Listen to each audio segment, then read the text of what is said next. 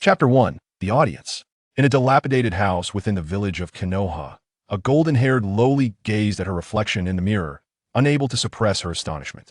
She had indeed traversed to another world.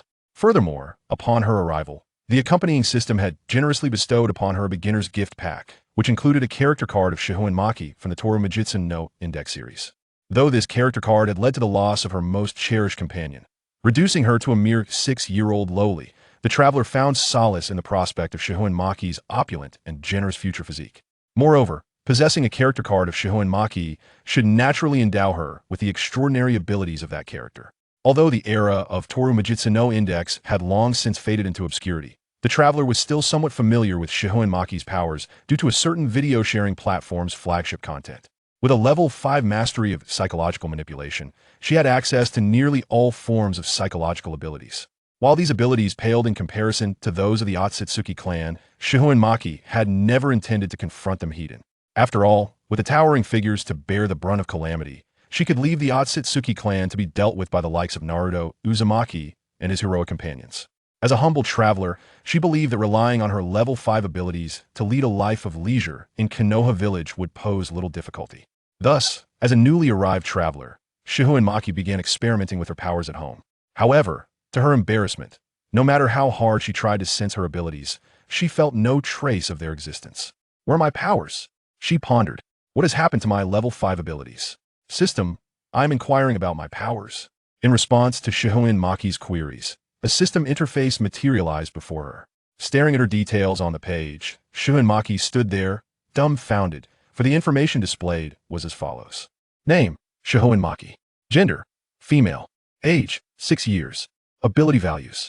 Ninjutsu, 0. Taijutsu, 1. Jinjutsu, 0. Wisdom, 3. Strength, 1. Speed, 1. Precision, 1. Seals, 0. Total, 7. Abilities. 1. Path of the Divine, Dreamer Path, Sequence 9 Audience Adaptability, 1. 2. Chakra, Weak. Comprehensive Evaluation, Weakling. Shihouin Saki found the system's appraisal comprehensible.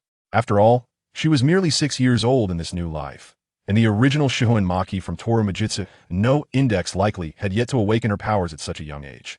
What puzzled her, however, was the bizarre terminology of Path of the Divine beneath her abilities.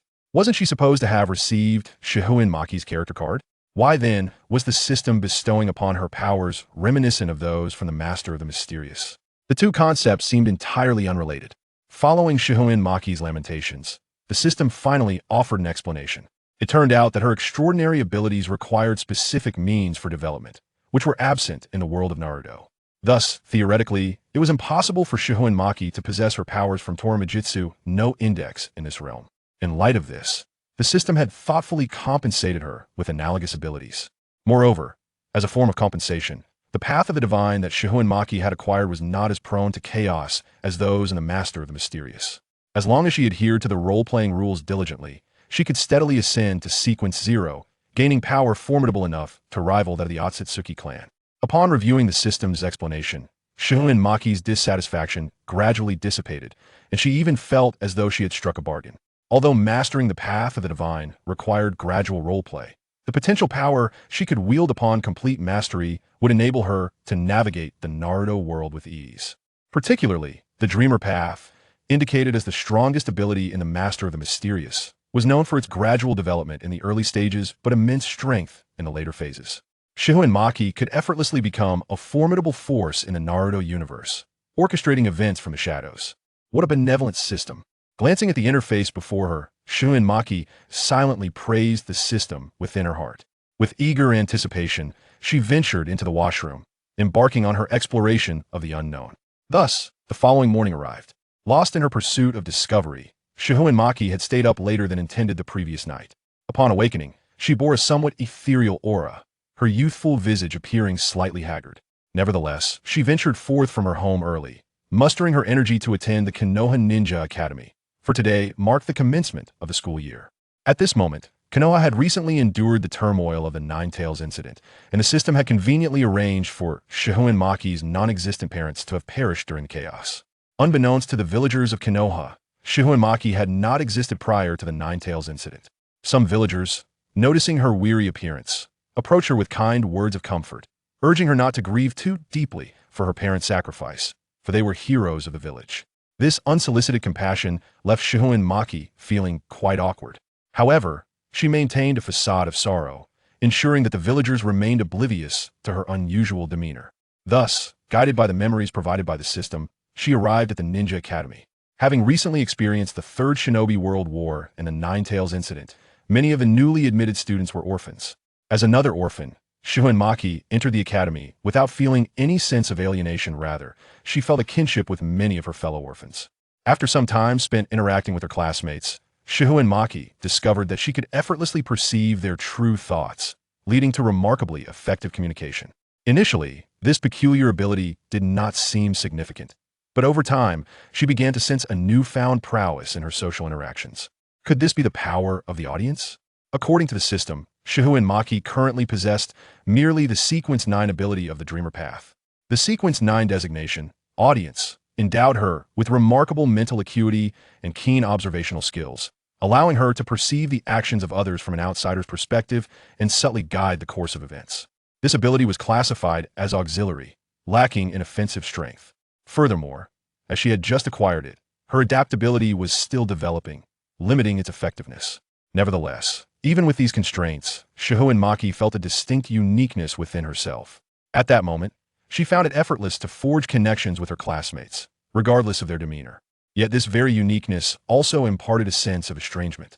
In her interactions, Shihouin Maki felt an invisible wall separating her from her peers. Those villagers offering her consolation, as well as classmates sharing their stories, all resembled performers on a stage. They wholeheartedly enacted their roles, while Shihouin Maki struggled to achieve genuine empathy with them. She could only applaud their performances, encouraging them from the sidelines. In that moment, Shihouin Maki recalled a line from the original text of the Master of the Mysterious. Whether at an extravagant banquet or a bustling street, the audience forever remains merely an audience. Chapter 2. The Intriguing Actor. This feeling is somewhat lonely. Though situated at the heart of a crowd, seamlessly engaging in social interactions, Shihouin Maki did not truly feel integrated into the collective. Of course, she could not blend in, for the role-playing rules of audience dictated that an audience member could only ever be an observer. Should the audience member take on the role of an actor, she would be unable to enhance her adaptability to the dreamer path within the system, preventing her from ascending to higher sequences. While engaging in conversation, Shihouin Maki also noticed another individual who bore a striking resemblance to her. This person, despite their young age, emanated an aura that seemed to repel others. His face bore the lines of maturity beyond his years, rendering him distinctly awkward and out of place amidst his surroundings. Upon seeing him, even though he was still a child, Shihouin Maki deduced his true identity. Uchiha Itachi. To her surprise, they were enrolled in the same class. As Shihouin Maki contemplated this, she instinctively maintained her distance from Uchiha Itachi. After all, in the original narrative of Naruto, this individual had eliminated his entire clan, sparing not even his own parents. Shihouin Maki wanted no association with a person so deeply entwined in madness. Who could guarantee that he wouldn't suddenly succumb to his insanity and lash out at her? However, while keeping her distance, Shihouin Maki simultaneously utilized her observational prowess bestowed by the system to examine Uchiha Itachi's data. At that moment, the 6-year-old Uchiha Itachi statistics were as follows. Ninjutsu, 4 Taijutsu, 3 Jinjutsu, 4 Wisdom, 4 Strength, 2 Speed, 4 Precision, 2 Seals, 3 Total, 26. Goodness, truly a prodigy. It is worth noting that a typical genin would barely exceed a total of 20 upon graduation. Yet, Uchiha Itachi had already reached a staggering 26 before even stepping foot in the academy. This meant that at the tender age of 6, his prowess surpassed that of many genin. Was he even human? As time passed amidst the exchanges of the children, the teachers of the Ninja Academy arrived on the scene. They first instructed the children to maintain silence before producing a roster to call out names, assigning each individual to their respective classes in the configuration of the system. Shihouin Saki is of standard commoner origin, naturally not destined for a prestigious class. Suddenly, a plump teacher called out, Shihouin Saki, Class 9. Thus, Shihouin Saki was assigned to a moderately ranked class. In contrast, as the junior clan leader of the Uchiha clan, Uchiha Itachi was, of course, markedly different from commoners like Shihouin Saki. When the teacher called his name, Uchiha Itachi was appropriately assigned to the elite Class 1, renowned for its prodigious talents. It can be surmised that for the coming years, as long as Shihouin Saki does not stand out, she is unlikely to cross paths with the calamity that is Uchiha Itachi. Once the class assignments were announced, an elderly man wearing a fire-themed hat stepped on the stage. Amidst the astonished gasps and cheers of the crowd, Shihouin Saki recognized him as Sarutobi Hiruzen, the third Hokage, who had returned from retirement after the sacrifice of the fourth Hokage. At this time, Sarutobi Hiruzen had yet to reach 60, still in his prime, appearing considerably younger than when he was portrayed in the original narrative. Thanks to the system's capabilities, Shihouin Saki was able to view his statistics. Ninjutsu, 10, Taijutsu, 10, Jinjutsu, 10, Wisdom, 10, Strength, 8, Speed, 9, Precision, 7, Seals, 10, Total, 74. Truly, as expected of the third Hokage of Konohagakure, his prowess was formidable. It is noteworthy that among the legendary Sannin, the strongest, Jiraiya, had a total ability score of merely 71, while Sarutobi Hiruzen surpassed him by a full 3 points. Moreover, considering that Sarutobi Hiruzen was already 57, his strength may not have remained at its peak. During his prime, Sarutobi Hiruzen's total capability might have exceeded 75. No wonder in the original story, Sarutobi Hiruzen lamented the absence of a worthy successor. It seems the Sannin were indeed far from his peak strength. As for why he, as Hokage, appeared at the Ninja Academy today, it was partly to comfort students who had just experienced the turmoil of the Ninetales incident, and partly to instill the will of fire in the young minds of the students. Thus, Shihouin Saki listened as the elderly man reminisced about the glorious history of Konoha, before casting an optimistic gaze at its bright future, ultimately rallying the students with fervor, proclaiming that the future of Konoha rested in their hands, urging them to strive diligently. It must be said that, from the audience's perspective, Sarutobi Hiruzen was an exceptional performer. At least from Shihouin Saki's observation, the majority of his words resonated with sincerity. It was evident that he took pride in Konoha's illustrious past and earnestly wished for its prosperous future. However, what brought a knowing smile to Shihouin Saki's face was the unmistakable insincerity in Sarutobi Hiruzen's final rallying cry. Through careful analysis of his body language and facial expressions, Shihouin Saki was certain that Sarutobi Hiruzen held no expectations for their cohort of students. Even with a genius like Uchiha Itachi present among them, Sarutobi Hiruzen had never contemplated entrusting the future of Konoha to him. What does this signify? It signifies that from the outset, Sarutobi Hiruzen harbored no belief in any ninja of commoner descent within the village, nor in any member of the Uchiha clan. At his core, he was akin to Danzo, both elitists who scorned commoners and harbored a disdainful racism against the Uchiha clan. The only distinction was that Sarutobi Hiruzen donned a facade of benevolence, while Danzo openly displayed his malevolence. Nevertheless, Sarutobi Hiruzen's disguise held no weight against the keen scrutiny of the audience, especially when Sarutobi Hiruzen, feigning deep emotion, proclaimed with resounding conviction, "Wherever Konoha flourishes, the fire shall endure eternally. We are the embers of the past, while you are the budding branches of the future. Strive to grow within these halls, for the will of fire must be inherited by you." At that moment, in Shihouin Saki's eyes, Sarutobi Hiruzen resembled nothing more than a monkey adorned in a crown. Sarutobi Hiruzen, truly an intriguing actor. With such an assessment, Shihouin Saki offered her applause. Alongside her, the children who had been thoroughly captivated by his rhetoric joined in, particularly Uchiha Itachi, who seemed to stand apart from everyone else. Even though he struggled to suppress his inner excitement, Shihouin Saki could still sense, through the audience's perceptiveness, that he too had been ensnared by Sarutobi Hiruzen's performance. How amusing, this Uchiha Itachi, another fascinating actor. Amidst such observations, Shihouin Saki gradually began to assimilate the abilities bestowed by the system. When Sarutobi Hiruzen concluded his speech and the students began to disperse into their respective classes, Shihouin Saki was astonished to find that her adaptability towards the audience had risen from an initial score of 1 to 12. It appeared that observing accomplished actors could indeed enhance her adaptability. With this thought in mind, Shihouin Saki entered the classroom of Class 9. Chapter 3. Self-Observation. As a mid-tier class, Class 9 did not boast many students from prominent families. Most of the students were akin to Shihouin Saki, common orphans who had lost their parents. Lacking distinguished lineage, they could not be assigned to the more prestigious classes. However, due to their parents' sacrifices, the village provided some measure of care and compensation, preventing them from being relegated to the lowest tier. This intermediary status brought them together. Moreover, sharing similar experiences fostered a sense of camaraderie, resulting in a fairly pleasant atmosphere within Class 9. After a brief exchange to familiarize themselves with one another, a man clad in a chinin vest entered the classroom. His name was Takashi Iji, the homeroom teacher of Shihouin Saki's class. Judging by his appearance, he was quite a handsome man, exuding an air of authority that indicated he was a rather strict teacher. Upon entering the classroom, Takashi Iji first took attendance, then seriously outlined the rules of the class. These included prohibitions against fighting, the necessity of listening to the teachers, and restrictions on unrelated activities during lessons. Once these customary procedures were completed, he invited the students to introduce themselves. As a group of novices just entering the Ninja Academy, the children of Class 9 were still imbued with unrealistic fantasies. Thus, during their self-introductions, there were always those who loudly proclaimed their aspirations, such as becoming Hokage or Elite Jonin. In contrast, Shihouin Saki's self-introduction was far more reserved. My name is Shihouin Saki, my favorite attire features lace trim, and my favorite food is honey. As for my dream, I aspire to become a medical ninja, saving lives on the battlefield. Having concluded her introduction, Shihouin Saki gracefully took her seat, exuding the poise of a refined young lady. Such dignified demeanor, coupled with Shihouin Saki's naturally delicate beauty, endeared her to several boys in the class, inciting jealousy among many of the girls. Observing this as an audience member, Shihouin Saki couldn't help but reflect on how precocious the children in the world of Naruto were, burdened with such complexities at a tender age.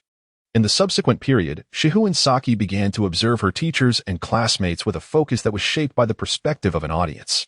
However, in stark contrast to the exceptional performances of talents like Sarutobi Hiruzen and Uchiha Itachi, the students of Class 9 displayed a distinctly clumsy demeanor. They appeared much like nervous extras thrust onto the stage, their faces a canvas of anxiety and awkwardness, resulting in a performance that was utterly dismal. Nonetheless, such subpar displays provided a welcome diversion for an astute observer. Thus, while she observed, Shihouin Saki couldn't help but internally critique each participant. You aspire to become Hokage?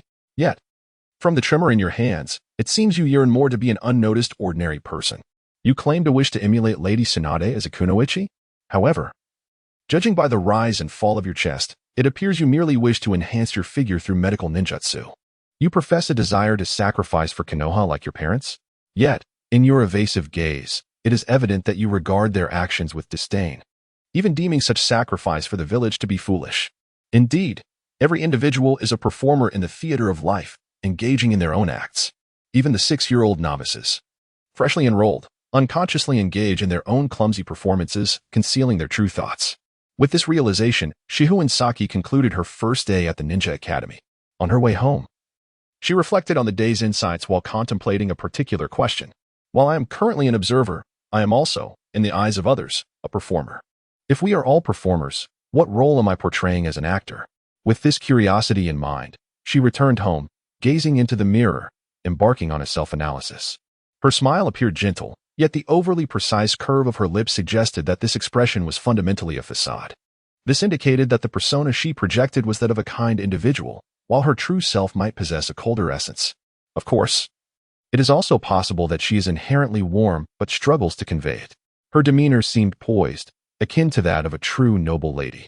Yet, the habitual parting of her legs and the fidgeting of her hands revealed a lingering male consciousness dominating her form.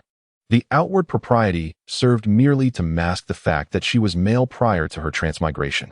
The habitual lowering of her head indicated an act of humility. However, the slight arrogance in her gaze betrayed her inner attitude, revealing a dismissive view of her classmates, a perception that Uchiha Itachi was mentally unstable, and a belief that Sarutobi Hiruzen was merely a charlatan, seeing herself as the sole enlightened being amidst a sea of ignorance. In summary, Shihouin Saki, as an actor, appeared to be gentle, elegant, and humble. Yet, upon closer inspection, one could discern the falseness behind her gentleness, the obscurity veiling her elegance, and the arrogance lurking beneath her humility. Thus, it could be concluded that Shihouin Saki was, in essence, a hypocritical and arrogant individual. However, she found herself at odds with this analysis. While she acknowledged the presence of deception, pretense, and arrogance within her, she did not equate her expressed gentleness, elegance, and humility with deceit. It would not be fair to claim that Shihouin Saki, as an actor, had deceived herself as an observer. Rather, it could be said that her observational skills had not been fully realized. She had overlooked the complexities of human nature, hastily passing judgment from the perspective of an audience. Realizing this, Shihouin Saki considered her evaluations of others to be rather hasty. Each person is a complex and contradictory being, and one cannot simplistically conclude that they are merely acting based on their poor performances. To truly discern an actor's authentic self, one must peel back the layers like an onion. Only then can one glimpse the genuine heart of the performers. With this newfound understanding, her adaptability as an observer within the system surged once more, rising from 12 to an impressive 18. Witnessing this progress, Shihouin Saki was filled with elation. She felt that she had genuinely grasped the capabilities of the Dreamweaver path, leading her to believe that her ascent to the 8th tier was imminent. Thus, with joy in her heart, she returned to the Ninja Academy the following day, continuing her education while leveraging her observational skills to scrutinize everyone around her. Time passed gradually in this cycle of learning and observation, and before long, Shihouin Saki had spent a year at the Ninja Academy. Chapter 4. The Disdained Uchiha. Although the Ninja Academy, as depicted in the original narrative, seemed like a mere haven for idleness, where prodigies like Uchiha Itachi could graduate after a year, Shihouin Saki discovered that, after a year, the curriculum was indeed quite demanding. Beyond imparting the fundamental techniques of body replacement and basic ninjutsu, the academy was tasked with educating its students in cultural subjects. For instance, the foundational literacy and numeracy skills required of a ninja necessitate several years of cultivation for a typical child. In addition to this, the curriculum encompassed history, mathematics, survival skills, and the will of fire, alongside regular physical training and occasional combat drills. Within a mere 6 years, the academy's schedule was densely packed. One would soon realize that, aside from the will of fire, the knowledge imparted was predominantly practical. Of course, this practicality was primarily relevant to civilian ninjas. If one were to be born like Naruto Uzumaki, brimming with potential, one could afford to coast through the academy. However, as a transmigrator, Shihouin Saki did not soar to great heights in her first year at the academy, unlike many other transmigrators. Although her solid foundation from 9 years of compulsory education allowed her to excel in cultural subjects, her performance in physical training and combat exercises left much to be desired. Indeed, the original Shihouin Saki was depicted as a physically weak individual, easily winded after just a few steps. This inherited frailty persisted despite her transmigrated self, who exhibited no significant improvement. Coupled with the low-tier enhancements from the Dreamweaver path, her physical capabilities remained woefully inadequate. In terms of speed, strength, and endurance, Shihouin Saki ranked among the lowest in her class. Even with her efforts to train and improve, such endeavors could not transcend the limitations of her constitution. Consequently, her chakra reserves were scant, rendering her incapable of even performing the most basic body replacement technique. In the system, Shihouin Saki's data was as follows: ninjutsu, 1 taijutsu, 1 jinjutsu, 0 wisdom, for strength, 1 speed, 1 precision, 1 seals, 2 total, 11. Her ninjutsu and wisdom had seen an improvement of 1 due to a year of study. Although her taijutsu, strength, speed, and chakra levels had shown some enhancement after a year of training, they remained at a dismal score of 1. It was evident that her initial scores were close to 0. Only after a year did she finally reach a level of 1. As for her jinjutsu, it remained at 0 due to the absence of such content in the first year's curriculum. Moreover, Shihouin Saki has concentrated her primary efforts on enhancing her extraordinary abilities and physical prowess, neglecting to engage in the pre-study of textbooks related to illusions, resulting in a score of 0 in that particular area. Among all the data, her only significant improvement lies in the realm of seals, where her score has risen from an initial 0 to a commendable 2. This can be attributed to her nimble fingers, a characteristic that comes naturally to her as a girl, combined with her diligent training, thus greatly enhancing her sealing speed. Nevertheless, even with these advancements, Shihouin Saki remains relatively weak. A year of study has not yielded a qualitative transformation in her strength. In addition to her ninjutsu capabilities, Shihouin Saki's progress on the divine path has also stagnated, except for the first day of school, where the adaptability of the Sequence 9 audience increased from 1 to 18. The subsequent year's growth and adaptability has been exceedingly slow. As a result, her adaptability to the audience currently stands at a mere 79, a figure that has remained unchanged for over 2 months, indicating a clear bottleneck. In summary, given her current rate of progress, even 11 years hence, when the original storyline of Naruto commences, Shihouin Saki may not necessarily possess the strength of a particularly elite jonin. As for her extraordinary abilities, she might not even reach the level of a Sequence 4 demigod, let alone a sequence 7 mid-tier individual. After all, the essence of extraordinary abilities lies in performance. Advancement often necessitates the extraordinary individual to actively assimilate and seek opportunities. If she were to progress in a regimented manner, it would take her at least 3 to 4 years to attain a single promotion. Realizing this, Shihouin Saki understands that merely biding her time will render her a mere pawn. To secure sufficient strength for self-preservation before the narrative unfolds, rather than becoming cannon fodder in the shinobi world war, she must exercise a degree of initiative. Of course, she is acutely aware that as a student of a ninja academy hailing from humble origins, she lacks the qualifications for reckless endeavors. What she can do is leverage the audience's abilities to stir a certain degree of turmoil within Konohagakure, thereby using the village's public opinion to influence the internal dynamics of the village. In this shifting landscape, she intends to observe the reactions of various individuals, thus honing her extraordinary abilities. As long as she can ascend to the status of a sequence 4 demigod before the original story begins, she will possess sufficient power for self-defense. With such thoughts in mind, Shihouin Saki arrived at the classroom of the Ninja Academy. After a year, she had advanced to the 2nd grade, and thanks to her observational abilities, her relationships with her classmates were quite favorable. Notably, she had forged a close friendship with her peers, Kajimura Yuta and Naramai. Both Katsumura Yuta and Shihouin Saki hail from humble beginnings. Their parents sacrificed themselves for the village during the 3rd Great Ninja War, leading to their assignment in Class 9. As the son of a hero, Katsumura Yuta shares the pure aspirations of many passionate youths, yearning to become Hokage through hard work, seeking validation for his existence. However, like many fervent yet foolish individuals, his combat skills are formidable, but his academic performance leaves much to be desired. Unlike Uzumaki Naruto, he does not engage in mischievous antics. Moreover, his handsome appearance and cheerful demeanor make him quite popular among the girls in his class. In stark contrast to the sunny disposition of Katsumura Yuta, his close friend Shihouin Saki is much more reserved. As a member of the family of the 4th Hokage, Shihouin Saki possesses striking long golden hair and clear blue eyes, resembling a female version of Namikaze Minato. Yet her demeanor is entirely different. She often wears a serious expression, sometimes exuding a somber aura, as if harboring hidden secrets. Logically, one would expect a descendant of the 4th Hokage to be placed in a higher class rather than Class 9. However, since her parents are not ninjas but accountants in Konoha, they have not made significant contributions to the village, thus lacking the merit for a superior class placement.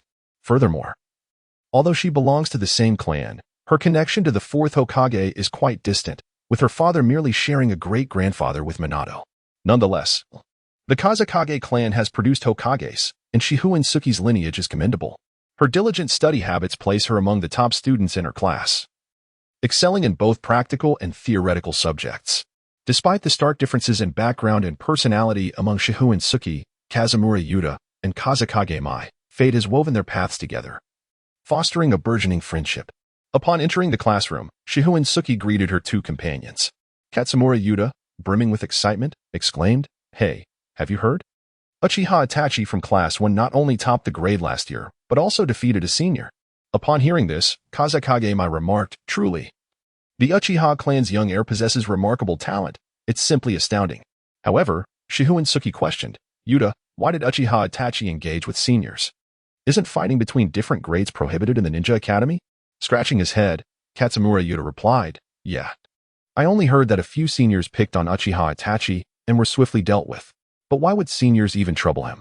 I've never heard of Itachi being a troublemaker." Kazekage Mai pondered aloud. Perhaps it's simply because he belongs to the Uchiha clan. Is it reasonable for seniors to harass him merely for being an Uchiha? Is there something particularly special about them? Shihouin Saki inquired. Kazekage Mai shrugged. "How would I know? But my father did warn me to steer clear of the Uchiha at school." Shihouin Saki then asked Katsumura Yuta, "By the way, what happened to those seniors who instigated trouble with Uchiha Itachi? How did the school punish them for bullying a lower grade?" "Punishment? I haven't heard of any." Katsumura Yuta mused. "I heard they were merely reprimanded by their homeroom teacher, perhaps since they were first taught a lesson by Uchiha Itachi. The teacher chose not to pursue the matter further." "Really? That's a serious violation. They only received a reprimand?" Shihouin Saki expressed her disbelief. "Indeed. If we were to trouble first-year students, I'm sure Teacher Raya would confine us for 2 days." Katsumura Yuta remarked, puzzled. The teacher's handling of this incident is indeed strange. It seems they harbor some disdain for the Uchiha clan. As a time traveler, Shihouin Saki is acutely aware of the underlying reasons. The Uchiha clan has become a focal point of suspicion in Konoha following the chaos caused by the Nine Tails. This atmosphere of doubt and mistrust has led to extreme rejection and hostility towards the Uchiha clan, resulting in bullying from fellow students. In response to such blatant behavior, the teachers at the Ninja Academy have chosen to turn a blind eye, tacitly condoning the bullying. In summary, Konoha is rife with conflict. A precarious situation for both the village and the Uchiha clan, as any minor disturbance could ignite a larger confrontation. However, for Shihouin Saki, who seeks to enhance her abilities, this chaos presents an opportunity. Let the turmoil in Konoha serve as a stepping stone for my advancement. Chapter 5. Guiding Public Opinion as an Audience Member. Shihouin Saki yearns for a grand spectacle. The more splendid the drama, the more captivating the plot twists, and the more invested the actors, the greater the experience for her as a viewer. Such experiences will enable her to adapt swiftly to the capabilities of the dreamer path and achieve growth. Of course, Shihouin Saki understands her role as merely an observer. While she can initiate the drama's commencement, she cannot influence the performance itself. Thus, she begins to disseminate rumors within her class, aspiring to orchestrate an indirect theatrical opening through the power of public opinion. As an engaged audience member, she intends to relish the unfolding drama and attain her advancement during its climax. In Class 9 of the Ninja School, Shihouin Saki seeks out various classmates to converse with, subtly steering discussions toward the Uchiha clan, thereby guiding the narrative. She first approaches Katsumura Yuta, saying, "I heard that during wartime, students in the Ninja Academy often graduated in 3 or 4 years. I wonder if anyone will graduate early in peacetime." Though her comment appears unrelated to the Uchiha clan, it immediately piques Katsumura Yuta's interest, who says that it's not possible. "I reckon Uchiha Itachi could very well graduate early. After all, even the seniors are no match for him." Seeing her influence take effect, Shihouin Saki turns to Kazekage Mai, asking, "I heard the 4th Hokage, Namikaze Minato, is your relative. Can you share some insights about him?" Without suspicion, Kazekage Mai divulges all that she knows about her connection to Namikaze Minato. When speaking of the illustrious disciple of the 4th Hokage, Hatake Kakashi, Shihouin Saki feigned astonishment, exclaiming, "Can you believe that Kakashi graduated from the Ninja Academy at the tender age of 5 and became a chunin at 6? Such prodigious talent. A ninja of his caliber will undoubtedly rise to the position of Hokage, just like his esteemed mentor, Minato. It's quite plausible. After all, Minato was also a genius, which allowed him to attain the title of Hokage. Kakashi, too, is a genius and should be capable of achieving the same. Ultimately, only a genius can become Hokage." As she mused aloud, the ever-curious Kamizuki Nara interjected, "By that logic, Itachi Uchiha might also have a chance at becoming Hokage. He is a genius in his own right." Observing that Nara had arrived at the conclusion she secretly wished for, Shihouin Saki nodded approvingly and turned to engage a new classmate in discourse. "Classmate, you just mentioned your aspiration to become Hokage. Are you aware of the requisite conditions to achieve that? Strength is indispensable, is it not? However, beyond mere strength, the approval of others is equally crucial. For instance, Orochimaru was unable to ascend to the Hokage position due to a lack of widespread recognition. Indeed, Class 1 is exceptional." Another classmate chimed in. "Every member hails from prestigious clans, each possessing unique abilities and talents. Who wouldn't desire to be in Class 1? Even the least accomplished among us could forge valuable connections there. Classmate, wouldn't it be splendid if we could graduate early? School can be dreadfully monotonous." "Not necessarily. Remaining in school allows us to bond with our peers and cultivate friendships and recognition. Graduating early would only render one an outlier among the masses. Given the choice, I would rather progress through my studies at a steady pace." In summary, over the course of more than half a month, Shihouin Saki skillfully guided the discourse within the class, instilling several significant concepts among her peers. 1. Itachi Uchiha is likely to graduate early. 2. As a genius, Itachi may potentially become Hokage. 3. To achieve the Hokage title, one needs not only strength but also the endorsement of others. 4. Class 1 serves as a vital platform for networking. 5. Graduating early may lead to alienation and hinder the attainment of recognition. These 5 straightforward notions, under Shihouin Saki's deliberate guidance, permeated through Class 9 and gradually extended throughout the entirety of the Konoha Ninja Academy.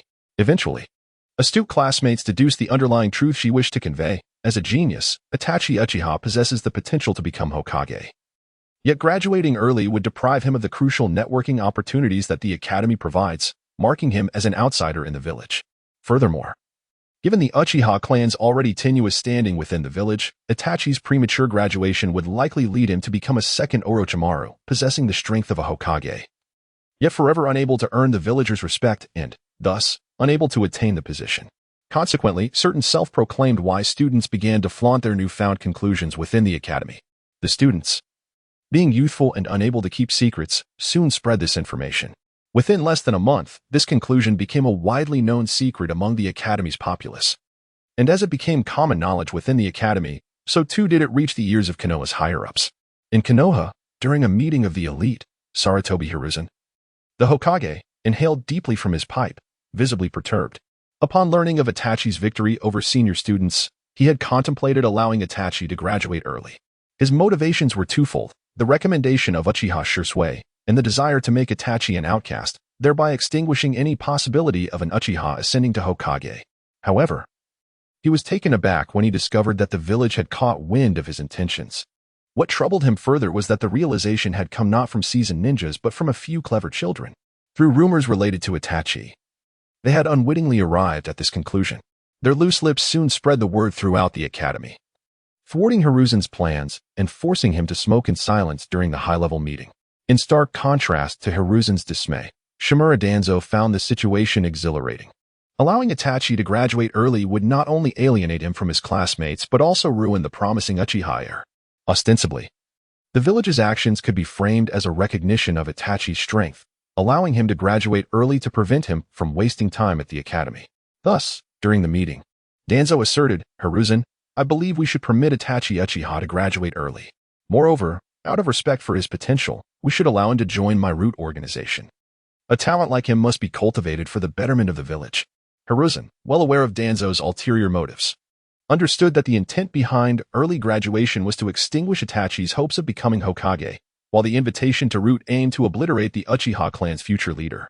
Should Hiruzen acquiesce to Danzo's request, it was entirely possible that within 6 months, Itachi would be nothing more than a cold corpse, his eyes devoid of life. In this manner, the Uchiha clan would not sit idly by. Even before the 6 months had elapsed, upon hearing of Itachi's early graduation, the Uchiha clan would likely lose all hope of producing a Hokage and might resort to rebellion in their despair. At that time, Konoha had only just emerged from the turmoil of the Nine Tails incident.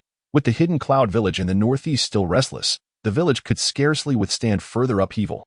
Thus, Hiruzen decisively rejected Danzo's proposal, stating, "No, Itachi Uchiha absolutely cannot graduate early. Hiruzen, do you wish for Itachi to accumulate sufficient connections at the academy and then ascend to Hokage? Do you understand what it means for an Uchiha to become Hokage? Are you intent on destroying Konoha?" In response to Danzo's relentless inquiries, Hiruzen scoffed and uttered his well-known retort. "Danzo, I am the Hokage. This matter is settled, without question."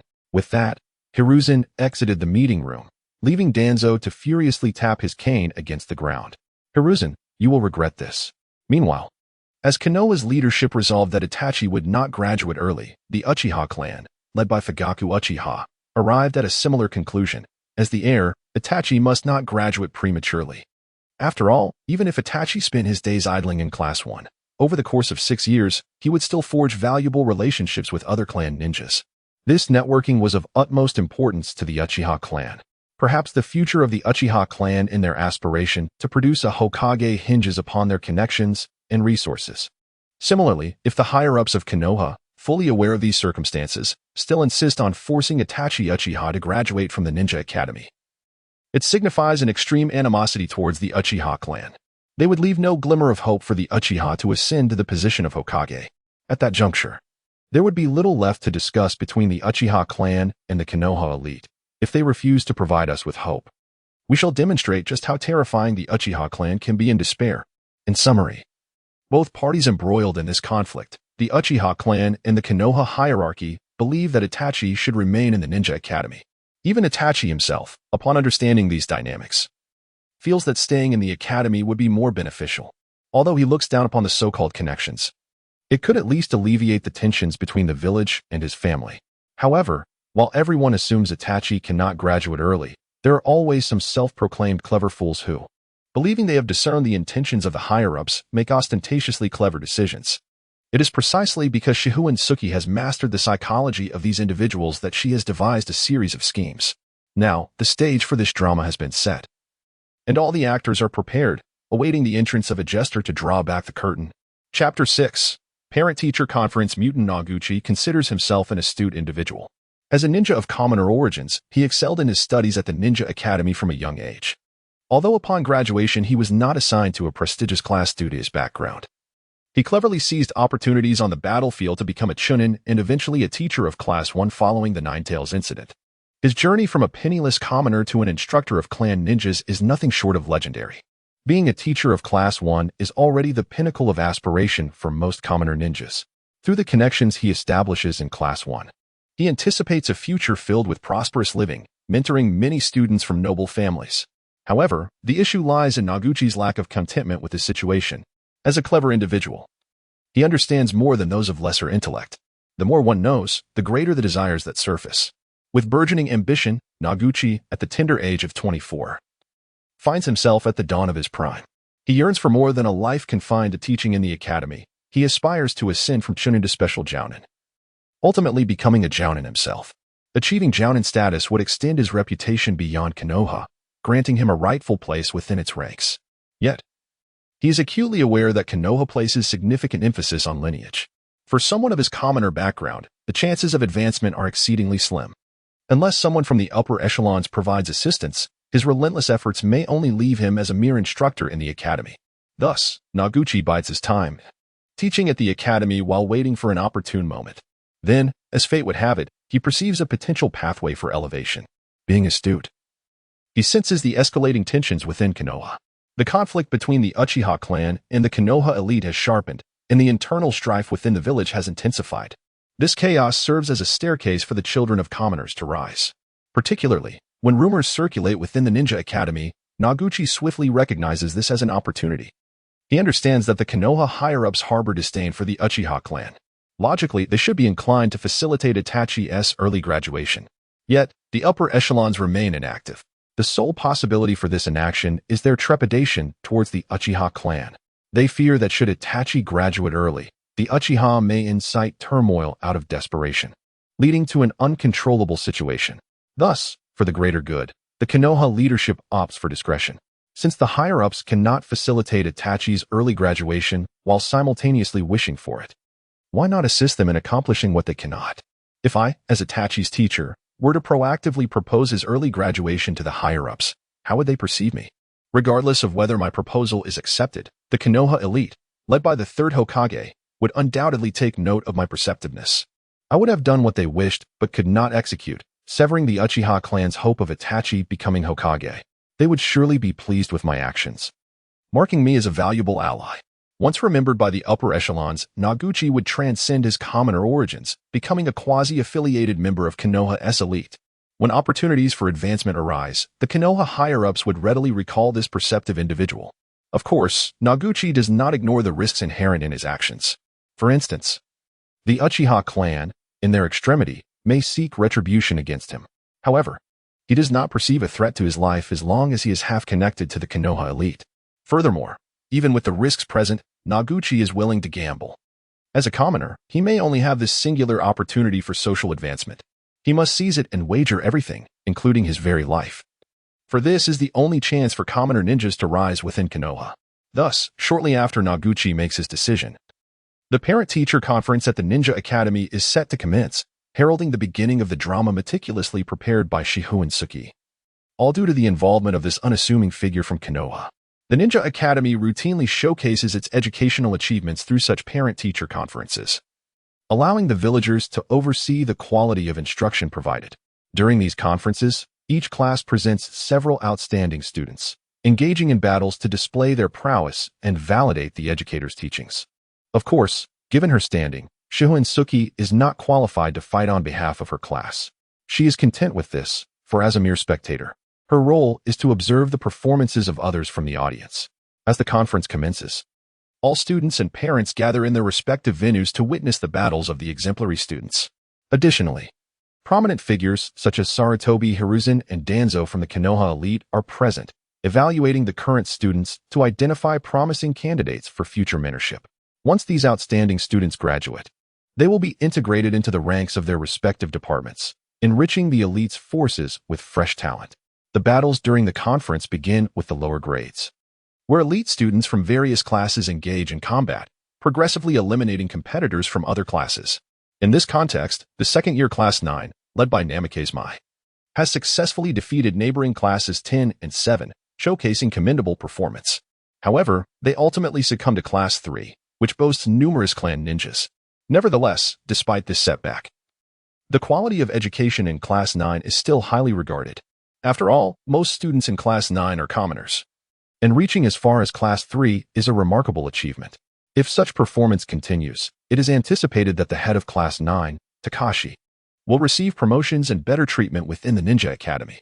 Yet, Class 3, having triumphed over Class 9, cannot afford to rest on its laurels. For this year's second-year Class 1 possesses exceptional strength. As the leader of Class 1, Uchiha Itachi single-handedly subdued 3 students from Class 3 without even breaking a sweat. Moreover, upon the conclusion of each grade's competitions, the victorious classes from different grades are permitted to engage in friendly contests. Thus, Uchiha Itachi, representing Class 1 of the 2nd grade, boldly challenged the seniors of Class 1 from the 6th grade. Even in a 1 versus 3 scenario, he emerged victorious with remarkable ease. Such prowess left all present in sheer astonishment. Among the audience were numerous formidable ninjas, yet even they were taken aback by Uchiha Itachi's performance. At merely 7 years of age, his strength had already transcended the realm of ordinary genin, approaching the caliber of a true nin.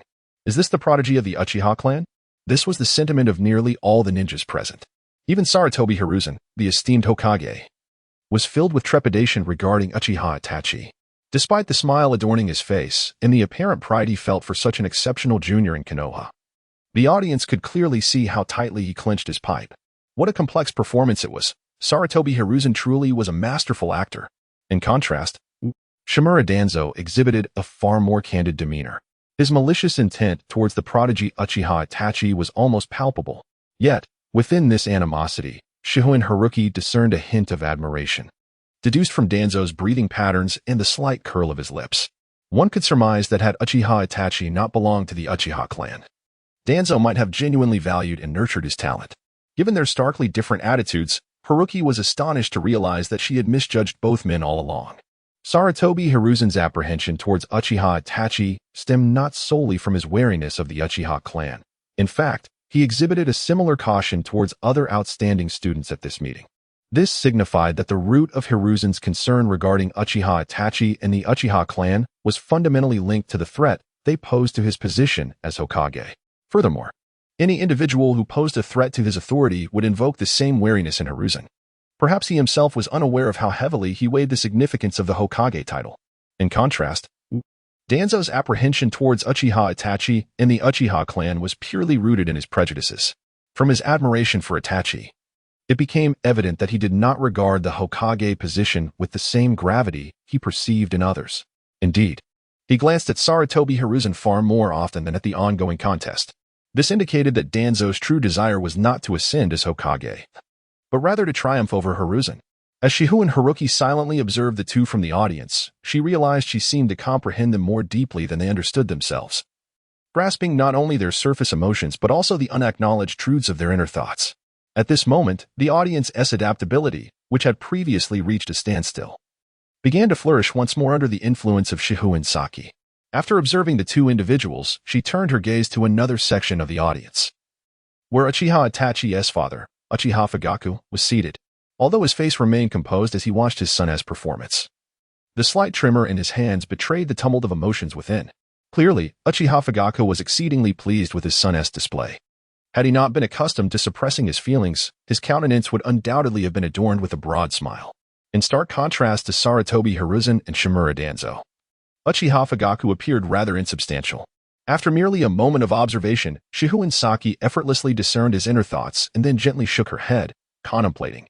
This individual consistently feigns authority, leading those unaware to mistakenly perceive him as a formidable figure. In reality, he is merely a charlatan, fundamentally a fool. The Uchiha clan, burdened with such a leader, is indeed at the end of its rope. Chapter 7. his desire for advancement as a spectator in the audience. Shihouin reveled in the performances of those upon the stage. The hypocritical smile of Sarutobi Hiruzen, cloaked in apprehension. The simple admiration masked by the wariness of Shimura Danzo, and the feeble posturing of Uchiha Fugaku all contributed to a most exhilarating experience for the captivated audience member. Shihouin. The grand performance has only just begun, yet the actors have already captivated the audience with their extraordinary talent. One can only imagine the brilliance that will unfold at the climax of the story. Amidst such anticipation, the jester representing the story's peak made his entrance. As Uchiha Itachi's mentor, Mutanaguchi, was filled with excitement upon witnessing Itachi's performance. He stepped forward respectfully and addressed Sarutobi Hiruzen, Lord Hokage. Are you satisfied with the performance of our current students? At that moment, Sarutobi Hiruzen, oblivious to Mutanaguchi's ulterior motives, nodded with a faint smile and courteously replied, Yes. I am quite pleased. Especially with Uchiha Itachi, his performance was truly remarkable. It is evident that you have invested considerable effort in his training. Lord Hokage, it is fortunate that you are satisfied. However, I must admit that Itachi's accomplishments are primarily attributed to his innate talent. As his teachers, we have not significantly contributed to his abilities. A genius like Uchiha Itachi truly requires an even more exceptional mentor. Upon hearing Mutanaguchi's words, Sarutobi Hiruzen's previously smiling eyes widened in shock. He regarded Mutanaguchi as if he were a madman, a fleeting glimmer of murderous intent flashing in his gaze, causing Mutanaguchi to instinctively step back. However, Hiruzen quickly composed himself, restoring his smile, and cautiously inquired, What do you mean when you say you were unable to teach Uchiha Itachi? Lord Hokage, I believe that a talent like Uchiha Itachi should be allowed to graduate early from the Ninja Academy, much like Kakashi did in the past. The moment those words escaped his lips, not only did Sarutobi Hiruzen regard Mutanaguchi with a sardonic smile, but he also scrutinized him with an incredulous expression. Danzo, standing nearby, looked upon Mutanaguchi as if he were a specter. The gaze of every ninja present, along with that of the academy students, turned towards Mutanaguchi, creating an eerie silence throughout the venue. All the ninjas pondered, who is this brave soul daring to suggest that Uchiha Itachi graduate early in such a public setting? Is he courting death? Especially the Uchiha clan's ninjas, who now regarded Mutanaguchi with palpable hostility. Even the typically composed Uchiha Fugaku had made up his mind. Should Sarutobi Hiruzen acquiesce to Mutanaguchi's proposal, the latter must face dire consequences. The Uchiha clan had not yet fallen to the level where even a mere academy instructor could belittle them. Meanwhile, Shihouin Saki observed the drama she orchestrated reaching its zenith. Her affinity for the audience's engagement increasingly apparent, especially when everyone in the hall turned their attention towards the stage. She felt that she was but a step away from ascending to the 8th rank. Mutanaguchi truly is an intriguing jester. In a serendipitous encounter, I merely provoked him with subtle words, yet he audaciously proposed to Sarutobi Hiruzen that Uchiha Itachi should graduate early. Evidently, the desires and ambitions burning within him are even more fervent than I had initially perceived. Ultimately, it boils down to one truth. He is exceedingly eager to advance. As Shihouin diligently observed the scene from the audience's perspective, the demeanor of the actors on stage began to shift. Sarutobi Hiruzen, with a grave expression, addressed Mutanaguchi. Muta, this is not a time of war, and Konoha's demand for ninjas is not so pressing. I recognize that Uchiha Itachi is a prodigy, but precisely because of his talent, I prefer that he matures properly within the Ninja Academy, more than his strength. I wish for Itachi to forge lasting friendships and become a ninja acknowledged by all. Hiruzen's words were indeed grandiloquent, moving many naive ninjas and children present, including Uchiha Itachi and Uchiha Shisui, who found themselves momentarily bewildered by the eloquence, though they maintained a facade of tranquility. Shihouin could perceive the slight quickening of their breaths, betraying their true feelings. The other members of the Uchiha clan, witnessing Hiruzen's refusal of Itachi's early graduation, collectively sighed in relief. In truth, most Uchiha were fundamentally peace-loving individuals. They would not contemplate rebellion unless driven to desperation. Observing Hiruzen's efforts to preserve the Uchiha clan's dignity, their discontent with the higher-ups notably diminished. Among the assembly, only Shihouin, through her audience's lens, discerned Hiruzen's genuine sentiments. Noticing his hand, which had momentarily clenched and then swiftly relaxed, she understood that Hiruzen had contemplated silencing Mutanaguchi. Hiruzen indeed wished to transform Uchiha Itachi into a unique asset for Konoha. Yet this could not incite turmoil within the village. With rampant rumors swirling within Konoha, granting Itachi early graduation would inevitably ignite existing tensions, an eventuality Hiruzen, as Hokage, could not abide. However, Muta Noguchi remained oblivious to Hiruzen's true feelings. Or perhaps he sensed them but chose to recklessly press onward. In the face of Hiruzen's explicit statement that Itachi could not graduate early, Muta Noguchi audaciously countered, "Hokage-sama, I must disagree with your viewpoint." "What? You dare to oppose my opinion?" Hiruzen's expression froze, contemplating, when did a mere instructor from the Ninja Academy gain the audacity to question my decisions? Has my authority as Hokage diminished to such an extent upon my return? This thought solidified Hiruzen's resolve to eradicate the Uchiha clan, as he recognized that only through the blood of the Uchiha could he subdue the discontent simmering within Konoha. If he allowed Muta Noguchi's insolence to stand unchallenged today, tomorrow other clans would likewise defy him, the Hokage. Hiruzen's reasoning was not without merit. As the third Hokage, nearing 60, his age was indeed advanced for a ninja. Furthermore, the numerous hidden injuries sustained during his earlier battles left uncertainty regarding his longevity. If Hiruzen were a pragmatic Hokage, his foremost duty would not be targeting the Uchiha clan but swiftly determining his successor. The various internal dilemmas plaguing Konoha, including issues concerning the Uchiha, fundamentally stemmed from the succession question, much like an ancient emperor nearing his 60s without an heir. The focus of all factions within Konoha was the selection of the next Hokage, the fifth Hokage. The Uchiha clan merely represented the most powerful and restless faction among those vying for this position. Even if Hiruzen succeeded in suppressing the Uchiha clan, other factions, such as Orochimaru's or the Hyuga clan, would surely rise to challenge him. Moreover, the Uchiha's current boldness was undoubtedly fueled by those inciting dissent from behind the scenes. To them, their actions seemed justified, as Hiruzen had early on designated the fourth Hokage, implying a lack of value placed upon the Hokage's throne. If this reasoning held, it would follow that Hiruzen should expeditiously ascertain the identity of the fifth Hokage. Naturally, they would strive to excel during this interim, as even if they could not ascend to Hokage, securing a position within Konoha's upper echelons would suffice.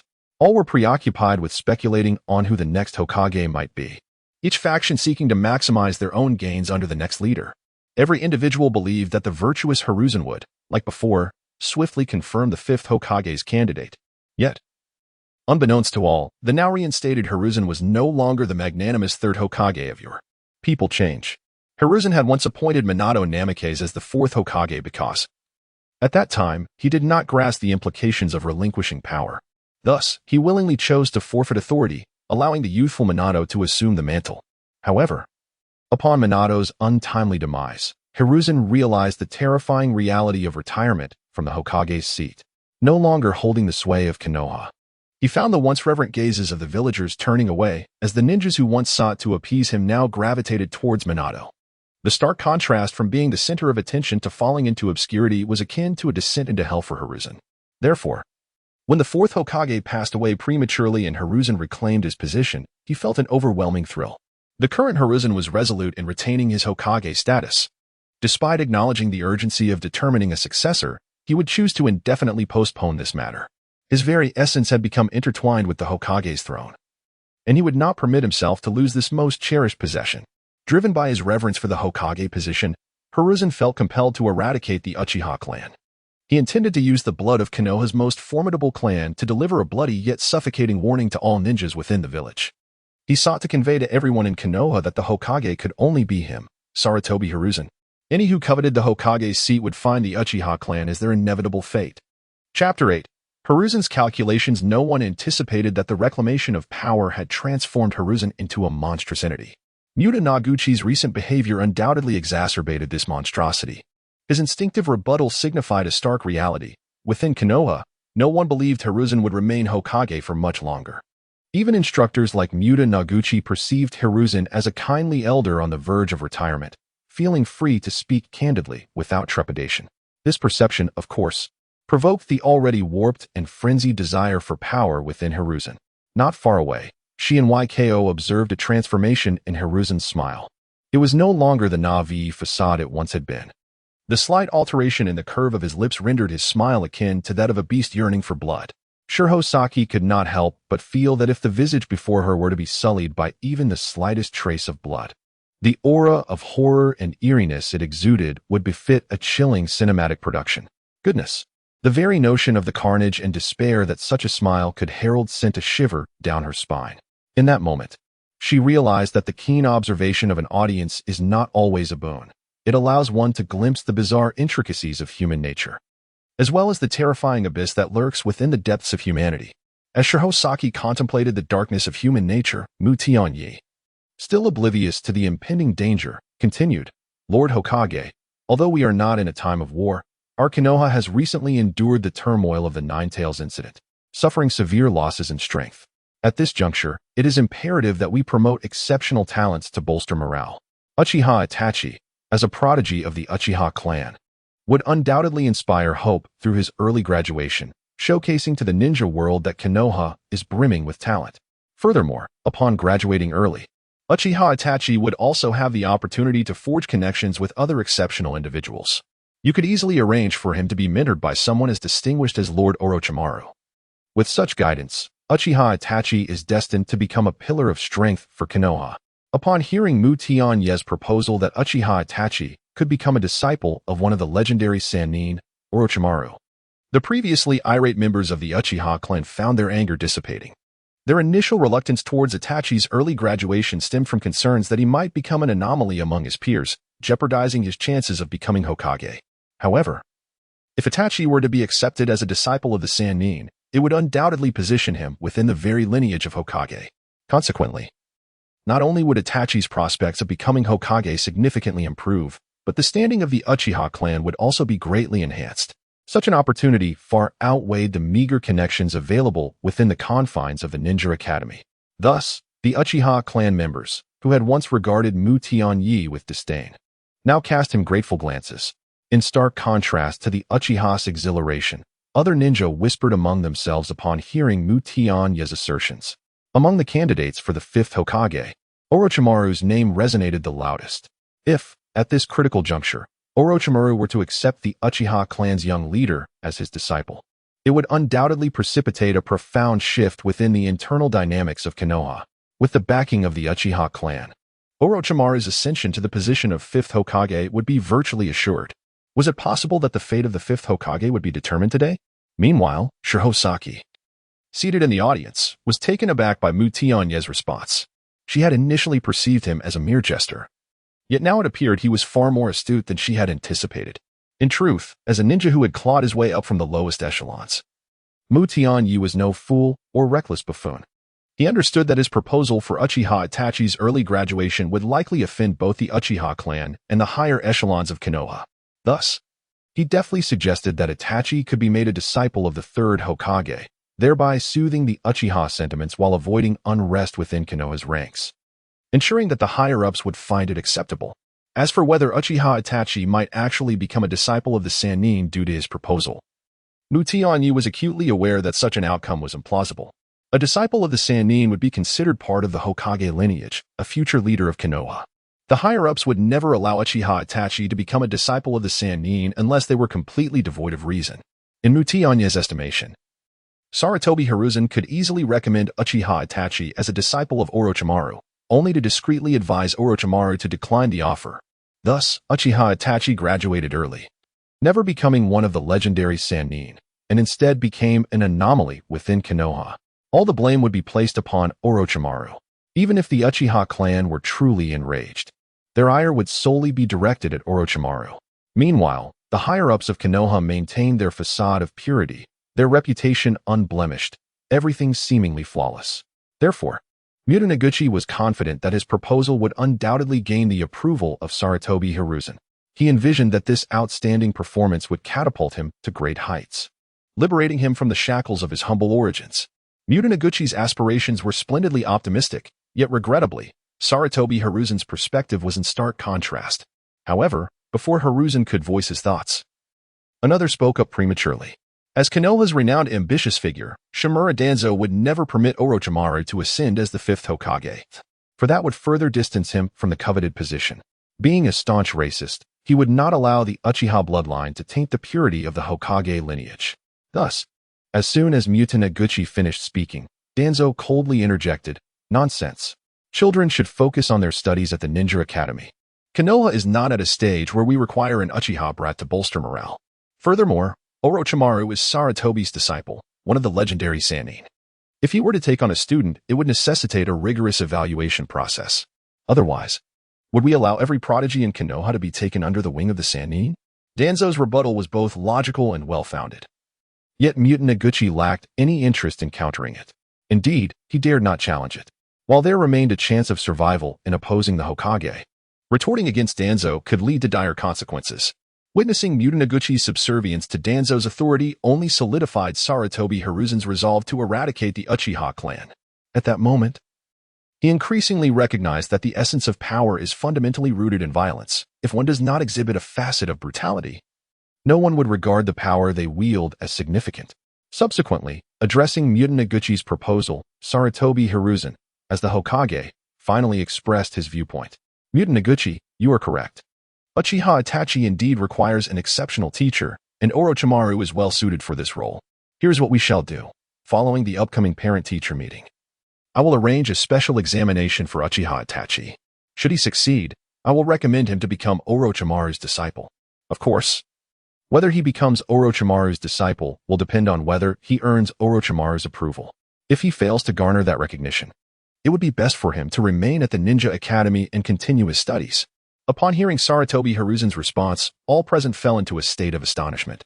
Not for any other reason, but the Hokage's attitude towards Uchiha Itachi was exceedingly lenient. To recommend Itachi as a disciple of the Sannin was one thing, but allowing him to return to the Ninja Academy for continued education without becoming a Sannin's apprentice was bewildering. What could be the Hokage's true intentions? Did he no longer wish to suppress the Uchiha clan? Or was it that he genuinely desired Orochimaru to become the fifth Hokage, thereby preparing for the Uchiha clan to serve as a pillar of support for that goal? In any case, this drama, initiated by the insignificant Mutant Noguchi, now reached its zenith. The various factions of Konoha were caught off guard by Sarutobi Hiruzen's decision. Particularly, Danzo's gaze towards Hiruzen resembled that of a person observing a senile elder. In stark contrast, the Uchiha clan rejoiced at Hiruzen's decision, for his stance undoubtedly indicated that the third Hokage was impartial regarding the Uchiha clan's matters. The third Hokage was indeed a benevolent figure.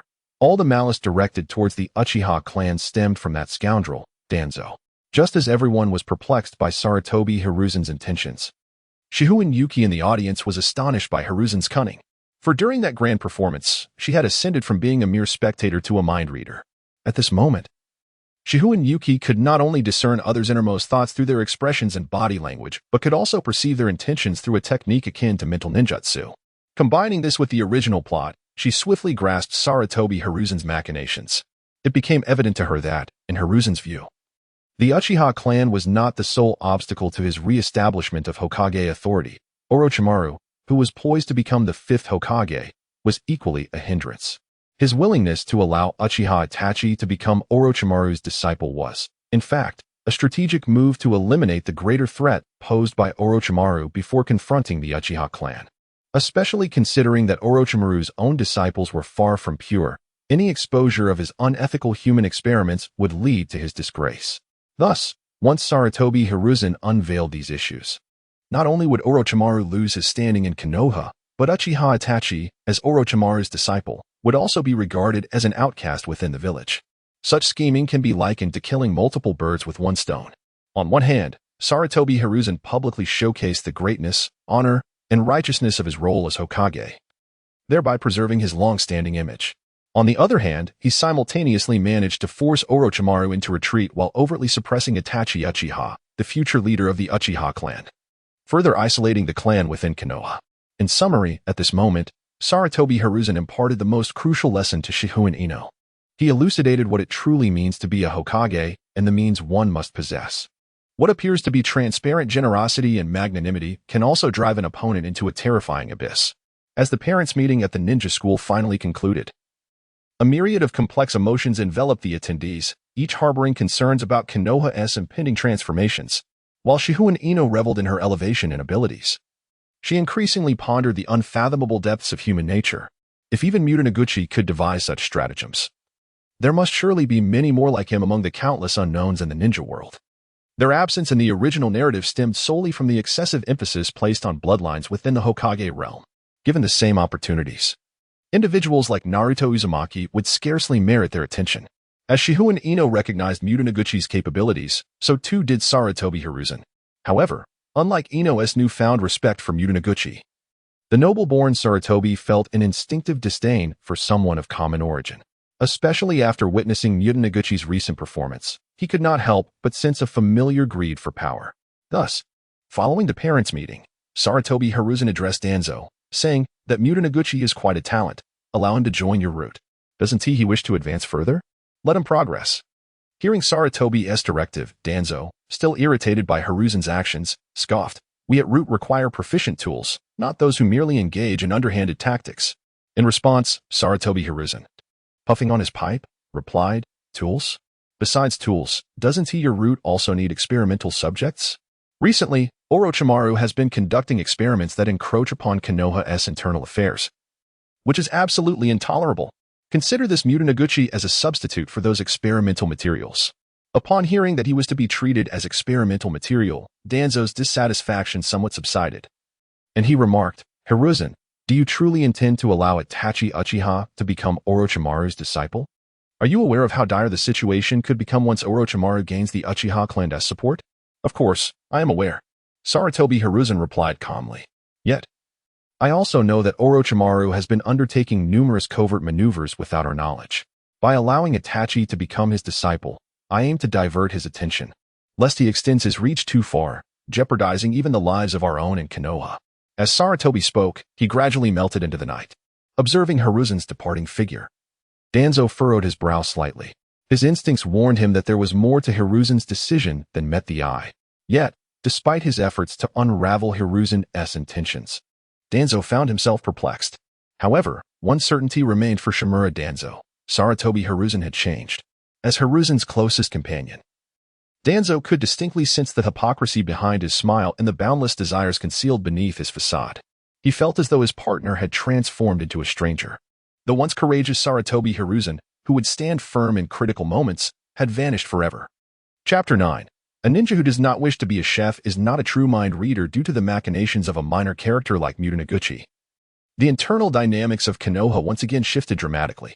Following the parents' meeting, Itachi Uchiha easily passed the special examination arranged by Sarutobi Hiruzen.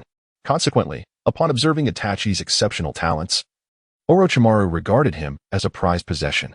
Thus, Orochimaru decisively accepted Itachi as his disciple, and the Uchiha clan, following Uchiha Kagami, finally had another member poised to become a direct successor to the Hokage. This development significantly assuaged the previously restless sentiments within the Uchiha clan, and the calls for Orochimaru's ascension to Hokage grew increasingly fervent. Many clan leaders, witnessing Orochimaru's meteoric rise, began to seek ways to align themselves with him, as it appeared the Uchiha clan was destined to become the future Hokage's lineage. In essence, no one anticipated that Sarutobi Hiruzen was orchestrating a grand scheme. The only one privy to these machinations, Shihouin Ino, remained merely a student at the ninja school, continuing her education and diligently honing her skills as a ninja. To her, the shifting tides of the outside world served merely as a diversion in her life. In her perspective, she was determined not to intervene directly in Konoha's internal affairs until she advanced to rank 4. Meanwhile, as an observer, she began to refine her abilities as a rank 8 mind reader. She initially applied her abilities to her two friends, Katsura Yuta and Naramai. Through her mind-reading capabilities, she was astonished to discover that her previous perceptions of her two friends were seemingly inverted. On the surface, Naramai appeared gloomy, harboring secrets within. However, in reality, she possessed a remarkably innocent nature. Her perceived reticence stemmed merely from her struggle with articulation and her inherent shyness. With her mind-reading ability, Shihouin Ino could distinctly sense Mai's anxiety in communication, as she constantly pondered the appropriateness of her words and contemplated the consequences of her statements, ultimately rendering her speechless. This predicament led others to misconstrue her as cunning and difficult to approach, when, in fact, those who truly knew her would find her quite amiable. Conversely, the seemingly cheerful Katsura Yuta was the one harboring a shrewd mind. In the past, Shihouin Ino had perceived him as nothing more than a simpler version of Naruto Uzumaki, physically robust, yet lacking in intellect, perpetually declaring his ambition to become Hokage without recognizing that such aspirations were beyond a commoner like himself. Consequently, many regarded him as a half-hearted joke. However, through her mind-reading observations, she discerned that Yuta did not, in fact, disdained academic pursuits. Externally, his academic performance was indeed abysmal, yet he comprehended the essential knowledge. Moreover, he was acutely aware of the formidable challenges associated with becoming Hokage. His frequent proclamations of wanting to become Hokage were merely a means to craft his persona. In Yuta's view, presenting himself as a simpleton posed no threat would foster some acceptance among the elite. Much like certain individuals who feign ignorance before their superiors to ascend in rank, he believed that portraying himself as a harmless fool would secure him favor. In summary, as Shihouin further developed her mind-reading abilities, she gained deeper insight into the complexities of human nature. Some individuals, who outwardly appeared astute, were fundamentally vacuous, while those who seemed foolish were often the true masterminds. If one merely observed the surface, some may never be fully understood throughout their lifetime. It is only by genuinely probing into their hearts that one can grasp their essence. Through such observation and understanding, Shihouin continuously enhanced her adaptability to her mind-reading capabilities. Time passed slowly, and in the blink of an eye, over a year had gone by. Observing the system stagnating at an adaptability score of 87, Shihouin realized that she had once again found herself ensnared in a bottleneck regarding her abilities. If she wished to continue her advancement, she needed to undertake some endeavors. With this thought in mind, Shihouin began to recall the tenets of the role of a mind reader. Although the name suggests a passive role focused on reading minds, the process of playing this role requires a certain degree of subjectivity.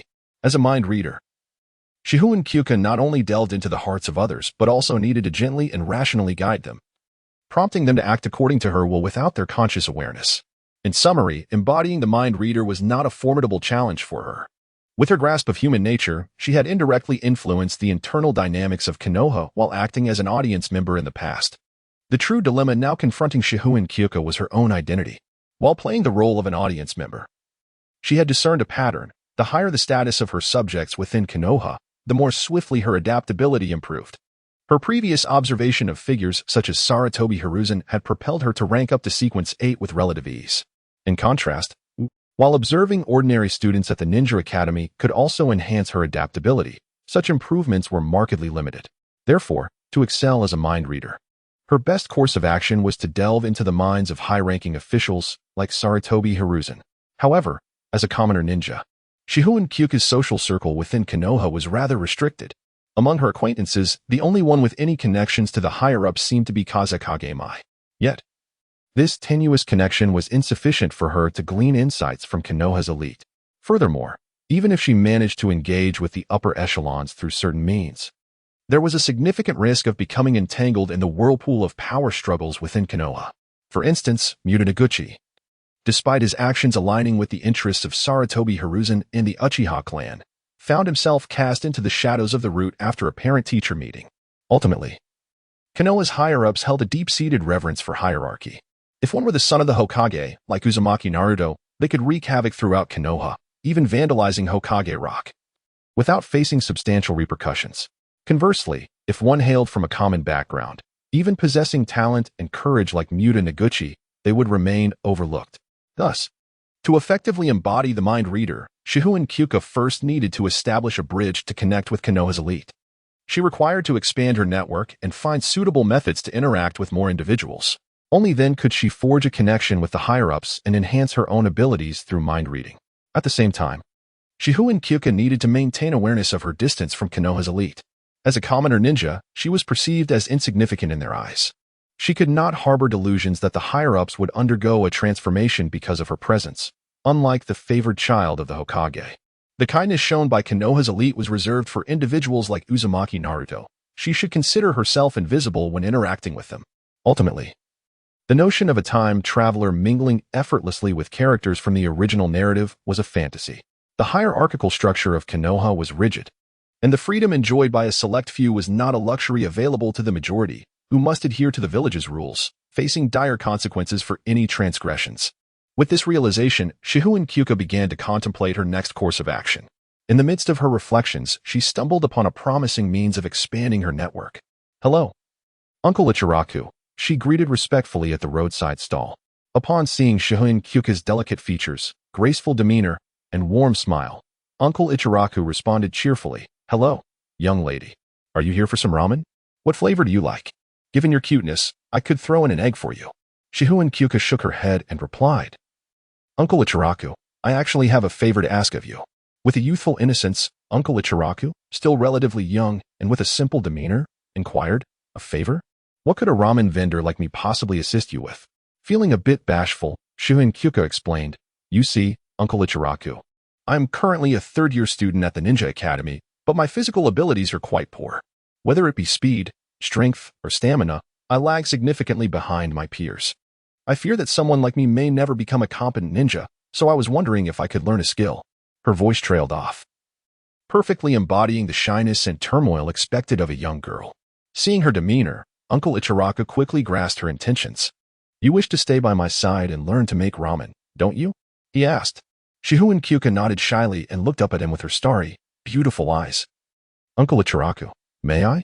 Observing her pitiful expression, Uncle Ichiraku had no reason to refuse. However, he cautioned, while you may certainly learn, making ramen is quite arduous. And you know, being a chef isn't as glamorous as being a ninja. Are you sure you want to abandon the path of a ninja to focus solely on becoming a ramen chef? Upon hearing Uncle Ichiraku's advice, Shihouin Saki lowered her head again, appearing conflicted. In truth, she had no intention of becoming a chef. She merely sought to leverage her association with Ichiraku Ramen to connect with Konoha's elite. By adopting the identity of a ramen chef, she could openly observe Konoha's prominent figures without drawing their scrutiny. This, she concluded, was the most suitable approach for her aspirations as a mind reader. As for why she feigned indecisiveness before Uncle Ichiraku, it was entirely to refine her character. After all, it was uncommon in Konoha for a child to choose to forsake the life of a ninja for that of a chef. If she appeared too resolute, it might attract unwanted attention. Clearly, Uncle Ichiraku had also discerned her behavior, for he remarked, It seems you haven't completely given up on your aspirations of being a ninja. Are you thinking of studying at the Ninja Academy while also learning to make ramen with me? You know, young lady, being so indecisive isn't a good trait. After a brief admonition, Uncle Ichiraku continued, However, I can understand your perspective. After all, this is Konoha, and few children would willingly abandon the path of a ninja.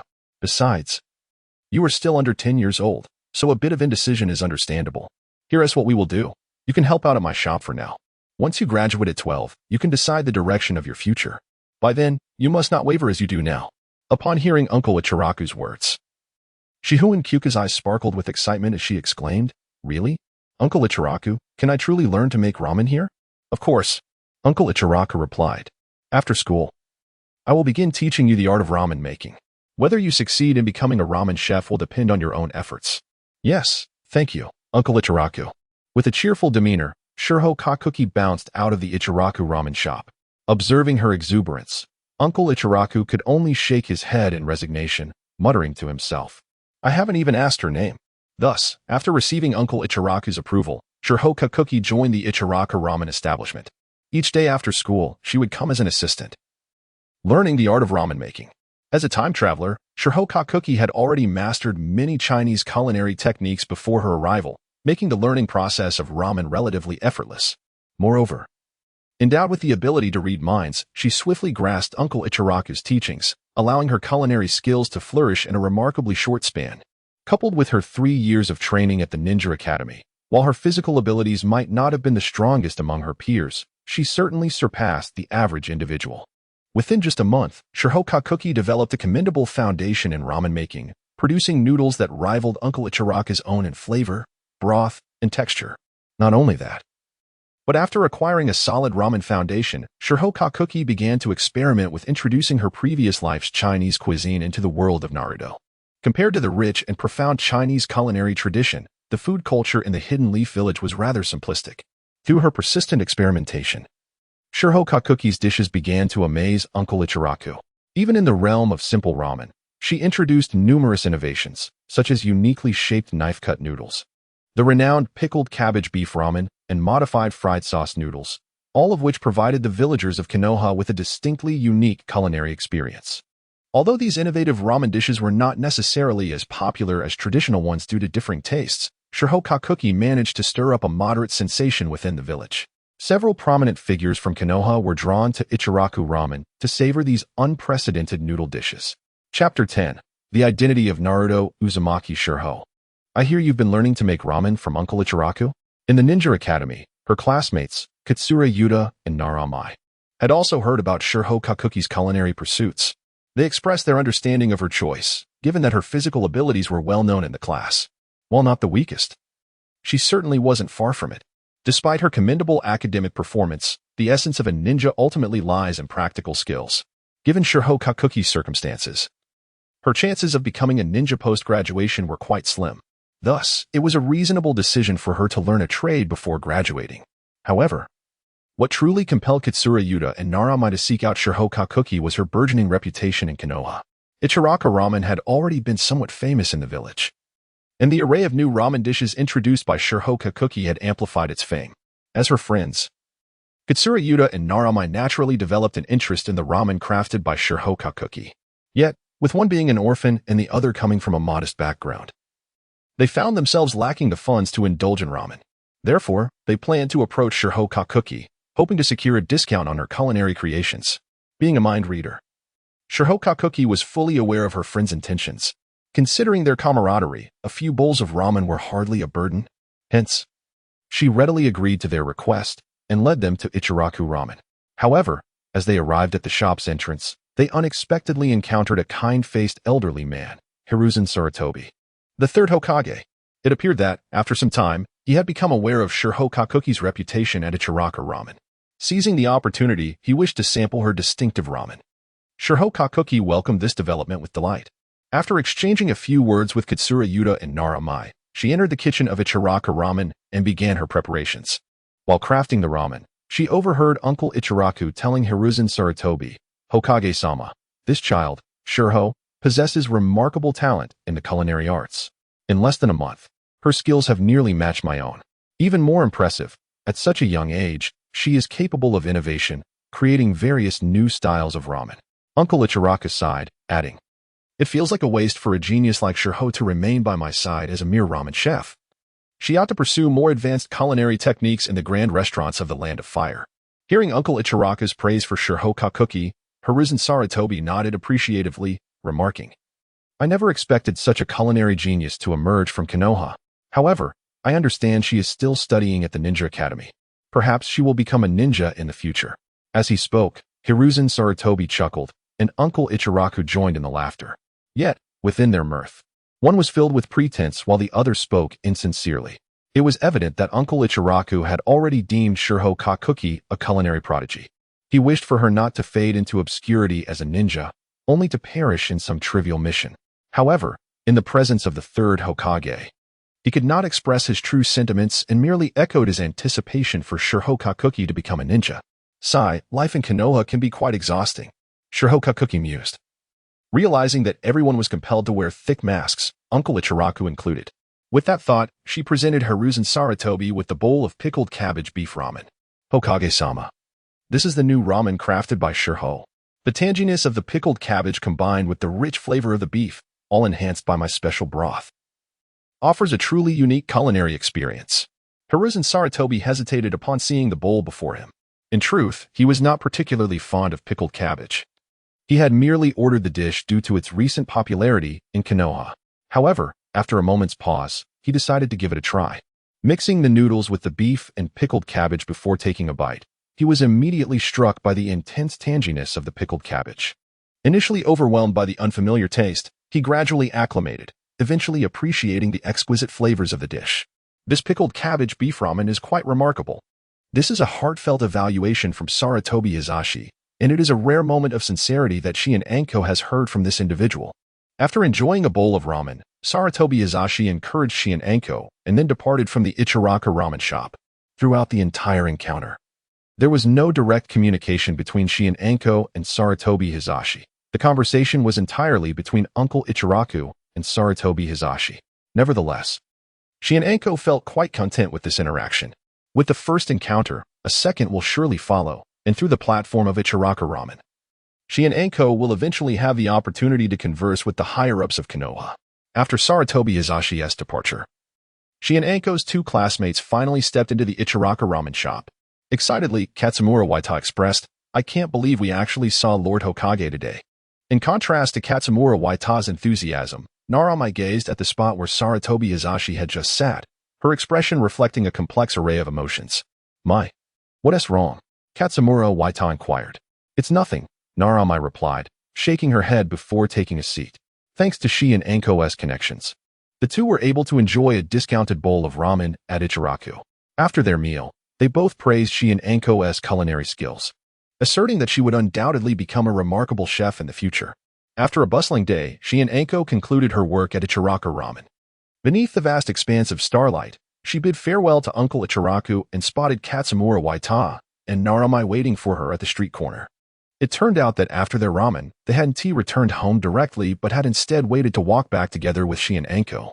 Why are you two waiting here? She asked, though internally she felt touched by their consideration.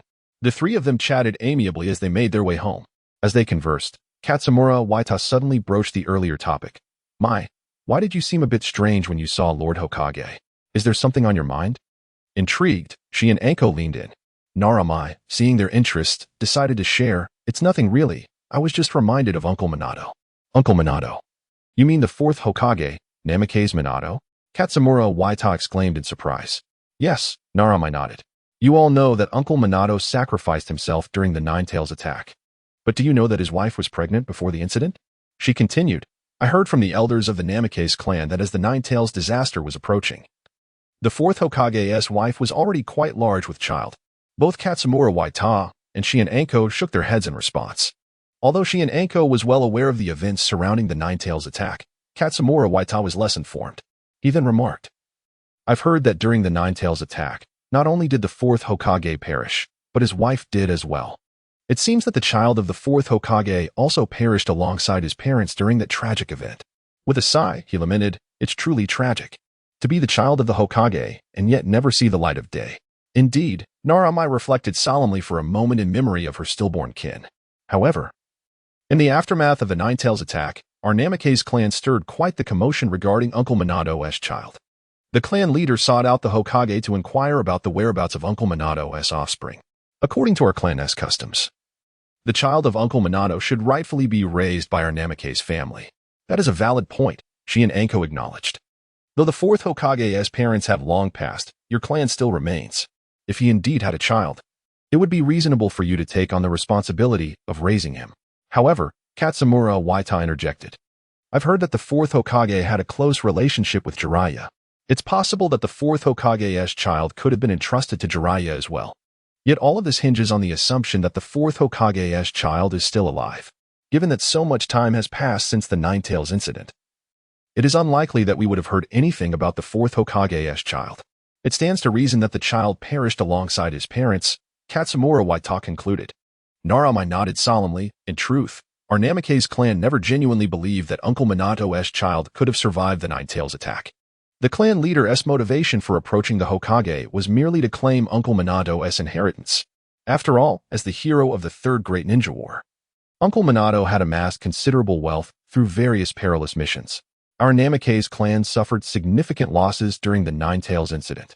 So the clan leader sought to leverage the claim to the fourth Hokage's child as a means to recover Uncle Minato's estate.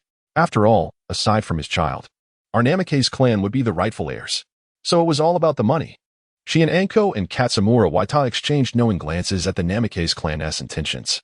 She and Anko then asked, Did your clan manage to secure the fourth Hokage's inheritance? Of course not, Naramai replied with a shrug. Not only were we denied the inheritance, but even the house Uncle Minato owned was confiscated after the Nine-Tails incident. They claimed that the damages from the Nine-Tails attack were too severe for Konoha, and thus the fourth Hokage's estate must be used to compensate the village's finances. Because of this, our clan holds considerable resentment towards the Konoha High Council, with many clan members secretly referring to the Hokage as a hypocrite, a glutton. With a sly smile, she and Anko thought, Isn't your Namikaze clan also eager to benefit from the same situation? The only reason you bear grievances against Saratobi Hizashi is simply because he has benefited while you have not. This reflection offered she and Anko fresh insight into the internal conflicts within Konoha. She had often found it puzzling why Uzumaki Naruto, the son of the fourth Hokage, carried his mother's surname. After all, the Uzumaki clan was a prominent family in the ninja world. Yet, why was his identity as the fourth Hokage's son concealed?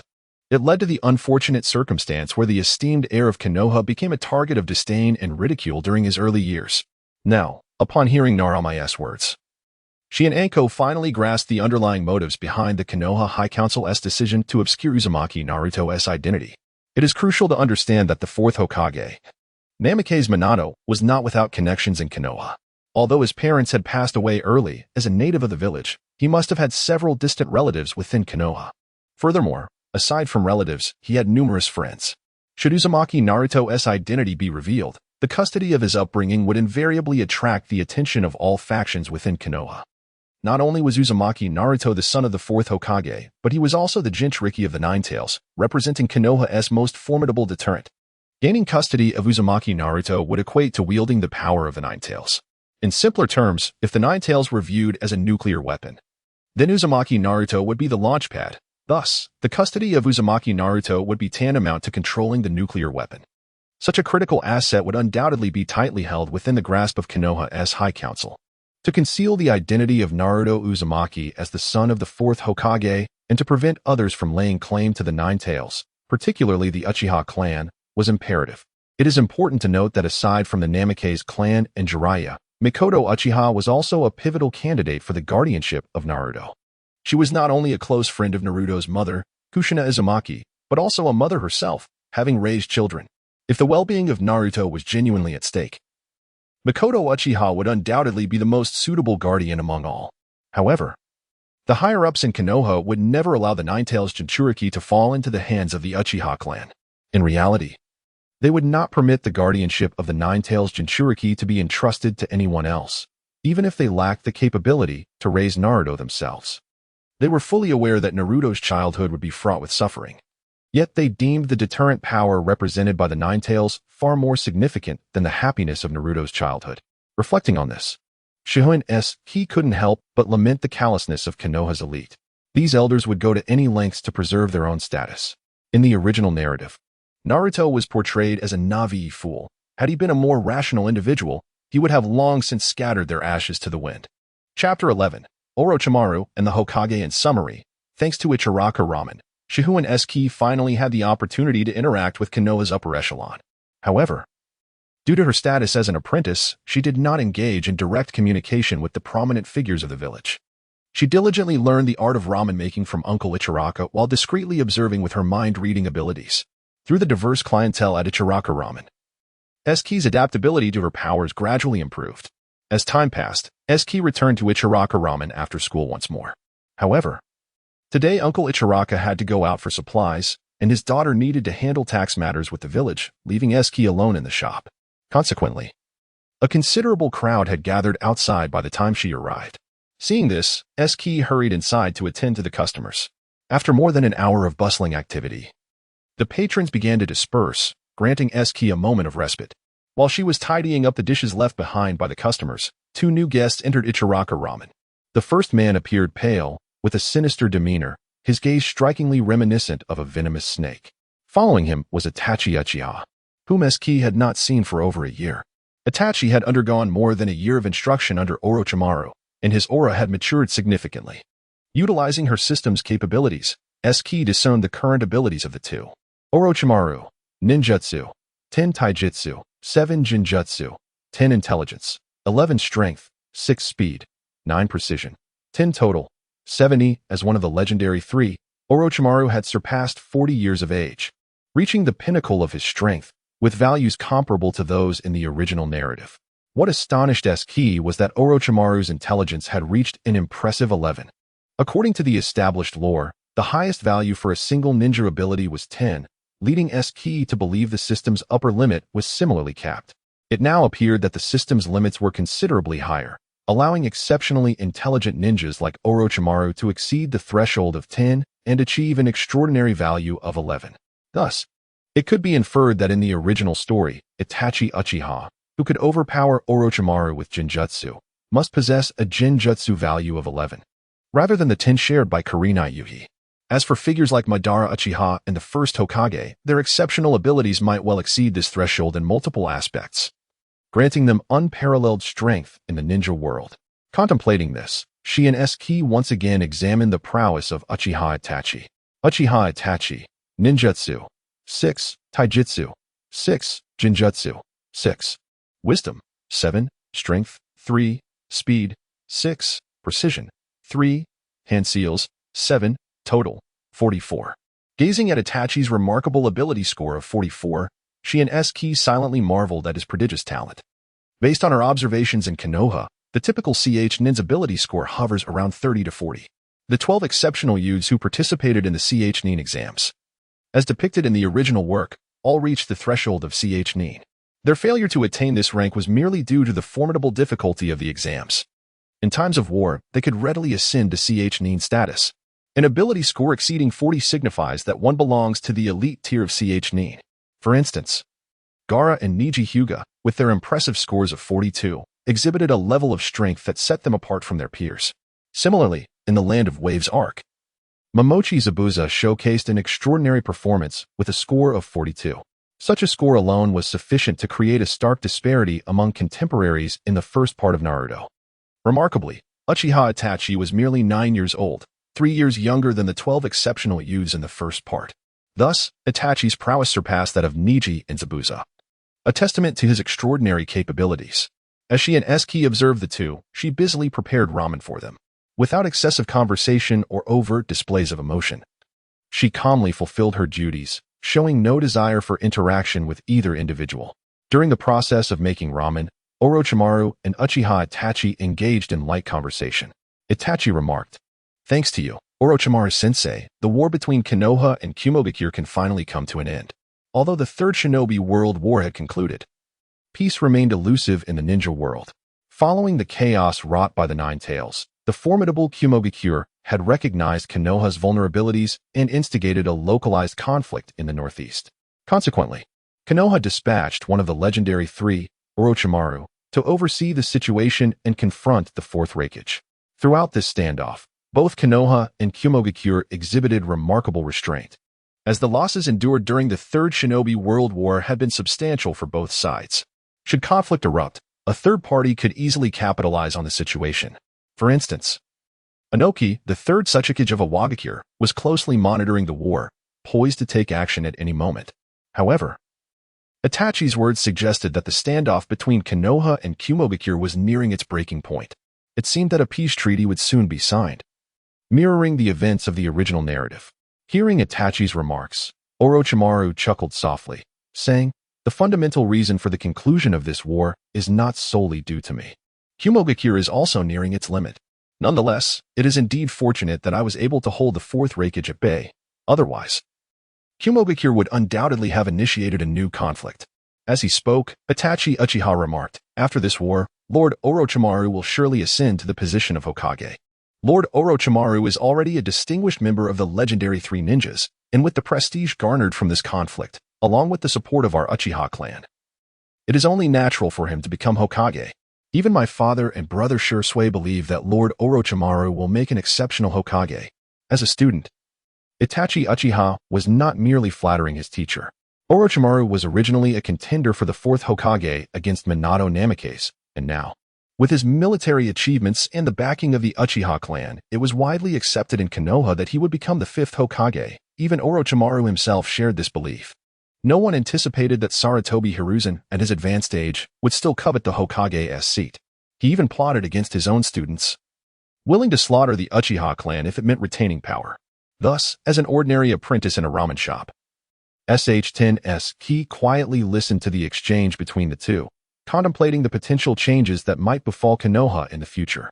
Meanwhile, Orochimaru and Itachi paid little mind to such a minor character, engrossed in discussions about the battlefield, with Orochimaru even exuberantly envisioning his path to Hokage. Clearly, at this moment, Orochimaru had not yet contemplated defection, nor did he suspect that his own teacher was scheming to ruin him. He had never considered his human experiments to be particularly taboo. After all, the second Hokage and Shimura Danzo had conducted far more extensive experiments than he had. At this time, Orochimaru still aspired to become Hokage, aiming to realize his ambitions by transforming Konoha. After all, with the resources of Konoha, seeking immortality would undoubtedly be far easier than forging his own path outside. In the midst of this dream of Hokage, the spirited Orochimaru departed Ichiraku Ramen with Itachi Uchiha. Watching their departing figures, Saki subtly shook her head before tidying up the table. Just as she finished cleaning, Sarutobi Hiruzen arrived at Ichiraku Ramen. Observing Saki alone, He was initially taken aback, but then smiled. "Young one, is Ichiraka not here?" Shihouin Saki nodded and feigned a nervous and flustered demeanor, stating, "Master Ichiraku has gone to buy supplies. Today, it is just me in the shop." Noticing her anxiousness, Hiruzen chuckled and took a seat at the table, saying, "The usual, a bowl of pickled cabbage beef ramen." Perhaps due to his age, which had dulled his taste buds, Hiruzen had developed a fondness for the piquant flavor of pickled cabbage beef ramen, often ordering it during his recent visits to Ichiraku. Shihouin Saki was well practiced in this, and soon, a steaming bowl of Ichiraku ramen was presented before the third Hokage. After taking a bite with his chopsticks, Hiruzen nodded appreciatively, exclaiming, "This flavor is delightful." Then, perhaps accustomed to speaking while dining, Hiruzen casually inquired, "You are Shihouin Saki, are you not?" Although framed as a question, Shihouin Saki sensed the certainty in Hiruzen's words through her mind-reading abilities. Clearly, the third Hokage had already researched her background and was quite confident in her name. That cunning old fox. I never expected him to investigate even the trivial details of someone as insignificant as me. Is he not being overly cautious? While I harbored such thoughts, Shihouin Saki, with a hint of shyness, replied, "Yes. What grade are you in at the Ninja Academy?" "Third grade," I answered. "How are your grades?" "Academically, they are acceptable, but my physical condition is somewhat frail. I may not be able to become a competent ninja in the future." "Ha ha, do not fret. You are still young. Perhaps as you mature, your body will develop and your physical abilities will improve." Like a concerned elder, Sarutobi Hiruzen casually inquired about Shihouin Saki's status. Once the relationship appeared somewhat intimate, Sarutobi finally broached the question he had been pondering. "What are your thoughts on Orochimaru?" "Orochimaru-sama?" Upon hearing this inquiry, Shihouin Saki realized that Sarutobi was preparing to take action against Orochimaru. However, considering Orochimaru's reputation in Konoha, it seemed that Sarutobi intended to conduct some preliminary investigations to gauge the village's sentiments towards him before proceeding, thereby adjusting his methods to avert any potential chaos within Konoha. "Do not be nervous, Shihouin. I merely wish to understand the perspective of a civilian student like yourself regarding Orochimaru," Sarutobi reassured her. "After all, I am of an age where I hope to select an exceptional fifth Hokage during my lifetime. Orochimaru, as my disciple, has recently made significant contributions to the village, making him one of the most suitable candidates. However, my belief in his suitability does not guarantee universal acceptance. As his teacher, I seek your opinion. Do you support Orochimaru becoming the fifth Hokage?" "Goodness, must you ask so bluntly? I am at a loss for how to respond." This hesitation stemmed from Shihouin Saki's relatively low status. Being merely an orphan student, she lacked extensive experience. Therefore, Sarutobi felt compelled to be direct, as excessive subtlety would likely elude the understanding of an ordinary orphan student. Yet, Shihouin Saki was no ordinary student. Her knowledge surpassed that of many true orphans. Nevertheless, this very awareness made her cautious in front of someone as astute as Sarutobi, for any misstep in her response could draw his scrutiny and suspicion. After a moment of careful consideration, she finally replied, "I do not truly know Orochimaru-sama. However, if the Hokage believes he is a suitable candidate, then he must indeed be so." This is quite an astute response, revealing Shihouin Anko's ignorance of the higher-ups in Konoha while simultaneously demonstrating her support for Sarutobi Hiruzen. The underlying implication of her statement is clear. We stand behind anything the third Hokage endorses. If you support Orochimaru as the fifth Hokage, then he shall indeed become the fifth Hokage. Upon hearing Shihouin Anko's veiled references to the fifth Hokage's matter being decided by her, Sarutobi Hiruzen nodded in satisfaction and smiled as he departed from Ichiraku Ramen. It was evident that through Anko, he had confirmed the sentiments of certain villagers regarding himself and Orochimaru. They were utterly unaware of Orochimaru's true nature and would merely acquiesce to the arrangements made by Konoha's leadership. However, what Sarutobi Hiruzen failed to notice was that after leaving Ichiraku Ramen, Shihouin Anko let out a slight sigh of relief. It was apparent that the pressure exerted by Sarutobi Hiruzen had been overwhelming. Thus, another day of working at Ichiraku Ramen came to an end for Shihouin Anko.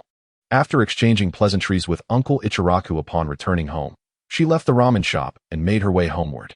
Yet, just as she reached the midway point, she encountered an unexpected figure. Lord Orochimaru?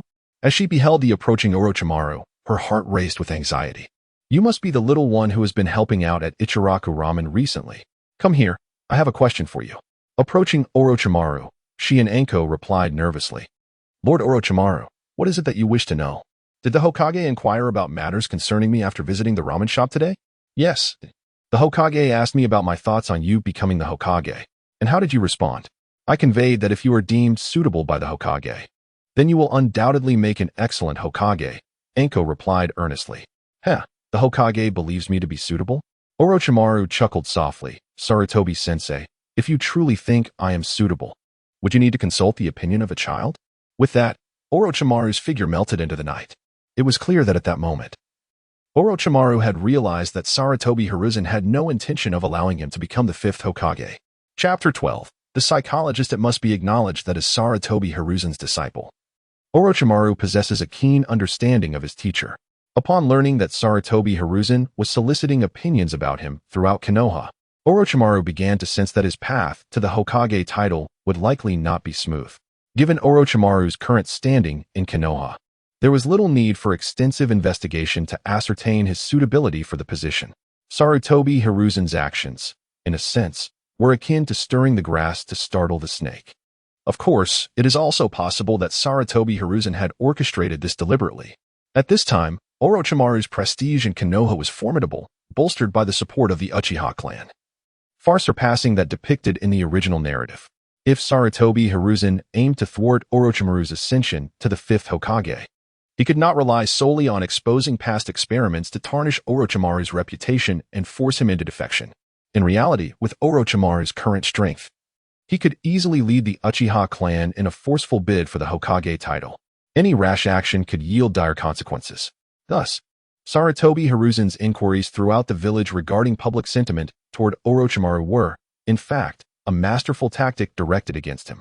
On one hand, such inquiries publicly conveyed Sarutobi Hiruzen's apparent support for Orochimaru's Hokage candidacy. On the other, they subtly made Orochimaru aware that his chances of attaining the title were exceedingly slim.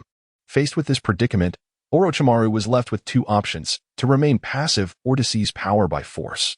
Should he choose the former, Sarutobi Hiruzen would claim that Orochimaru lacked the esteem among ordinary villagers to qualify as the fifth Hokage, thereby placing the blame for his inability to ascend squarely on Konoha's populace, leaving Orochimaru to suffer in silence. Conversely, if Orochimaru opted for a forceful takeover, Sarutobi Hiruzen would assume the moral high ground, stating, "For your sake, I have begun consulting the villagers about you becoming Hokage. How can you possibly aspire to such a role without even a modicum of patience?" Subsequently, Sarutobi Hiruzen would mobilize the entire village to suppress Orochimaru and the Uchiha clan. In summary, beneath the seemingly inconsequential questions lay Sarutobi Hiruzen's astute political maneuvering. Caught in this web, Orochimaru felt like a ship caught in a river, unable to advance or retreat. Truly, the third Hokage is a master of cunning. Upon returning home, she and Anko pondered Sarutobi Hiruzen's strategies, her heart racing with trepidation. Indeed, Sarutobi Hiruzen, seasoned in the role of Hokage, exhibited a level of political acumen that was impeccable. If not for the fact that the world of the Hokage values lineage so highly, one might consider Sarutobi Hiruzen worthy of the title of the strongest Hokage. After contemplating the internal dynamics of Konoha, she and Anko opened her system panel.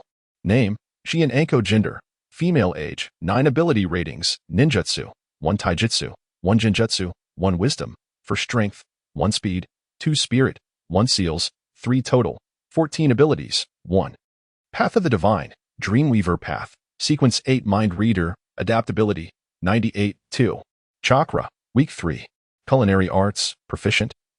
Particularly skilled in ramen. Overall evaluation, weakling. After more than a year of training, she and Anko's abilities had indeed progressed to a certain extent. However, this advancement paled in comparison to that of Uchiha Itachi. Anko estimated that given her current rate of improvement, even by the time of graduation, her total ability score might not surpass 20, barely reaching the level of a standard genin. With this in mind, Anko ultimately resolved to forego her spare time for training, choosing to devote all her energy to embodying the path of the divine. After all, the world of Hokage places tremendous emphasis on bloodlines, thus, sheer effort yields minimal enhancement. Only bloodlines and external aids can forge true strength. In contrast to her stagnation in ability ratings, she and Anko's progress in extraordinary capabilities was markedly evident. Through her observations of human nature during her time at the ramen shop, her adaptability to the mind reader skill had reached 98. It seemed that with continued diligent observation, she would soon ascend to Sequence 7. Achieving this sequence, renowned as a transformative milestone within the Dreamweaver path, would not only enhance her physical prowess, but also bestow her with additional extraordinary abilities. From that point onward, she and Anko would no longer be the same weakling. At the very least, she would stand out among her peers in the Ninja Academy. Amidst these aspirations, she and Anko became increasingly focused on utilizing her mind-reading ability to discern the thoughts of every customer at Ichiraka Ramen, ensuring they received the most suitable ramen. Through such efforts, the business at Ichiraka Ramen flourished, and her reputation within Konoha grew ever more prominent. Many villagers came to know her as the charming, intelligent, and empathetic young chef who excelled in her culinary craft. Consequently, Uncle Ichiraku, as both her employer and mentor, was exceedingly pleased with Anko's performance, repeatedly suggesting that she abandon the path of a ninja to concentrate on becoming an exceptional chef. Meanwhile, her classmates at the Ninja Academy observed her immediate rush to the ramen shop after school and began to believe that she and Anko had forsaken the path of a ninja altogether. Only Shihouin Saki continuously adapted to her extraordinary abilities while playing her role. Finally, one evening after work, I ascended to Sequence 7. Looking at the information on the system page, Shihouin Saki excitedly raised her hands. She then walked into her yard to begin experiencing the changes that came with her promotion. She casually tossed a shuriken, watching it arc gracefully across the night sky before landing precisely on the target. Shihouin Saki mused, "My strength seems to have increased, and my control has significantly improved. Just a few days ago in class, the shuriken I threw lacked such speed and accuracy." Subsequently, Shihouin Saki ran around the corners of Konoha, assessing her current speed and endurance. She discovered that while her speed had not improved greatly, her endurance had indeed seen a notable enhancement. It seemed that her speed was already commendable, whereas her endurance had been lacking, thus making the improvement in endurance more pronounced. After experiencing her newfound abilities, Shihouin Saki glanced at her capability values within the system. Ninjutsu, 2, Taijutsu, 2, Genjutsu, 3, Wisdom, 4, Strength, 2, Speed, 2, Precision, 2. Seals, 3, total, 20. Just as Shihouin Saki had sensed, her strength had undergone a comprehensive enhancement. Whether it be ninjutsu, taijutsu, genjutsu, strength, or chakra, all had seen significant improvements compared to before. The total capability value had risen from 14 to 20. It is noteworthy that 20 represents the threshold for a typical genin, indicating that Shihouin Saki's overall abilities now rival those of the weakest genin. Indeed, it is essential to have an edge.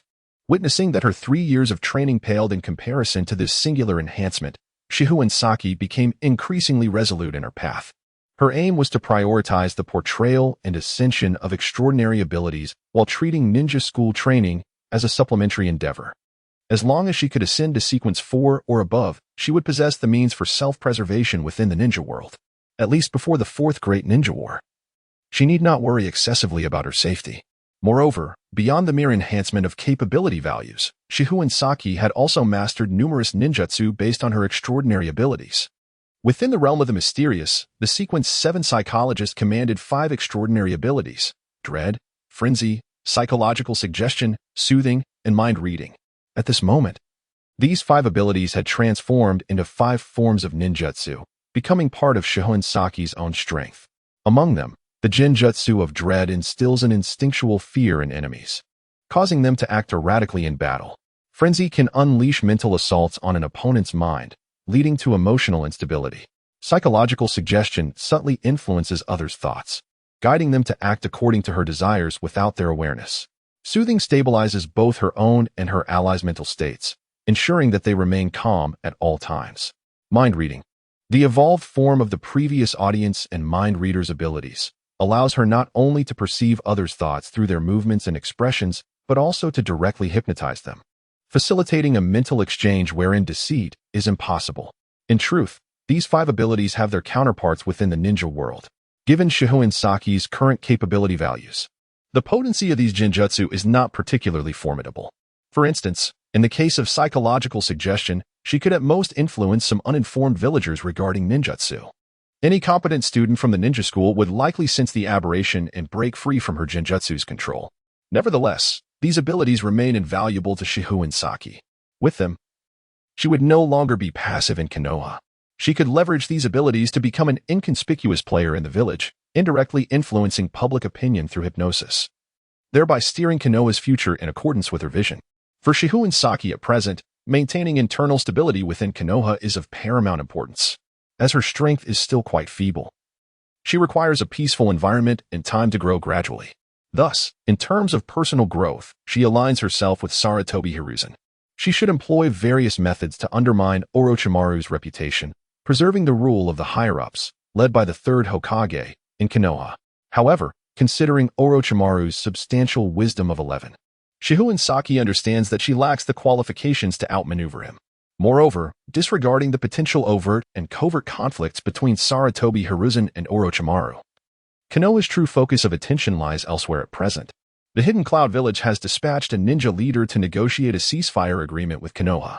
After 3 years of standoff, the Hidden Cloud finally recognized that even without the fourth Hokage, Konoha is not a village they can defeat at this moment. Witnessing the escalating costs of war and the fourth Raikage's inability to overcome Orochimaru and the Uchiha clan on the front lines, the Hidden Cloud Village ultimately decided to send ninjas to Konoha to negotiate a ceasefire agreement. Of course, while signing the ceasefire agreement is one matter, the arrival of the Hidden Cloud's ninja in Konoha carries other missions. According to the original storyline of the Hokage, the ninja leader of the Hidden Cloud would infiltrate the Hyuga clan to kidnap Hinata Hyuga and steal the purest Byakugan.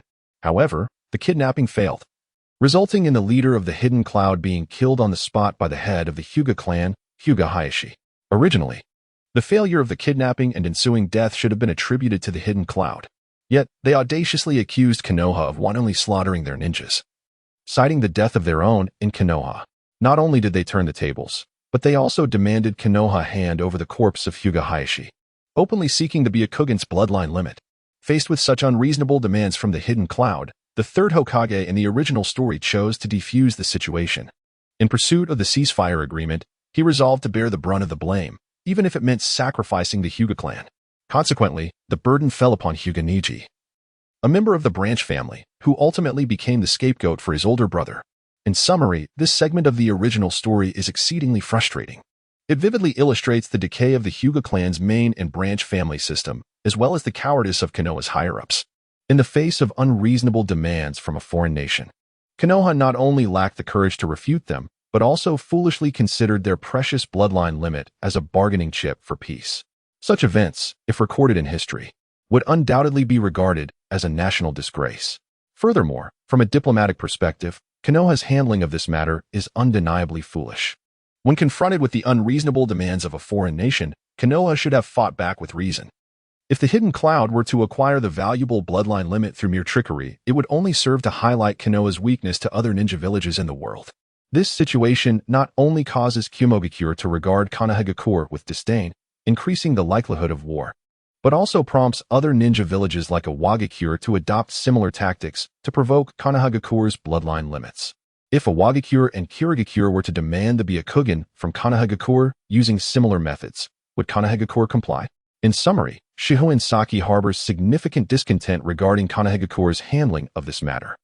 Such a feeble attitude only exacerbates Konohagakure's diplomatic predicament, reflecting on the historical ninja world wars, where Konohagakure often stood alone against the other major ninja villages. Shihouin Saki comprehends that the upper echelons of Konohagakure are adept only in internal strife, lacking proficiency in external affairs and diplomacy. However, these matters bear little relevance to Shihouin Saki in her current state. Presently, she is merely an inconspicuous figure within Konohagakure, her modest fame stemming solely from her culinary prowess in ramen. As long as this incident does not escalate into war, she is in agreement with whatever course of action Konohagakure chooses. Amidst these thoughts, the leader of the Kumogakure ninja enters Konohagakure, to the cheers of the villagers. A truce agreement is signed between Kumogakure and Konohagakure, marking the end of years of conflict.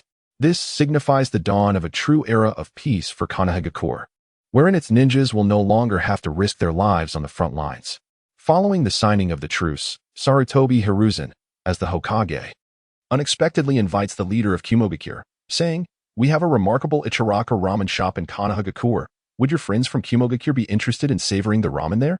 Chapter 13. A battle of which Shihouin Saki did not anticipate that in such a significant diplomatic occasion, Sarutobi Hiruzen would lead the guest to a ramen shop.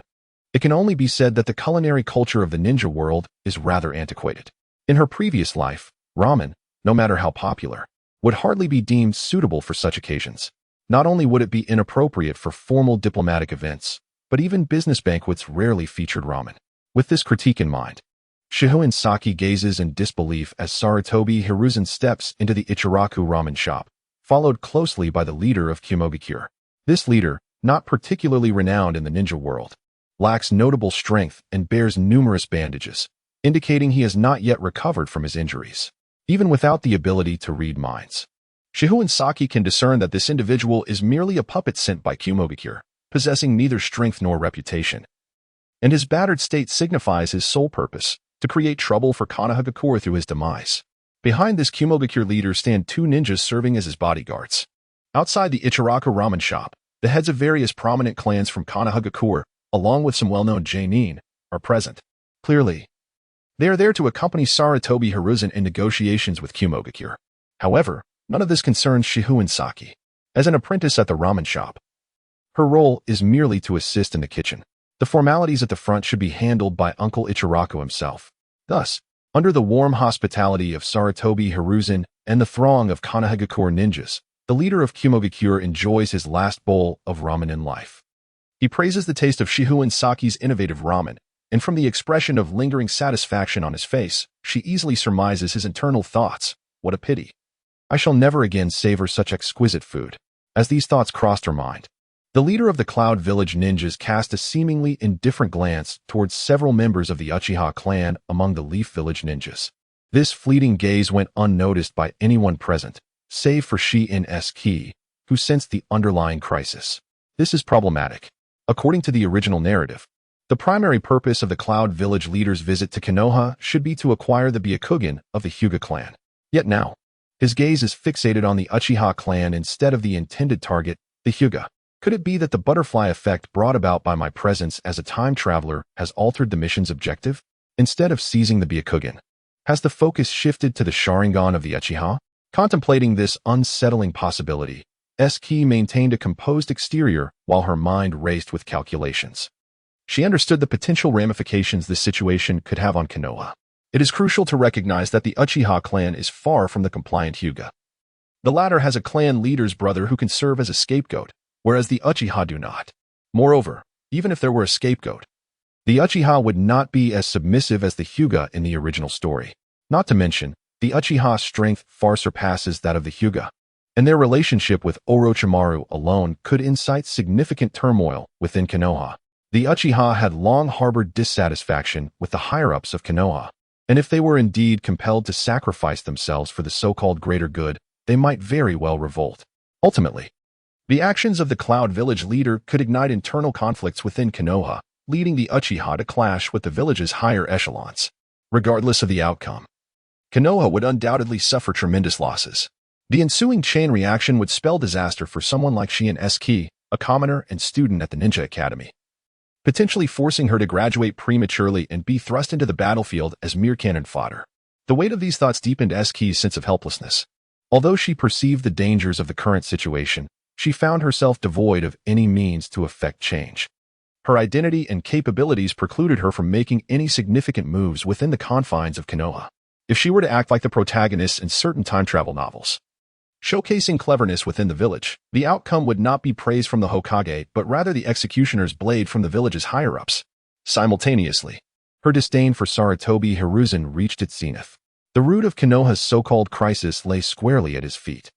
It was Hiruzen's unwillingness to relinquish the Hokage position that allowed internal discord to fester, providing Cloud Village the opportunity to covet Konoha's bloodline limits and incite civil unrest.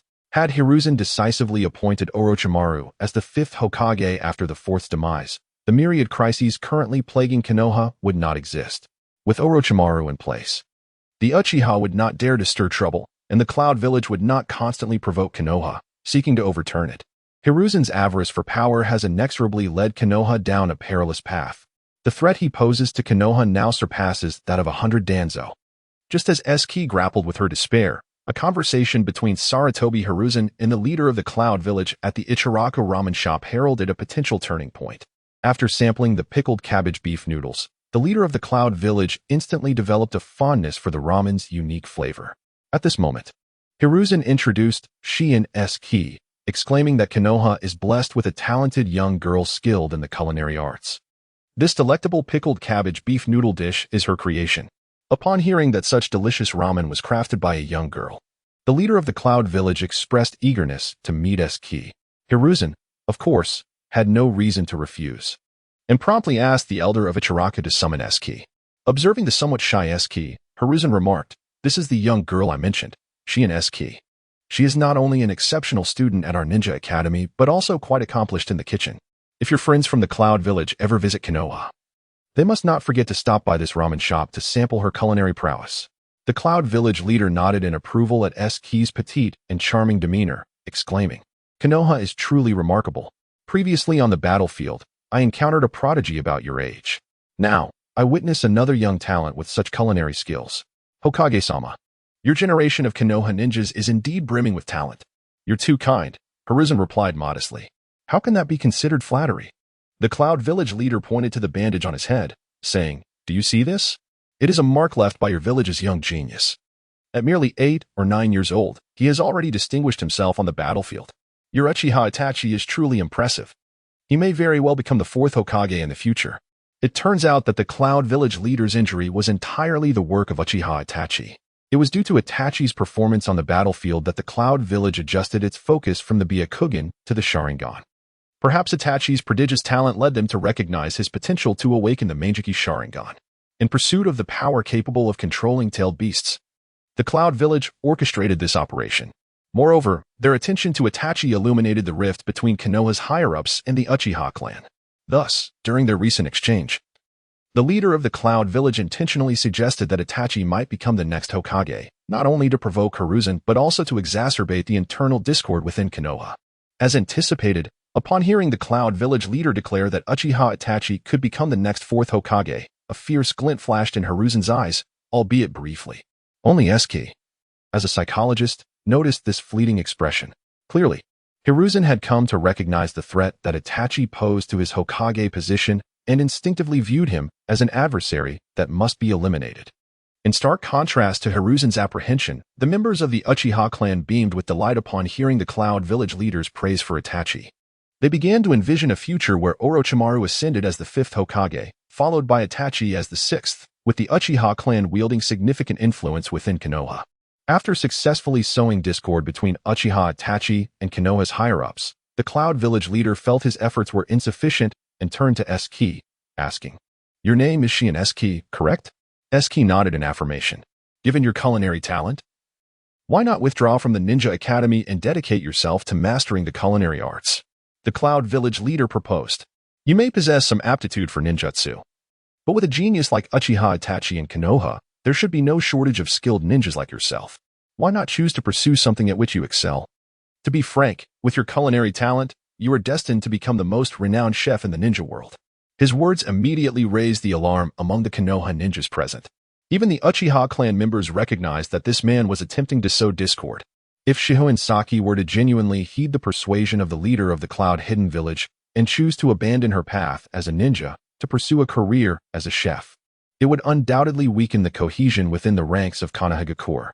Students at the Ninja Academy might begin to regard Saki as a role model, prompting those who feel lacking in talent to abandon their studies. In such a scenario, should war arise, Konoha may find itself bereft of sufficient manpower to sustain its defenses, unlike in times past. In essence, the leader's rhetoric is insidious. Should Saki exhibit even a hint of wavering resolve regarding the will of fire, both she personally and the village of Konoha as a collective would suffer a significant blow. However, it is crucial to remember that Saki is merely a child of 8 or 9 years, typically not one to articulate her thoughts with great sophistication. Thus, the leader of the Cloud Hidden Village believed he had posed a brilliant question, convinced he could exploit this young girl to bring shame upon Konoha.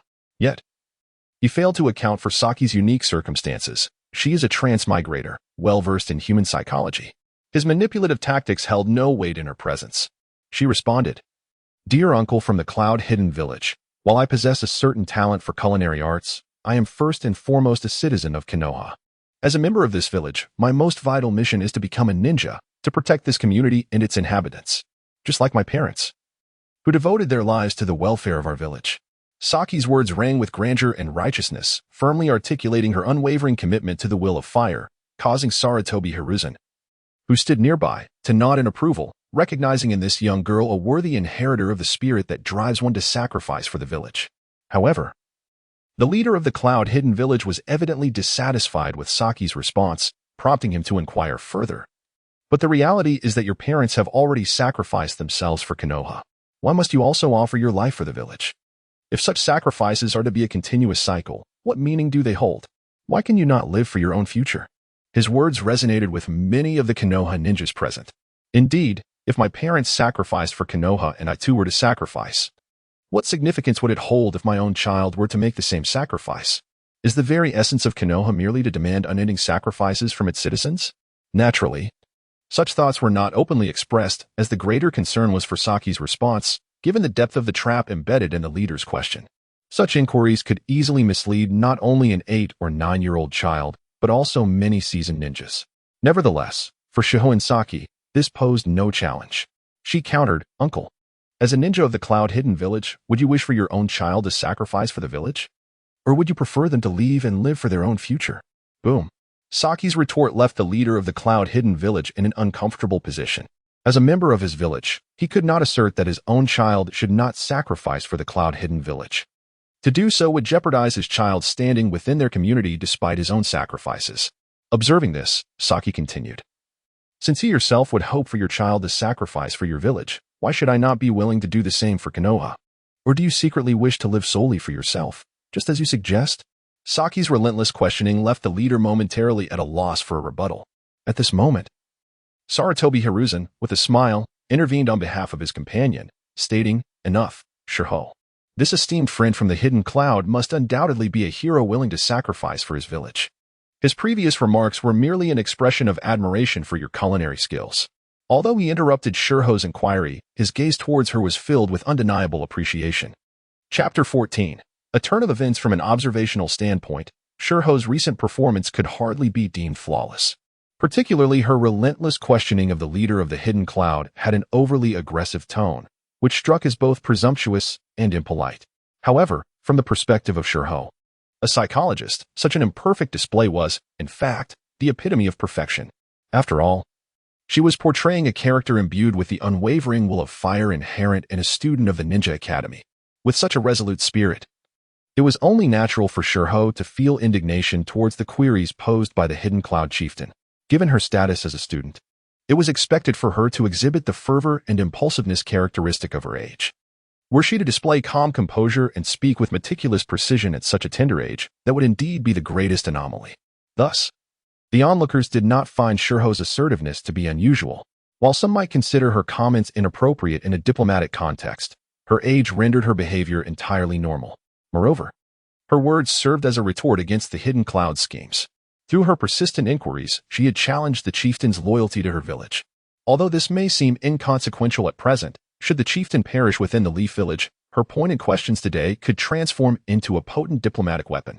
If Sarutobi Hiruzen were a competent diplomat, he could leverage the interaction between the hidden cloud leader and Shihou today to illustrate the latter's insufficient loyalty to his own village. A figure lacking in loyalty, even in death within the confines of the Leaf Village, would have their motives called into question. In essence, Shihou's inquiries today could indeed influence the future diplomatic landscape of the Leaf. At the very least, it would prevent the Leaf from being completely cornered in diplomatic affairs, as depicted in the original narrative. Of course, should the Leaf's higher-ups, led by Sarutobi Hiruzen, continue to make diplomatic blunders, Shihou would be powerless to amend it.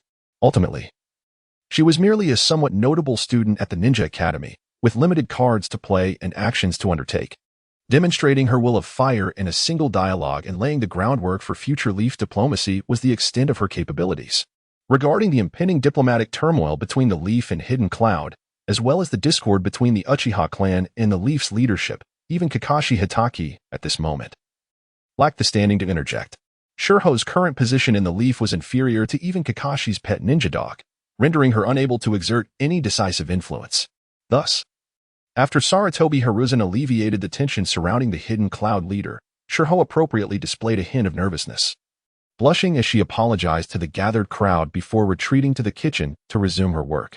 The impression left by Shihouin on the audience was limited to her apparent physical frailty, yet they recognized her unwavering will of fire, believing she would undoubtedly serve as valuable cannon fodder for the Leaf in the future. Sarutobi Hiruzen's admiration for her might secure her a commendable mentor upon graduation, perhaps an elite chunin, but that was where it ended. Having finished their ramen, the Hidden Cloud leader and his entourage departed from Ichiraku Ramen. Once the group had exited, Uncle Ichiraka sighed in relief and proceeded to offer Shihou some advice, admonishing her for her inappropriate attitude, questioning how she could be so aggressive towards guests. He remarked that it was fortunate the Hokage had intervened. Otherwise, the situation could have escalated disastrously.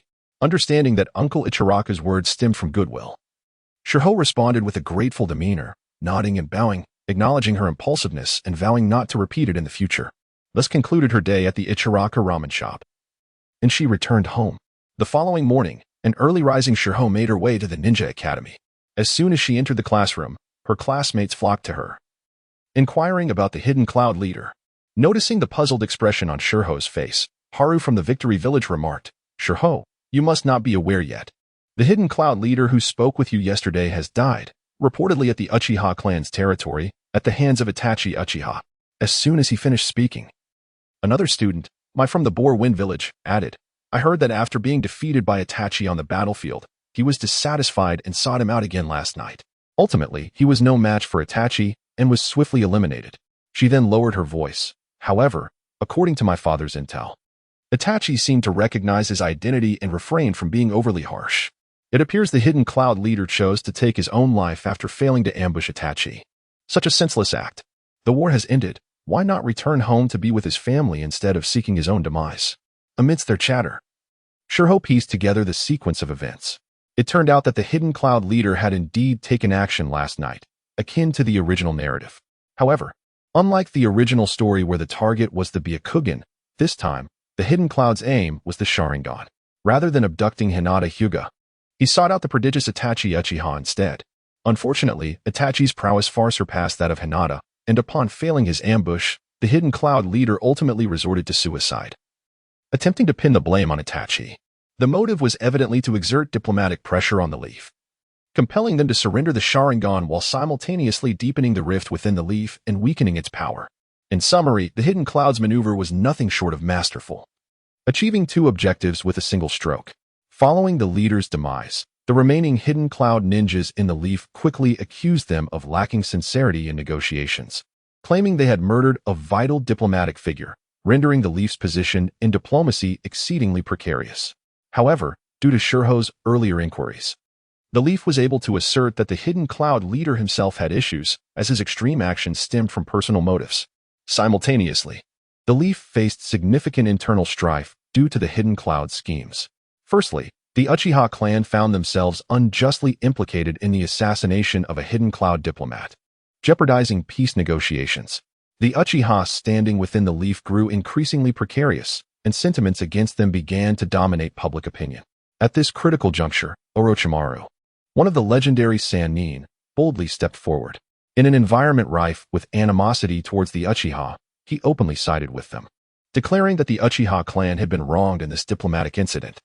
He insisted that it was all part of the Hidden Cloud's machinations and urged everyone not to be swayed by the rival ninja village's provocations. Compared to the Uchiha clan, Orochimaru's status in the Leaf was unparalleled. Given the suspicious nature of the incident, many ninjas began to align themselves with Orochimaru and the Uchiha clan. Most of these ninjas are hardliners from within Konoha, harboring a deep-seated hatred for Kumogakure. They were already dissatisfied with the peace talks between Konoha and Kumogakure, and now they see a perfect opportunity to unleash their frustrations. Conversely, another faction, comprised of ninjas who yearn for peace and fear war, gradually gathers around the higher echelons of Konoha. Thus, the internal factions of Konoha quickly delineated into the hawkish faction led by Orochimaru and the dovish faction represented by the upper echelons. Intense overt and covert struggles erupted within the village, with several instances almost leading to physical confrontations. Clearly, upon realizing that Sarutobi Hiruzen would never appoint him as the fifth Hokage, Orochimaru chose to assert himself as the leader of Konoha's hawkish faction. Intending to consolidate power through his own prestige, along with the strength of the Uchiha clan, to pressure Sarutobi Hiruzen into relinquishing the Hokage seat. As the internal strife within Konoha intensified, Kumogakure discerned Konoha's predicament. In the latest round of diplomatic negotiations, the upper echelons of Konoha, led by the fourth Raikage, proposed a condition that the dovish faction would readily accept, yet the hawkish faction would categorically reject: the surrender of Itachi Uchiha. They asserted that by handing over Itachi Uchiha, or even his Sharingan, Kumogakure would agree to continue the truce with Konoha, thus averting the outbreak of war. The dovish faction readily acquiesced, believing that sacrificing a minor figure like Itachi Uchiha could secure lasting peace, a considerable bargain. In stark contrast, the hawkish faction found this proposition utterly unacceptable. Itachi, being the young clan leader of the Uchiha clan, a disciple of Orochimaru, and a vital genius of Konoha, was not someone to be sacrificed lightly. Moreover, the hawkish faction had significant objections regarding the peace talks themselves. They contended that the entire situation stemmed from Kumogakure's provocations. The assassination attempt on Itachi by Kumogakure's leader, which ended in failure and subsequent suicide, was a deliberate act of stirring trouble and undermining the peace negotiations, thereby leading both sides to the brink of war. Konoha was clearly in the right. How could they now be compelled to apologize to the party at fault?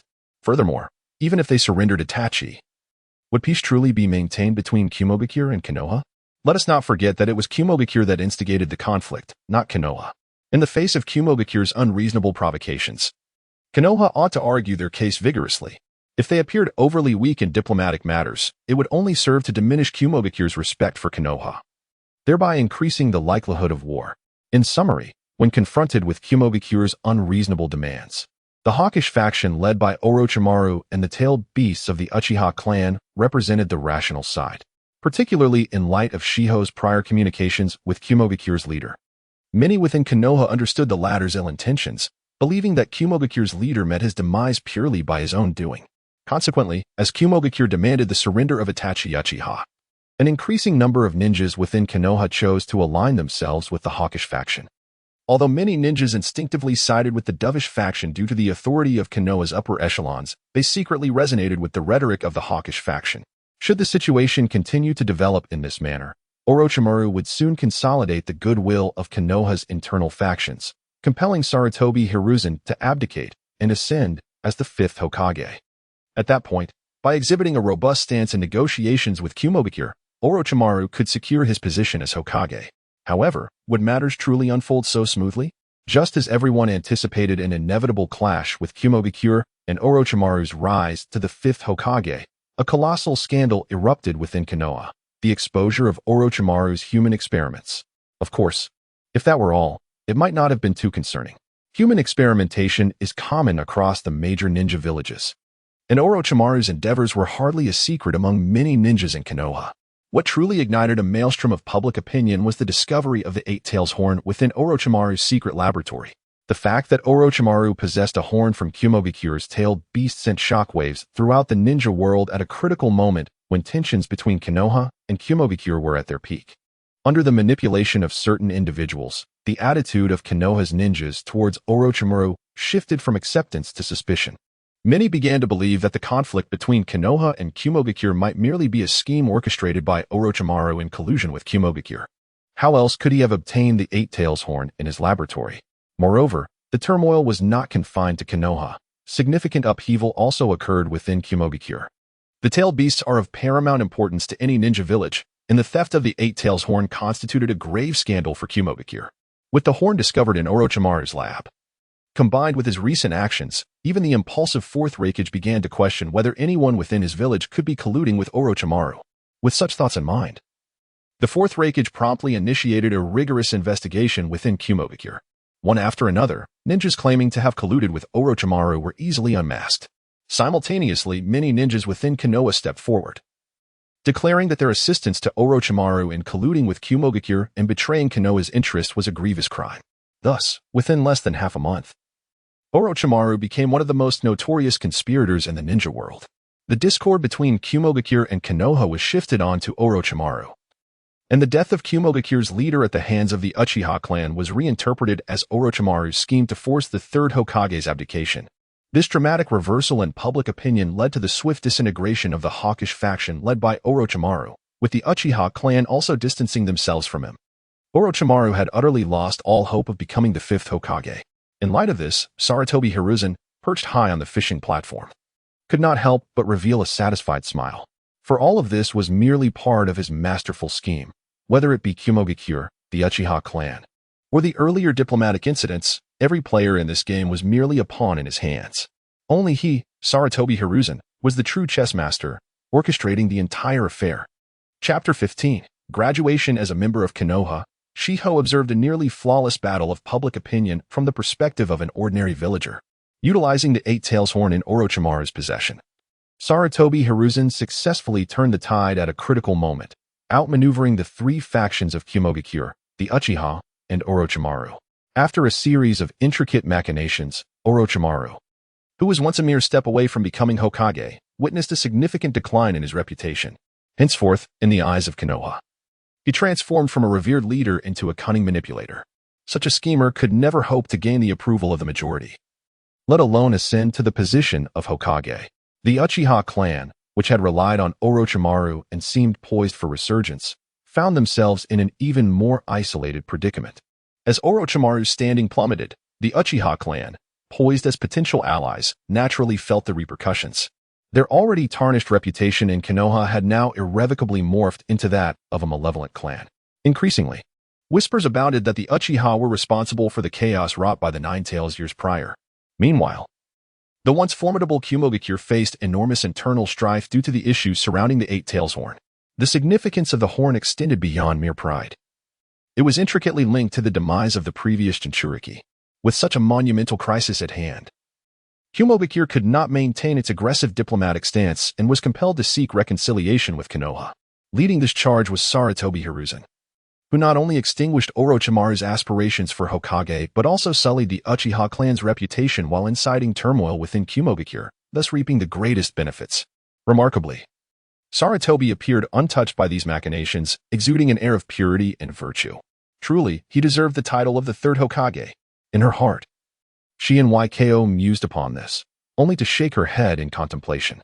For upon deeper reflection, she recognized that Sarutobi's stratagem, while seemingly brilliant, was ultimately a mere web of deceit that could lead to disastrous repercussions. It was one thing to deceive others, but it was an entirely different matter to think that Orochimaru, the very subject of this plot, would remain oblivious. The possibility of Orochimaru harboring a deep-seated animosity towards Sarutobi after being so cunningly outmaneuvered was all too likely. Additionally, as one of the 5 great shinobi villages, Kumogakure would eventually uncover the truth behind these events. Once the reality came to light, their attitude towards Sarutobi would undoubtedly sour. It was apparent that as long as Sarutobi remained in power, genuine strategic trust between Kumogakure and Konoha would be unattainable, with the specter of war looming ever closer. Although the Uchiha clan was, by nature, rather obtuse and unlikely to perceive the subtleties of this scheme, they would find their desperation amplified in the increasingly hostile environment within Konoha. Should they rashly choose to rebel, the absence of Orochimaru as a formidable ally would render the potential losses to Konoha unfathomable. Thus, the very Sarutobi who appeared to gain the most from these intrigues had inadvertently created 3 formidable adversaries for himself. In the grand scheme of things, both Konoha's diplomatic relations and internal dynamics had deteriorated due to Sarutobi's cunning. Ultimately, it could be said that age does not equate to wisdom. Had he simply appointed Orochimaru as Hokage, many of these tribulations could have been avoided. Yet, driven by personal ambitions, Sarutobi continued to erode the very foundations of Konoha. It was no wonder that, at the outset of the original tale, Konoha's strength appeared so feeble. These were the sins committed by Sarutobi. However, all of this was of little concern to Shihouin at present. As a minor participant in these events, she found herself among the beneficiaries. On one hand, as a psychologist, she had honed her exceptional skills through this incident. On the other, she had successfully carved out a certain notoriety for herself within Konoha. With her performance today and the popularity of the ramen shop, it was likely that upon graduating from the Ninja Academy, she would be assigned a commendable instructor, if not a special jonin, then certainly an elite chunin. Consequently, YKO's future in Konoha seemed bright. Reflecting on this, her spirits lifted considerably. Yet, she was well aware that her recent performance had been rather conspicuous. Thus, to avert unnecessary complications, she chose to live as an ordinary student, maintaining a routine lifestyle. As time flowed unbidden, 3 years slipped by. During this span, Konoha experienced numerous significant events. Foremost among them was Orochimaru's eventual departure as a rogue ninja, the very core of the Kumogakure incident. However, unlike the original account, Orochimaru, considering his ties with Itachi Uchiha, attempted to persuade the Uchiha clan to join him in his exodus. Yet, at that juncture, the Uchiha remained oblivious to Sarutobi's ruthlessness. They believed that, despite their differences with Konoha's leadership, it was merely a struggle for power, one that did not concern the majority of the clan. Even in defeat, the average Uchiha would likely be unaffected. Thus, with the welfare of their kin in mind, the Uchiha clan declined Orochimaru's invitation to defect. In response, Orochimaru merely smirked coldly, having already considered the Uchiha as lost causes. As the bridge of communication between Orochimaru and the Uchiha, Itachi found himself the target of much scrutiny following Orochimaru's defection. Yet, at this moment, Hokage Sarutobi displayed a rare magnanimity. Rather than making Itachi suffer for Orochimaru's betrayal, he defied the prevailing opinions and integrated Itachi into the Umbu. This course of action not only pacified the increasingly radical Uchiha clan, but also enhanced the image of Sarutobi Hiruzen in the eyes of Uchiha Itachi. However, this also led many in Konoha to believe that the Hokage was excessively lenient, allowing a potentially dangerous individual like Uchiha Itachi to join the Umbu. Only Shihouin Saki, who was aware of the original plot, understood that Sarutobi Hiruzen was merely sharpening his blade. By allowing Uchiha Itachi to join the Umbu, he intended to indoctrinate him, making Itachi willingly become a tool for the higher-ups of Konoha to eliminate the troublesome Uchiha clan altogether. Shortly after Itachi's induction into the Umbu, another formidable Uchiha, Uchiha Shihouin, encountered a predicament. One day, on his way to school, Yko heard that the esteemed Uchiha Shihouin had thrown himself into a river to end his life. The circumstances surrounding Shihouin's death ignited much speculation within Konoha. Some claimed that Itachi, envious of Shihouin's prowess, had murdered him. Others suggested that the higher-ups of Konoha perceived Shihouin as an obstacle and orchestrated his demise. Yet, there were those who believed that Shihouin had taken his own life, given the complex internal strife in Konoha at the time. However, Shihouin Saki knew the truth all too well. The higher-up Danzo feared Shihouin's Mangekyou Sharingan and had launched a surprise attack against him. After losing one of his Sharingan, Shihouin realized that his situation could escalate tensions between his clan and the village, prompting him to choose self-destruction. Before his passing, he entrusted his remaining Sharingan to his dear friend, Uchiha Itachi, who subsequently awakened his Mangekyou Sharingan, thereby ascending to the ranks of a shadow-level powerhouse. In summary, under the scheming of Sarutobi Hiruzen and the higher-ups of Konoha, the Uchiha clan's situation grew increasingly precarious. It can be said that despite Shihouin Saki's influence, the Uchiha clan's fate would not significantly differ from the original narrative. Amidst this turmoil, Saki spent her student years in Konoha. Now, 3 years later, she was 12 years old and about to face her graduation examination. The system page displayed her abilities as follows: name, Shihouin Saki, gender, female, age, 12 abilities, ninjutsu, 3 taijutsu, 3 genjutsu, 5 intelligence, 6 strength, 3 speed, 3 precision, 3 seals, for total 30 abilities. 1. Path of the Divine, Dreamer Path, rank 7 psychologist, adaptability, 95. 2. Chakra, limited 3. Culinary skills, proficient. Specializes in ramen overall evaluation. Jinin. Due to the necessity of staying under the radar, Yko had not taken any significant actions in the past 3 years, resulting in a steady yet modest improvement in her abilities. While her statistics showed progress, the overall enhancement was not remarkable. At that moment, her overall strength was comparable to that of the 12 rookie Jinin during the CH9 exams, perhaps slightly surpassing Haruno Sakura and Yamanaka Ino. Admittedly, this level of capability was not particularly outstanding among the 12 rookie Jinin, but was quite impressive among her peers. At least, based on Yko's observations. There were no graduates in her cohort, aside from the prodigious Uchiha Itachi, who surpassed her abilities. Over the past 3 years, Yko had gradually begun to showcase her prowess, creating an impression that her physical development was enhancing her overall capabilities. However, she approached this revelation with caution. Even her closest friends and homeroom teacher believed her abilities were on par with the best of her age group, entirely unaware that Yko had already risen to the 2nd rank of her grade. This cautious demeanor meant that even though she had connections with numerous ninjas through the Ichiraka ramen shop, her adaptation to extraordinary abilities progressed slowly. After 3 years, She had not advanced in rank and remained a rank 7 psychologist, still needing that crucial final push to elevate to rank 6. In summary, YKO's current strength was insufficient for her to ensure her safety within Konoha. However, due to the overly intricate internal environment of Konoha, she refrained from taking any significant actions. Thus, any further enhancement of her abilities would have to wait until after graduation when she would undertake various missions. With such anticipation for the future, YKO was poised to commence her graduation. Unlike the original narrative where Naruto only had to perform a shadow clone technique for his graduation exam, the formal graduation assessment was quite comprehensive. It included rigorous competitions, wilderness survival exercises, combat skill evaluations, disguise technique assessments, and the fundamental application of body flicker techniques, among others. In essence, the graduation exam for the Ninja Academy served as a thorough evaluation of the students' overall capabilities.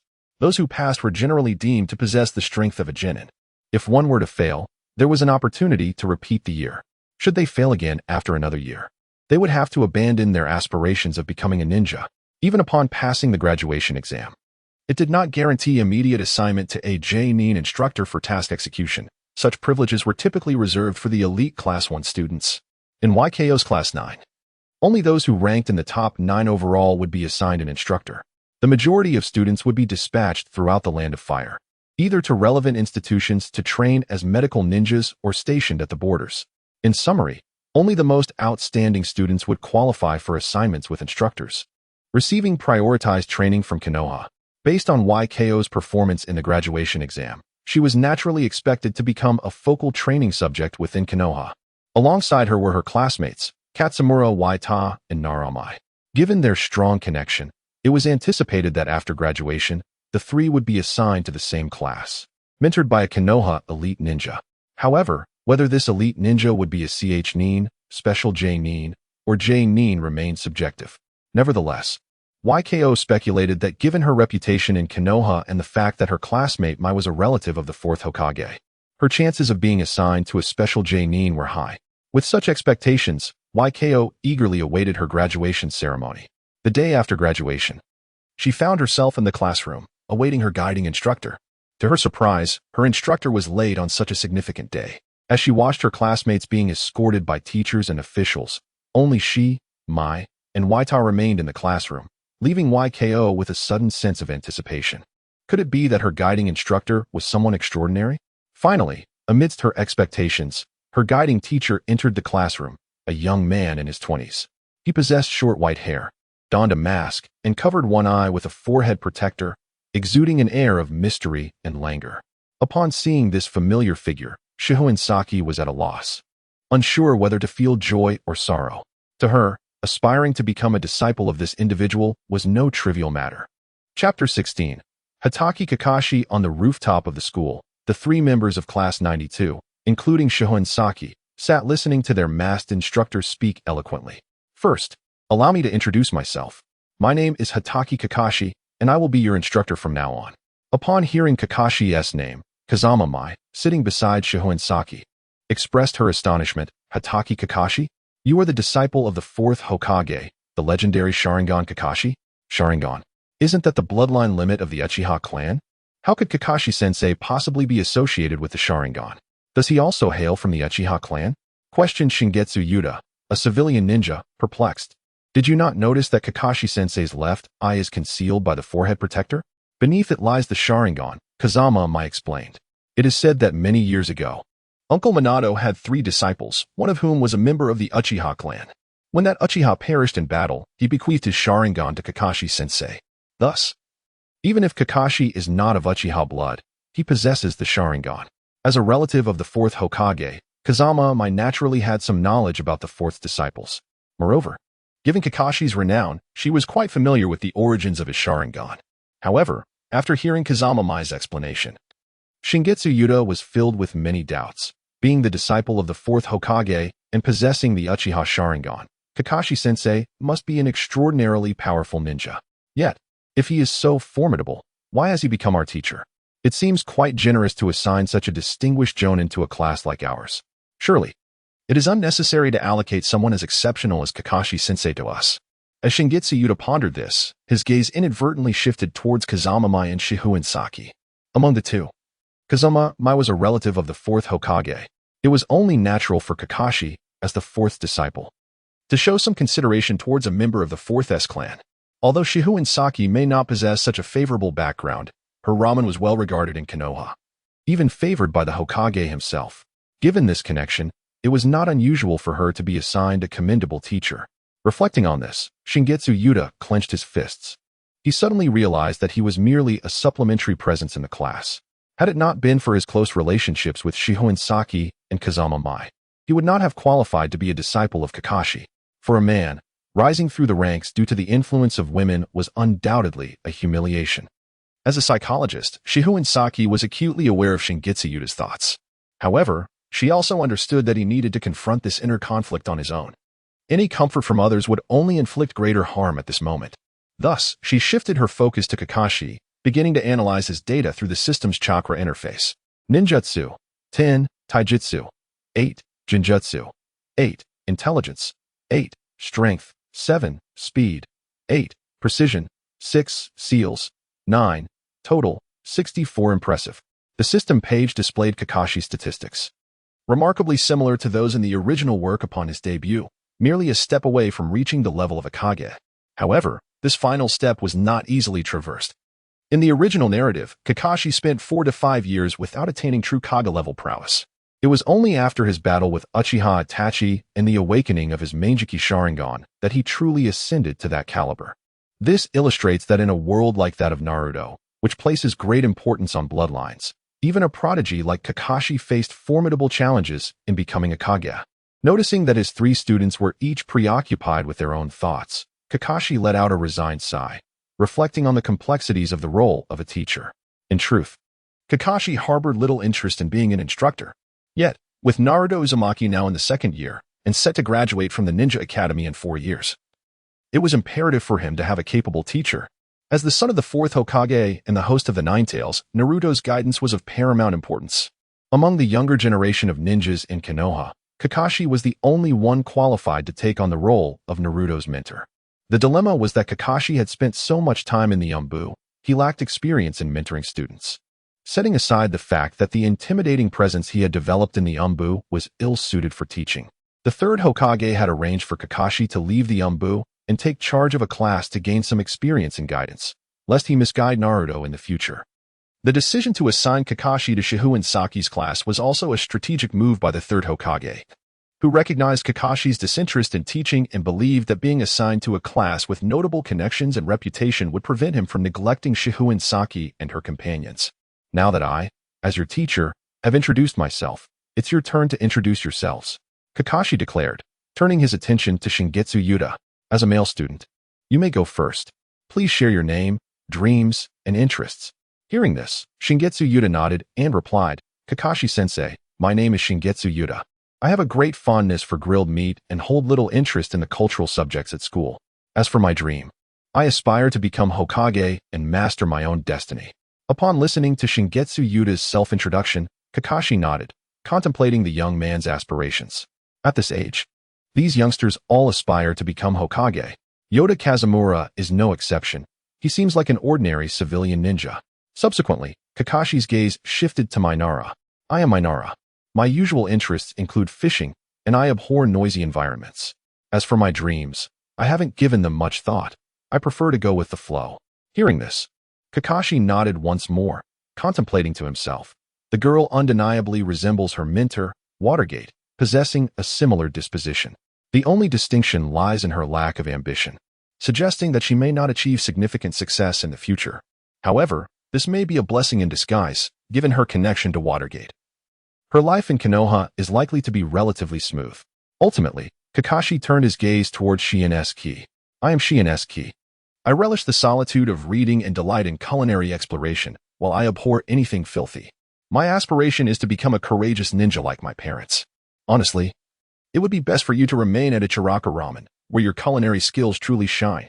Upon hearing the introductions of the 3, Kakashi gained a preliminary understanding of his students. Though none stood out as exceptional in his eyes, they were not insufferable troublemakers, which offered him a modicum of solace. However, this slight comfort was insufficient to compel Kakashi to accept them as disciples. Thus, After the introductions, Kakashi stated, "All right, that concludes our self-introductions. Now, I shall inform you about the task you will undertake tomorrow." Task? Upon hearing this term, Shingamura Waita and Namikaze exchanged puzzled looks, while Ski felt a tightening in her chest. The task is a survival exercise. A survival exercise? Isn't that a task? Waita questioned, confused. It can be described as both an exercise and a task, but fundamentally, it is an assessment. An assessment? You must understand that the number of J-nin in the village is finite, even among the elite of Class 1. The majority of graduates may not necessarily become disciples of a J-nin. As you hail from Class 9, your path to becoming a J-nin's disciple is even more arduous. Therefore, I need to evaluate your qualities as ninjas through this exercise. As he spoke, an aura emanated from Kakashi, reminiscent of his time in the Umbu, making it difficult for Ski and her companions to lift their heads. If you can succeed in the exercise, you may earn my recognition as a disciple. However, should you disappoint me with your performance, you will find yourselves relegated to border duty like other students or forced to repeat a year at the academy. With that, Kakashi offered no further explanation, turning away as he declared, "All right, see you at the exercise site tomorrow. Do not forget to bring ample ninja tools. Without the resolve to defeat me, you cannot hope to pass this exercise." "How can this be?" Mai expressed her dissatisfaction as she watched Kakashi's retreating figure. "Having already passed the graduation exam, we must undergo another assessment." Waita, resolute, vowed to persevere through the exercise, even if it cost him dearly. Ski, too, furrowed her brow at Kakashi's departing back. She was acutely aware of the specifics of the survival exercise, which essentially involved 3 individuals competing for 2 bells. However, the true challenge of this survival test lay not in seizing the bells, but in the criteria for passing. Under normal circumstances, it would be improbable for Ski and her peers to acquire the bells. Their success hinged solely on Kakashi's disposition. In the original narrative, Kakashi had no students prior to Team 7, not due to their inability to collaborate, but because he had no desire to take on disciples. The notion of teamwork was merely a facade for Kakashi's reluctance to accept students. His eventual acceptance of Naruto and Sasuke was predestined, regardless of their performance. Thus, the crux of the survival exercise was never about seizing the bells. Rather, it revolved around how the 3 could earn Kakashi's approval. But how could they attain Kakashi's recognition? With this question in mind, Ski fell into contemplation. The following morning, Ski arrived punctually at the exercise site, shortly followed by Mai and Waita. Upon their arrival, Ski addressed her companions. "Waita, Mai, Kakashi-sensei is one of Konoha's most elite J-nin, and such ninjas do not take on disciples lightly. Therefore, we can expect today's survival exercise to be exceedingly challenging." Mai concurred. "Indeed, we should utilize the time before Kakashi-sensei arrives to set up some traps around us. Although these traps may seem insignificant before Kakashi-sensei, they may afford us a fighting chance." Waita, hearing their conversation, queried, "What do you think Kakashi-sensei will use to assess us? Since this is a survival exercise, will we truly be left to fend for ourselves in the wild?" "Impossible." Mai shook her head. "The area we occupy is not vast. A few steps will bring us to the village streets. Conducting a survival exercise here would be absurd. If it's not merely a survival exercise, could it be a practical combat drill?" Waita speculated. "That is possible." Ski nodded in agreement. The prospect of a practical combat drill caused even the normally placid Mai to frown. What a joke. With our abilities, how could we possibly contend with Kakashi? Who possesses the Sharingan? This survival exercise seems doomed from the start. Yet Ski countered, "Not necessarily." Among the trio, Ski was the most academically gifted. So when faced with challenges, Waita and Mai instinctively heeded her insights. She continued, "Since it is an exercise assessment, there must be a chance to succeed. If there were no possibility of passing, Kakashi-sensei would have no need to waste his time and could simply decline to take on the role of instructor. In essence, if Kakashi indeed engaged them in a practical exercise, the criteria for assessment could not merely rest on the outcome of combat. Beyond raw strength, Kakashi likely intended to evaluate their other qualities as ninjas through this exercise. Other qualities? As Ski's guiding words sunk in, Mai pondered aloud. Could it be teamwork? That is possible. Waita nodded. During our time at the Ninja Academy, our instructors emphasized the importance of teamwork for ninjas. In subsequent drills, teamwork remained a focal point for evaluation. Even if Kakashi-sensei is a J-nin, he would likely emphasize teamwork. In truth, aside from teamwork, Other aspects could also serve as focal points for Kakashi's assessment, as key added, such as the ability to gather and analyze intelligence, skills in stealth and concealment on the battlefield, and proficiency in setting traps and mechanisms. In summary, we must showcase our utmost capabilities during the survival exercise. Only then can we hope to gain Kakashi-sensei's approval and become his disciples. Chapter 17. Seizing the Bells, leveraging her exceptional intellect. Saki successfully made her teammates aware of the assessment's focal points for the survival exercise. The trio then busied themselves with various preparations at the exercise site while awaiting Kakashi Hitaki's arrival. They waited for over 3 hours. Good morning, everyone. Good morning, my foot. As the sun ascended nearly to its zenith, the sole male among the trio, Katsumura Yoda, expressed his dissatisfaction with an exasperated shout. Kakashi-sensei, it is nearly noon. Not only Katsumura Yoda, but also Namikaze murmured, it was you who made us arrive early at this training ground. Yet you yourself are late. Indeed, indeed. Echoed Shihouin Saki in agreement. However, Kakashi remained unfazed by their complaints. He retrieved a clock from his pocket, setting it for 1 hour later, at noon. Then, he produced 2 bells and addressed the 3 before him. This survival exercise is quite straightforward. If any one of you manages to seize a bell, you will have passed this exercise. However, should you fail to procure one before noon, you will return to the academy to retake the course. A word of caution, the means by which you seize the bells are not restricted. You must possess the resolve to eliminate me. Upon realizing that this survival exercise was genuinely a matter of life and death, the trio felt an immense pressure. Unlike the original Naruto, they understood the terrifying disparity in strength between Jounin and Jinin. It was not merely about snatching a bell. Even if Kakashi stood there motionless, they might not even touch a single hair on his head. Hearing Kakashi declare that the exercise was limited to 1 hour, with failure resulting in a return to the academy, Shihouin Saki inwardly cursed him for his bias, as the original Naruto had 2 chances to seize the bells. In stark contrast, Kakashi had not even brought lunch, indicating a dismissive attitude compared to the original narrative.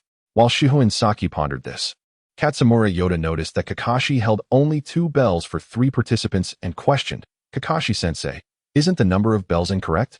There are 3 of us. Yet you only have 2. Before Yoda could finish, Kakashi's expression turned cold, and he spoke with a serious tone. The number of bells is correct. For I never intended for all of you to succeed. What? Katsumura Yoda was visibly taken aback, and Namikaze added, so even if we manage to grab both bells, one of us is still destined for elimination? How is that fair? Yoda protested. Reality is inherently unfair. Kakashi retorted indifferently. Being a ninja is a brutal vocation, and every mission carries the potential for sacrifice. Especially in times of war, many missions require significant sacrifices to be accomplished. As ninjas of Konoha, should we merely refuse to make sacrifices due to a sense of unfairness? As he spoke, Kakashi jangled the 2 bells in his hand, continuing. These 2 bells before you are but a rehearsal for future missions, compared to the sacrifices of life. What you are required to sacrifice now is merely an opportunity to become a ninja. If you lack even this awareness, then you are wholly unworthy of being ninjas. Upon hearing Kakashi's explanation, Katsumura Yoda and Namikaze comprehended the brutality of this survival exercise. Particularly Yoda, who was eager to prove himself, tightened his grip at the sight of the 2 bells in Kakashi's hand. Only Shihouin Saki, relying on her knowledge of the original narrative and her extraordinary observational skills, realized Kakashi was merely posturing. For, based on her understanding of him, he did not genuinely subscribe to such a sacrificial ideology. After all, Kakashi's father, the White Fang of Konoha, was the type to forego a mission for the sake of his comrades. Furthermore, Kakashi's dear friend, Uchiha Bito, had once proclaimed that those who abandoned their friends were even worse than trash. Influenced by these 2, Kakashi would naturally not endorse the notion of blind sacrifice for the sake of a mission. Thus, Kakashi's incessant talk of sacrifice was a test to see if anyone among the trio would, like Kakashi's father and Obito, prioritize their comrades over the mission. Should someone exhibit such loyalty, Kakashi might accept Shihouin Saki and her companions as his pupils. Conversely, if none did, even if Shihouin Saki and the others managed to seize the bells, they would still fail the exercise. Realizing this, Shihouin Saki advised her teammates, the number of bells is not our primary concern. Rather, our foremost objective is to seize a bell. We are facing one of Konoha's elite jounin. Even if we exert ourselves to the utmost, we may not succeed in taking anything from him. If we quarrel over the number of bells without having even secured one, we would be entirely unworthy of being ninjas. Upon hearing Shihouin Saki's reminder, Namikaze Mai and Katsumura Yoda snapped back to attention. Indeed, the most crucial task at hand was to work together to seize a bell. If they could not even secure a bell, engaging in infighting over their numbers would render them incapable of passing this survival exercise. With this realization, the agitation within Yoda and Mai swiftly subsided. Then, Shihouin Saki turned to her teammates and said, Mai, among us, you possess the swiftest speed. So I entrust the task of seizing the bell to you. Yoda, your taijutsu is the strongest among us. You will be responsible for directly confronting Kakashi-sensei. As for me, I shall set traps from a distance to launch our attacks. As the most strategic thinker of the trio, Shihouin Saki's tactical arrangement appeared simple yet was intricately devised. She recognized that Yoda was the most fervent about passing the exercise, hence assigning him the task of directly confronting Kakashi, allowing him the chance to snatch the bells. Since Yoda harbored feelings for Mai, he would likely harbor no resentment if she were to seize the bells. In fact, his greatest desire was to pass this survival exercise alongside Mai. Meanwhile, the task of ranged attacks, positioned farthest from the bells, was assigned to Shihouin Saki herself. She understood that the essence of this assessment was not merely the bells, but rather the emphasis on teamwork and sacrifice. As long as she garnered Kakashi's approval through her performance in this exercise, she too could pass. After finalizing her plan, Shihouin Saki encouraged her teammates. This is merely a survival exercise. Kakashi-sensei may not exert his full strength. If we collaborate effectively, we certainly have a chance at seizing the bells. Motivated by Shihouin Saki's encouragement, Katsumura Yoda and Namikaze Mai regained their spirits. Kakashi, observing Shihouin Saki's composure and analytical prowess amidst the tension, regarded her with newfound appreciation. The girl known as Shihouin Saki is not merely skilled in the culinary arts. Contemplating thus, Kakashi fastened the bells to his waist and addressed the three individuals before him. Since everything is arranged, let the challenge commence. Upon hearing this, Konoha's Waita swiftly unsheathed his kunai and charged at Kakashi. His taijutsu was commendable, with strength and speed that set him apart among his peers. The kunai in his grasp glinted in the sunlight as it aimed directly for Kakashi's heart. Observing this, Kakashi nodded slightly, thinking, indeed, you are fighting with a determination to perish. However, regrettably, your abilities are still rather unripe. In the face of Waita's onslaught, Kakashi regarded him with disdain. With a mere flick of his right hand, he struck Waita's wrist, causing his arm to tingle and forcing him to relinquish the kunai. Unperturbed, Waita swiftly pivoted, delivering a kick towards Kakashi's waist. Yet, as if foreseeing the move, Kakashi's right hand met Waita's chest before his foot could even graze Kakashi's form, sending him hurtling through the air. Cursed be this fate. After being so easily repelled, Waita was engulfed by a sense of frustration.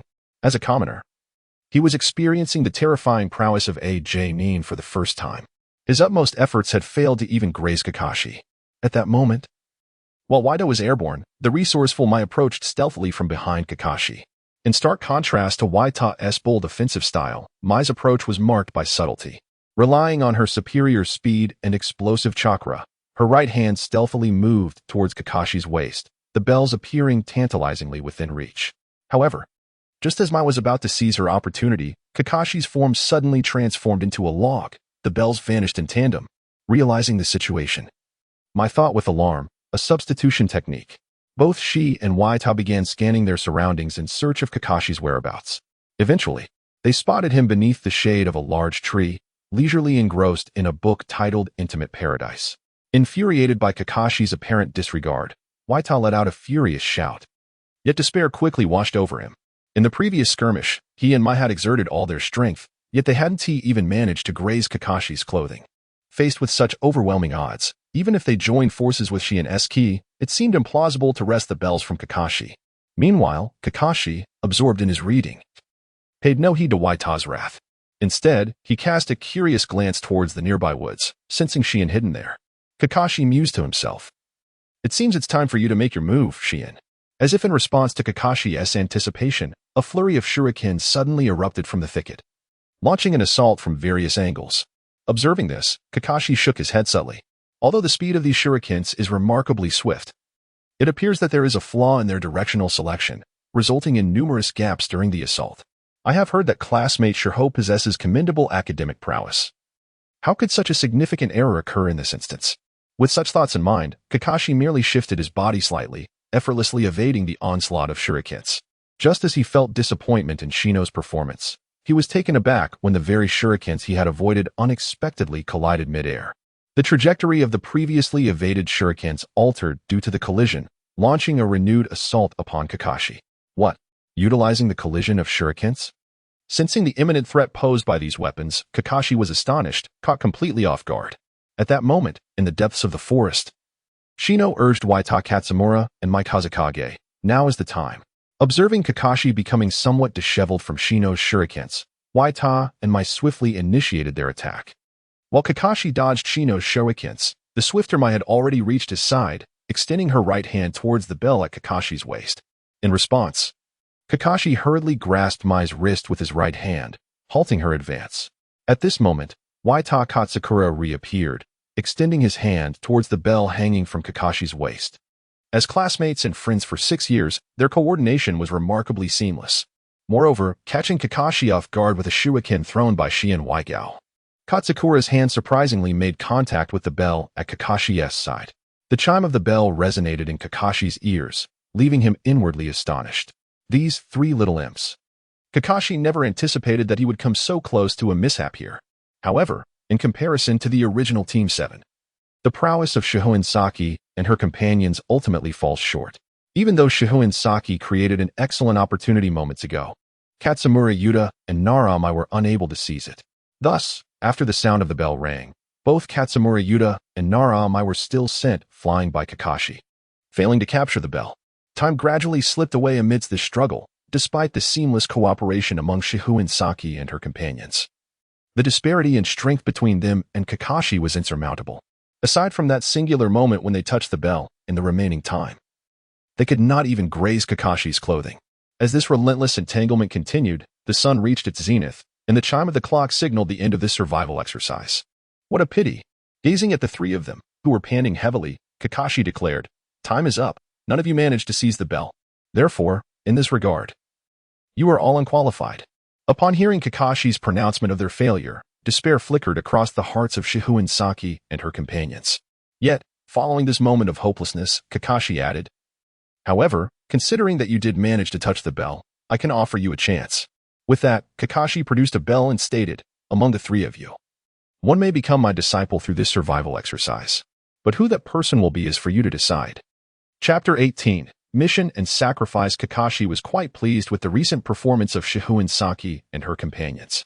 At the very least, their cooperation during the battle was harmonious, unlike the original Team 7, who fought independently. Moreover, Shihouin Saki's qualities were evidently superior to those of the other 2. Thus, even though they did not capture the bell, Kakashi still chose to grant them an opportunity. Consequently, Shihouin Saki watched as Kakashi handed the bell to Katsumura Yuta. Katsumura Yuta was taken aback to see Kakashi entrust the bell to him. It was clear to any discerning observer that Shihouin Saki had performed best in this survival exercise. She was the one who emphasized the exercise's critical elements at a pivotal moment, guiding the 3 of them to unite in their battle against Kakashi. Furthermore, during the skirmish, Shihouin Saki's performance was unparalleled. Kakashi's sole misstep throughout the exercise was due to her efforts. Logically, the bell should have been awarded to Shihouin Saki. Yet, the curious matter was that Kakashi chose to give it to him, a humble ninja of modest ability and unremarkable performance. As he felt the bell in his hand, Katsumura Yuta instinctively wanted to grasp it tightly. For someone of his humble origins, this might be his only chance to alter his destiny. However, just as he entertained this thought, his rational mind began to caution him. This survival exercise is undeniably more complex than it appears. As a mere civilian-born ninja, gaining the favor of my teacher under poor performance is utterly impossible. The fact that Kakashi-sensei entrusted the bell to me must be a test of my character. Accepting the bell would likely lead to my own elimination. After much deliberation and inner turmoil, Katsura Yuta extended his right hand and presented the bell to Shihouin Saki. Throughout this exercise, Saki had demonstrated exceptional prowess. The opportunity to succeed should be granted to her. Witnessing Yoda's internal conflict culminate in his decision to relinquish the bell, Kakashi nodded approvingly. Following suit, Kazekage Mai remarked, "Saki's performance during this exercise has been exemplary. She is indeed deserving of being Kakashi-sensei's disciple." In that moment, Saki grasped the small bell, giving it a gentle shake that produced a series of melodious chimes. A smile graced her lips, yet in a sudden motion, she clenched her fist. "Saki, what are you doing?" Yoda's heart sank at the sight of the bell, an emblem of opportunity and hope, being destroyed by Saki.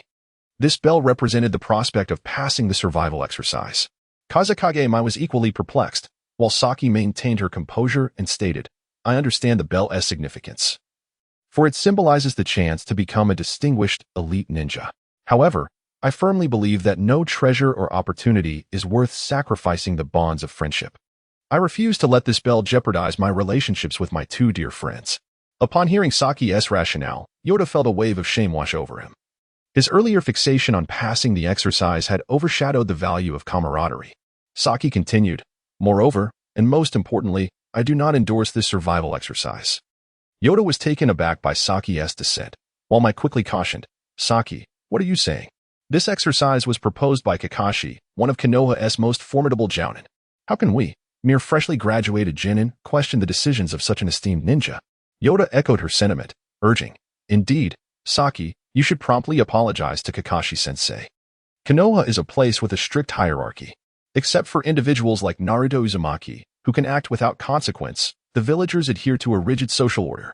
Those who dare challenge this hierarchy risk severe repercussions. Thus, for Yoda and Mai, Saki's defiance of a jounin was unfathomable. As soon as Yoda and Mai's words escaped their lips, Kakashi's demeanor darkened, his gaze icy as he directed his attention to Saki. What did you just say? I said, I do not endorse this survival exercise. Saki replied with equal seriousness. I acknowledge that ninjas must possess a spirit of sacrifice. Yet I adamantly believe that a ninja should never abandon their comrades to fulfill a mission. This exercise, while ostensibly a competition for 2 bells among 3 individuals, fundamentally encourages us to forsake our most essential companions for the chance to become ninjas. As genin, we can only seize the bells through collaboration. However, with only 2 bells available, one must inevitably choose to sacrifice themselves for the others to succeed. Frankly, an exercise that necessitates the sacrifice of a companion for success is utterly deplorable. Therefore, I would rather destroy this bell than rely on the sacrifice of my friends to become a ninja. Kakashi's expression grew increasingly forbidding upon hearing Saki's rebuttal. He cast a cold glance her way before addressing Yoda and Mai. What about you? Do you also find this exercise to be objectionable? Feeling the weight of Kakashi's presence, both Yoda and Mai trembled. Yet, recalling that the bell had been destroyed and inspired by Saki's conviction, they cautiously nodded. We too believe that this survival exercise is not entirely reasonable. Good, very good. Upon recognizing that the 3 of them rejected the exercise, Kakashi's aura intensified. In that case, I will now announce the results of this survival exercise. As the tension in the air thickened, Kakashi solemnly declared, You 3 have all passed. What? Yoda and Mai were momentarily taken aback, struggling to comprehend Kakashi's proclamation. It took a brief moment for them to realize he had declared that all 3 had successfully passed the survival exercise. Although Saki had anticipated this outcome, she finally exhaled in relief, thinking, I gambled correctly. Wait, Kakashi-sensei, what is the meaning of this? Yoda, regaining his composure, asked in confusion. Did we not fail to acquire the bell? Why have we all passed the exercise? At this point, Kakashi no longer sought to intimidate them. Instead, he smiled and explained, from the outset, this exercise was not about seizing the bell. It was an evaluation of your teamwork. The reason for having 3 individuals contest for 2 bells was to create division, testing whether you truly regard one another as partners. So, does that imply our previous performance during the exercise qualifies us? Mai questioned, puzzled. If so, why did you introduce the bell at the end? Was that not superfluous? Indeed. Under normal circumstances, your performance would have been deemed commendable, Kakashi affirmed with a nod. However, regrettably, you encountered me as your instructor. To be candid, I did not wish to take on the role of a teacher, as it is rather burdensome. I would much prefer to indulge in some leisure time. The trio exchanged glances filled with disdain at Kakashi's candid admission of disinterest in teaching, yet he remained oblivious as he continued. Nevertheless, I must acknowledge your commendable display during the earlier combat, which prompted me to offer you this final test, to see if you would forsake friendship for a mere bell. The outcome has revealed that you all value companionship above the bell, thus you are indeed worthy of becoming my students. So that was the rationale? Upon hearing Kakashi's explanation, Yoda felt a sense of relief. Thankfully, he had taken a risk by giving the bell to Saki. Otherwise, he would have been in dire straits. In conclusion, since you have passed my test, Class 92 is officially established. In the future, I shall serve as your guiding instructor, assisting you in swiftly becoming proficient ninjas, and I hope for your guidance in return. How delightful.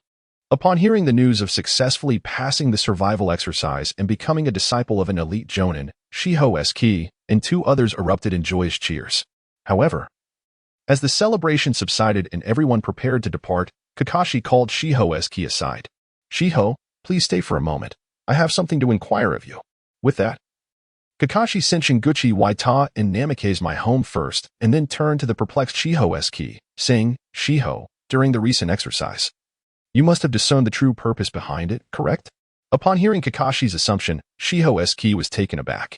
As a psychologist, her skills and performance were exceptionally refined, leaving her baffled as to where she had revealed a flaw. Noticing the surprise in her eyes, Kakashi nodded. "Indeed, Shiho, while I have recognized your exceptional talent, I did not expect that you would almost deceive even me. Frankly, had it not been for a genius I encountered, I might have remained oblivious to your ruse." Upon hearing Kakashi refer to a genius, Shihouin Saki immediately grasped the truth. "Kakashi-sensei, you are comparing me to Uchiha Itachi, aren't you?" Kakashi affirmed, "Precisely. Your shuriken-throwing technique during the battle reminded me of Uchiha Itachi, coupled with your performance in other aspects. It led me to believe that you possess a genius comparable to Itachi in certain respects. Naturally, someone of your caliber should be able to perceive the essence of the survival exercise. My judgment proved correct." Kakashi continued, "It is for this reason that I chose to retain you, as I am aware that your previous statements may not reflect your true sentiments." At this juncture, Shihouin Saki finally understood Kakashi's true intent. "Kakashi-sensei, you wish to ascertain my genuine attitude towards comrades and missions, am I right?"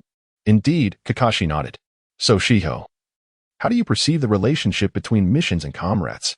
In a critical moment, would you choose to abandon your companions to fulfill a mission? As your teacher, I hope you will speak honestly with me this time." After a moment of contemplation, Shihouin Saki replied, "I believe this matter should be discussed on a case-by-case basis." "On a case-by-case basis?" She elaborated, "If the mission bears no relation to the village, I would certainly not abandon my comrades, no matter how crucial the mission may be. I would never sacrifice important individuals for the sake of those who are inconsequential.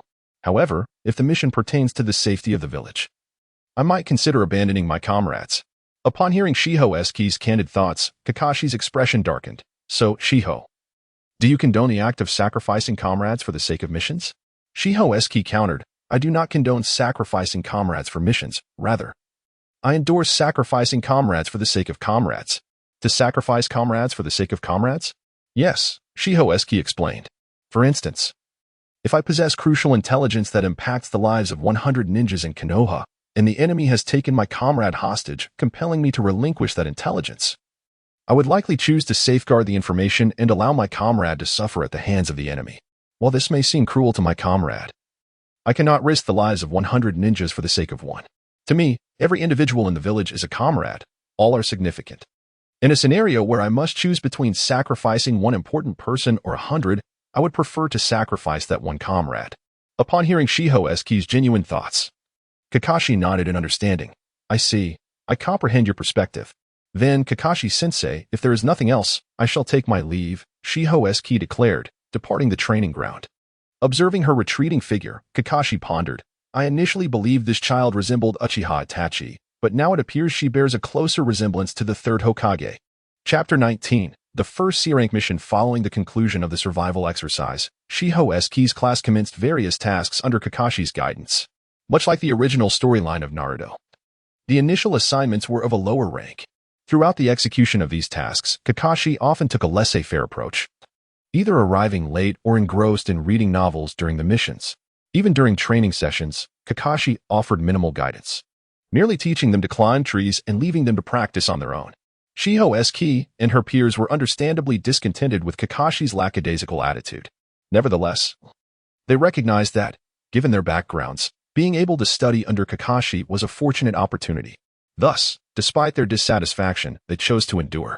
Time passed gradually during these simple task-oriented days, and before they realized it, another month had slipped by. In the past month, Shihouin Saki and others have undertaken approximately 10 D-rank missions, gaining a measure of experience, leveraging the opportunities presented by survival exercises and task execution. Shihouin Saki has transcended the limitations of her extraordinary abilities, ascending from a Sequence 7 psychologist to a Sequence 6 hypnotist. Following this elevation, she immediately felt a significant enhancement in her physical capabilities. In comparison to the path of a Dreamweaver, advancing to Sequence 6 represents a profound transformation for Shihouin Saki. At the moment of her promotion, she sensed an explosive surge in her chakra, accompanied by remarkable increases in both speed and strength. At this juncture, the system interface displayed Shihouin Saki's statistics as follows: Ninjutsu, for Taijutsu, 3 Jinjutsu, 6 Wisdom, 6 Power, 5 Speed, 5 Spirit, for Seals, for total, 37 with a total ability value of 37. Her statistics are notably impressive, comparable to those of Uchiha Sasuke during the Chunin exams in the original narrative, who also achieved a total of 37. This signifies that, following her elevation, Shihouin Saki is now qualified to participate in the Chunin exams, with a substantial likelihood of success. Furthermore, her advancement has not only enhanced her abilities, but she has also mastered several ninjutsu techniques commensurate with Sequence 6. Among the various ninjutsu techniques, the Dragon Scale technique enables its user to harness chakra to form a protective layer of scales upon their skin, significantly mitigating damage. Though it does not grant immunity against shurikens, it undoubtedly provides Shihouin Saki with a considerable advantage in close combat. Additionally, the psychological illusion of suggestion, an evolved ninjutsu born from the capabilities of a Sequence 6 psychologist, allows the caster to hypnotize other ninjas, subtly influencing their subconscious to follow the caster's directives, compelling them to act contrary to their true will. Naturally, the effectiveness of this technique diminishes with the strength and chakra reserves of the target. For instance, should Shihouin Saki attempt to employ this illusion on Kakashi, the likelihood of success would be virtually non-existent. Beyond these two abilities, Shihouin Saki has also acquired a technique known as psychological invisibility. This illusion diminishes her presence within the awareness of others, creating an effect akin to invisibility, where she may stand right before them yet remain completely undetected. However, this disappearance merely reduces her presence. She does not truly vanish. Consequently, this form of invisibility cannot deceive those adept in ocular techniques or proficient sensory ninjas, and any interaction with her surroundings could potentially nullify the effect, exposing her to her foes. In summary, the enhancement of her abilities has granted Shihouin Saki a level of strength comparable to that of a Chunin. She is no longer the insignificant weakling she once was, possessing a modicum of self-preservation in this ninja world. Nevertheless, despite her newfound prowess, she chooses to remain in the shadows, recognizing that in Konohagakure, those who stand out often face dire consequences. For now, her priority is to associate with Kakashi, leveraging his connections and experience, biding her time until the moment she can soar to greatness. However, while Saki wishes to remain hidden, Kakashi feels compelled to take action. Witnessing his student diligently complete 10 mundane D-rank missions in a month, he reflects on his own lethargy as a minor. After considerable internal deliberation, he ultimately requests a C-rank mission from the village. At last, they are to undertake a higher-level task.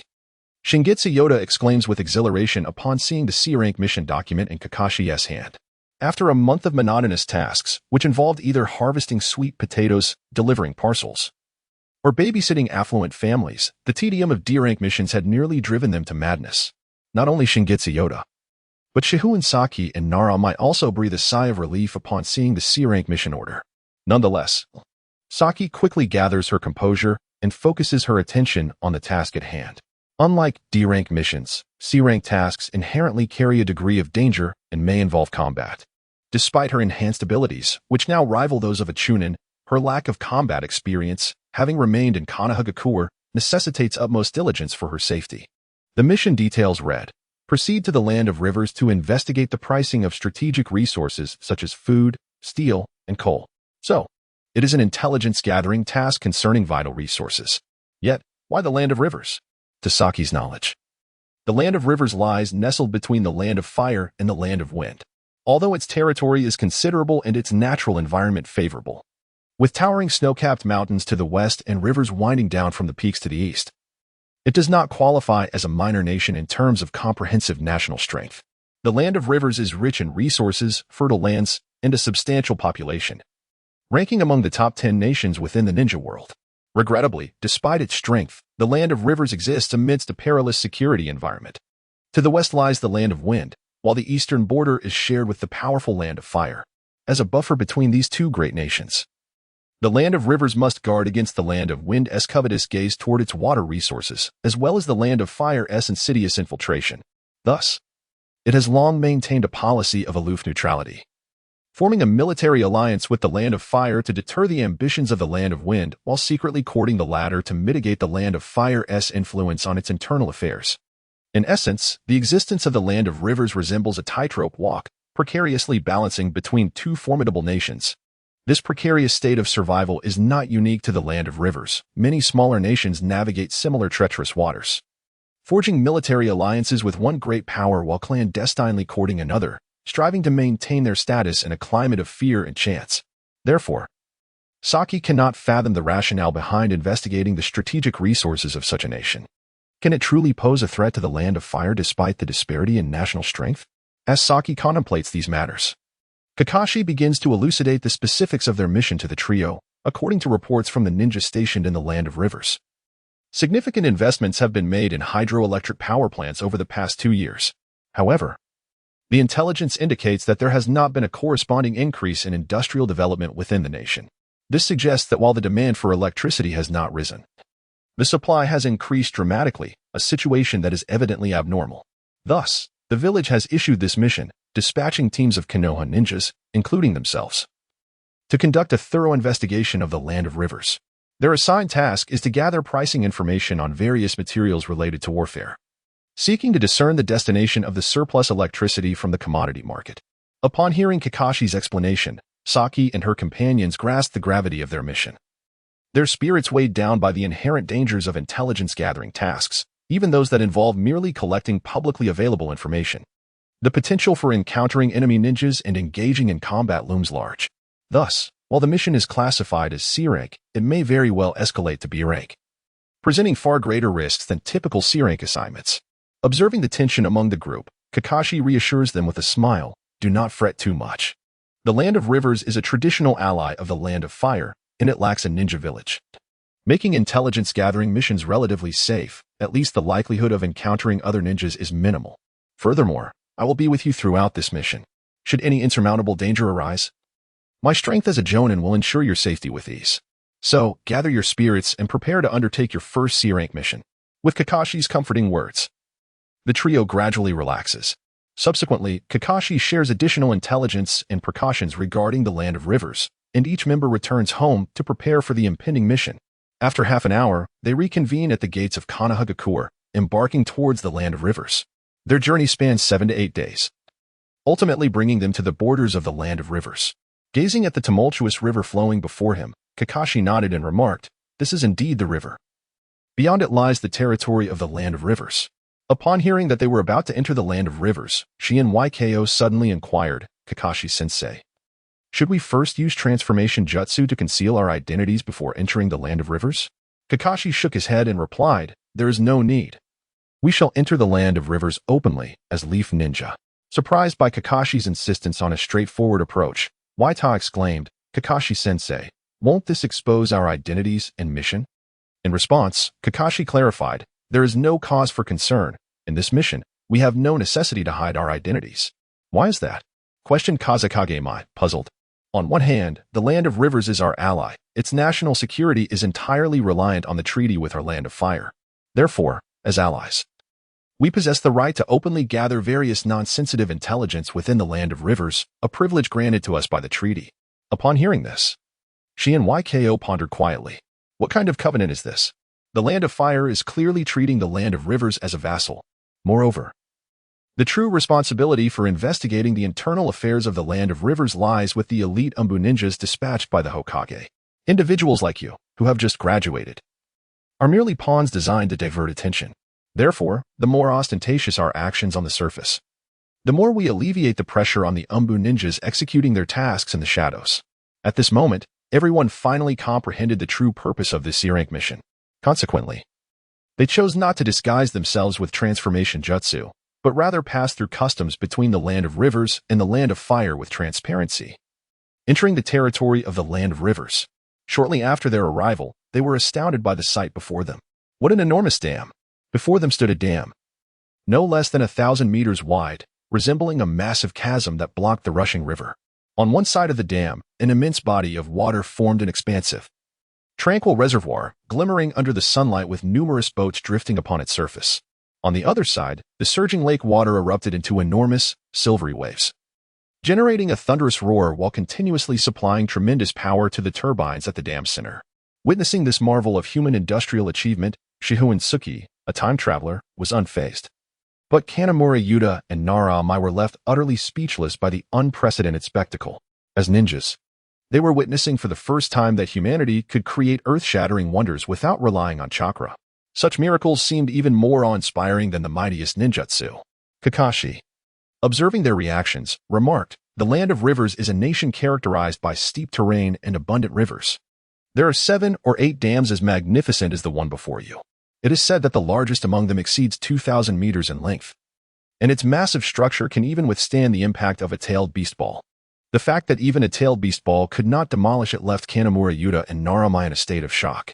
Meanwhile, Shihouin Saki interjected, "Kakashi-sensei, you previously mentioned that the reason for our mission is the extensive construction of hydropower plants in the land of rivers. Are these dams what you were referring to?" Kakashi nodded affirmatively. Shihouin Saki continued, "A single dam like this can supply power to an entire city. Now that the land of rivers has constructed numerous dams in a short span, the resultant increase in electrical energy is staggering. Such immense energy output may even rival that of the tailed beasts. What, then, does the land of rivers intend to do with this power?" Chapter 20. Technology and uranium mines. The dams of the land of rivers left Kanamura Yuta and Naruto, natives of Konohagakure, utterly astonished. And the same held true for Shihouin Saki. It was due to the sight of the dam that Shihouin Saki suddenly realized that the world of Naruto was not a technologically backward primitive society. In this world, there were televisions, radios, computers, and even life cloning technology that surpassed that of the real world. The technological level of the Naruto world was by no means inferior to that of reality, thus enabling the construction of various large-scale hydraulic facilities. After all, the technology required for such constructions aligns with the advancements of the Second Industrial Revolution. Such construction techniques are hardly remarkable, whether in the real world or the Naruto universe. Yet, it was precisely this realization that filled Shihouin Saki with trepidation regarding the actions of the land of rivers. Possessing a degree of scientific understanding, she had begun to infer the reasons behind the construction of numerous dams. After all, throughout human history, only a handful of projects could consume such vast quantities of electricity. Thus, as they traversed the diverse hydraulic facilities within the land of rivers, Shihouin Saki and her companions found themselves repeatedly astonished by the nation's infrastructural capabilities. Eventually, amidst their astonishment, they arrived at a small town in the eastern part of the land of rivers.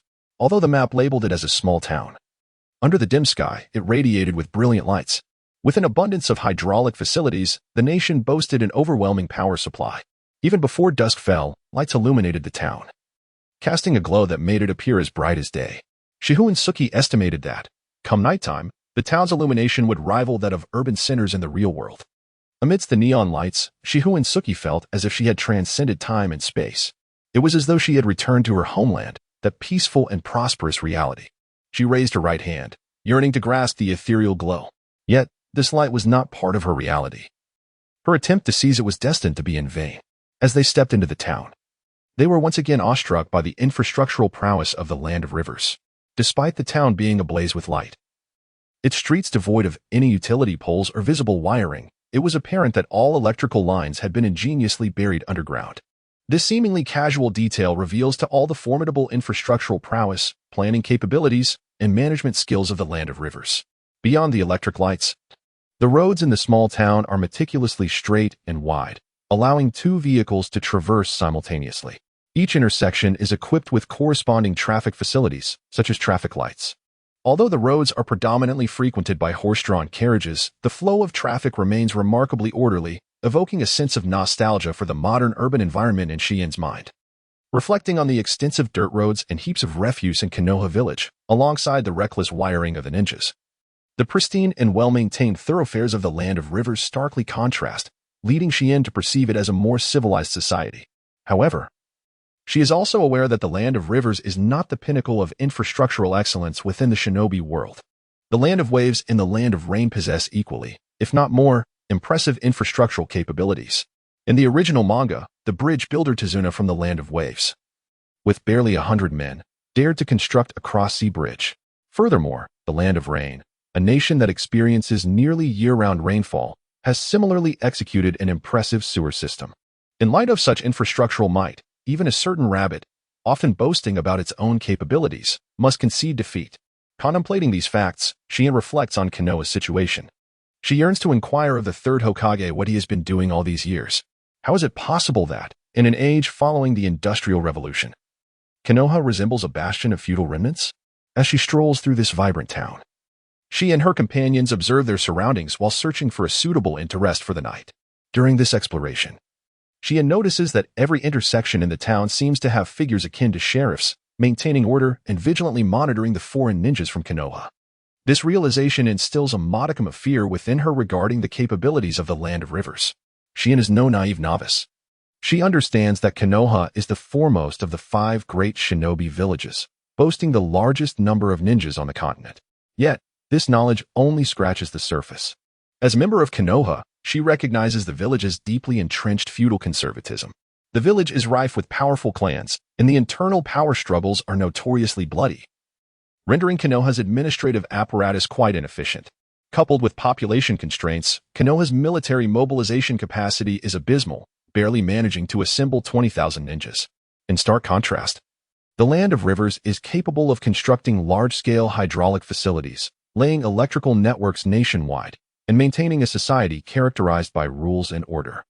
The internal management capabilities of this country far surpass those of Konoha. Were it not for the presence of numerous exceptional ninjas within Konoha, the decayed and regressive village would stand no chance against the Land of Rivers' war mobilization potential. Regrettably, the world is undeniably populated by ninjas and the inexplicable force of chakra. Thus, even though the Land of Rivers appears to be more civilized than Konoha, it remains merely a vassal to the latter. Reflecting on this, Shihouin cannot help but observe a moment of silence for the Land of Rivers. Subsequently, she and her companions arrive at a local inn, preparing to enjoy dinner before resting. However, during the meal, Katsumura Waita and Namikaze might frequently glance out the window. Observing the neon lights outside, Waita muses, "Is the Land of Rivers truly a small nation?"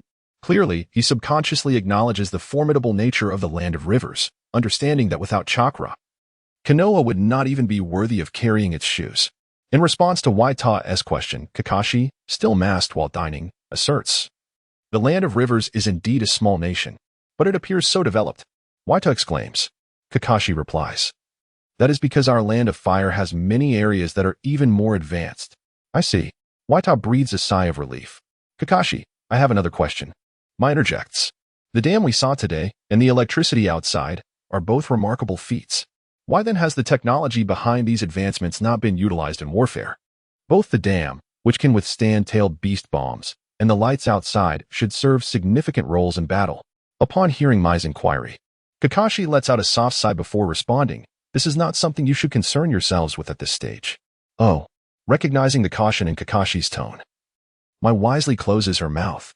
Meanwhile, Shihouin, who has been quietly enjoying her meal, secretly chuckles at Mai's question. Why has the power of technology not been harnessed for warfare? The answer seems obvious. If technology could indeed replace ninjas on the battlefield, what purpose would ninjas serve in this world?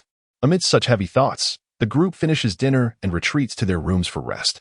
Yet, lying in bed, they simultaneously gaze out at the neon lights. Shihouin reminisces about her homeland. Waita feels a sense of dread towards the power behind the lights. And Mai is puzzled as to why this power has not been employed in warfare. Only Kakashi gazes at the neon, murmuring to himself, "Perhaps it is truly time for Konoha to change. If it does not change soon, after such a restless night." The group collectively decides to indulge in a bit of extra sleep. They do not gather in the inn's lobby until after 10 in the morning to discuss their next course of action. Kakashi produces a map of the Land of Rivers, pointing towards the southern port.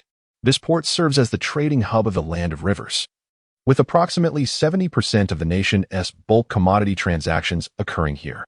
Thus, if we reach the market at this port and examine the transaction records, we can gather the intelligence necessary to complete our mission. Upon hearing Kakashi's explanation, Waita nods in agreement. That doesn't sound too difficult. Kakashi responds, "Precisely because it isn't particularly challenging, I applied for this task on your behalf. Remember to exercise caution during our operations, avoiding contact with anyone exhibiting unusual behavior. We are merely undertaking a C-rank intelligence gathering mission. We don't want to complicate matters unnecessarily." The group nods in acknowledgement, committing Kakashi's advice to memory before heading southward. Thus, in less than 2 days, they arrive at the southern port city of the Land of Rivers, locating the bulk commodity trading market. Subsequently, they each set off to find trading records, easily gathering data on the price fluctuations of various strategic materials over the past 3 years. They compile this information into a table and present it to Kakashi. Strange? Kakashi muses, examining the price fluctuation table in his hands. Due to the construction of numerous hydraulic facilities, the prices of various strategic materials in the land of rivers have indeed continued to rise over the past 2 years. However, the increase does not seem to surpass expectations. What has happened to the surplus electricity generated in the land of rivers? Is it possible that they built so many dams solely for the purpose of exporting electricity? While Kakashi ponders the price changes, Shihouin scours the various trading records for traces of a specific mineral deposit. After spending several minutes, she finally uncovered the name of the mineral deposit, uranium mine. Subsequently, Shihouin Saki began to compile the uranium trade statistics of the river country for the past 3 years. The results were astonishing. During this period, the river country had actually procured nearly 200,000 tons of uranium from various regions of the ninja world. Based on the conversion ratio that one atomic bomb requires 3,000 tons of uranium, the current uranium reserves of the river country are sufficient to produce over 60 atomic bombs. This formidable power is sufficient to alter the entire order of the ninja world. Upon realizing this, Shihouin Saki finally confirmed her judgment. The reason the land of rivers has constructed numerous hydroelectric power stations is to facilitate the development of atomic bombs. The production of atomic bombs, from the purification of raw materials to various nuclear tests, necessitates a substantial amount of electricity.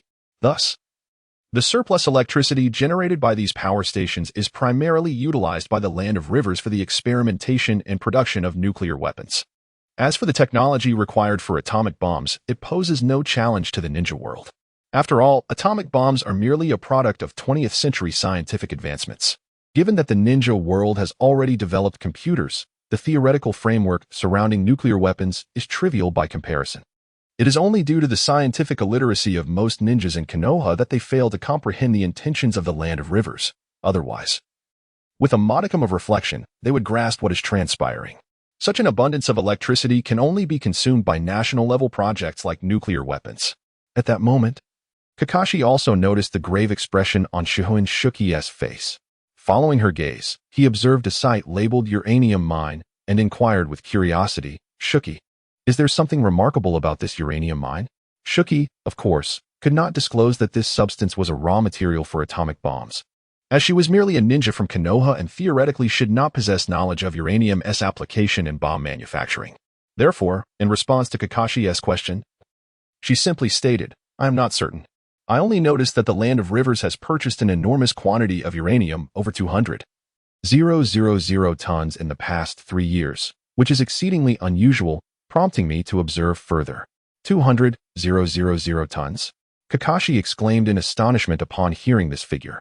Indeed, while such a number might seem inconsequential for other minerals, uranium holds little industrial significance, at least in Kakashi's understanding. The large-scale importation of uranium, a mineral of negligible importance, by the land of rivers is evidently an anomaly, coupled with the recent extensive construction of hydroelectric stations to harness electricity. The simultaneous occurrence of these two unusual events warrants scrutiny. Could there be scientific advancements at play that are beyond our comprehension as ninjas? With this concern in mind, Kakashi swiftly utilized a summoning technique to report this matter to Konoha. He then commended Saki, saying, "Saki, your performance this time has been commendable. Regardless of whether there is a hidden secret behind the uranium mine, your ability to identify this anomaly is praiseworthy." He then turned to Yuta and Mai and added, "You two must also remember to remain vigilant for any irregularities during future missions, for many anomalies may conceal crucial intelligence." Chapter 21.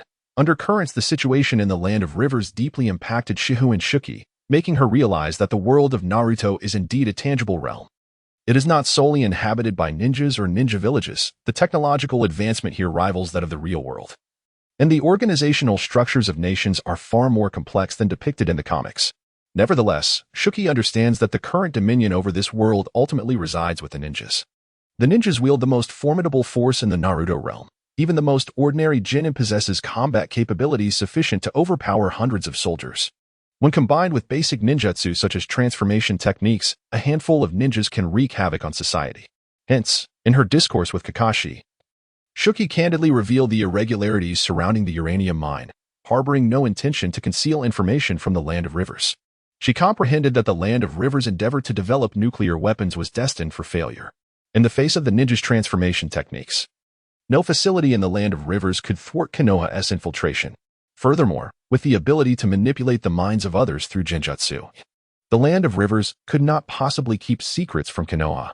Ninjas like Itachi Uchiha could effortlessly infiltrate the most confidential facilities of the Land of Rivers, extracting vital intelligence from scientists through the illusions of the Sharingan. Subsequently, with the power of Susanoo, they could obliterate the Land of Rivers' critical nuclear infrastructure in an instant. This is the terrifying nature of ninjas. Even the most mundane transformation techniques and illusions can serve as formidable weapons in warfare, challenging even the mightiest deities. Not to mention the devastation that shadow-level powers can wreak, rivaling the destructive capacity of nuclear weapons. Thus, even though the technological advancements in the world of Naruto parallel those of our reality, it is ultimately the ninjas who dictate the fate of this realm. Of course, Shihouin Saki understands that such an order among ninjas cannot be maintained indefinitely. For no matter how powerful they may be, ninjas remain a minority in this world. The vast majority within the Naruto universe would never willingly submit to the dominance of a select few ninjas. The recent endeavor in the Land of Rivers represents a rebellion against the ninja order. Even if this uprising is destined to fail, the spark of resistance will not be extinguished. As time progresses, the ninja order will inevitably be overturned, although this day may seem far away.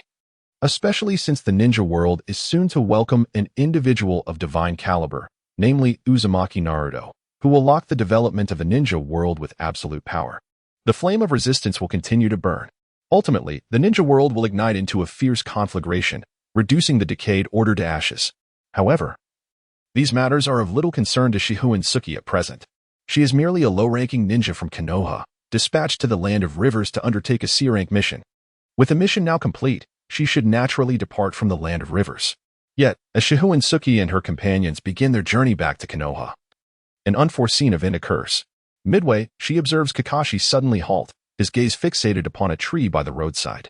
The tree bears several peculiar scratches, seemingly a form of special signal. Upon examining the markings, Kakashi's heart races. This is an emergency signal from the Umbu. Shortly after the conclusion of the Third Great Ninja War, Kakashi joined the Umbu, where he executed various missions for an extended period until he was recently reassigned by the Third Hokage to serve as a mentor for Shihouin Saki and her group. Therefore, he is well acquainted with the various signals employed by the Umbu. As he contemplates the distress signal's implications, Kakashi's expression darkens. The intelligence conveyed through the signal indicates that the mission undertaken by the Umbu is of utmost importance, classified as an S-rank mission. Furthermore, during the execution of this mission, the Umbu's ninja encountered an unprecedentedly formidable adversary, putting them in grave danger. The critical nature of the mission and the dire circumstances led these Konoha Umbu ninjas to leave such conspicuous markings by the roadside. They urgently require assistance from other Konoha ninjas, even knowing that such actions may expose them and that the likelihood of receiving aid is minimal. Nevertheless, these Umbu ninjas chose to take this risk. Feeling the urgency emanating from the Konoha Umbu, Kakashi realizes he must act. Even if he cannot assist his Umbu comrades in completing their mission, he must at least save their lives. However, as Kakashi grapples with this decision, he unconsciously glances at Shihouin Saki and her companions, causing his previously resolute conviction to waver. A mission capable of ensnaring elite Konoha Umbu ninjas in peril is undoubtedly fraught with danger. Even Kakashi, as an elite jonin, cannot guarantee his own safety in such a hazardous undertaking. If he feels this way, how much more so would it affect Shihouin Saki and her companions? As mere low-ranking ninjas, their involvement in a mission of this caliber would likely spell their doom. At this moment, Kakashi is once again confronted with a profound dilemma. Is the village's mission of greater significance, or is the safety of his comrades paramount? If the mission holds greater weight, Kakashi should decisively choose to engage with the stranded Umbu ninjas and lead Shihouin Saki and her companions to fulfill the village's objectives, regardless of the consequences, even if it means his students might perish in the process. Conversely, if the lives of his comrades take precedence, Kakashi should withdraw with Shihouin Saki and her companions, ensuring their safety but condemning the village's mission to failure. This conundrum, which Kakashi previously posed during survival exercises, now ensnares him in a harrowing choice. Emotionally, Kakashi leans towards prioritizing his comrades, as this mission bears no relation to Shihouin Saki and her team. They should not have to sacrifice their lives for an undertaking unrelated to them. Yet rationally, Kakashi knows he must prioritize the mission. Judging by the Umbu's actions, this task is crucial for the village. Ignoring it could lead to significant losses for Konoha, resulting in the deaths of countless ninjas. As Shihouin Saki articulated during the survival exercises, Konoha ninjas cannot sacrifice the lives of 100 comrades for the sake of one. Contemplating this, Kakashi ultimately arrives at a decision. He chooses the mission. Follow me, he commands, and without hesitation, Kakashi leads Shihouin Saki and her companions toward the direction indicated by the signal. Although Shihouin Saki and the others do not comprehend Kakashi's motives, they, as his students, can only choose to follow his lead, guided by the continuous markings. The group soon arrives at a concealed location. There, Shihouin Saki witnesses Kakashi establish contact with a masked Umbu ninja using their customary rendezvous protocol. The Umbu ninja stands not particularly tall, carrying a large sword on his back, and wearing a cat-shaped mask. His demeanor exudes a calm and reserved aura, indicative of a seasoned Umbu operative skilled in the art of concealment. However, given his stature, he appears to be of a similar age to Shihouin Saki. Realizing the implications of their shared age and the Umbu affiliation, Shihouin Saki quickly deduces the identity of this individual. Itachi Uchiha. He is here.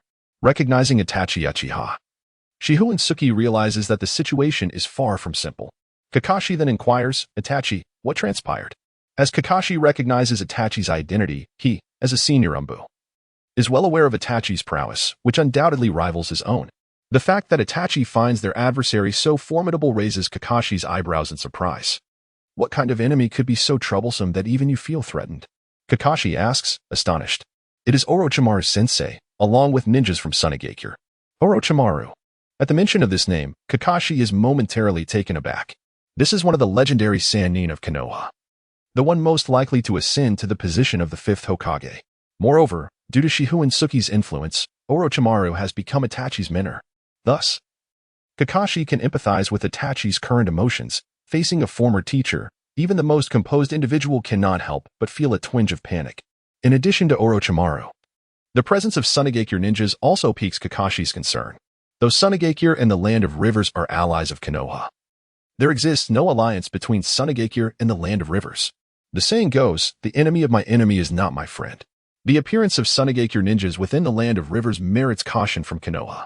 Furthermore, the fact that they are collaborating with the rogue ninja Orochimaru sends a chill down Kakashi's spine. Could it be that Konoha's two major allies are poised to betray them entirely, joining forces with a rogue like Orochimaru?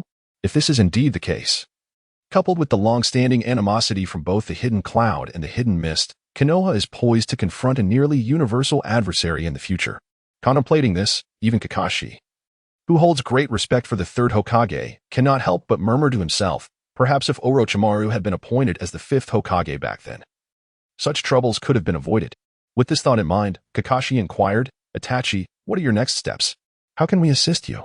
Uchiha Itachi pondered for a moment before responding, our task force consists of 4 members. One was lost during the mission, while another sustained serious injuries inflicted by Orochimaru, though he is currently out of immediate danger. The remaining member is acting as a spy, concealed within the Land of Rivers. My paramount concern is to establish contact with this individual to obtain vital intelligence regarding the Land of Rivers. As Itachi spoke, he glanced at Shihouin Yko and her companions behind Kakashi. Though they were peers, he had no prior acquaintance with them, and he understood that their abilities did not qualify them for such a critical mission. Therefore, Itachi continued, I hope that Kakashi-senpai will accompany me to connect with our colleague embedded in the Land of Rivers. As for the injured senior, I suggest entrusting him to Kakashi-senpai's students, who can escort him back to the village for recuperation, compared to the daunting task of infiltrating a secure facility for crucial intelligence. Escorting an injured comrade was evidently a more manageable undertaking. This decision by Itachi was, in fact, a gesture of consideration towards Shihouin Yko and her peers. Nonetheless, Shihouin Yko and her companions would inevitably face various dangers. The currents within the Land of Rivers were turbulent, rife with the interference of not only Orochimaru but also the Sand Village ninjas. A moment's carelessness could lead to confrontation. Given the capabilities of Shihouin Yko and her team, even a moderately skilled Nin could pose a lethal threat to them. Thus, upon hearing Itachi's suggestion, Kakashi turned anxiously toward Shihouin and her companions, asking, "Are you capable of completing this task and escorting the injured Umbu back to the village?" Upon Kakashi's query, both Kazamamai and Katsumura Waita exhibited expressions of dread. As newly minted genin, they could scarcely fathom becoming embroiled in a mission of Umbu caliber. Faced with Kakashi's scrutinizing gaze, panic washed over them, leaving them momentarily speechless. Observing their reaction, Kakashi could only shake his head with a sigh. Recognizing that such apprehension was natural for inexperienced genin, he then turned to Shihouin, hoping this talented young woman might offer a glimmer of insight. To his surprise, Shihouin smiled and said, "In truth, we may not need to return the injured Umbu to the village." This statement puzzled both Kakashi and Itachi, who struggled to grasp her plan. Shihouin thought to herself that these two Konoha ninjas must have engaged in so many secretive missions that they had forgotten the most straightforward of approaches. Are we not allies with the Land of Rivers? As allies, it is only fitting that they assist an injured Konoha ninja. With that, the others began to comprehend Shihouin's intentions. Itachi, however, responded with confusion, "Are you suggesting we entrust the injured Umbu to the Land of Rivers?" "No. We are entrusting him to our ally, the Land of Rivers, for their care," she clarified. "Is there a distinction?" Itachi retorted, visibly dissatisfied. "You may not be aware, but the Land of Rivers is currently undertaking secretive plans that could potentially jeopardize Konoha. The rogue ninjas from Konoha and the Sand Village lurking there are likely allied with these clandestine endeavors. The Land of Rivers has effectively become our adversary. How can we place our comrade's life in their hands?" In response to Itachi's probing questions, Shihouin remained composed, stating, "Indeed, the Land of Rivers is engaged in some nefarious schemes. Nevertheless, they are still publicly our allies, at least until their plans reach fruition. They are unlikely to sever their treaty with Konoha, particularly not over an injured ninja. Given this, why should we not entrust the injured Umbu to their care? Do you genuinely believe the Land of Rivers would complicate matters over a wounded individual?" Chapter 22. Nuclear weapon. Both Itachi and Kakashi hailed from the Umbu. And while they were undoubtedly clever, their life experiences constrained their perspectives, leading them to favor violence over the political acumen expected of leaders. Consequently, after Shihouin articulated her thoughts, it took them some time to grasp her point. "So, if we surrender the injured Umbu to the Land of Rivers, they would honor the Konoha alliance and ensure the elders' safety? This seems implausible," Itachi mused. "We infiltrated the Land of Rivers to pilfer their secrets. Why would they treat our spies with kindness? Even if they do not overtly act against us, is it not likely they would conspire in the shadows?" Shihouin found herself at a loss for words, thinking, no wonder in the original narrative, Itachi annihilated his entire clan. With such a naive political mindset, it was only a matter of time before he fell victim to the manipulations of Sarutobi Hiruzen.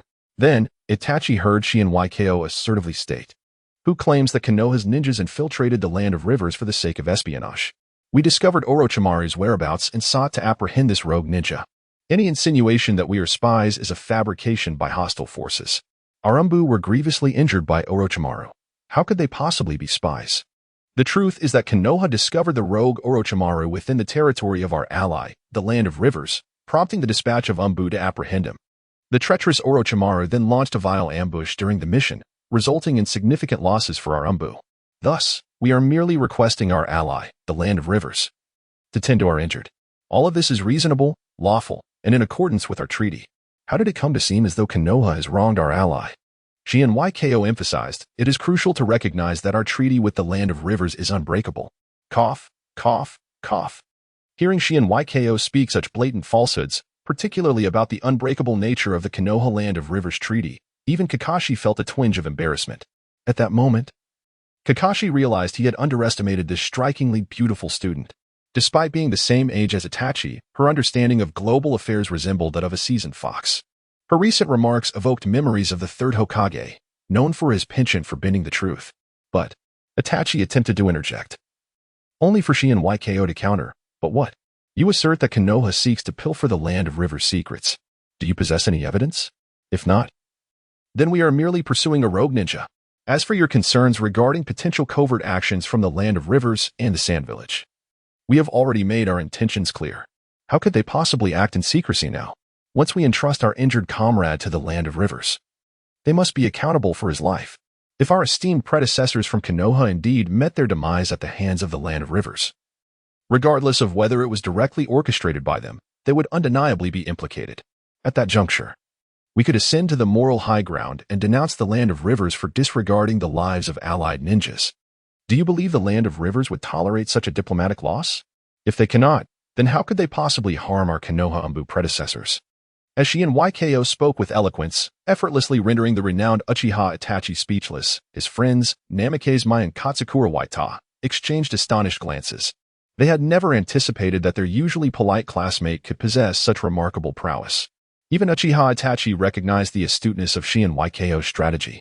Rather than surreptitiously whisking away the injured predecessor, presenting the wounded openly to the Land of Rivers could grant us diplomatic leverage and significantly increase the chances of ensuring their survival. In light of this, let us permit Shihouin Saki and the others to approach the relevant officials of the Land of Rivers with the injured. Given the terms of our alliance, the Land of Rivers would likely have no interest in creating difficulties for an injured individual accompanied by 3 genin. Witnessing Uchiha Itachi's endorsement of Shihouin Saki's judgment, Kakashi promptly prepared for them to proceed to communicate officially with the Land of Rivers. However, just as Kakashi reached a decision, Uchiha Itachi interjected, "Wait, Kakashi-senpai." As he spoke, Uchiha Itachi slowly approached Shihouin Saki. Gazing upon her delicate features and the starlight shimmering in her eyes, Uchiha Itachi solemnly inquired, "Your name is Shihouin Saki, correct?" Shihouin Saki nodded in affirmation. "In that case, Shihouin, as a ninja of Konoha, would you be willing to join Kakashi-senpai in this mission? Your earlier insights have already proven you to be an exceptional ninja. I believe that with your assistance, we could accomplish this mission with greater efficacy." Upon hearing that Uchiha Itachi wished to invite her to partake in a perilous Umbu assignment, Shihouin Saki's immediate instinct was to decline. What nonsense! Her abilities barely qualified her as a nin. To possess such strength while engaging in perilous S-rank missions is akin to courting death. Yet, upon realizing that the individual opposite is Uchiha Itachi, a man whose derangement led him to annihilate his entire family, Shihouin Saki felt an overwhelming reluctance to express any hint of dissent. After all, this madman had no qualms about killing his own parents. It would not be surprising if he were to dispose of her should she incite his displeasure. Thus, upon observing Shihouin Saki's contemplation, Uchiha Itachi was met with her determined declaration, "As a Konoha ninja, I am ever prepared to sacrifice for my village." Delighted to find a kindred spirit in Shihouin Saki, who shared his willingness to give everything for their homeland, Itachi nodded in approval, admiration growing in his eyes. At merely 12 years of age, Itachi, as a member of the Umbu, bore the weight of his family's and village's power struggles, shouldering pressures far beyond his years. It was only natural for him to grapple with psychological turmoil. The original narrative suggests that Itachi's tragic decision to slay his family stemmed, in part, from this burden of solitude. In truth, Itachi felt an intense loneliness within him, devoid of peers with whom he could truly connect. Therefore, when Shihouin Saki exhibited her extraordinary insight and intellect, surpassing even his own, he found not discouragement, but exhilaration. For the first time, Itachi encountered someone with whom he could engage on a meaningful level, even if their perspectives diverged. The exchange they shared was far more enriching than mere childhood games. Thus, after Shihouin Saki articulated her perspective, Itachi requested her companionship in their mission. Following her agreement, the duo was joined by Kakashi, while the others, Kazekage Mai and Katsumura Waita, engaged with the authorities of the Land of Rivers, leaving the critical task in the hands of this trio. It was at this juncture that Shihouin Saki gleaned the true nature of their Umbu assignment. According to the scientists of the Land of Fire, the Land of Rivers had been constructing hydropower stations on a grand scale in recent years, presumably to develop a form of weapons of mass destruction. Weapons of mass destruction? Kakashi questioned, perplexed. While electricity is a potent energy source, it is not as easily stored as chakra. Even if the Land of Rivers were to generate vast amounts of electricity, how could it be weaponized? In response to Kakashi's inquiry, Itachi turned his gaze towards Shihouin Saki. While she was acutely aware of the underlying truth, as a humble genin emerging from the ninja academy, the concept of nuclear weaponry was beyond her comprehension. Thus, she merely shook her head, signaling her ignorance in response to Itachi's expectant look. Seeing this, Itachi felt no great disappointment. After all, Shihouin Saki's insights into diplomacy could be attributed to her exceptional talent. It would have been exceedingly unusual for her to possess knowledge of advanced physics. Addressing their shared confusion, Itachi explained. The scientists of the Land of Fire suspect that the Land of Rivers may be researching nuclear weapons. What are nuclear weapons? Kakashi inquired further. As he spoke, he couldn't help but reflect on the stark disparity in urban development between the Land of Rivers and Konoha. coupled with the mention of nuclear weapons. Kakashi began to feel that Konoha was lagging behind the times. It is a theoretical weapon capable of surpassing the tailed beasts. Itachi continued. Surpass the tailed beasts? Kakashi exclaimed, his mouth agape in astonishment, while Shihouin mirrored his shock. For the ninja world, tailed beasts represented the pinnacle of power. Their tailed beast bombs capable of razing entire cities. The notion that there could exist a weapon capable of eclipsing the tailed beast was beyond Kakashi's comprehension. How is that possible? Shihouin echoed, articulating her disbelief. It is not impossible. In fact, the conceptualization of nuclear weapons has been established for decades. Itachi elaborated. Extending his hand towards the sun, the principle behind nuclear weapons is akin to the sun burning in the sky.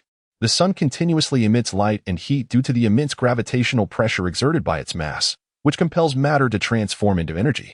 This transformation of matter into energy forms the foundational principle of nuclear weaponry.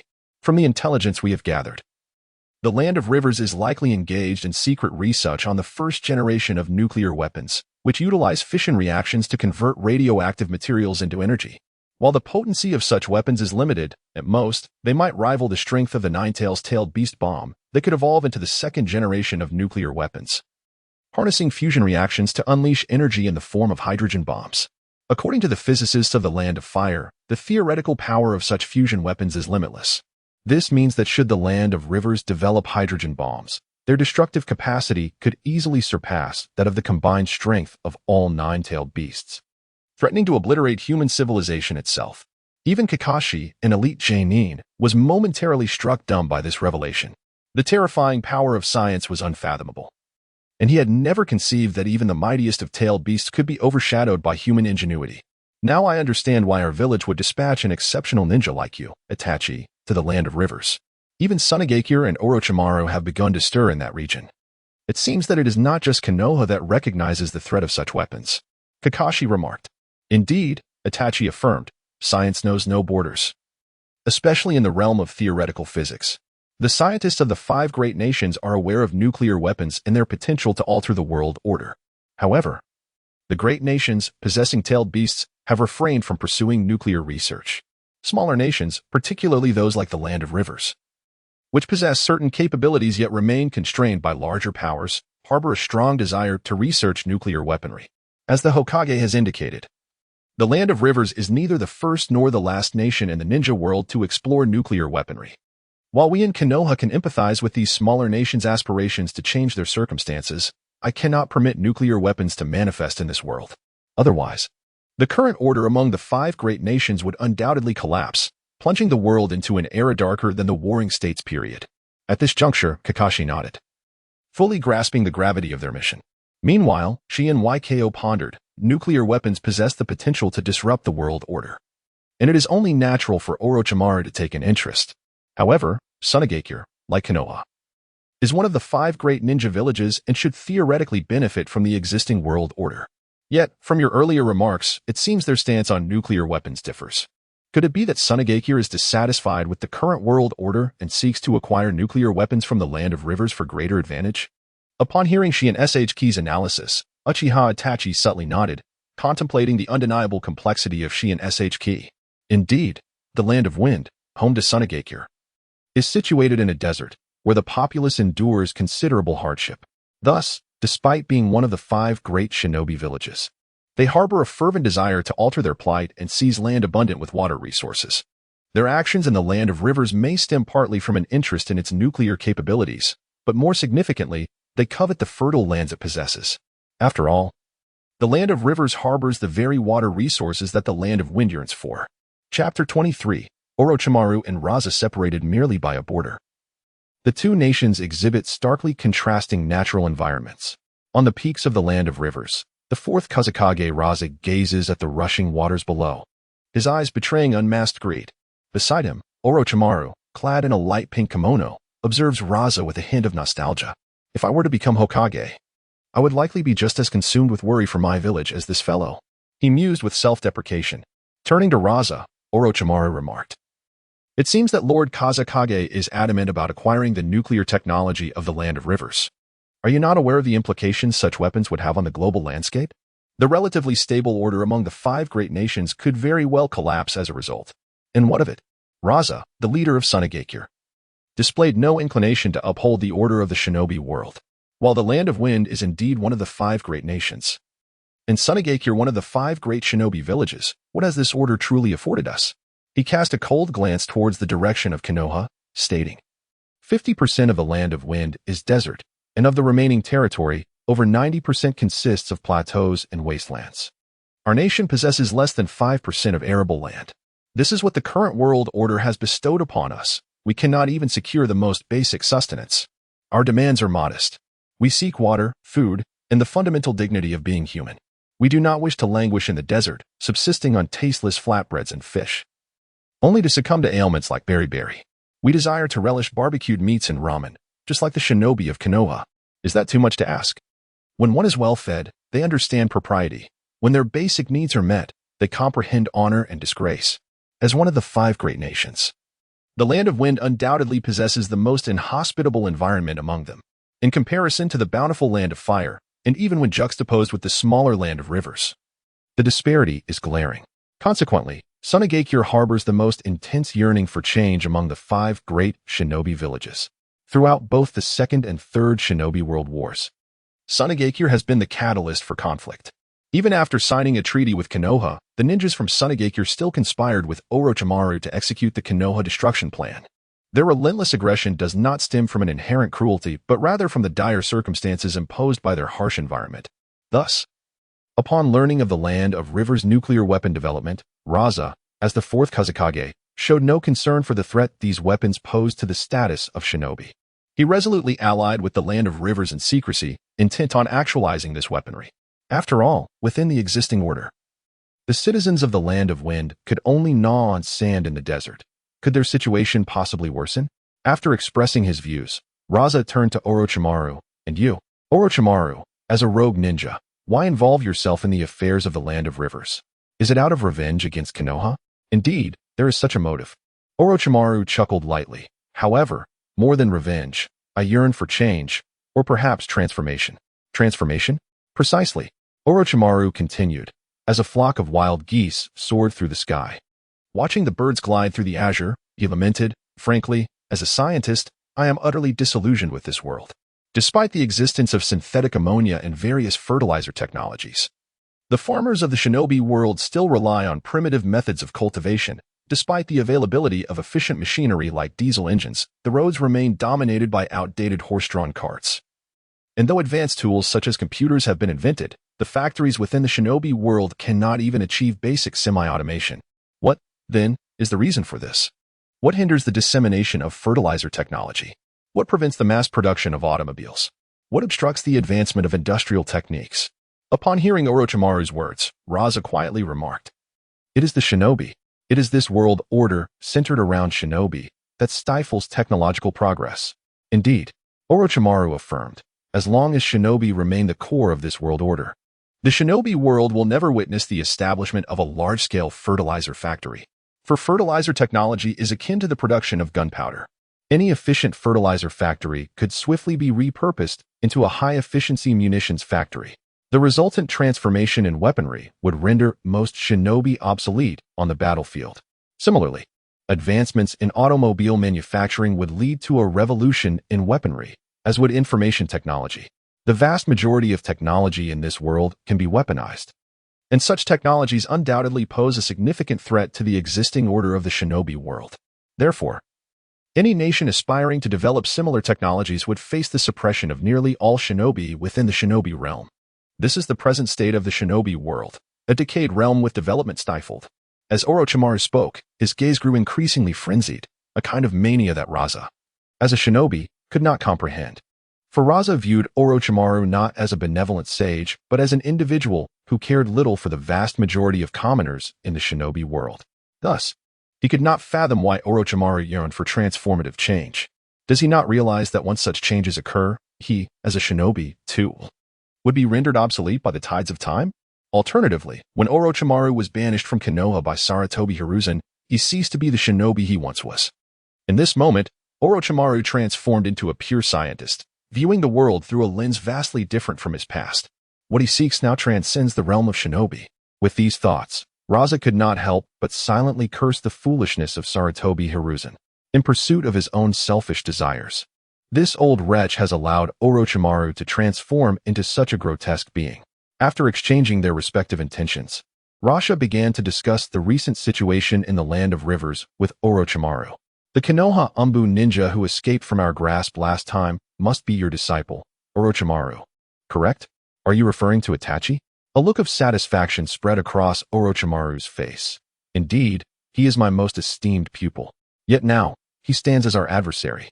Rasha remarked, one Uchiha Itachi is already quite formidable, and now Kakashi, wielding the Sharingan, has entered the Land of Rivers. Although he currently holds the nominal title of instructor, as a former Umbu ninja, he will undoubtedly ally with Uchiha Itachi. Should these two ninjas join forces, even if they may not surpass us in strength, their combined efforts could still prove to be quite formidable. Sensing the gravity in Rasha's words, Orochimaru offered a slight smile. There is no need for concern. Even if Itachi and Kakashi were to join forces, they could not thwart the nuclear weapons development plan in the Land of Rivers. Oh, Orochimaru, you are remarkably confident? Rasha questioned, astonished. Of course, Orochimaru replied. If you were aware that the Umbu infiltrator in the Land of Rivers is a pawn I left within Konoha, you too would share my confidence. What? At this revelation, Rasha was taken aback. The team led by Uchiha Itachi for this mission comprises 4 members. Aside from Itachi, one has died, one is injured, and another has infiltrated the Land of Rivers, serving as an informant to gather the most vital secrets for Konoha. The alliance between Uchiha Itachi and Kakashi is aimed at establishing contact with this informant to acquire confidential intelligence. This informant is, without a doubt, the crux of this mission, its most crucial element. The success of the Umbu's mission hinges upon whether Uchiha Itachi can connect with this informant. Yet now, Orochimaru claims that this infiltrator is one of his own. This indicates that the mission of Konoha was doomed to fail from the very beginning. Upon realizing this, Raza exclaimed, so that is how it is. I wondered how Orochimaru could easily track the movements of Konoha's Umbu. Those Umbu ninjas were under your control from the start. Indeed. Orochimaru replied with a light chuckle, then sighed. However, the last ambush was so successful partly due to Itachi Uchiha. After all, Itachi is a ninja of the Uchiha clan, and he shares the same weaknesses as his kin. Weaknesses? Raza inquired, intrigued by Orochimaru's mention of the Uchiha's vulnerabilities. Are you referring to their madness and impulsiveness? No.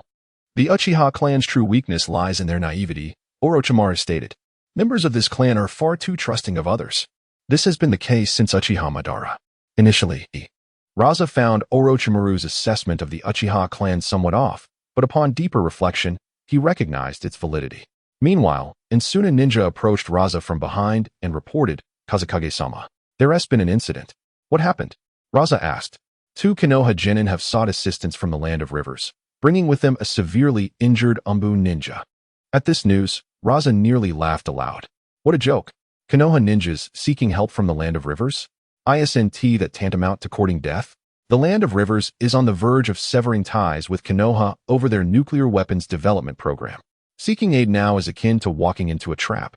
However, after a moment's contemplation, Raza's laughter faded. He realized that this seemingly foolish maneuver was, in fact, a masterstroke. As long as the Land of Rivers maintained the facade of an alliance with Konoha, they would be unable to retaliate against these Konoha ninjas. Was this Kakashi's idea? Raza pondered. I've heard much about Kakashi, the prodigy with the Sharingan, who is likely to become Hokage in the future. I didn't expect him to possess such cunning. While Raza was lost in thought, Orochimaru interjected decisively. Kakashi is indeed talented, but he lacks such cunning. If he had it, the old man would no longer be Hokage. And Itachi, too. His grasp of the situation is inferior to Kakashi's. Otherwise, you should have left Konoha with me rather than waste time there. If it's neither Kakashi nor Itachi, then who could it be? It wouldn't be Sarutobi Hiruzen. Would it? Raza queried, perplexed. Kakashi has 3 students, and only 2 genin were with the injured Umbu, implying that one of his students remained behind with Itachi and Kakashi. Considering this student had not graduated early and lacked extraordinary strength like Itachi, what could be the reason for her retention? As one of the foremost scientists in the ninja world, Orochimaru's intellect was undeniably sharp, and Raza, as the Kazekage of Sunagakure, was no fool either. With a bit of analysis, they quickly deduced the truth. Who are Kakashi's 3 students? Raza demanded. According to the Land of Rivers registration records, the 3 students are Namikaze Mai, Katsuragi Yoda, and Shihouin Yko, reported the Suna ninja. Shihouin Yko? Upon hearing this name, Orochimaru immediately recalled the busy figure at Ichiraka Ramen. And the 2 genin accompanying the injured Umbu are? Namikaze Mai and Katsuragi Yoda. At this revelation, Orochimaru's lips curled into a slight smile. So it is her. Who would have thought that a girl skilled in ramen making possesses such foresight? Or perhaps from the very beginning, her intention was not merely to make ramen, but to establish connections with Konoha's high-ranking officials? If that is truly the case, I, Orochimaru, must concede that I misjudged her. Chapter 24. The fundamental operations of the audience path. While Raza and Orochimaru sensed Yko, Shihouin's significance, she utilized the abilities of the audience path to begin forecasting possible future scenarios. Before diving into the predictions, Yko first employed psychological suggestion techniques to simulate her opponent's thought patterns. From Itachi Uchiha's descriptions, it was clear that this time, the operation was personally led by Raza, the 4th Kazekage. Although Raza met a tragic fate in the original story, he was by no means a fool. His decision to directly engage in the events concerning the Land of Rivers indicated that he belonged to the radical faction, eager to alter the prevailing circumstances in the ninja world. As for Orochimaru, based on his actions in Konoha's destruction plan, he likely represented the reformist faction. His entrance into the Land of Rivers was probably motivated by the allure of nuclear technology. Of course, it was also possible that he sought to leverage nuclear weapons technology to transform the world order and promote the progression of the world itself. These 2 individuals occupy marginal positions within the global order, both brimming with a fervent desire for transformation. Yet, there exists a notable distinction. While Orochimaru yearns for change, this longing does not eclipse his reverence for life itself. In essence, he will only engage in various actions when the safety of his existence is assured. On the other hand, Raza, the Kazekage, despite being an apparent ally of Konohagakure, harbors a deep-seated animosity towards the village. Additionally, his attitude towards his son Gaara reveals a certain inherent ruthlessness. Such a character, who shows little regard for his own offspring, is unlikely to hold his own life in high esteem. With these thoughts in mind, Shihouin Yuruchi subtly nodded, gaining insight into the cognitive patterns of both men. She then proceeded to organize the intelligence at hand, deducing the potential actions they might undertake next. Currently, both individuals share a common objective: the protection of the river country's nuclear weapons program and the advancement of transformation within the shinobi world. It is this very goal that has led them to collaborate in launching an assault against the Umbu of Konohagakure, aiming to thwart any interference from the village in the internal affairs of the river country. They are actively taking measures to prevent the Umbu from inflicting damage upon the river country. At this moment, Yongtai and Mai should have already arrived at the official offices of the river country, escorting the injured Umbu members. Consequently, Orochimaru and Raza are likely to glean the following intelligence. Firstly, Uchiha Itachi has allied with Kakashi, as Kakashi's students have engaged in actions alongside the Umbu ninjas, indicating that Kakashi himself must have established contact with Uchiha Itachi. Secondly, both are likely aware of Shihouin Yuruchi's existence and have grown wary of her. Among Kakashi's 3 students, only Yuruchi has acted in concert with him, thus her abilities must have garnered recognition. Based on this information, Yuruchi surmises that Orochimaru and Raza will inevitably heighten their vigilance towards her, particularly given Yuruchi's previous encounters with Orochimaru. His failure to detect anything amiss about her will surely amplify his wariness. As Orochimaru's caution escalates, Raza, as his ally, will also come to realize the potential threat Yuruchi poses to Sunagakure, leading him to harbor malicious intentions against her. Furthermore, with Uchiha Itachi and Kakashi being exceptional ninjas from Konohagakure, Raza's south extreme nature may drive him to consider exterminating these rising stars from the village within the confines of the river country.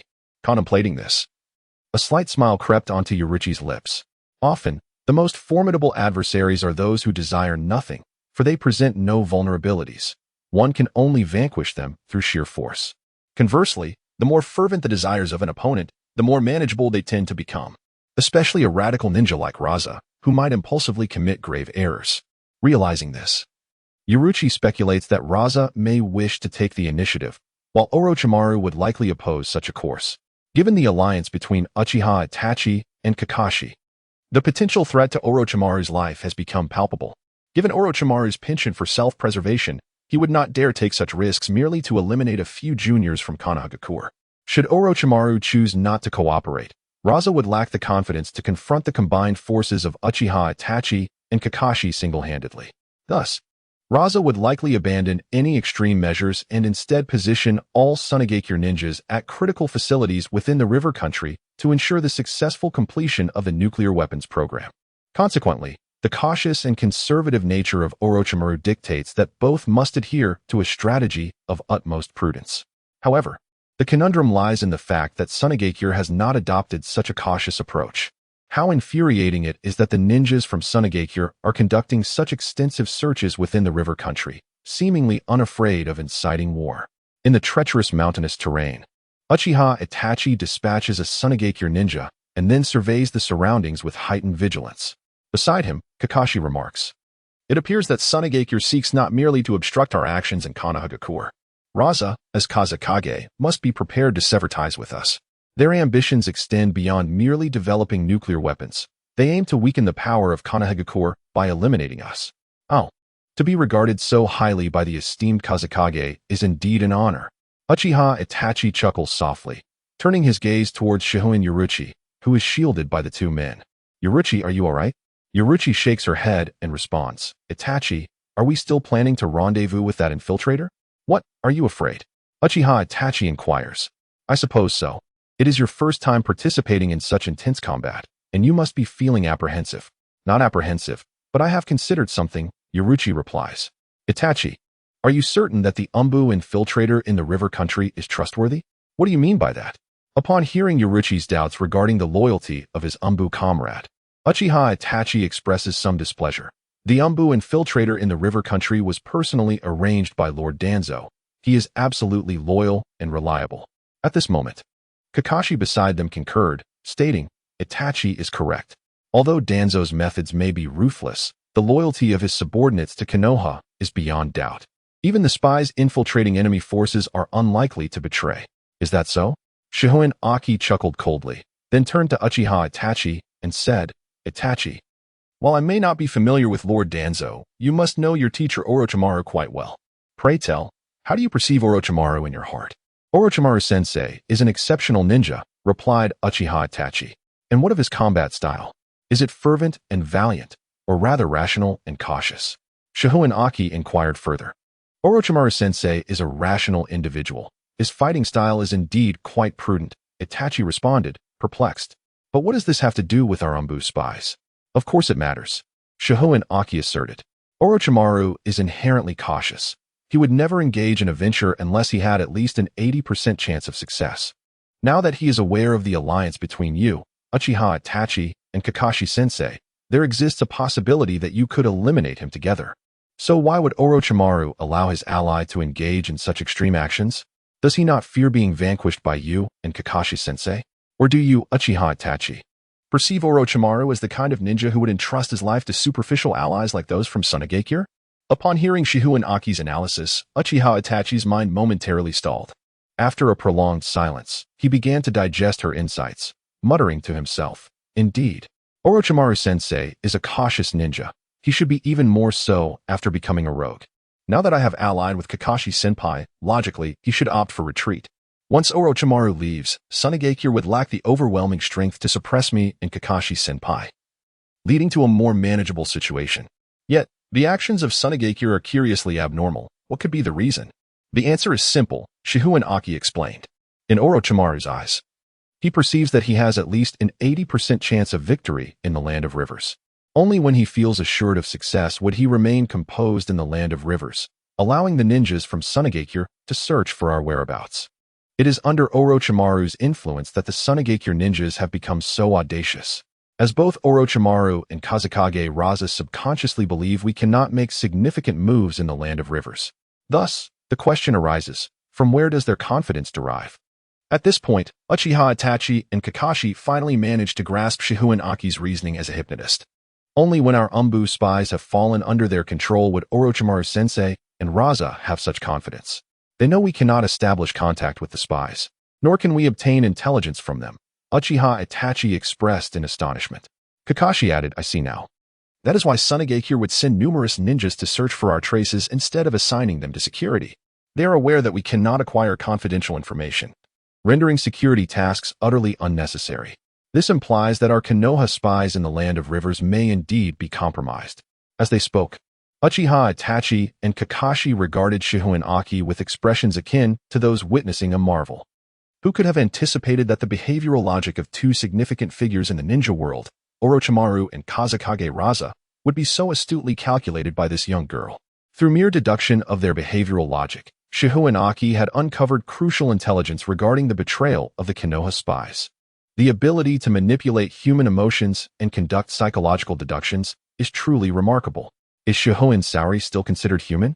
Both Itachi Uchiha and Kakashi were astonished by her mastery over the human psyche. However, Shihouin Saki understood that this was merely a basic operation of extraordinary individuals as perceived by the audience, especially now that she had ascended to Sequence 6. Her control over human emotions had reached an artistic level. Unless one were a deranged individual like Itachi Uchiha, who had annihilated his entire clan, she could accurately deduce the behavioral logic of the vast majority of people. Chapter 25. Shihouin Saki's intelligence analysis. Seeing that Shihouin Saki had nearly deduced the situation accurately, Itachi Uchiha inquired, Saki, since our undercover operative in the Land of Rivers has likely betrayed Konoha, what should we do next? Kakashi suggested, perhaps we should abandon the mission altogether and return to the village to report this to Lord Hokage. I believe he will find a perfect solution. Upon hearing Kakashi's suggestion, Shihouin Saki could not help but wholeheartedly agree. Given the current circumstances in the Land of Rivers, it was certainly beyond the purview of a mere nin like her to intervene. However, before she could express her support for Kakashi, Itachi Uchiha voiced his discontent. Kakashi-senpai, as ninjas of Konoha, how can we simply abandon our mission? Not to mention that the identity of our operative in the Land of Rivers has not yet been confirmed as a traitor, even if he has betrayed us. With the abilities of both Kakashi-senpai and myself, it is still possible to complete the task. He then turned to Shihouin Saki, adding, moreover, I should trust in Saki's analytical abilities. She will undoubtedly assist us in discovering a way to accomplish our mission. Faced with Itachi's trusting gaze, Shihouin Saki nearly let out an expletive. Trust me? Trust your sister. What is wrong with you, Itachi Uchiha? The mission has clearly exceeded our capabilities. Why are you still insisting on remaining in the Land of Rivers? Shihouin Saki increasingly felt that Itachi Uchiha was a nemesis to her extraordinary abilities. No matter how potent the powers of an idealist, they could only analyze the psychological activities of normal individuals. As for Itachi, whose mind was a labyrinth, she could not decipher his thought processes. Yet, given that Itachi had already attained the Mangekyou Sharingan, he possessed the greatest strength among the three present. Furthermore, Kakashi, having heeded Itachi's advice, also felt they should continue with the mission. In a situation where circumstances were more formidable than individuals, Shihouin Saki steeled herself and analyzed. Our greatest advantage now is that we have realized the infiltration issue with Konoha's Umbu in the Land of Rivers, while Sand and Orochimaru remain oblivious to this development. This implies that, to some extent, we hold a degree of initiative in this game in the Land of Rivers. If we wish to fulfill the village's mission, it is paramount that we capitalize on this initiative. Upon hearing Shihouin Saki's analysis, Itachi nodded once more. Kakashi then asked, what should we do with this initiative? Quite simple. Let us engage in some role reversal, Shihouin Saki replied. If you were Gaara of the Sand and Orochimaru, what strategy would you employ? Itachi contemplated. If I were Orochimaru, I would likely use the traitor within Konoha to lure us into an ambush and eliminate us all in one fell swoop. Kakashi concurred. That indeed would be the most prudent course of action. Once we fall into Sand's prepared trap, given their numerical advantage coupled with the strength of both Orochimaru and Gaara, even with our abilities, our chances of survival would be slim. Acknowledging their assessments, Shihouin Saki nodded and continued. Since we are aware of Orochimaru and Sand's impending actions, we can utilize this to our advantage. With that, she unfolded a map of the Land of Rivers and stated, in the past few days, I have meticulously investigated the distribution of hydropower stations in the electrical grid in the Land of Rivers, creating this map. On this map, red dots represent hydropower stations, and blue lines represent the electrical grid. Given that the Land of Rivers lacks long-distance power transmission technology, the convergence of red dots and blue lines indicates the locations where electrical power is centralized. and these are the most likely sites for nuclear weapon research facilities. As she spoke, Shihouin Saki marked these locations clearly. Soon, Itachi and Kakashi observed that she had identified 17 potential sites for nuclear weapon research across the vast map. Considering the highly confidential nature of nuclear weapon development, coupled with the fact that urban areas are significant consumers of electricity, it was theoretically improbable for densely populated cities to exist near such facilities. Continuing, Shihouin Saki crossed out 11 of these potential sites marked at the convergence of points and lines. Moreover, the development of nuclear weapons requires access to water and transportation. Thus, remote areas that are difficult to access and lack water sources are also unlikely to host research facilities. With that, she eliminated 2 additional locations from consideration. These 2 locations are situated on the fringes of the river nation. The presence of numerous power facilities in this remote area is attributed to the river nation's endeavor to export electricity to neighboring countries. Consequently, the likelihood of nuclear research facilities existing in these locations is minimal, as they could easily be subject to surveillance by adversarial nations. Observing Shihouin Saki effortlessly deduced the potential sites of such facilities solely based on a map and publicly available information. Uchiha Itachi and Kakashi once again marvel at her prowess in intelligence analysis. Noticing the astonishment of her companions, Shihouin Saki is left momentarily speechless. This is clearly a fundamental ability in intelligence analysis. You two are renowned geniuses of Konoha. How could you possibly not understand this? Shihouin Saki recalled that both Uchiha Itachi and Kakashi graduated early from the Ninja Academy. Although both possessed the strength of a ninja at the time of graduation, strength does not equate to experience. After graduating, they continued to execute various perilous missions as ninjas. Thus, while their combat prowess was formidable, their ability to analyze intelligence with a broader perspective was rather lacking. It can only be said that ninjas often lack culture, destined to remain as subordinates throughout their lives. Uchiha Itachi and Kakashi are both prodigies of Konoha, yet their early graduation has evidently hampered their potential. This may have been a deliberate act by the third Hokage. Considering Kakashi's father was the White Fang of Konoha, and Uchiha Itachi hailed from the Uchiha clan, in the eyes of Konoha's higher-ups, both of them were seen as ninjas who could not be fully trusted. Therefore, these 2 geniuses graduated from the academy prematurely, without mastering many crucial skills essential for a ninja. In stark contrast to their backgrounds, the 4th Hokage, Minato Namikaze, was a trustworthy commoner ninja. Thus, even though Minato was also a genius, he graduated alongside his peers. His subsequent career as a ninja was remarkably smooth, eventually leading him to become the 4th Hokage. The disparity in opportunities among these 3 individuals was undoubtedly predetermined from the moment of their birth. After reflecting on this, Shihouin Saki pointed to the remaining 3 locations: the northern port area in the south, the cold river town in the western plateau, and the large well town in the northeast. Coincidentally, the meeting point provided by the Konoha spy infiltrating the land of rivers was the large well town.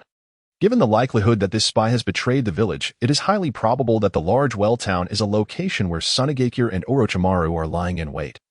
Rather than a research facility, our foremost priority now is not to rendezvous with that spy, but to ascertain which among the northern port area and cold river town harbors the nuclear weapon facility. Once we pinpoint the exact location of the research facility, we can launch a surprise attack to obliterate it, thereby completing our mission. As for how to definitively identify the research facility's location, we must seize the initiative, as I mentioned earlier. At this point, Uchiha Itachi and Kakashi began to grasp the implications of Saki's statements. Uchiha Itachi remarked, "If we request the spy to change the meeting point and suggest either the northern port area or cold river town, we can use this as a means to probe the true location of the research institution." Kakashi added, "Considering how close we are to Cold River Town, we could certainly ask the spy to meet there.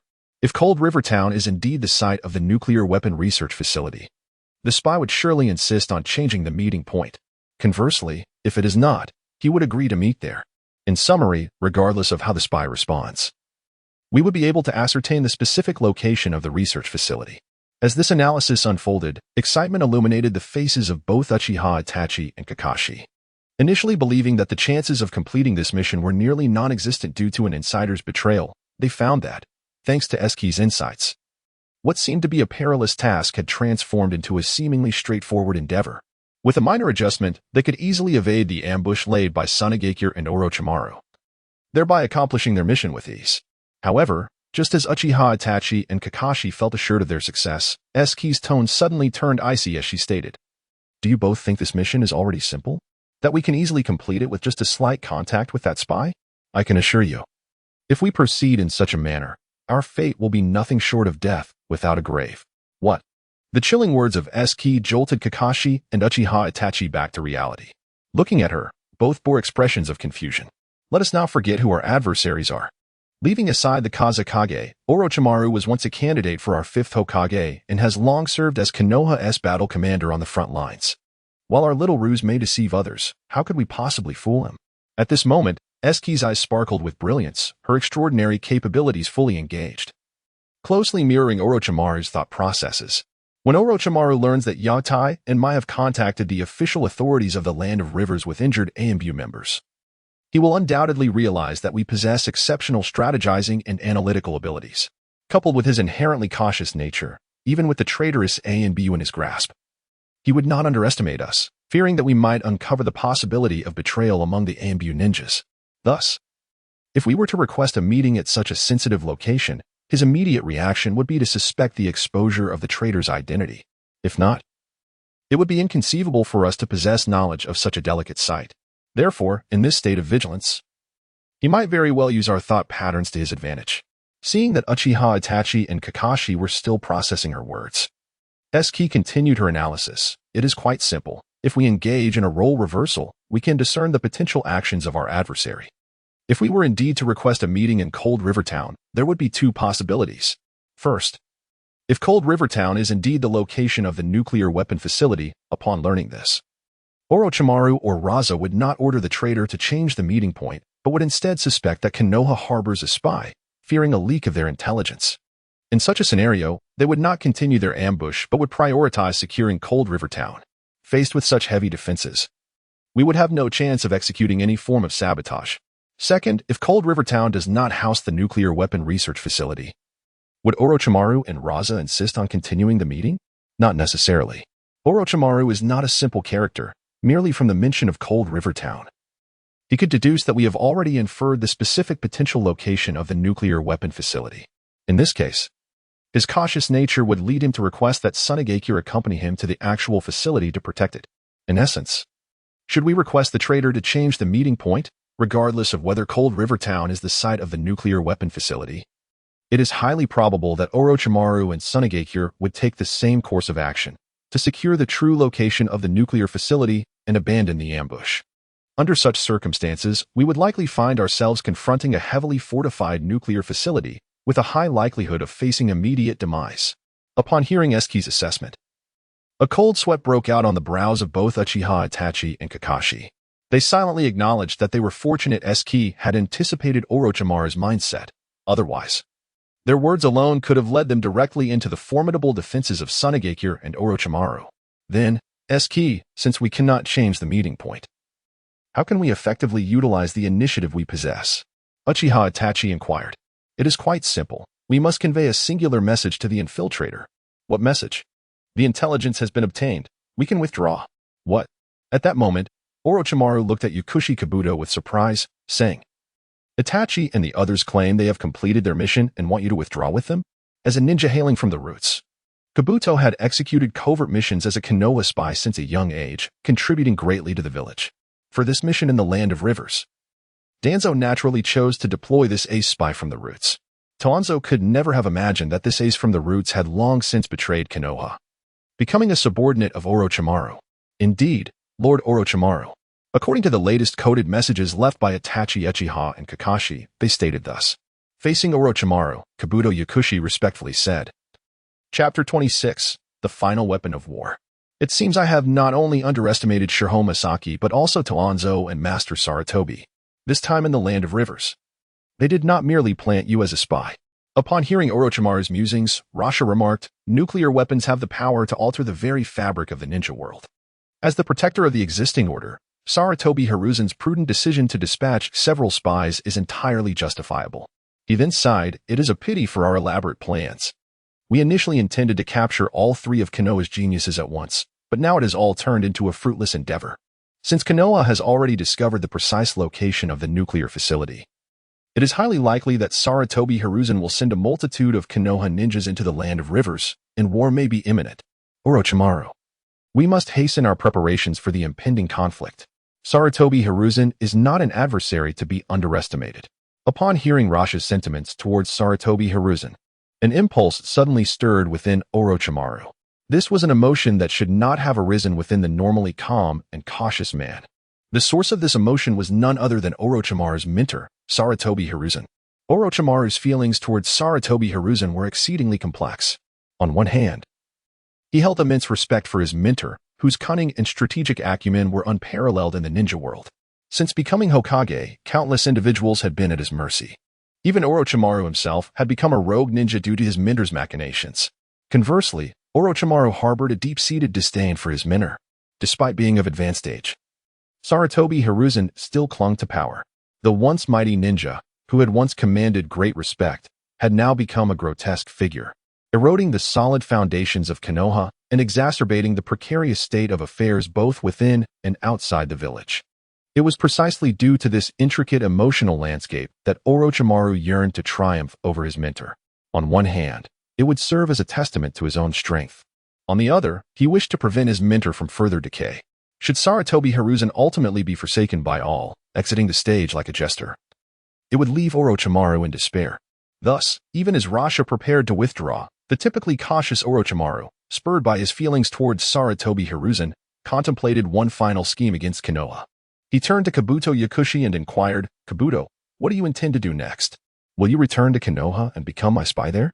Kabuto shook his head, responding, "Lord Orochimaru, I failed to report intelligence in a timely manner. My identity has likely been exposed. In light of this, I request to sever ties with Konoha and devote myself entirely to your service." Kabuto's assessment was astute. During this mission, as a critical infiltrator, he had failed to relay significant intelligence promptly, which constituted a grave error.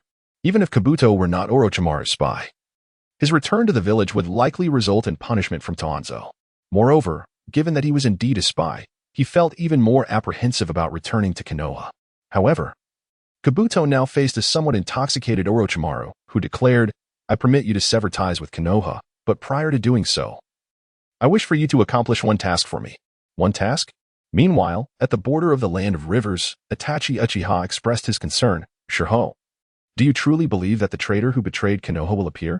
Logically, you should have severed ties with Konoha and sought refuge with Tsunagakure or Orochimaru."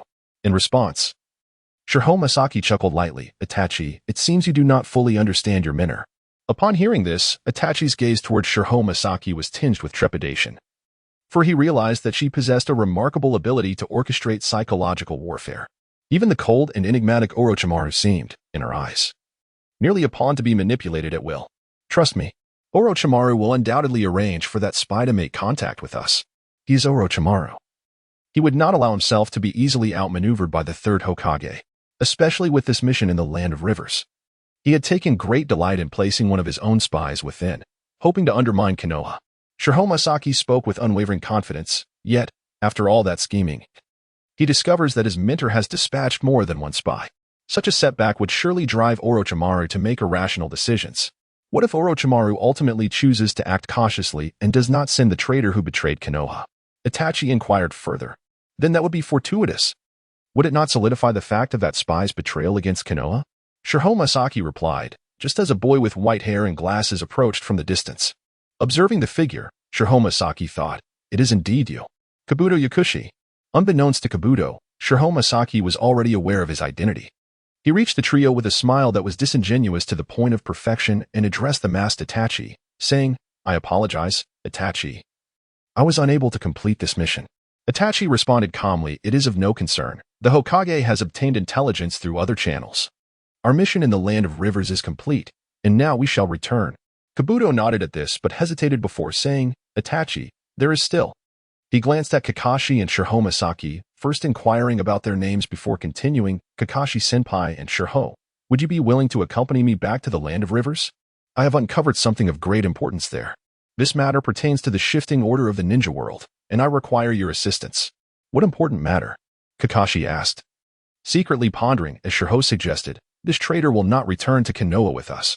Rather, he'll attempt to lure us back to the land of rivers, aiming to ensnare us within the clutches of Tsunagakure and Orochimaru." Kabuto then stated, "Have you heard of Bail?" "Bail? What is that? A tall tale?" Shihouin Saki thought, perplexed. Until Kabuto elaborated, it is a final weapon being developed in the land of rivers that rivals nuclear weapons. This weapon, reportedly inspired by Sonegakure's puppet technique, can mobilize thousands of tons of steel, transforming them into killing machines comparable to tailed beasts. Killing machines on par with tailed beasts? Is that truly the case? Kakashi pondered.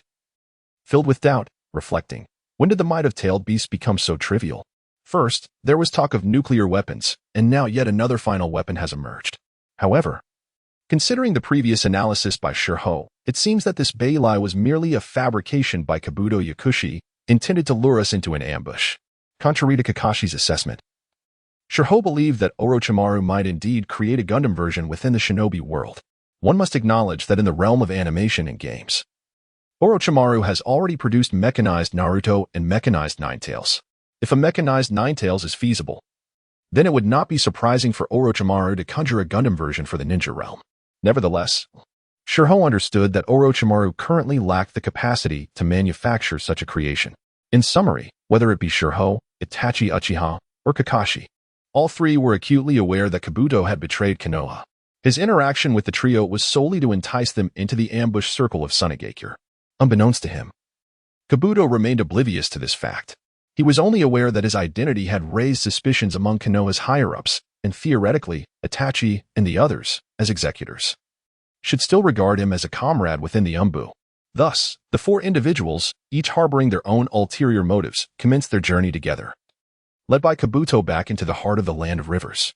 As they traversed, Kabuto seemed intent on guiding them to certain peculiar locations. For instance, they arrived at an industrial area where Kabuto led them past the entrance of a sizable factory. Observing the sign at the factory's front and hearing the rhythmic clamor of machinery within, Shihouin discerned that it was a spinning mill. This marked Shihou's first encounter with such an establishment in this world.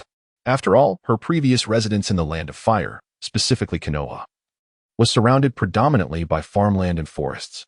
Although there were citizens of the Land of Fire nearby, the majority were laborers toiling in the fields, leaving few workers in the industrial sector.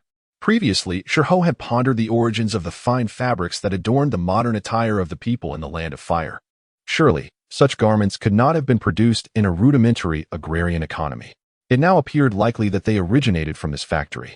Upon witnessing the spinning mill, Shihouin felt compelled to observe the production conditions, for the industrial capabilities of a nation often serve as a crucial indicator of its strength.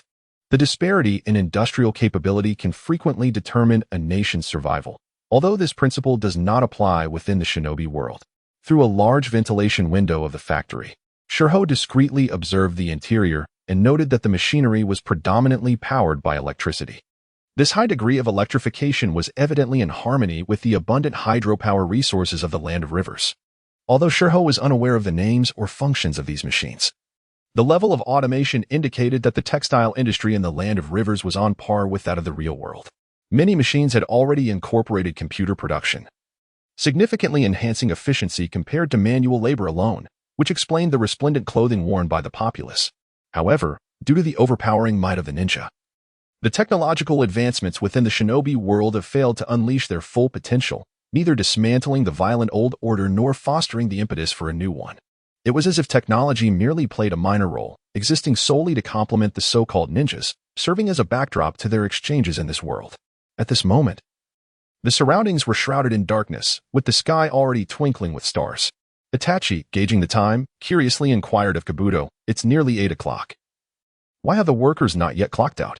In response, Kabuto chuckled derisively, his eyes brimming with disdain for Itachi. Shihouin remarked, if they were to leave now, the workers would not earn sufficient wages. Just as Shihouin completed her statement, a piercing scream erupted from the factory. Following the sound, she beheld a middle-aged woman, seemingly of considerable age, clutching her right hand while wailing in agony. What has occurred? Shihouin scrutinized the scene and discerned that the woman had sustained an injury due to a mishap, her right hand deformed by the machinery, lying on the ground in distress. Observing the grotesque angle of her arm, which was nearly at a 90-degree bend, Shihouin felt a chill run down her spine. Kakashi remarked, "Is this considered a workplace injury?" To this, Kabuto let out a cold laugh. Shortly thereafter, they noticed that the woman's cries had drawn the attention of her fellow workers, who paused their tasks and gathered around her, murmuring amongst themselves. Judging by their expressions, It was evident that such incidents had become commonplace within the factory. A man, dressed in work attire, yet appearing somewhat better off than the others, approached the woman. Upon seeing him, the injured woman disregarded her nearly incapacitated right hand and cried out, "Supervisor, I beg you." It turned out that this man was the factory supervisor, come to assess the woman's condition. "When the doctor arrives, please advocate on my behalf. Will you provide me with additional anesthesia?" Shihouin surmised. "I must preserve this hand. I have 2 children to care for." The woman's desperate plea struck a chord in Shihouin, causing her to feel a sudden pang of sorrow. At this moment, the honeybee manipulator scrutinized the middle-aged woman before her. Although she bore the appearance of a middle-aged individual, her face was devoid of wrinkles, suggesting a lingering youthfulness, yet she emanated an air of profound weariness. Currently, due to an injury sustained at work, her right hand was grotesquely twisted at a right angle, and it was clear that the excruciating pain had penetrated deep into her very brain and marrow. Nevertheless, the foremost thought occupying her mind was her 2 children. She yearned to preserve her right hand, not out of a desire to avoid becoming disabled, but purely out of concern that, should she become incapacitated, she would be unable to provide for her offspring. What a remarkable mother she is. Shihouin Saki instinctively wanted to assist her, but soon realized her own impotence in providing help. Thus, amidst the woman's pleas, Yakushi Kabuto led the group away from the factory. Curiously, Shihouin Saki inquired, "What will become of this injured worker?" Coldly, Yakushi Kabuto replied, "It's quite simple. She will lose her job due to her disability, and without employment, she will struggle to find food. This will force her to either beg for alms with her child or resort to selling her body as a prostitute, ultimately succumbing to illness and starvation. As for her child, they will likely repeat their mother's tragic path, laboring tirelessly throughout their life only to meet an untimely death. How can this be? Does the land of rivers lack any social welfare measures?" Shihouin Saki exclaimed in astonishment. The land of rivers is industrially advanced, yet its agriculture falters, necessitating vast imports of grain from the land of fire. However, as the dominant power in the ninja world, the land of fire is unlikely to sell grain to the land of rivers without hesitation. Consequently, the land of rivers must expend substantial foreign currency annually for food, yet still faces a domestic food shortage, explained Yakushi Kabuto. In such circumstances, how can the land of rivers possibly spare resources to assist its impoverished citizens? Thus, once a citizen loses their capacity for work, they are left to await a painful demise. How can this be? Uchiha Itachi, who had been contemplating how to outmaneuver Yakushi Kabuto, now found himself struck by the absurdity of the world. Despite everyone's efforts to survive, why are so many unable to even secure a meal? This plight afflicts both ninjas and workers alike. What is wrong with this world? Chapter 27. The farce named Bai Yeli. As they continued their journey through the land of rivers, the group heard a commotion from a nearby street. "Everyone, gather around. I have something to say. Please listen closely." Following the voice, Shihouin Saki noticed a young man with dark skin and striking white hair, which lent him an air of maturity beyond his years. "Ladies and gentlemen, some of you may know me, while others may not. Allow me to introduce myself. My name is Olga, and I am the leader of the Iron Blood Orphans of the Land of Rivers." Olga? I've never heard of him. Moreover, he appeared devoid of any chakra, suggesting he was not a ninja. What was he doing here? The crowd on the street shared the same confusion as Shihouin Saki. "Late at night, why is a young man like you making such a ruckus instead of working?" Sensing the crowd's gaze upon him, Olga proclaimed, "You might wonder why I, a young man, am not working diligently but instead standing here speaking to you all." The crowd responded with expressions that conveyed their shared curiosity. However, Olga continued unabashedly, "But have you ever considered why we must work overtime? Why do we toil relentlessly day after day? Why?" He raised his voice while the surrounding people exchanged glances, some beginning to piece together the implications of his words. "It is due to the oppression and exploitation of those great nations surrounding us," Olga boldly asserted, providing clarity to the crowd. Upon hearing this, some residents became incensed, having long been aware of the situation, while others appeared anxious, fearing they had overheard something dangerous. Some began to whisper, "Young man, temper your emotions. If those lurking rogue ninjas hear you, your life could be forfeit." Rogue ninjas lurking? The mention of this caused Shihouin Saki and the others to recall their true identities. Were they not the very rogue ninjas the citizens spoke of? Even aware that their actions could invite peril, Olga remained undeterred, shouting, "Do you understand the oppression and exploitation we suffer from those great nations? Take our supposed ally, the land of fire, which imposes exorbitant trade barriers upon us. The people of our nation work overtime, pouring their hearts into producing industrial goods, only to sell them at cost to their country. Meanwhile, they export but a meager amount of grain, siphoning away our foreign currency. Do you not see the injustice in this? The crowd murmured among themselves, and from their expressions, Shihouin Saki discerned that the citizens of the land of rivers found this deeply unfair. If we were not subjected to such unprofitable trade, would our workers endure such hardship? Take my mother, who was literally worked to death. She labored in a garment factory, rising early and returning late, working over 14 hours a day. Why did she endure such strain? It is because for each garment she produced, the factory compensated her with a mere 2 taels. 2 taels, my friends. Do you understand how little that is? 2 taels? Shihouin Saki gasped upon hearing that figure. Based on her earlier observations in the garment factories of the land of rivers, 8 workers formed a small group, producing about 60 garments daily, and that was for simple designs. More complex ones might yield only 40. If this data applies to the garment factories of the land of rivers, Olga's mother, despite her relentless toil, could produce only 80 garments a day, earning a meager 800 taels a month, without food, housing, insurance, and while raising a child. How could such a pittance suffice? No wonder that mother worked herself to death. At that moment, Shihouin Saki recalled the exquisite Ichiraka ramen that cost 60 taels a bowl, realizing that this motherly figure could hardly afford such a luxury. She then surveyed the surrounding inhabitants of the river country, noticing their complete lack of astonishment. It dawned on Shihouin Saki that the monthly expenditure of 4,800 taels was, in fact, a commonplace reality for them, including a middle-aged woman whose right hand had become deformed due to injuries.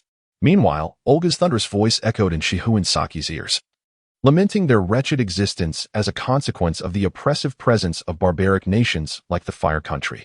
Many may not comprehend the depth of malevolence and ignorance harbored by nations such as the Fire Country. Allow me to illustrate with a ludicrous example, which should not be dismissed as mere jest, for it is indeed a fact.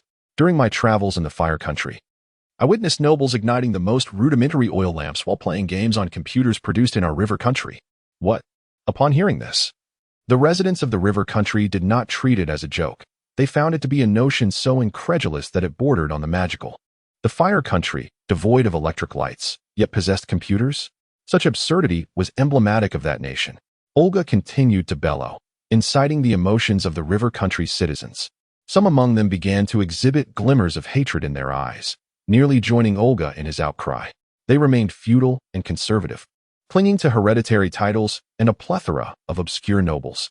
They were cruel and avaricious, imposing heavy burdens upon their own while exploiting and oppressing others. Their lands rife with orphans and bandits, all testifying to the sins of their nation. They even dared to send children under the age of 12 to battle.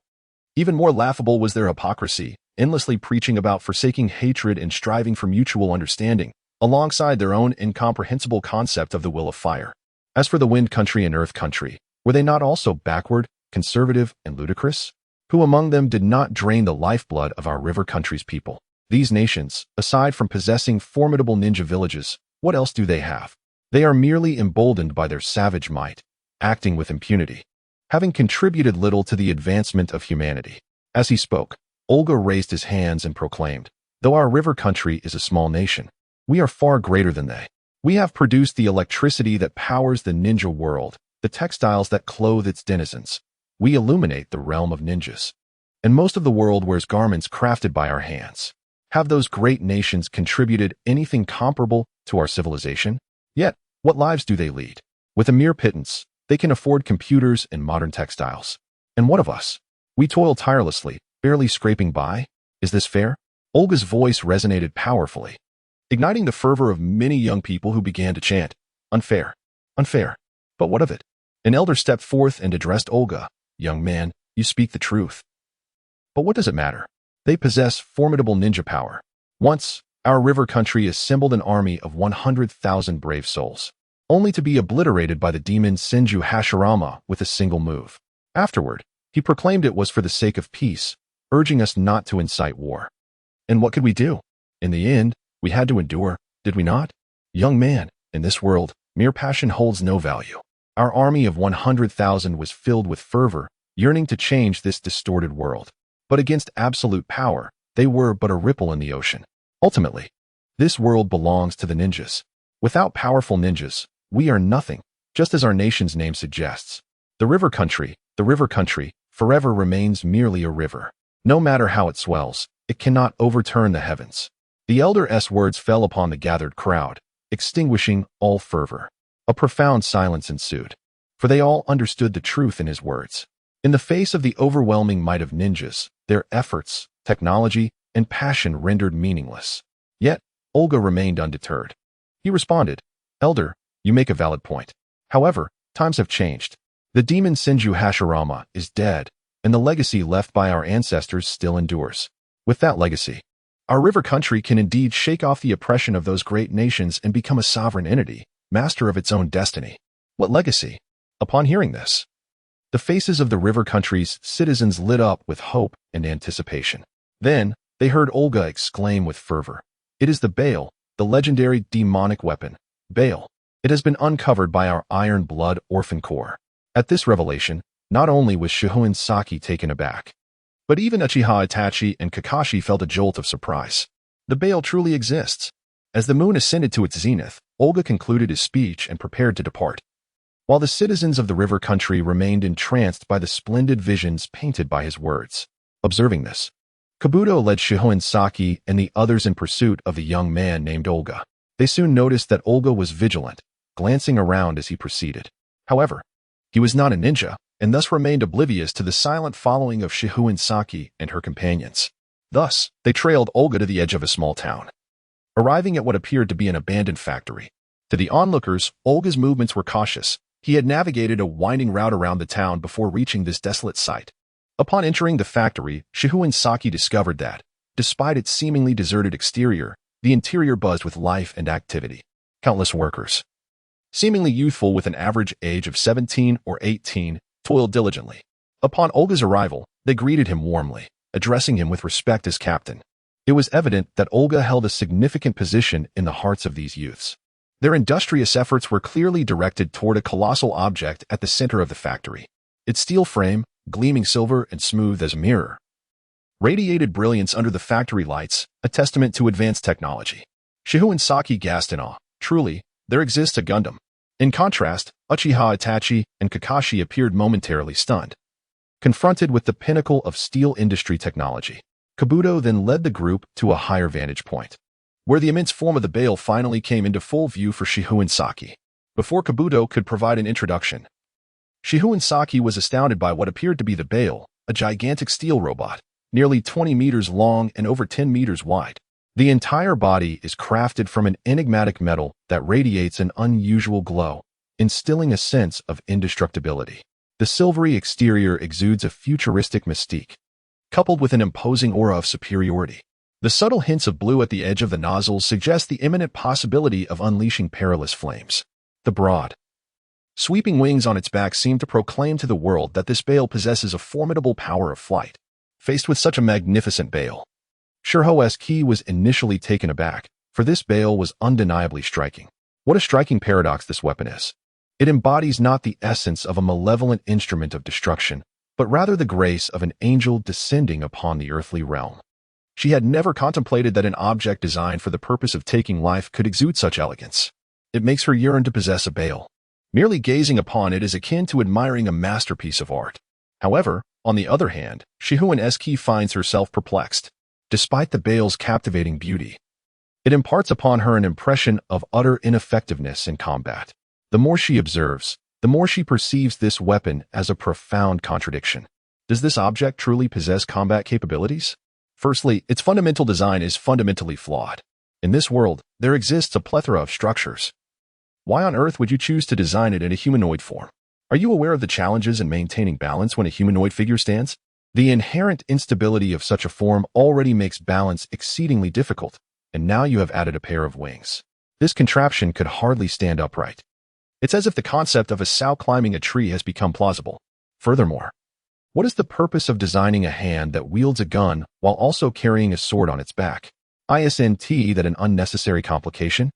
Would it not suffice to affix various weapons directly onto the body? Why burden it with such superfluous appendages? The more Shihouin Saki observes this weapon, the more she finds it riddled with contradictions. Were she to design such a metallic weapon, she would certainly not opt for a humanoid shape, but rather create a form resembling a mouse or a cockroach, though less aesthetically pleasing. Such a low-profile design ensures stability and minimizes the risk of toppling over, while also facilitating evasion from enemy fire. In summary, in Shihouin Saki's eyes, this bale is utterly filled with flaws. Its advantage lies in its striking appearance, which is decidedly unweapon-like, while its disadvantage also stems from the same striking aesthetic that fails to convey its purpose as a weapon. Such a contraption, taken into battle, would scarcely withstand the slightest gust of wind, toppling over with ease. Contemplating this, Shihouin Saki finally affirmed her judgment. This device was merely a bait concocted by Yakushi Kabuto to entice them back to the land of rivers. It was nothing but a gimmick. Far from being the ultimate weapon capable of rivaling the tailed beasts in a decisive battle. At this moment, not only Shihouin Saki, but also Uchiha Itachi and Kakashi sensed the discrepancies in this weapon. Aside from its imposing appearance, it boasted almost no advantages whatsoever. However, as Shihouin Saki pondered this, Yakushi Kabuto interjected, stating, "If we assess it purely from an engineering perspective, this weapon, named Bale, is indeed trivial. Yet, have we considered that if we were to employ Suna's puppet technique or magnet release ninjutsu, would this colossal steel automaton still appear devoid of combat prowess?" Chapter 28, The Terrifying Shihouin Saki in the World of Shinobi. The concept of Gundams does indeed exist. In the original narrative, the puppet master Kankuro realized his dream within the confines of the infinite Tsukuyomi, desiring a puppet comparable to a Gundam. Likewise, the puppet masters of Sunagakure have consistently endeavored to construct large-scale puppets akin to Gundams. However, constrained by the weight of steel and the limitations of chakra, typical puppet masters have found it virtually impossible to manipulate such large constructs, thus preventing their appearance on the battlefield. Of course, even if Sunagakure were to possess a ninja of this caliber, they lack the requisite technology to manufacture such formidable steel puppets. The enormous robot named Bale, now presented before Shihouin Saki, was, in fact, a large-scale combat puppet custom-made by Sunagakure for the Land of Rivers, signifying the sincerity of collaboration between the small nation of Rivers and Sunagakure. Utilizing its robust industrial capabilities, the Land of Rivers compensated for Sunagakure's financial and technological deficiencies, ultimately bringing to fruition the once theoretical large steel puppet. Given the potential ramifications of this steel behemoth named Bale, the Land of Rivers entrusted its production to the Iron-Blooded Orphans, a civilian organization. It must be acknowledged that Yakushi Kabuto is undoubtedly among the finest intelligence operatives in the shinobi world. He was clearly aware that his performance in the mission involving the Land of Rivers had been subpar. Hence he provided Shihouin Saki and the others with crucial information regarding Bale. This intelligence held substantial strategic value. While the steel puppet may not rival the terror of nuclear weaponry, it could still significantly bolster the strength of Sunagakure. Should Sunagakure indeed acquire a multitude of steel puppets and deploy them on the battlefield, their power would undoubtedly increase dramatically. Consequently, Sunagakure might not be inclined to maintain their alliance with Konoha and could potentially utilize the might of these steel puppets to annex surrounding smaller nations, thereby securing the coveted water resources long desired by the Land of Wind. In summary, the steel puppet Bale, while not on par with nuclear arms, is nonetheless a strategic weapon capable of altering the global balance of power. It is evident that Yakushi Kabuto, as a subordinate of Orochimaru, has made a significant investment in enticing Shihouin Saki and her companions into Sunagakure's ambush. Had Uchiha Itachi and Kakashi not encountered Shihouin Saki, they would surely have fallen prey to Kabuto's deception. However, having analyzed the situation, Itachi and Kakashi now recognized that Kabuto was a traitor to Konoha. Hence, the more impeccably he performed, the more it reinforced their suspicions. For a genuine infiltrator would not exhibit the leisure to gather extraneous intelligence outside their primary mission. Even if they inadvertently stumbled upon crucial information, they would promptly report it to their village, rather than waiting for a failed mission to exchange it for the village's trust. Kabuto's actions plainly demonstrated his disloyalty to the village. Thus, upon witnessing the steel puppet Bale, the group quietly vacated the factory, prompting Uchiha Itachi to declare, "We must hasten back to Konoha and relay this information to Lord Hokage." Kakashi and Shihouin Saki nodded in agreement, yet Kabuto interjected, "Wait, what is it?" Uchiha Itachi inquired. Puzzled, such intelligence alone is insufficient to prompt the village to take action against the Land of Rivers. Our most pressing concern should be to swiftly locate the factory producing the core components of the steel puppets and dismantle it entirely. If we delay, The Land of Rivers may relocate the relevant facilities, complicating matters significantly. The assembly of the steel puppets is conducted by a civilian organization in the Land of Rivers.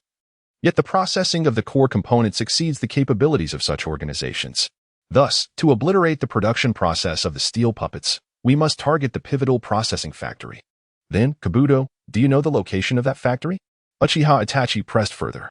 Of course, Kabuto replied, brimming with confidence. The factory is situated in the northern district of the southern port. Upon hearing Kabuto disclose the factory's critical location, Uchiha Itachi and Kakashi exchanged glances. Then turned to Shihouin Saki in unison, their eyes conveying a clear message. Was everything part of your scheme? Noticing the unusual behavior of the two individuals, Kabuto Yakushi immediately sensed trouble. He was uncertain about the specifics of the situation. Yet the instincts of a spy alerted him that the present circumstances were entirely unlike his expectations.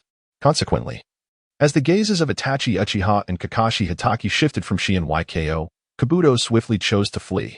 Damn it! Within mere seconds, Kabuto had vanished from sight, prompting Itachi to exclaim, I never anticipated this fellow would be so vigilant. Kakashi remarked, this Kabuto hails from Lord Danzo's root. It is only natural for him to possess such caution, especially given his betrayal of Konoha in favor of Orochimaru. However, now that we have confirmed that the Port North area is the site for the production of the core components for the iron puppets, the location of the nuclear weapons research facility must undoubtedly be in the cold town of Hanchuan. As Itachi and Kakashi conversed, both recalled the earlier scheme devised by Shihouin Yko. What? You suggest we withdraw our spies? Itachi queried, bemused. Yko, what do you say? If I order a retreat, wouldn't that terminate our mission? Not only was Itachi perplexed, but Kakashi also regarded Shihouin with skepticism, failing to comprehend her rationale. Then, with unwavering confidence, Shihouin stated, I do not wish to elaborate excessively. I merely wish for you to consider the implications. If we proceed in this manner, what might transpire next? Do you believe that once we claim to have acquired the intelligence and can withdraw, the traitor will willingly accompany us? Or that the individual behind the traitor, Orochimaru, would allow us to leave unscathed? Certainly not. Such an approach would only instill in Orochimaru the sensation of being toyed with by his former mentor. This humiliation would surely provoke him into irrational actions, such as utilizing the traitor to lure us into a trap laid by Sunagakure. Upon hearing Shihouin's analysis, both Itachi and Kakashi were not entirely convinced. Her deductions were predicated on an understanding of Orochimaru's psyche, and as the most enigmatic of the Sannin, grasping his mental state was exceedingly difficult. Even the third Hokage, his former teacher, had struggled to fully comprehend him. Yet, to Shihouin, this mysterious ninja appeared to be easily deciphered. His thoughts, reasoning, and actions seemed to be laid bare under her scrutiny. In essence, they were unaware that Shihouin was an extraordinary individual capable of perceiving the intricacies of human emotions, making it inconceivable for them to fathom the depth of her insights.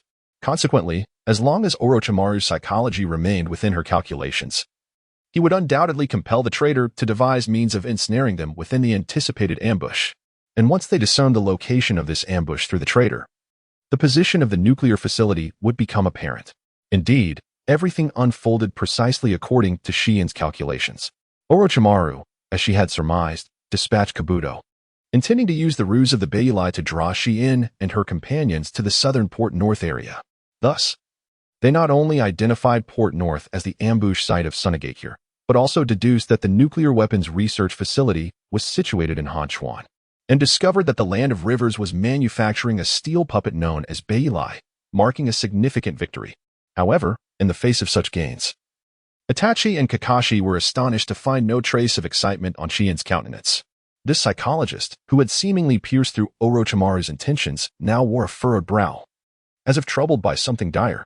Yko, what troubles you? Itachi inquired, perplexed. Shihouin produced the map of the Land of Rivers and addressed Kakashi and Itachi. Have you considered a certain matter? What matter? They responded. Pointing to the map, she explained, the Land of Rivers has a total of 17 power grid convergence points, of which 11 are located near cities as urban power facilities, 2 are near the borders as power export facilities, and among the remaining 4, one is the nuclear weapons research facility in Hanchuan, and another is the iron puppet component manufacturing plant in Port North.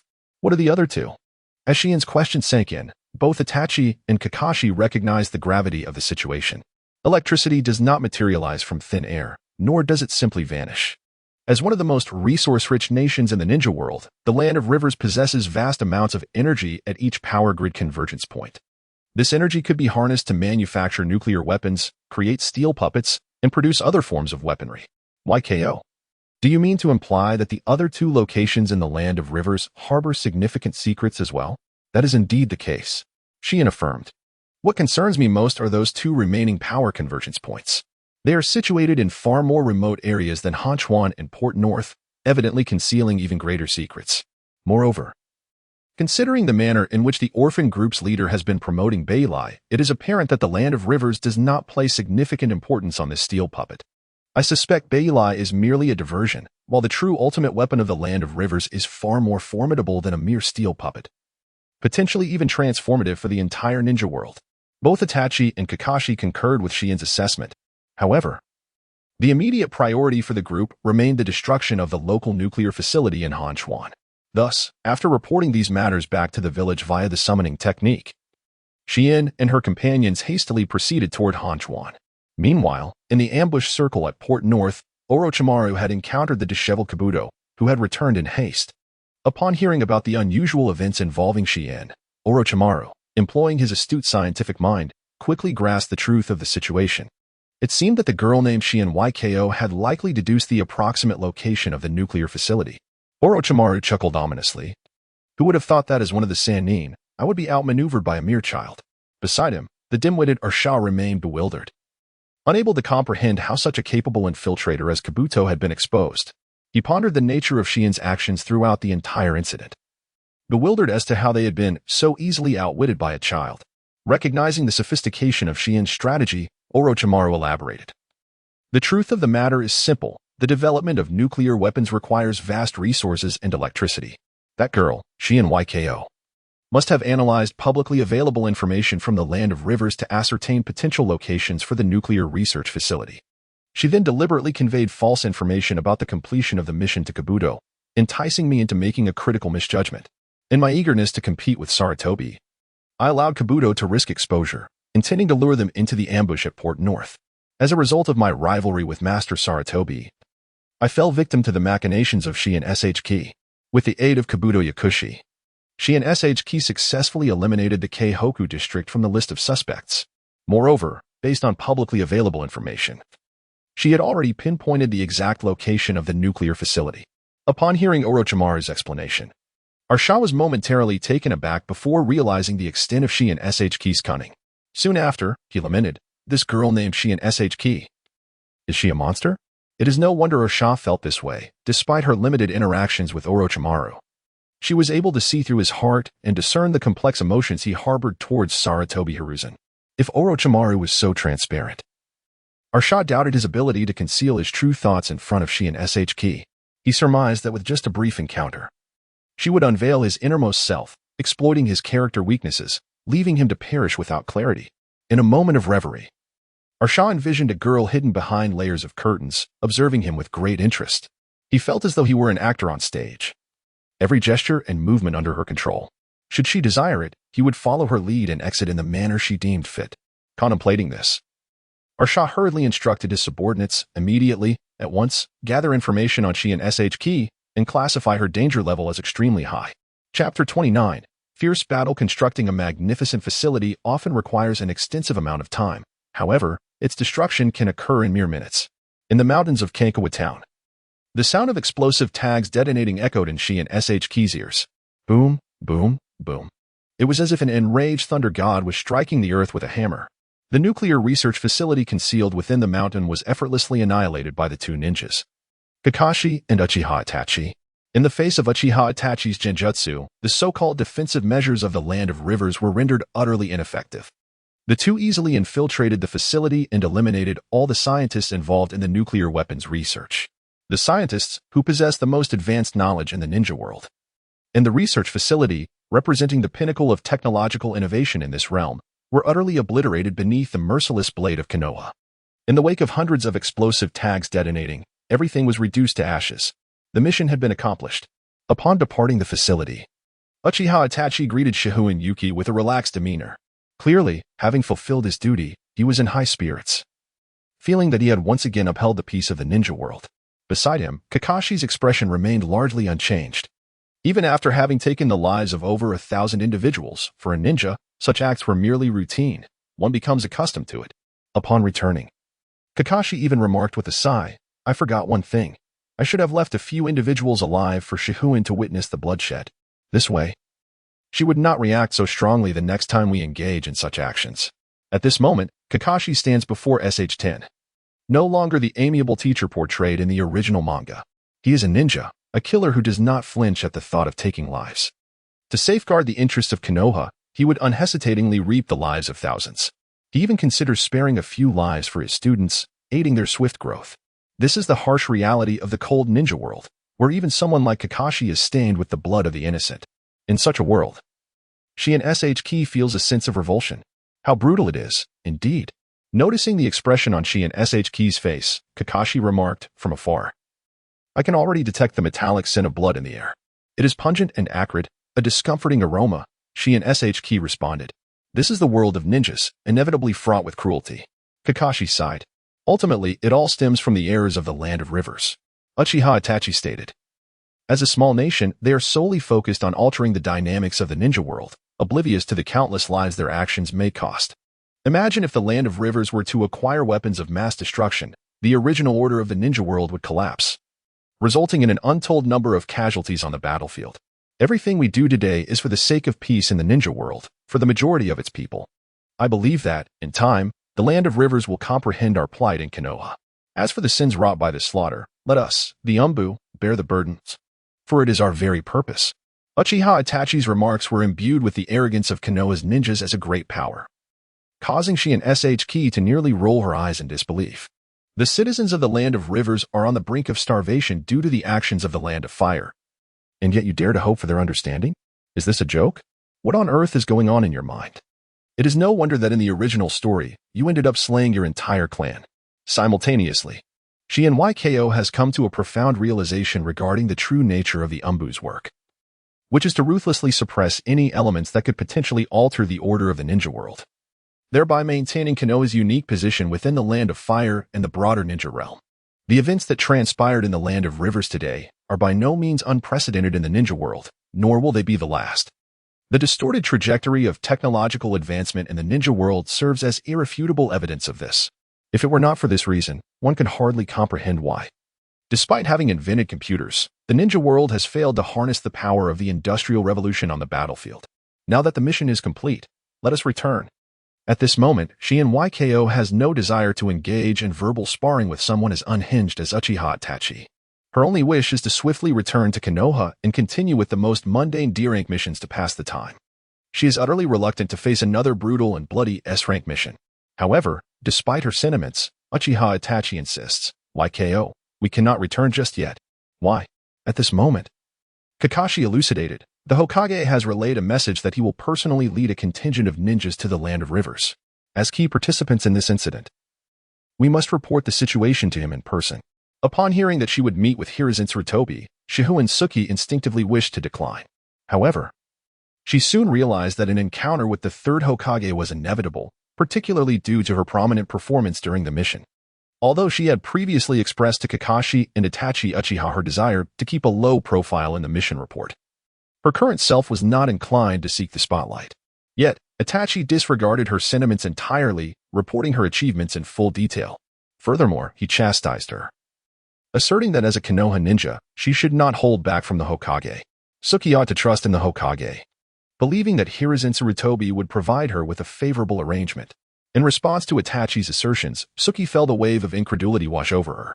Trust Hiruzen Tsurutobi? She would sooner place her faith in Danzo. At least Danzo did not mask his malevolence, while Hiruzen Tsurutobi was merely a smiling tiger, duplicitous and treacherous. Suki had already resolved that if she ever reached the rank of Sannin, she would ensure Itachi met a gruesome end. After all, ever since encountering the eccentric Itachi, her fortunes had taken a turn for the worse. Yet, despite Itachi's eccentricities, he was still a formidable adversary, possessing the Manjiki Sharingan. Ultimately, Suki had no choice but to await Hiruzen Tsurutobi's arrival with Itachi and Kakashi in the Land of Rivers. However, before their arrival, the trio faced an imminent crisis. They must eliminate Shihouin Saki. Although the nuclear facilities had been destroyed and the actions of Sunagakure and Orochimaru had ended in utter failure, neither party had retreated from the land of rivers. On the contrary, realizing the threat posed by Suki, the two began a wide-ranging search throughout the land. Bound by the village's orders, Suki and her companions could not withdraw, thus resorting to a game of hide-and-seek with Sunagakure's ninjas. After 3 days of evasion, the ninjas finally discovered Suki's whereabouts, and the battle was about to commence. So it was that little brat is Shihouin Saki, observing her concealed among the trees. Rasha's eyes were cold with disdain. It was this very girl who had manipulated him and Orochimaru, leading Sunagakure to squander a crucial opportunity to alter the world order. Beside Rasha, Orochimaru focused his attention on the masked Itachi Uchiha. Sensing the aura emanating from Itachi, he turned to Kabuto and inquired, "Kabuto, during your interactions with these three, have you gathered any intelligence on them?" Kabuto adjusted his glasses and replied, "Since no battle has occurred, I can only provide a rough estimate of their abilities. Among the three, Kakashi's strength is the clearest. As an elite jonin, he is just a step away from the level of a Kage. However, due to his inability to fully utilize the Sharingan, he is not a match for the Kazekage. In contrast, although younger, Itachi, as a disciple of Orochimaru, exuded a presence that seemed even stronger than Kakashi's. While I do not believe Itachi surpasses Kakashi in strength, it would be wise to exercise caution during combat with him. As for the weakest among the trio, Shihouin Saki, her abilities were commendable for her age, but she barely qualified as a Chunin. After all, she was not of the Uchiha clan, and thus could not match the prowess of Itachi or Shursui at such a young age. Defeating her would be quite straightforward. Kabuto's assessment of Suki and her companions was remarkably astute. At that moment, as Kabuto evaluated Suki, she began to leverage the abilities granted by the system to assess the strength of both sides. Suki, Ninjutsu, 4, Taijutsu, 3, Jinjutsu, 7, Wisdom, 7, Strength, 5, Speed, 5, Precision, 4, Seals, 4, Total, 39 Kakashi, Ninjutsu, 10, Taijutsu, 8, Jinjutsu, 8, Wisdom, 8, Strength, 7, Speed, 8, Precision, 6, Seals, 9, Total, 64 Itachi Uchiha, Ninjutsu, 10, Taijutsu, 8, Jinjutsu, 11, Wisdom, 8, Strength, 5, Speed, 9, Precision, 4, Seals, 10, Total, 65 Kabuto, Ninjutsu, 7, Taijutsu, 4, Jinjutsu, 7, Wisdom, 9, Strength, 5, Speed, 6, Precision, 4, Seals, 8, Total, 50 Rasha, Ninjutsu, 10, Taijutsu, 6, Jinjutsu, 8, Wisdom, 8, Strength, 8, Speed, 7, Precision, 10, Seals, 8, Total, 65 Orochimaru, Ninjutsu, 10, Taijutsu, 7, Jinjutsu, 10, Wisdom, 11, Strength, 6, Speed, 9, Precision, 7, Seals, 10, Total, 70 From the data, it was evident that Konoha was at a significant disadvantage. Among the trio, Suki and Kabuto were clearly outmatched, with Suki's overall score of 39 barely qualifying her as a Chunin. Meanwhile, the 16-year-old Kabuto boasted an impressive score of 50. Akin to the strength of an elite Jonin, it was clear that should they engage in battle, Suki would inevitably fall. Although Kakashi and Rasha shared a total score of 65, Kakashi's inability to master the Sharingan perfectly left him just shy of Kage-level strength. In contrast, while Rasha's data revealed a deficiency in physical combat, as the Kazekage, he excelled in magnet release sand techniques, requiring little in the way of hand-to-hand combat. Therefore, in their confrontation, Kakashi's best outcome would merely be a stalemate. Among the Konoha trio, the only one with a chance to triumph was Itachi Uchiha. This was not only due to his status as Orochimaru's nemesis in the original narrative, but also because of his astonishing Jinjutsu skill rated at 11. Evidently bolstered by his Manjiki Sharingan, it seemed plausible that if Itachi wielded his Manjiki effectively, defeating Orochimaru was not beyond the realm of possibility. With this in mind, Suki gazed at Itachi once more. The predicament she found herself in was the result of Itachi's machinations. Now, all she could do was hope that Itachi's Manjiki Sharingan would prove formidable enough to replicate the original tale, where he dispatched Orochimaru with ease. Otherwise, the trio might well meet their demise in the land of rivers. As Suki pondered this, the Kazekage Rasha initiated his assault. The ground trembled beneath them as the minerals and sands surged forth under Rasha's command. transforming into a golden sea of sand that surged toward the trio. Recognizing the futility of resisting such a broad attack, the three retreated hastily. As they did so, Kakashi already formed hand seals, gathering blue lightning in his grasp. Lightning release, lightning cutter. Harnessing the electric chakra to invigorate his body, Kakashi became a streak of blue lightning, swiftly cutting through the tidal wave of sand and reaching Rasha. Observing Kakashi utilizing his Sharingan to maximize the power of his lightning cutter, Rasha nodded, acknowledging, "So, you are the Kakashi of the Sharingan? No wonder you are considered an elite Jonin of Konoha. Your prowess is indeed commendable. However, it appears you struggle to fully harness the potential of your own eyes." As Rasha spoke, the surrounding sand coalesced into layers of barriers, obstructing Kakashi's advance. Despite the speed and penetration of Kakashi's lightning cutter, he found himself challenged by this nearly impenetrable defense. After the thunderous roar, Kakashi swiftly retreated, maintaining a distance from Rasha. Observing the large crater created by his Raikiri on the golden sand barrier, Kakashi silently acknowledged, "Truly, the fourth Kazekage is formidable." It would not be an exaggeration to call his golden sand defense an absolute shield. It appears that relying solely on lightning release is utterly insufficient to breach his formidable defenses. As such thoughts crossed his mind, Kakashi formed hand seals. Water release, water dragon bullet technique.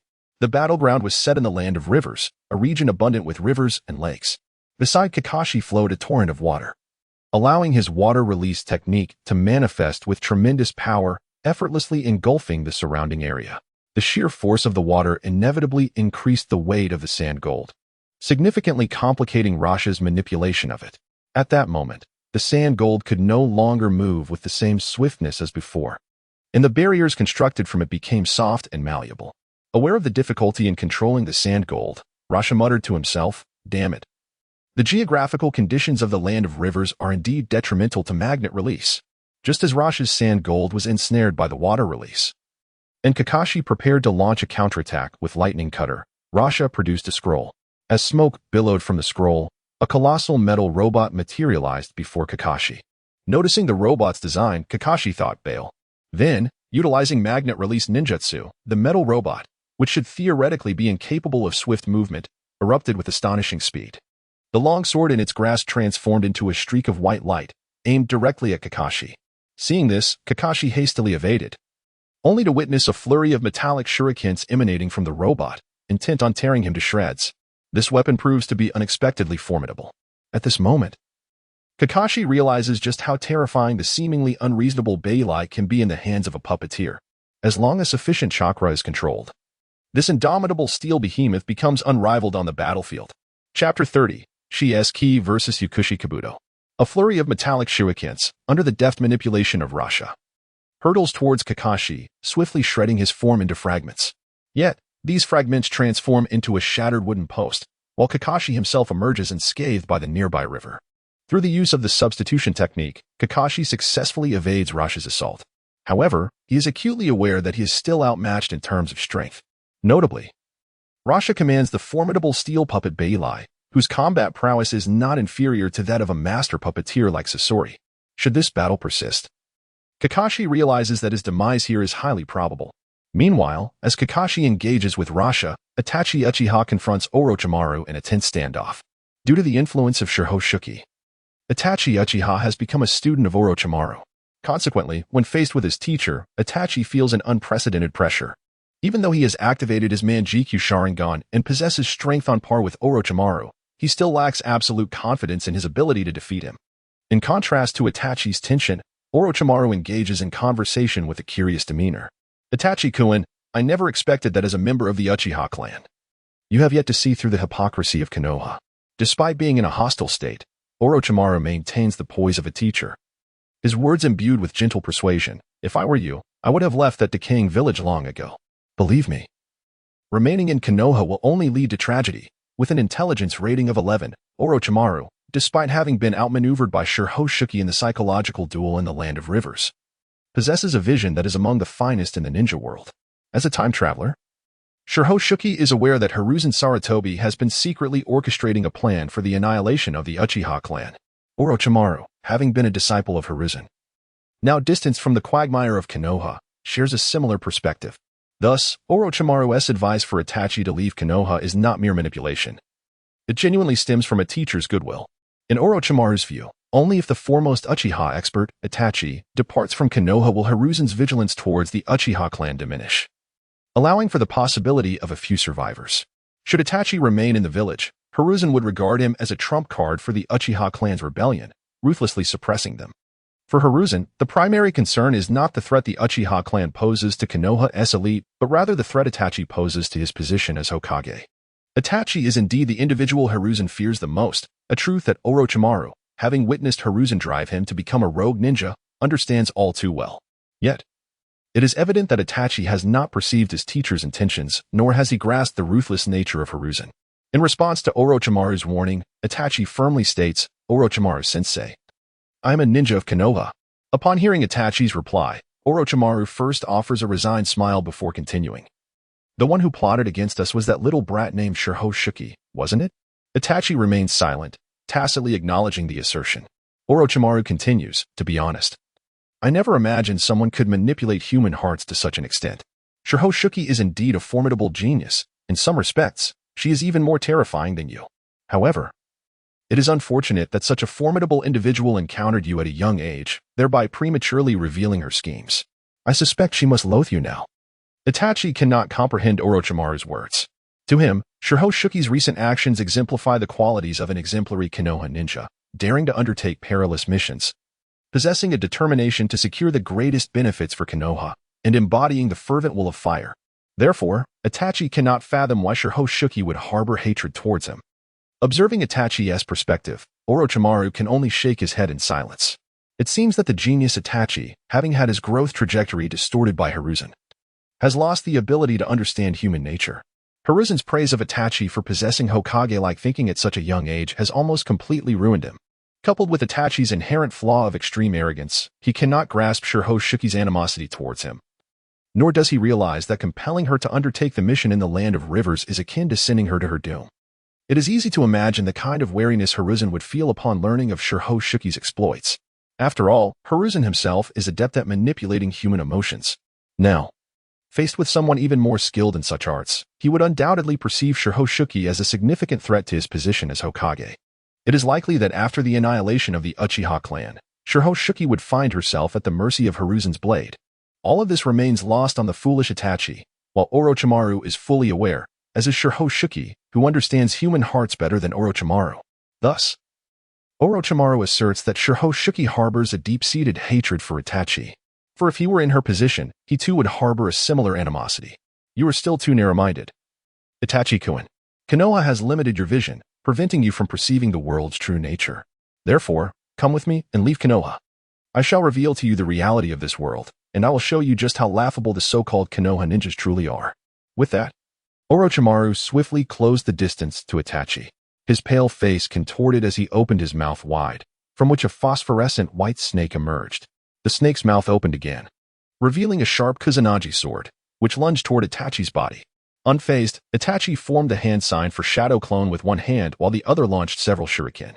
Just as the Kusanagi sword was about to strike Itachi, his Shadow Clone appeared before Orochimaru and kicked him away. Simultaneously, the shuriken Itachi had thrown spiraled in the air, colliding with one another as they hurtled toward Orochimaru's body. How has Itachi-kun's power become so formidable? As a teacher, Orochimaru has never underestimated Itachi. However, at merely 12 years of age, Itachi is still a child. In contrast, Shihouin Saki, also 12, possesses the strength of a chunin, ranking her among the elite of her peers. Yet Itachi, at the same age, wields unimaginable power. Orochimaru, caught off guard, finds himself at a disadvantage in their confrontation. Naturally, Itachi's shuriken were insufficient to harm Orochimaru. As the shuriken neared, Orochimaru activated his summoning technique, enveloping himself in a massive white snake, thereby avoiding injury. Beneath the protection of the colossal serpent, Orochimaru's golden eyes remained fixed on Itachi's gaze, internally reflecting, even for the Uchiha clan. It is theoretically impossible for one so young to possess such strength, unless Itachi has also awakened his Manjikyu Sharingan like Shisui Uchiha. Realizing this possibility, Orochimaru inwardly cursed and attempted to divert his gaze from Itachi's. Yet Itachi, seizing the opportunity, activated his Manjikyu Sharingan, causing the three Tomo to spin rapidly, coalescing into a single form, and unleashed the ultimate Genjutsu, Tsukuyomi. As the Manjikyu Sharingan whirled, Tsukuyumi immediately ensnared Orochimaru's spirit within the illusionary realm. Confronted with the ultimate illusion of the Manjikyu Sharingan, Orochimaru's spiritual form grotesquely morphed from its original human shape into a repulsive, gigantic white phosphorescent serpent. Stunned by this transformation, Itachi thought, I never imagined that after being expelled from Konoha by Lord Hokage, Orochimaru-sensei would undergo such a change. While he once exhibited a shadowy side, he has now completely morphed into a monster donning human skin. At this moment, Itachi began to harbor doubts about Hiruzen's decision. He contemplated whether Konoha might have been better off had Orochimaru ascended to the position of Hokage. Meanwhile, as Itachi and Orochimaru clashed, Shihouin Saki was also compelled to engage in battle with Kabuto Yakushi. Gazing at the figure across from her, with starry eyes and flowing golden hair, exuding an aura of nobility, Shihouin Saki heard Yakushi Kabuto remark, to be honest, I truly did not anticipate that Lord Orochimaru would lose to you in the game of the Land of Rivers. You are indeed a prodigy, Shihouin. Shihouin offered no response. Instead, she endeavored to harness the illusionary powers granted to her, calming her inner turmoil and achieving a state of absolute composure. Simultaneously, through these illusions, she sought to decipher Yakushi Kabuto's thought patterns while subtly influencing his actions. However, given your adeptness at manipulating the hearts of others, you must be aware of the rot that festers within Konoha, correct? So Shihouin, would you be interested in departing from Konoha and pledging your loyalty to Lord Orochimaru alongside me? Trust me, this is undoubtedly a commendable choice. Lord Orochimaru can not only bestow upon you power, but also enable you to fully realize your potential. In contrast, remaining in Konoha will only subject you to the incessant suspicions of the higher-ups. I imagine you would prefer not to be recruited into Root by Danzo at such a tender age, only to perish in the shadows of cruel missions, wouldn't you? It must be said that, faced with Yakushi Kabuto's seduction, Shihouin Saki felt a flicker of temptation. She understood that staying in Konoha would inevitably expose her to the open and covert attacks from its upper echelons, leaving her vulnerable to an inexplicable demise.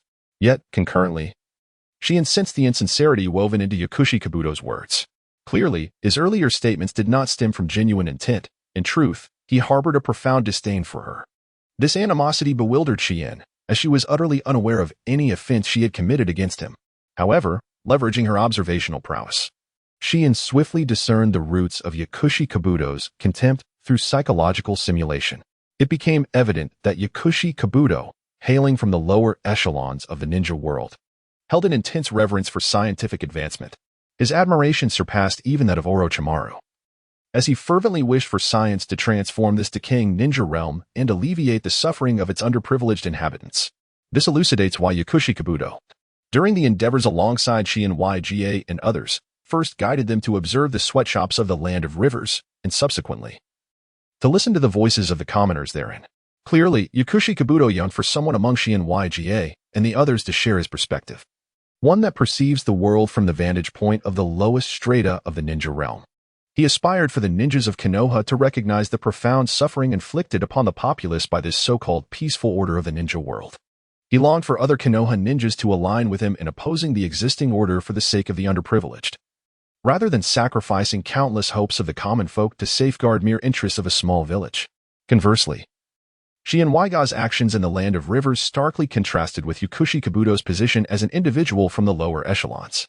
Thus, even as Yakushi Kabuto adhered to Orochimaru's directives and sought to recruit Shihouin Yga, he could not suppress his inner disdain for her.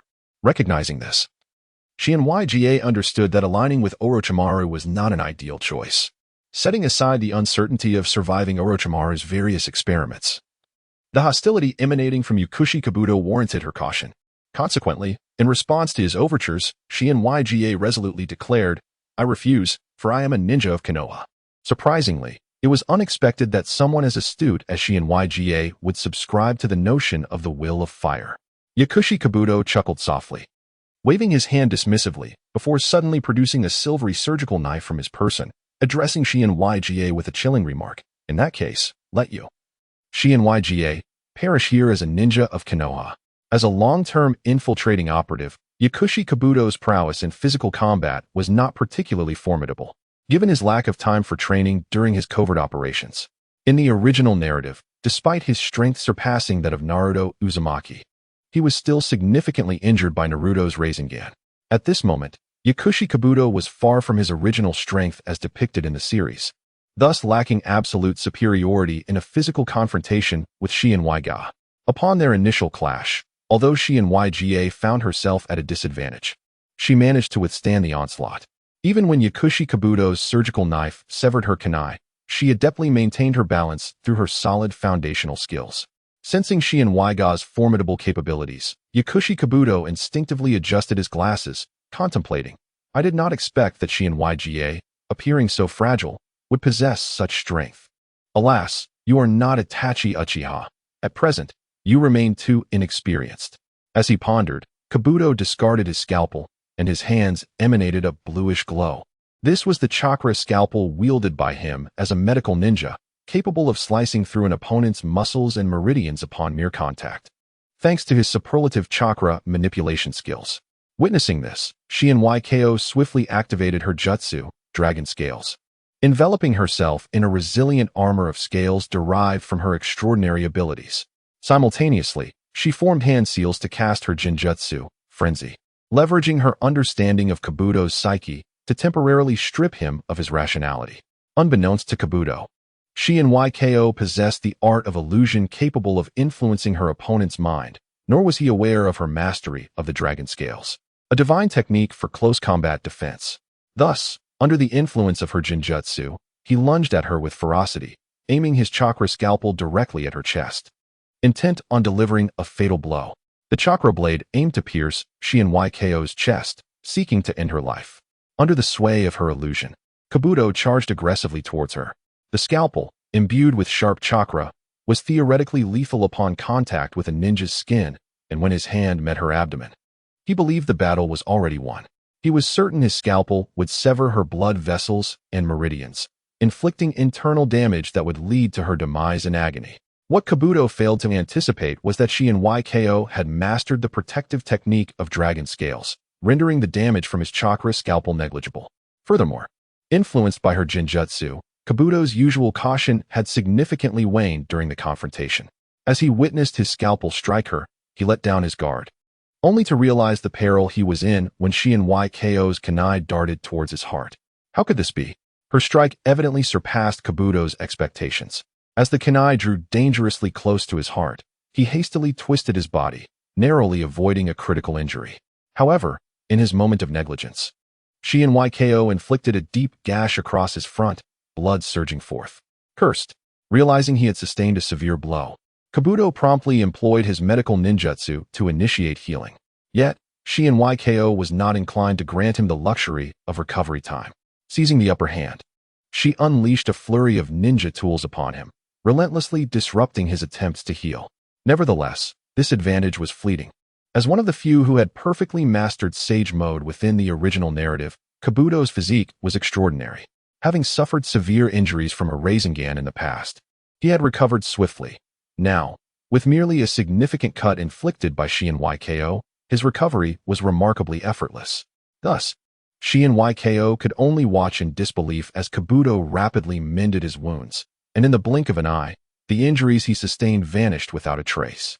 Is this fellow truly a humble orphan ninja? Could he possibly be a descendant of the Senju clan? Observing Kabuto Yakushi's remarkable regenerative abilities, Shihouin Saki couldn't help but scoff inwardly. Now that Kabuto had fully recovered, she resolved to strategically retreat, realizing that her earlier surprise attack had exhausted her resources. The disparity in strength between herself and Kabuto was now insurmountable, and prolonging the battle would yield no favorable outcome. However, just as Shihouin prepared to make her escape, a heart-wrenching cry emanated from the nearby woods, belonging to Orochimaru. Upon hearing Orochimaru's lament, Kabuto abandoned his pursuit of Shihouin and hurried towards Orochimaru's location. Consequently, Shihouin shifted her focus to the skirmish between Uchiha Itachi and Orochimaru. At that moment, Orochimaru had just managed to break free from the effects of Tsukuyami, only to have his right arm severed by Uchiha Itachi. Clearly, Orochimaru was gravely injured and no longer capable of continuing the fight. As Kabuto arrived at his side, Orochimaru urged him to flee. Kabuto, astonished at the sight of Orochimaru's severed arm, cast a bewildered glance at Uchiha Itachi. He could hardly fathom that the mere 12-year-old Uchiha Itachi could best one of the legendary Sannin, Orochimaru, an utterly preposterous notion. Without delay, Kabuto assisted Orochimaru in retreating, while Shihouin approached Uchiha Itachi. Noticing that Itachi remained unmoved as he watched Kabuto carry Orochimaru away, Shihouin inquired, "Itachi, are you all right?" In response, she witnessed Itachi suddenly clutching his eyes, his expression contorted in agony, blood streaming from them. It was evident that the use of his Mangekyou Sharingan had placed an immense strain on him. After employing Tsukuyomi, even if Itachi wished to seize the moment, he found himself powerless. Meanwhile, Rashi and Kakashi also became aware of the unfolding battle. Observing that Uchiha Itachi had vanquished Orochimaru, Rashi exclaimed in disbelief. How can a mere 12-year-old defeat one of the legendary Sannin?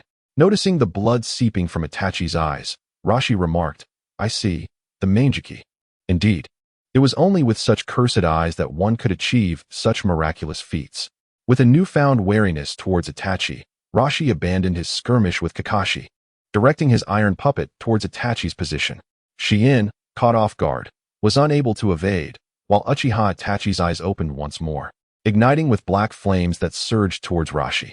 As the current Kazekage, Rashi possessed significant intelligence and recognized these black flames as Amaterasu's cursed fire. Realizing the intense heat could incinerate him, Rashi quickly commanded his iron puppet to shield him, simultaneously enveloping himself in sand to mitigate Amaterasu's assault. However, neither the iron puppet nor the sand could withstand the ferocity of Amaterasu's flames. As the iron puppet melted into molten metal and the surrounding sand succumbed to the inferno, Rashi, like Orochimaru, chose to withdraw rather than continue engaging. Thus, the fierce 3-on-3 confrontation concluded, thanks to Uchiha Itachi's explosive emergence. Exhausted from utilizing Tsukuyomi and Amaterasu, Uchiha Itachi collapsed to the ground. Observing Itachi's remarkable feats, defeating Orochimaru and forcing Kazekage Rashi to retreat, both Shihouin and Kakashi were left in awe of Itachi's prowess. In this moment, Shihouin gained her first insight into the formidable nature of bloodlines within the world of Hokage. Despite being the same age as herself, Uchiha Itachi had triumphed over two powerful leaders. Such rapid growth was nothing short of extraordinary. It was no wonder that the higher-ups in Konoha held a profound wariness of the Uchiha clan. The potential of their Mangekyou Sharingan instilled fear in all who witnessed it, especially given the unpredictable nature of one's ability to awaken the Mangekyou Sharingan. The entire Uchiha clan became akin to walking nuclear bombs, capable of catastrophic destruction if sufficiently provoked. Had Shihouin been in a position of leadership, she too would harbor reservations against the Uchiha. Of course, unlike Sarutobi Hiruzen's extreme measures, Shihouin would never contemplate such an act of genocide. In summary, though Shihouin found herself entangled in the turmoil of the Land of Rivers due to Uchiha Itachi, she was equally saved from Orochimaru and Kazekage Rashi's clutches because of them. In the ensuing time, Shihouin, along with Kakashi, concealed Itachi's whereabouts in the Land of Rivers, soon awaiting the arrival of the Konoha forces led by Sarutobi Hiruzen. Upon their reunion, Sarutobi lauded the trio, praising them as exemplary young shinobi who had rendered significant service to Konoha. Following the completion of this mission, he assured them that, as Hokage, he would not hesitate to reward their efforts. The future appeared promising for the three of them. However, with his extraordinary perceptive abilities, Shihouin sensed Sarutobi's underlying wariness towards both herself and Uchiha Itachi. After all, during this mission in the Land of Rivers, both Shihouin and Itachi had demonstrated remarkable capabilities. Shihouin's keen understanding of human nature and Uchiha Itachi's Mangekyou Sharingan posed a tangible threat to Sarutobi's position as Hokage. Moreover, during her observations, Shihouin discerned that Sarutobi seemed more apprehensive of her than of Itachi. After all, Itachi had already been ensnared in Sarutobi's machinations. His formidable power kept in check. In contrast, Shihouin was a genuinely astute individual, impervious to Sarutobi's manipulations, especially when recalling her experiences in Konoha. Sarutobi was acutely aware that his duplicity would not escape Shihouin's discerning gaze. Consequently, even though Shihouin remained steadfastly loyal to Konoha, she could not harbor any respect for Sarutobi as Hokage. In fact, out of her loyalty to Konoha, Shihouin was far more likely to find herself at odds with Sarutobi in his capacity as Hokage. Sarutobi subconsciously recognized that his prolonged tenure in the Hokage position was detrimental to Konoha. Orochimaru's defection had been a direct consequence of Sarutobi's twisted thirst for power, and in the future, Konoha would suffer further losses due to his ambition. Therefore, Any true loyalist to Konoha would inevitably become an adversary to him. With these thoughts in mind, Sarutobi had already subconsciously labeled Shihouin as an enemy, just as Shihouin had begun to view Sarutobi as one. Neither of them was a fool like Uchiha Itachi. Both understood that in this struggle for power, it was a matter of survival of the fittest. However, compared to Shihouin, Sarutobi, as Hokage, had numerous matters to attend to. The Land of Rivers was one, and the Uchiha clan was another. Additionally, with Kakashi currently serving as Shihouin's mentor, Sarutobi had yet to find a suitable opportunity to act against her. Thus, he feigned politeness for the time being, redirecting his focus to the situation in the Land of Rivers. As it turned out, beyond the nuclear research plans, the Land of Rivers harbored other schemes as well. The iron puppets, if they were to fall into the hands of the Sand Village, would undoubtedly incite war.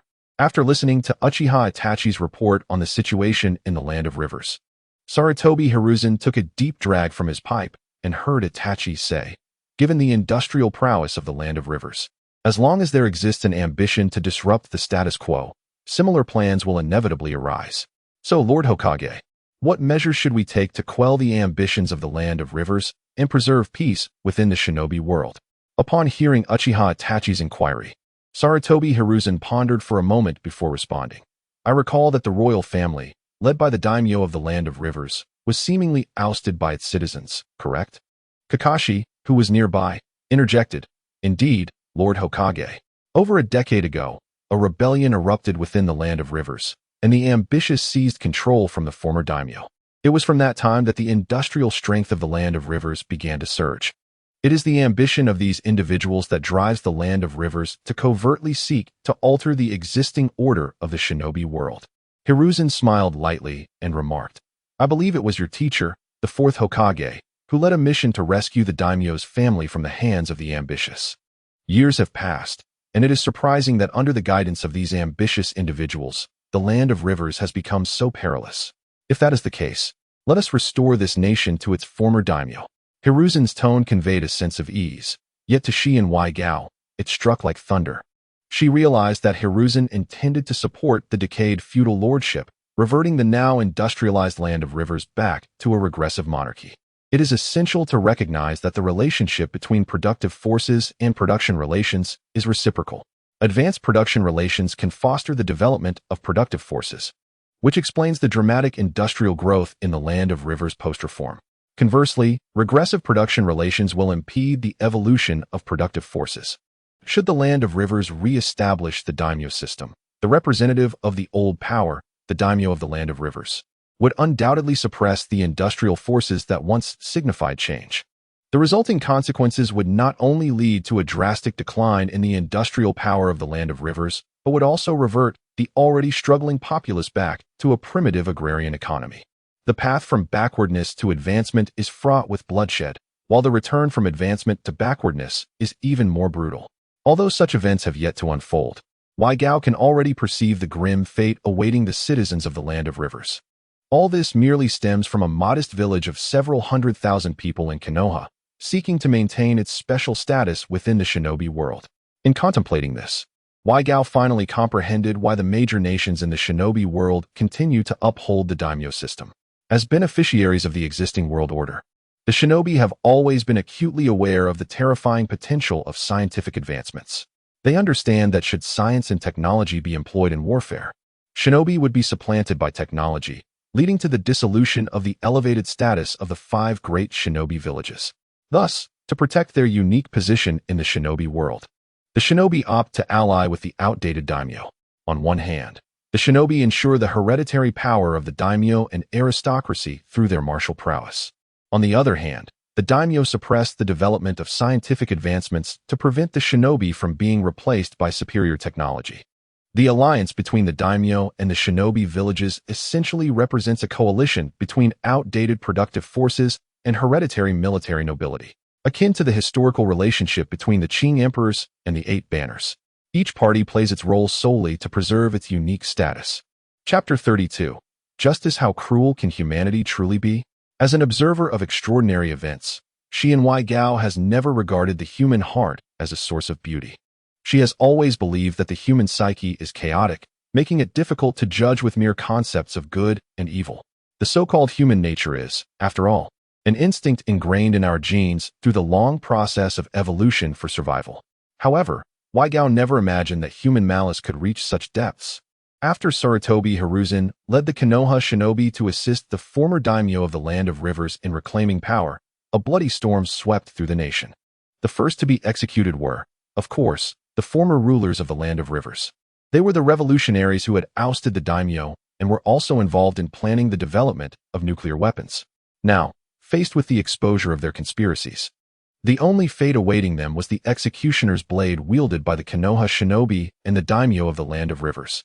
Weigao witnessed thousands of former bureaucrats of the Land of Rivers and their kin being escorted to the heights of the dam. They faced the Land of Rivers' signature punishment, the water torture. This method entails throwing the condemned from the great heights of the dam, where they do not perish immediately.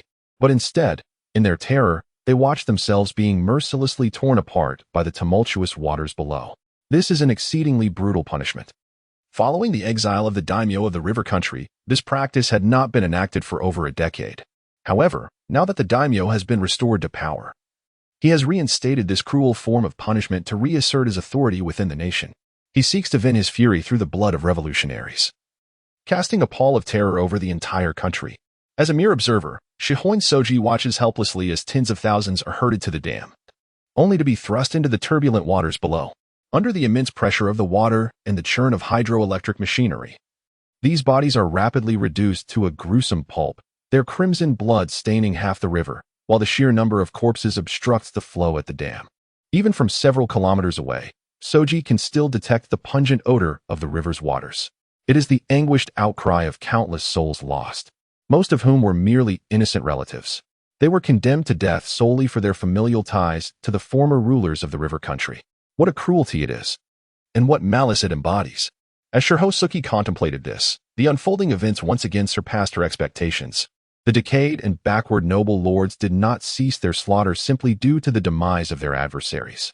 As feudal aristocrats once ousted by revolution, they understood better than anyone the terrifying potential of science and industry. They were acutely aware that as long as the River Kingdom harbored industrial civilization and intellectuals, their resistance would persist. Thus, akin to many feudal dictators throughout history, they commenced a variety of methods to educate the populace through ignorance. The first step was the abolition of compulsory education in the River Kingdom, followed by the execution of intellectuals. Though they were utterly decayed, their methods were executed with chilling precision. Shihouin Saki witnessed the noble army systematically encircle a village, methodically identifying its inhabitants. Anyone who appeared even remotely intellectual was met with a swift blade. Some elderly individuals, who could barely recognize a few characters, were branded as knowledgeable simply because they wore reading glasses, and thus, they became targets for the enmity of the old aristocrats, meeting a brutal fate. Such a massacre is systematically unfolding across the Land of Rivers, where the old aristocrats bellow horrifying slogans like "Let the stones pass the blade," "Let the toilets be set ablaze." A change of humanity is imperative. They coldly eliminate one potential enemy after another. Naturally, the actions of the old nobility in the Land of Rivers incite considerable resistance. The spark of rebellion ignites in the south and swiftly spreads across much of the nation. The citizens, having experienced the advancements of industrial civilization, are resolute in their refusal to revert to the arduous existence of a peasant society, serving as mere beasts of burden for the daimyo and nobility. However, within the realm of ninja, the commoner's resistance is deemed insignificant. Under the leadership of Sarutobi Hiruzen, the ninjas of Konohagakure commenced the suppression of the rebellion within the borders of the Land of Rivers under the guise of executing missions. Of course, as the benevolent third Hokage, Sarutobi Hiruzen does not resort to the brutal slaughter of civilians as the old aristocrats do. As the beacon of hope in the shinobi world, the village of Konoha does not indulge in the indiscriminate killing of the innocent, acting as accomplices to the old regime. The ninjas of Konoha merely fulfill their duties as shinobi, receiving orders from the daimyo of the Land of Rivers to eliminate one leader of the resistance after another. Once these leaders are vanquished, the strength of the insurgents diminishes significantly. Subsequently, the old aristocrats lead their swarming armies to cleanse the region. All factories are shuttered. Every facility related to industrial civilization is abandoned, and all research capable of forging weapons is halted. The once orderly roads become dilapidated, and the power infrastructure, neglected, frequently suffers from explosions. The population, congregated in towns, returns to the countryside due to a lack of sustenance. The past has resurfaced. The Land of Rivers begins to resemble other nations within the shinobi world, becoming distorted and regressive. Ultimately, this leads to the fate of the once majestic dam of the Land of Rivers.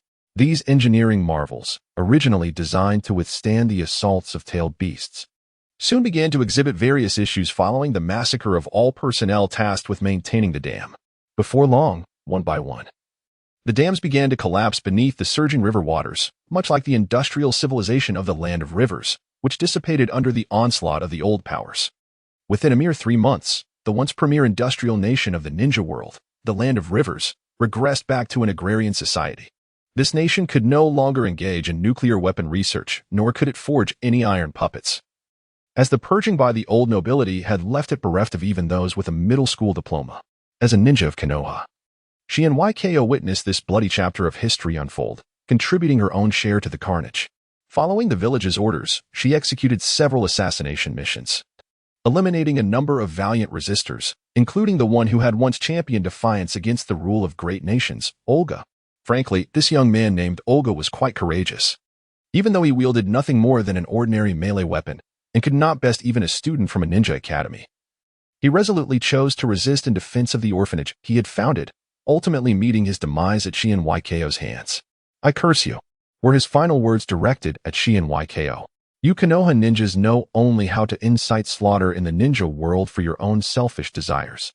You are the darkest and most malevolent beings on this earth. Do not presume that this will be the end. The tide of history flows ever onward. Do you think you evil ninjas can forever maintain this decaying world order? One day, you too shall endure the same suffering as we have. I curse you." In the midst of burning hatred, the youth from the Land of Rivers lost his life, yet even in death, his eyes remained wide open. The lifeless figure continued to gaze upon the world, peering into the vast sky. It was a testament to the common people's grievances against injustice, and the indignation of a small nation's citizens against a great nation.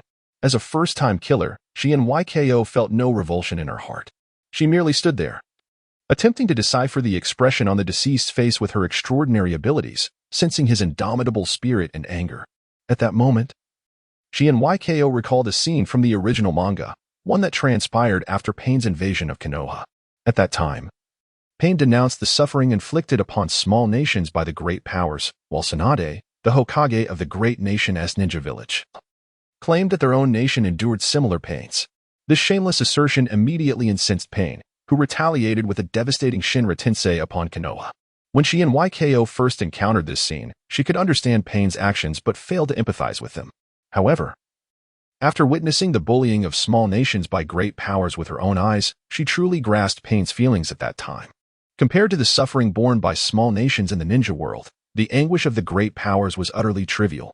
Tsunade's words, viewed through the lens of the small nation's citizens, were no longer simply a matter of shamelessness. Had Shihouin been in Pain's position, she would not have rested until all Konoha ninjas were annihilated. Additionally, due to her experiences in the Land of Rivers, Shihouin rapidly ascended from the rank of Hypnotist, Sequence 6, to Dreamwalker, Sequence 5. This was because during this time, she had been hypnotizing herself. The thought of the innocents who had been slaughtered prevented her from sleeping at night. Only through the soothing power of her extraordinary abilities could she manage to find rest. It was through this frequent observation and role-playing that Shihouin's abilities advanced at such a swift pace. Upon her promotion to Sequence 5, Shihouin's strength naturally received a further enhancement. The first aspect to improve was her physical condition. Previously, her physical prowess was already among the finest among her peers. Now, having ascended in rank, her strength had undoubtedly reached new heights. The system page displayed her ability values as follows: Ninjutsu, 5 strength, for Genjutsu, 8 wisdom, 8 power, 6 speed, 6 precision, 5 seals, for total, 46 now. Based purely on her ability values, Shihouin had achieved a level that was unequivocally that of a nin, and she could even be considered an elite among them. In the context of the original narrative, her strength surpassed that of Niji Hyuga during the nin exams, placing her on par with some of the weaker members of the original Team 7 from the Shippuden arc. Furthermore, in addition to her enhanced abilities, Shihouin had mastered 3 distinct ninjutsu techniques. The first was Genjutsu, Dream Guidance. With this technique, she could enter the mental realms of others, gradually guiding her target to reveal their innermost secrets through the varied transformations of dreams. The second was Genjutsu, Dream Modification. Similar to the previous technique, this allowed Shihouin to penetrate another's mental world and influence their consciousness, subtly instigating changes that would lead them to perform actions they normally would not. This modification was rooted in the subconscious, making it more gentle and covert than direct hypnosis, thus less likely to be detected. Shihouin Saki estimated that any ninja with a genjutsu value of less than 7 would be susceptible to her techniques, unwittingly becoming her pawn.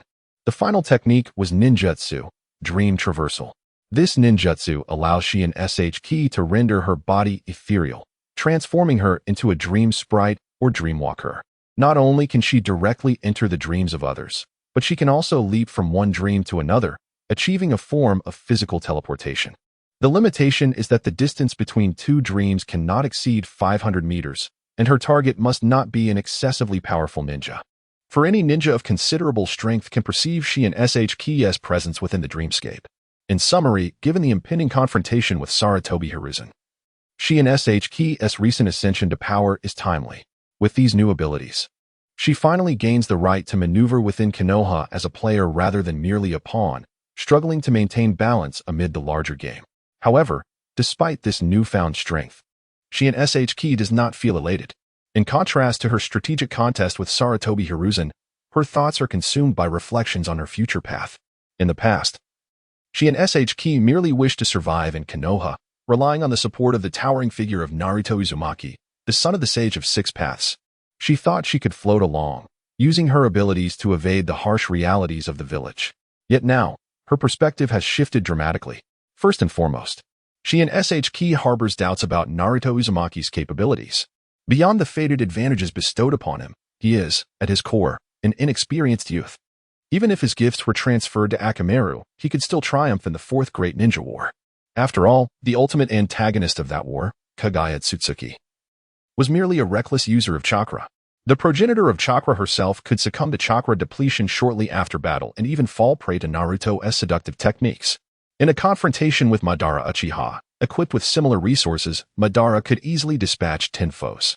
Thus, defeating such an opponent does little to validate Naruto's strength, leading Shihouin Saki to question the true weight of this towering figure. Moreover, Shihouin Saki grapples with her conscience. As a transmigrator, she does not consider herself a saint, yet she cannot bear to witness the decay of this world. To preserve the existing order of the ninja realm, hundreds of thousands of lives have already been lost in the land of rivers. What of the other nations? What of the entire ninja realm?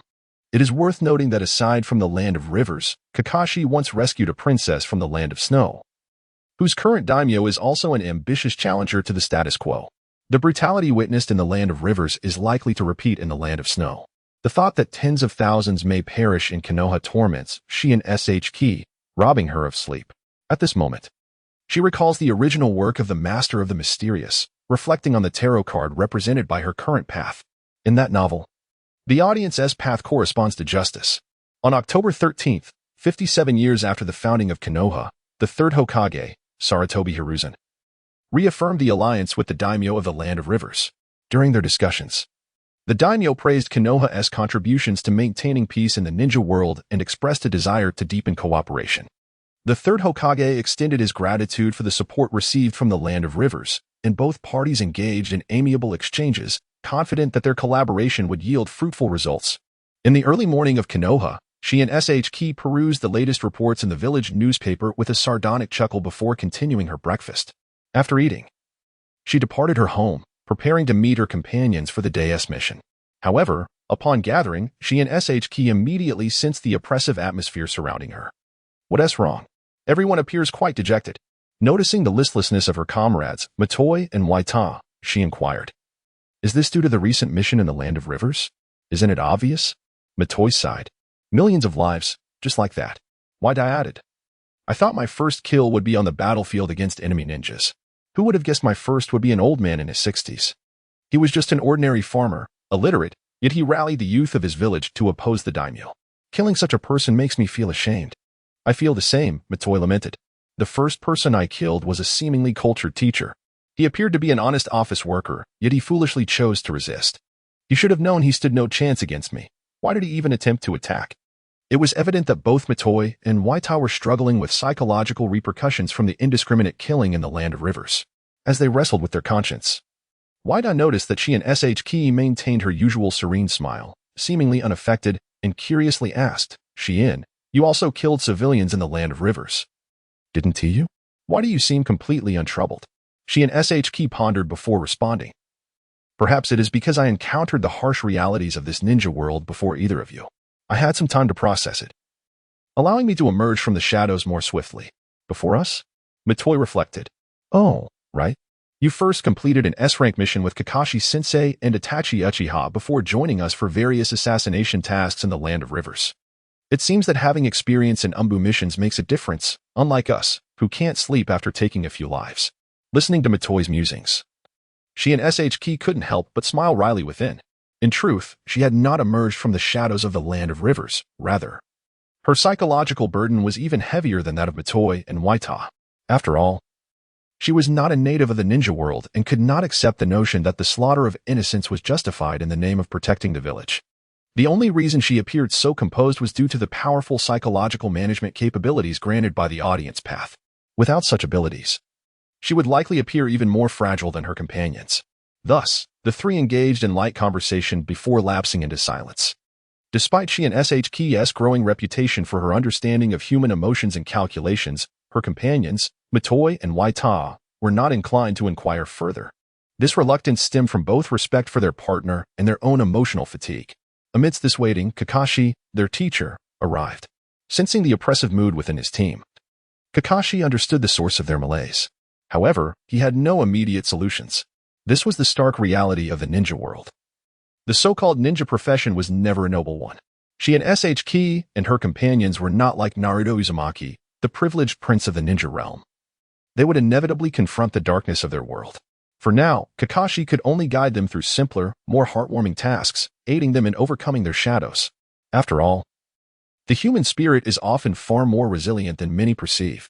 The indiscriminate slaughter of the innocent may initially evoke feelings of revulsion, yet over time, one may become desensitized to it.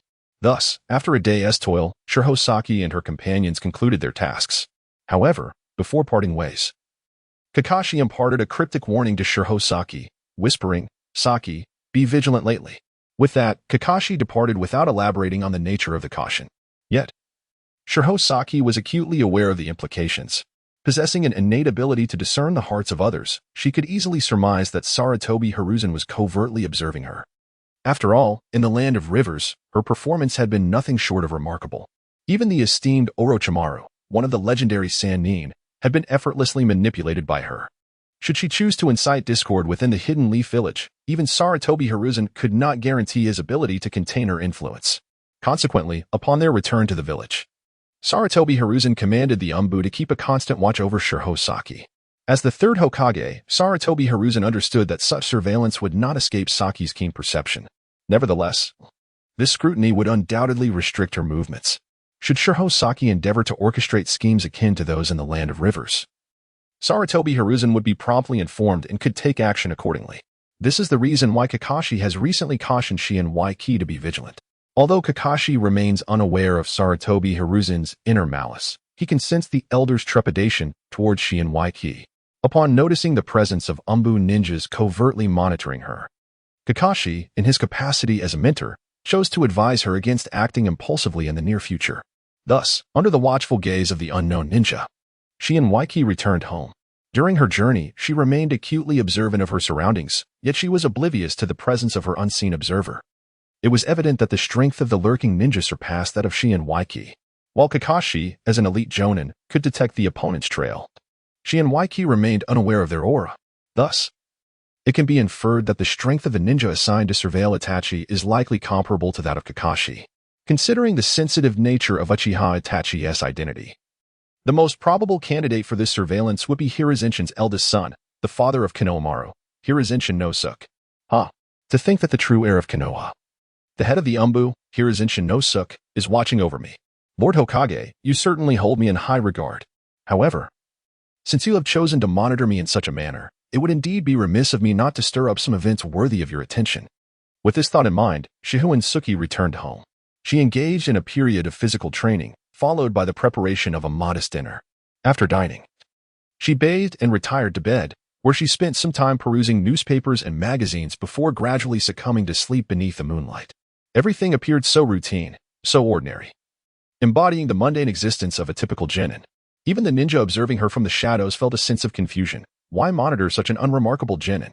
Although this genin had exhibited remarkable prowess in the land of rivers, Konoha was not devoid of cunning ninjas. The Nara clan, with their notably high average IQ, had never been subjected to such scrutiny, had they? Little did the covert observer know that as a dreamwalker, Shihouin Saki had truly commenced her actions the moment she fell asleep. Even if the monitoring ninja possessed strength akin to Kakashi, being one of the elite jounin of Konoha, he could not remotely detect the alterations within Suki's dream, nor could he fathom that she was traversing into another's dream through her abilities.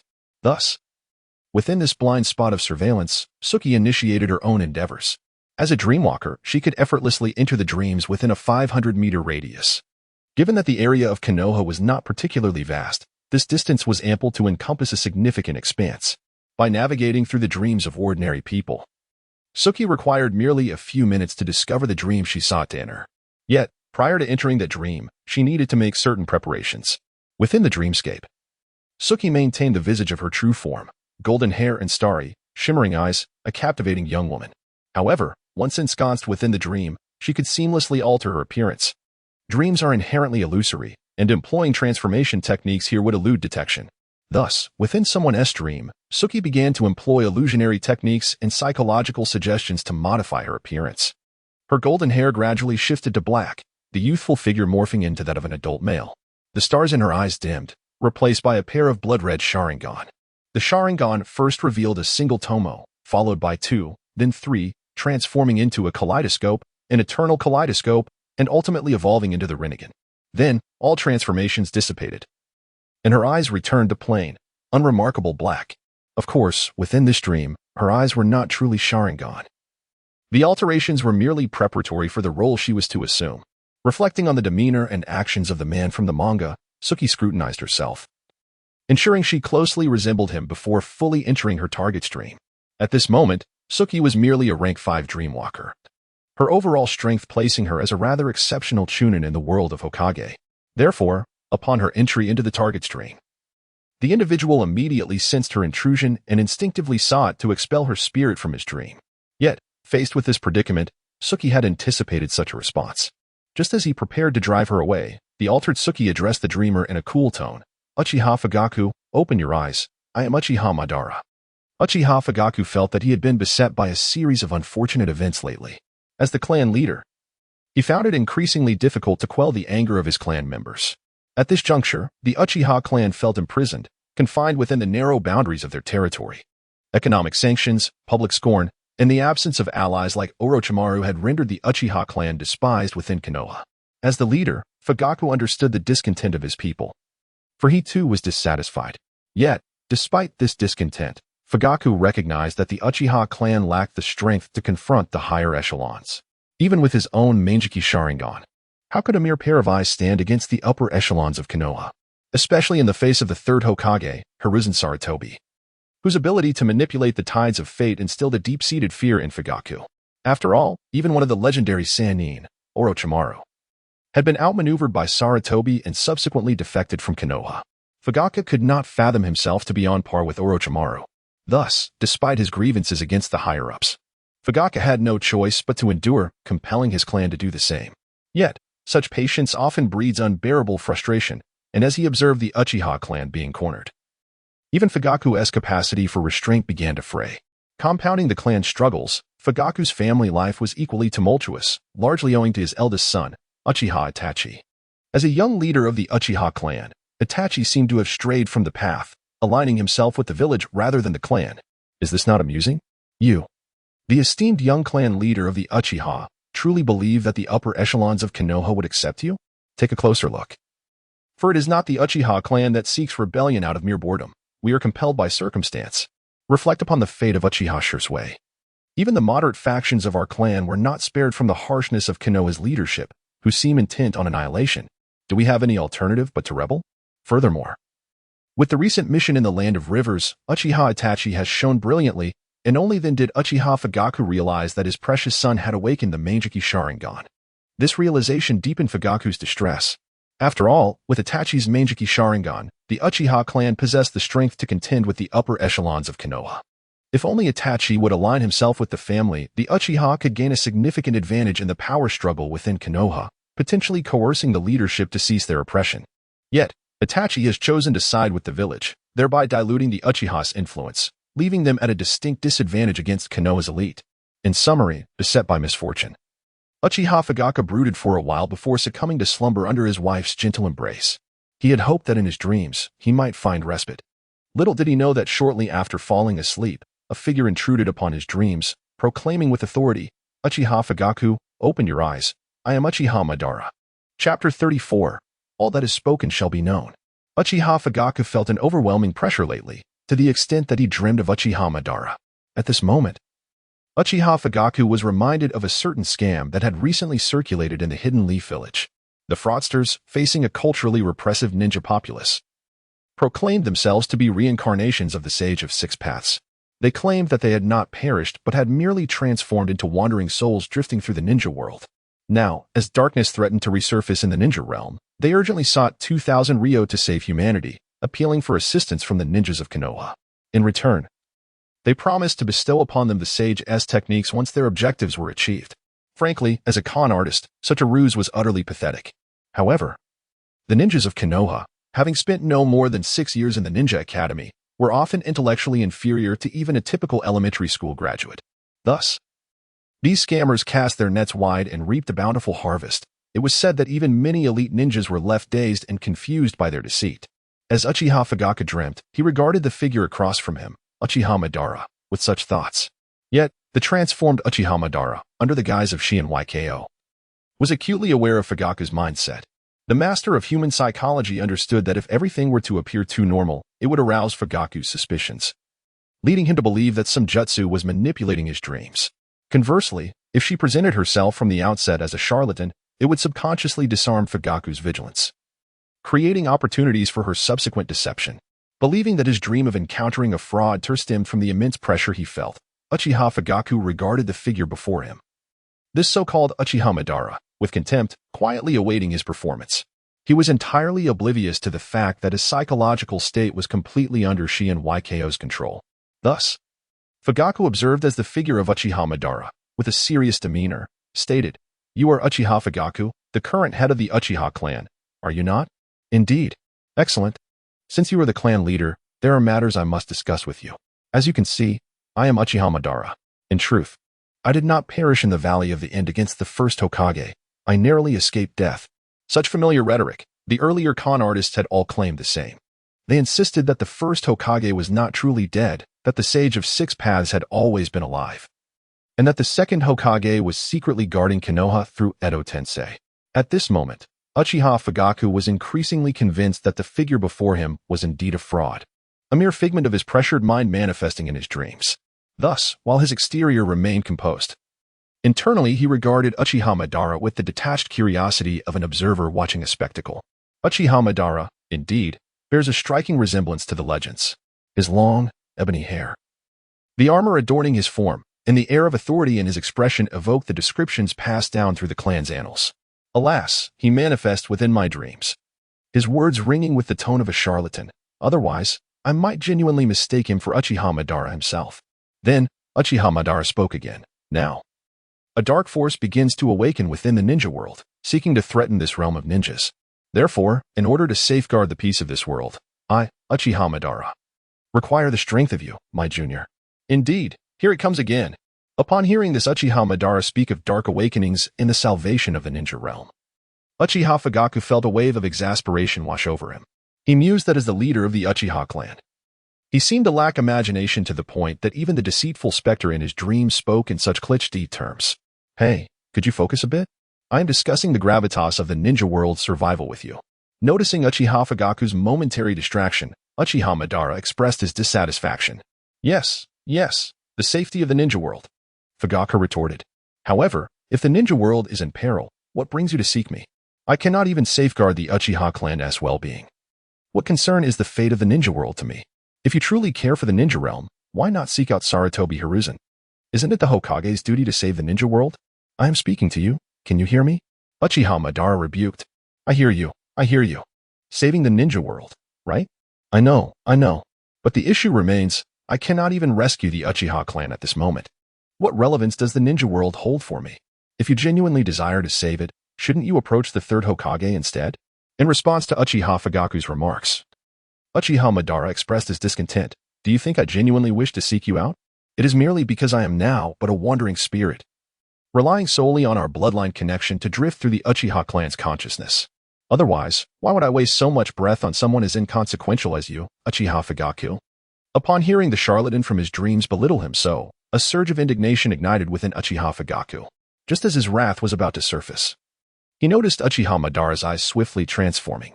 From the initial three-tomo Sharingan, it evolved into the kaleidoscopic Manjiki Sharingan, ultimately culminating in the intricate patterns of the Rinnegan. Witnessing this transformation, Uchiha Fugaku was taken aback, pondering, is this the fabled Rinnegan? Could it be that he truly is Uchiha Madara? Suddenly, the surrounding dreamscape underwent a dramatic transformation. Under the manipulation of Uchiha Madara, Uchiha Fugaku found himself transported back to the Valley of the End, decades in the past. Witnessing the legendary battle between Uchiha Madara and the god of shinobi, Uchiha Madara, employing the summoning technique, called forth the mightiest of the tailed beasts, the Ninetales, whose ferocious aura swept menacingly across the area. Opposite him, the first Hokage, Hashirama Senju, simply clapped his hands, and from the depths of the forest, a colossal wooden figure emerged, not only blocking the Ninetales tailed beast bomb, but also launching a counterattack with its immense fists. Moreover, alongside the wooden giant, a sinuous wooden dragon entwined around the Ninetales, relentlessly devouring its chakra. What is this? As he gazed upon the almost mythical battle before him, Uchiha Fugaku finally realized that he was not merely dreaming. Or rather, while he was indeed in a dreamlike state, this dream was not a mere figment of imagination. The person who had entered his dream seemed genuinely connected to the legendary battle of the Valley of the End from years past. To Fugaku's astonishment, Uchiha Madara continued. During the battle at the Valley of the End, although I harnessed the power of the Ninetales, there remained a slight disparity in strength compared to Hashirama. As he spoke, Uchiha Fugaku observed Senju Hashirama performing the sage art, would release, True Thousand's hands. Under this ultimate would release, even the mightiest of tailed beasts, the Ninetales, appeared insignificant. Controlled by the first Hokage, the colossal would release giant grasped the Ninetales, shattering its Susanoo armor into fragments. Although I faced defeat in the Valley of the End, I nonetheless acquired what I sought from this battle. Subsequently, Uchiha Fugaku witnessed Uchiha Madara seizing the opportunity during the skirmish to bite a piece of flesh from Hashirama.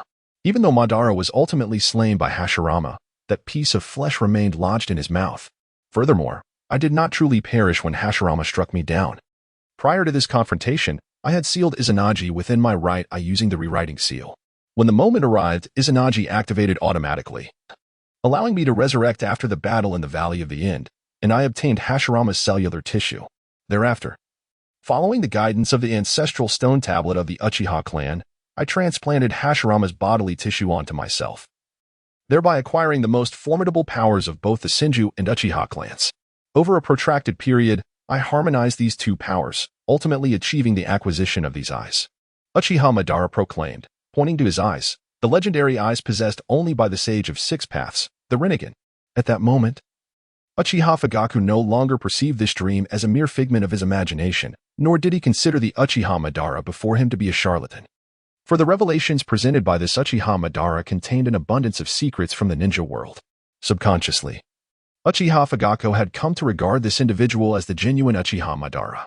This transformation in Fugaku's psyche was entirely within the calculations of Shihouin Saki. She understood that, no matter how constrained Fugaku felt, he remained the patriarch of the Uchiha clan. Even if she transformed into the likeness of Uchiha Madara, she could not compel him to comply. Thus, from the outset, she crafted an illusion that she was merely a deceptive figure within Fugaku's dream. When Uchiha Fugaku perceived this Uchiha Madara as a fraud, he subconsciously lowered his guard. Immediately thereafter, Shihouin Saki began to divulge the most crucial secrets of the ninja world, in accordance with the storyline of the original manga, in a state of lowered vigilance.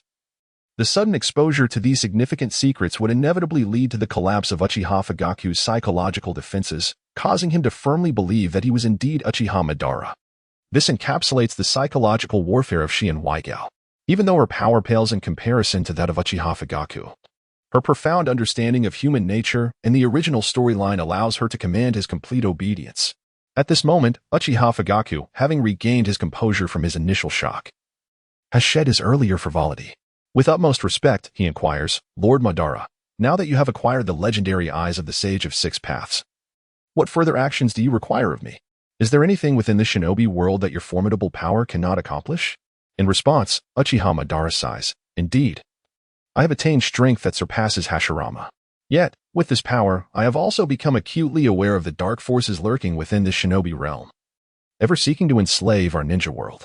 Though my strength is formidable, I have grown feeble in my old age, lacking the capacity to confront these shadows. Thus, while I engage in a fade of cooperation with this darkness, I have also detached a fragment of my spirit, concealing it within the Uchiha clan's consciousness. When the moment is ripe, this spirit shall awaken, guiding the Uchiha to rise against the encroaching darkness for the safety of the shinobi world. Upon hearing the gravity with which Uchiha Madara speaks, Uchiha Fugaku feels an overwhelming burden. He presses further, Lord Madara, what precisely is this dark power? You cannot comprehend such matters, Madara replies. Why? With that, Uchiha Madara's expression grows increasingly grave as he utters, all that is spoken will be known. All that is spoken will be known? Fugaku echoes, bewildered. Unless one possesses the power of the Sage of Six Paths like I do. Any individual who becomes aware of the existence of this darkness and contemplates it will find that the darkness is equally cognizant of them. This is why I cannot disclose this information to you. Revealing it would only bring you harm. At this moment, Uchiha Fugaku felt that the gravity of the situation far exceeded his imagination. In his understanding, no one had ever reached the realm of whatever is spoken will be known. Even the legendary Sage of Six Paths seemed incapable of achieving such a state. Lord Madara, in the face of such terrifying darkness, what do you require of me? Uchiha Fugaku inquired. Quite simply, you must first open your Rinnegan, just as I have, Madara replied. Lord Madara, that does not sound very simple, Fugaku responded. Indeed. Based on my investigations from a few years ago, it appears you have no siblings, making it impossible for you to awaken the eternal Mangekyou Sharingan, as I did. In this case, awakening the Rinnegan will indeed pose some difficulties. Madara nodded. If that is the case, seek out a pair of brothers within the Uchiha clan and nurture them to awaken the Mangekyou Sharingan. This way, the Uchiha clan can possess an eternal Mangekyou. Afterwards, you can find Hashirama's cellular tissue and transplant it into these brothers. Thus, the Uchiha clan will regain a pair of Rinnegan. And the shinobi world will acquire the capability to combat that darkness. Uchiha Fugaku paused momentarily at Madara's request and then said, Lord Madara, that still seems rather challenging. Hearing that Fugaku could not even accomplish this minor task, Madara grew increasingly displeased. You are the leader of the Uchiha clan. How can you not manage even this? Is it true that there are no brothers capable of awakening the Mangekyou Sharingan in the current Uchiha clan? Or has the current leadership of Konoha become so lacking that Hashirama's cells have been eradicated? Find a pair of talented brothers, seize Hashirama's cells, and after helping them awaken the Mangekyou, transplant the cells into them. What difficulty lies in that? For the esteemed leader of the Uchiha clan, this should be a trivial matter. As Madara's frustration grew, Fugaku felt a tinge of shame. I apologize, Lord Madara. It seems that currently within the Uchiha clan, only my two sons fulfill your requirements. As for the first Hokage's cells, if Konoha possesses them, they are certainly well hidden by the higher-ups. The Uchiha clan has been driven to the brink of extinction by the upper echelons of Konoha, leaving me utterly powerless to retrieve the first Hokage's cells. Upon hearing of the Uchiha clan's dire circumstances, Madara scoffed, it seems your incompetence exceeds my expectations. The illustrious Uchiha clan has been cornered to the brink of annihilation by a group of decaying elders. As the clan leader, you should commit seppuku. Chapter 35. The Greater Good Shihouin Yko disguised herself as Uchiha Madara within the dream, intending to leverage Madara's reputation to manipulate the Uchiha clan, transforming the strongest clan in Konoha into her ally. However, she was aware that merely relying on a fade would not compel Uchiha Fugaku to heed her commands. Thus, during her interactions with Fugaku, Yko had to mimic Madara's behavior precisely. Even though she was acutely aware of the sordid history between the village and the Uchiha clan over the years, as Uchiha Madara, she still needed to hear Fugaku recount the recent upheavals in Konoha. Once he had finished recounting, Fugaku lamented, Lord Madara, this is the plight of our Uchiha clan over the years. We merely wish to live in peace, yet the village's leadership refuses to relent, especially after the Ninetales incident. They have increasingly suspected our clan of causing the chaos, leading to intensified oppression against us. Not only have we been relegated to a remote corner, but our authority within the police force has been significantly diminished. The Uchiha clan is truly at a dead end. left with no choice but to fight in desperation. Yet, in this dire situation, my son Itachi still wishes to align with the higher-ups. I truly find myself powerless, Lord Madara. We in the Uchiha clan are nearly bereft of our last foothold in Konoha. Surviving has become a challenge, and it is simply impossible for us to join you in saving the shinobi world. After hearing Fugaku's lamentations, Madara calmly replied, "Is that all? Is the esteemed Uchiha clan ensnared by such trivial tactics? Lord Madara, perhaps these methods seem trivial to a ninja of your caliber, but they are indeed terrifying for the current Uchiha clan. After all, we are not as powerful as you. We lack the eternal Mangekyou Sharingan and do not possess the strength to oppose the entire village." At this point, Fugaku realized that the Uchiha Madara before him was merely a fragile spiritual entity. The flicker of hope he had felt moments ago extinguished, leaving him increasingly despondent. Noticing his demeanor, Madara asked sharply, "Why the long face? Are you preparing for a funeral? The Uchiha clan is not finished yet. Do you wish to perform a ritual for yourself? However, Lord Madara, Sarutobi Hiruzen is truly formidable. Perhaps his strength pales in comparison to yours. But in terms of political strategy, I have never encountered anyone as adept. If only you still possessed your former power, all of this might not seem so daunting. But alas, what of it? Does becoming a spiritual entity render me any less Uchiha Madara? Or do you believe me to be a mere waste, reliant solely on my lineage and talent in your eyes? Without my former strength, am I to be at the mercy of others? You underestimate me gravely." With confidence, Madara declared, "Let me assure you, I, Uchiha Madara, have lived for nearly a century in the shinobi world, witnessing all manner of storms. Sarutobi Hiruzen's ploys are but trifles to me. Overcoming the Uchiha clan's predicament is merely child's play." Skeptical of Madara's assertion that he was more cunning than Sarutobi Hiruzen, Fugaku found it hard to believe. After all, in the legends of the shinobi world, Uchiha Madara was perceived as a fierce battlefield rose. While no one doubted his strength, they felt his political acumen could not rival that of the second Hokage. Ultimately, Madara had lost to Senju Tobirama during the power struggles of the second Hokage, leading him to leave Konoha and become a rogue ninja. Thus, Fugaku regarded Madara with suspicion, convinced that he was merely boasting. However, Madara retorted, "Do not cast your doubtful gaze upon me, for it seems to suggest that I am as foolish as you." Then, under Madara's manipulation, the dreamscape transformed once more, revealing a map of the shinobi world. At the center, the location of Konoha was positioned directly before Uchiha Fugaku and Uchiha Madara. Gazing at Konoha, Madara remarked, "Do you not feel that the Uchiha clan is now universally opposed, all under the guidance of Konoha's leadership, leaving you, as the clan leader, with no option but rebellion?" Uchiha Fugaku nodded and remarked, "Isn't this the situation? Ever since Orochimaru defected, our Uchiha clan has lost even our last ally. Now, nearly all the families within Konoha have distanced themselves from us under the arrangements of Sarutobi Hiruzen. I truly find myself at a loss." Narrow-minded, Uchiha Madara, exuding the authority of an elder within the clan, admonished him, "How can you, as the leader of the Uchiha clan, possess such a limited perspective? Does the world consist solely of Konoha? Is the strength of the Uchiha clan reliant only on the power found within Konoha? Open your eyes, the world is vast, and the Uchiha clan's strategy extends beyond the confines of Konoha." As Uchiha Madara spoke, the surrounding map began to transform. The Konoha map, which had been central to the two, rapidly diminished in size, soon becoming a mere insignificant dot. At that moment, the map of the Land of Fire emerged prominently before them. Pointing to the capital of the Land of Fire, Uchiha Madara continued, "Do you see this? This is the capital of the Land of Fire. While it may not boast the formidable ninjas of Konoha, it holds the economic lifeblood of the land. The land-owning nobility residing here are also vital partners for Konoha. It is through them that Konoha can suppress internal dissent within the Land of Fire, ensuring its dominance."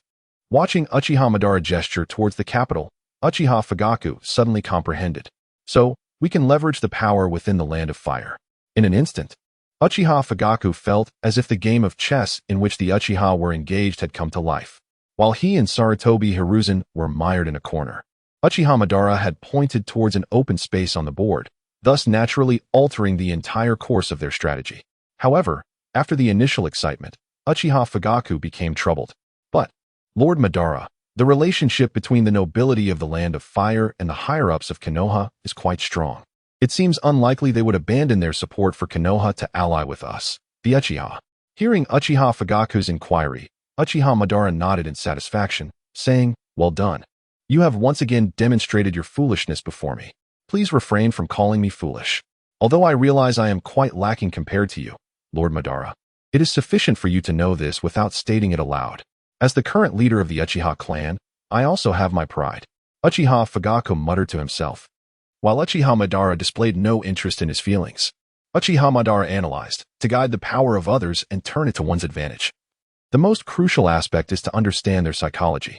If you wish to ally with the land-owning nobility of Konoha, it is imperative to discern their thoughts and what they need most. Faced with Uchiha Madara's guiding words, Uchiha Fugaku pondered for a moment along the existing line of thought. However, he soon chose to abandon his contemplation. He recognized that his cunning was far inferior to Uchiha Madara's. Even though Uchiha Madara had elucidated the matter clearly, Fugaku still felt lost. Acknowledging the disparity in intellect, he decisively opted to yield. After all, with Lord Madara here, it sufficed to follow his directives. Unbeknownst to him, under the deliberate guidance of Shihouin, he had subconsciously begun to see himself as a subordinate to Uchiha Madara, obediently following his commands. Observing this, Shihouin felt delighted within, yet maintained a facade of Uchiha Madara's demeanor. Choosing to give up so easily demonstrates that not only is your intellect lacking, but you have also lost the pride of the Uchiha clan. How fortunate the Uchiha clan is to have you as their leader. Disregarding Uchiha Fugaku's awkward smile, Uchiha Madara continued, "Let me tell you, the nobility values only one thing above all: safety. In this harsh ninja world, they seek to ensure their personal and financial security through alliances with ninja villages. As the aristocrats of a bygone era, they are acutely aware of their decay and the imminent peril they face without the violent support of ninjas. Thus, the nobility of the Land of Fire cultivates good relations with the higher-ups of Konoha, not out of genuine camaraderie, but as a means of self-preservation." Upon hearing Uchiha Madara's explanation, Uchiha Fugaku finally understood, yet he remained perplexed. "But Lord Madara, given this understanding, how can we unite with those nobles?" Quite simply, the lives of these nobles are currently anchored in their alliance with Konoha. However, this alliance is inherently unstable, especially considering the myriad challenges it faces in today's ninja world. The first challenge arises from the other four great nations of the ninja world, which share the same status as the Land of Fire. Uchiha Madara elaborated. From the first to the third Great Ninja War, while Konoha has emerged victorious, it is evident to any discerning observer that each victory has become increasingly arduous. Particularly during the Third Great Ninja War, had it not been for the emergence of Minato, Konoha might very well have been the losing side. Ultimately, due to the evolving dynamics of the ninja world, Konoha has lost the capability to safeguard the Land of Fire's national defense. Thus, the nobility of the Land of Fire, as allies of Konoha, naturally yearns for greater power to maintain their nation's security. Greater power? Uchiha Madara continued. Moreover, the existence of only Konoha within the Land of Fire poses a threat in itself. After all, Konoha wields absolute military might within the land. If Konoha were to target a particular noble, even if that noble were the daimyo of the Land of Fire, they would be left with no choice but to await their demise, an outcome that the nobility cannot accept. In contrast to Konoha's overwhelming dominance, they inevitably seek new variables to emerge within the Land of Fire, aiming to establish a certain balance. A certain balance? Greater power, a certain balance? Uchiha Madara's words sparked a realization in Uchiha Fugaku. Lord Madara, do you mean to suggest that our Uchiha clan should depart from Konoha and, with the support of the Land of Fire's nobility, establish a new ninja village? In doing so, the Uchiha would distance ourselves from the perilous environment of Konoha, while simultaneously strengthening the national defense of the Land of Fire with the establishment of a new ninja village. This would provide the nobility of the Land of Fire with a means to counterbalance Konoha. In such a scenario, both the Uchiha clan and the nobility would attain their desires, leading to a harmonious outcome, with Konoha emerging as the greatest loser. As he spoke, Uchiha Fugaku's enthusiasm grew. Yet, he soon adopted a solemn tone. But Lord Madara, would the higher-ups of Konoha allow such a thing to occur? Of course not.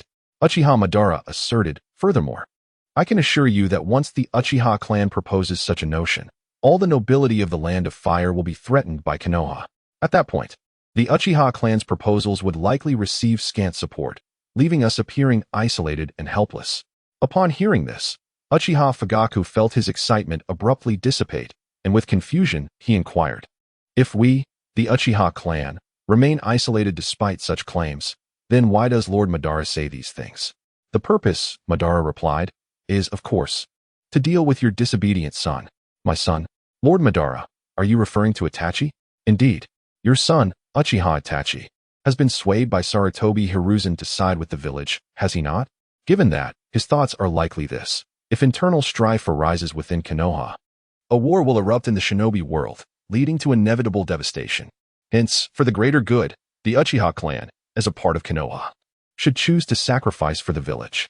Uchiha Madara continued, "Once the Uchiha clan proposes the establishment of a second shinobi village, they will occupy a moral high ground superior to that of the village itself. Although the interests of Konoha would be severely undermined, the overall defense power of the Land of Fire would be strengthened. In other words, the Uchiha clan's stance, ostensibly for the Land of Fire, can be justified under the banner of national righteousness. In that scenario, when you confront Uchiha Itachi, you can employ a similar logic. If internal conflicts arise within the Land of Fire, a war will ensue, resulting in widespread suffering. Thus, for the greater good, Konoha, as part of the Land of Fire, should also choose to sacrifice for the nation. Ultimately, an idealistic youth like Uchiha Itachi, who prioritizes the greater good, fears the concept of an even larger greater good. If he can forsake his clan for the village, then when the scales tip towards a nation greater than the village, he will surely sacrifice the village for the nation." Upon hearing this, Uchiha Fugaku finally comprehended the brilliance of Madara's strategy. From the outset, Madara's true objective was never to unite with the nobility or to establish a second shinobi village, but rather to elevate the Uchiha clan to a moral apex. While the higher echelons of Konoha suppressed the Uchiha clan under the guise of village righteousness, Madara positioned them above the village, aligned with a greater national ethos. Although ideals may seem intangible, they wield unimaginable power. The reason Uchiha Itachi became estranged from his clan is that the righteousness held by Konoha's elite surpassed that of the clan. When the Uchiha clan stands on a higher moral ground, Itachi is compelled to align with his family, for that family encompasses not just the Uchiha, but the entire Land of Fire. How many within Konoha or the broader Land of Fire truly believe that the village surpasses the importance of the nation? By claiming the mantle of righteousness, the Uchiha clan can inherently garner greater influence than Konoha's elite. Thus, while Konoha's higher-ups may momentarily exert power through intimidation, they have already lost in the realm of righteousness. At this juncture, Uchiha Madara gazed at Uchiha Fugaku and remarked, "Do you see now? This is why I say that Sarutobi Hiruzen's methods are mere trifles. He resorts to schemes and deceptions that, while appearing to be clever, are insignificant when confronted with the grand designs of fate." Chapter 36. It must be Orochimaru's doing. It is proven that the current Uchiha clan leader, Uchiha Fugaku, is indeed a fool. Shihouin merely transformed into the guise of Uchiha Madara within a dream and, by posing dramatically, managed to manipulate him. This leads one to reflect on the cultural literacy of the Leaf Village's shinobi, to the extent that even a simplistic trick like mine, Qin Shi Huang, send money, can thrive. Yet, it is precisely due to Uchiha Fugaku's folly that Shihouin's plan could be executed with ease. Thus, within the dream realm, the disguised Uchiha Madara imparted a few more instructions to Uchiha Fugaku before departing from his dream. As Shihouin vanished, Uchiha Fugaku abruptly awoke from his slumber. Startled, he cautiously scanned his surroundings. Out of an instinct born of a ninja's vigilance, he began to search for any hidden presence, questioning whether his recent experience had been an illusion cast by another. After a prolonged search, Uchiha Fugaku realized that, apart from his peacefully slumbering wife, there was no trace of anyone else in the room. With no one else present and his chakra remaining undisturbed, it became clear to him that he had not been influenced by any illusion. Thus, it appears that the entity I recently communicated with in my dreams is indeed the legendary Uchiha Madara. After eliminating all other possibilities, Uchiha Fugaku has finally come to the conclusion that Uchiha Madara did not perish. He successfully evaded disaster during his battle with the first Hokage and has been clandestinely lurking in the shadows of the ninja world, awaiting the awakening of the Six Paths power.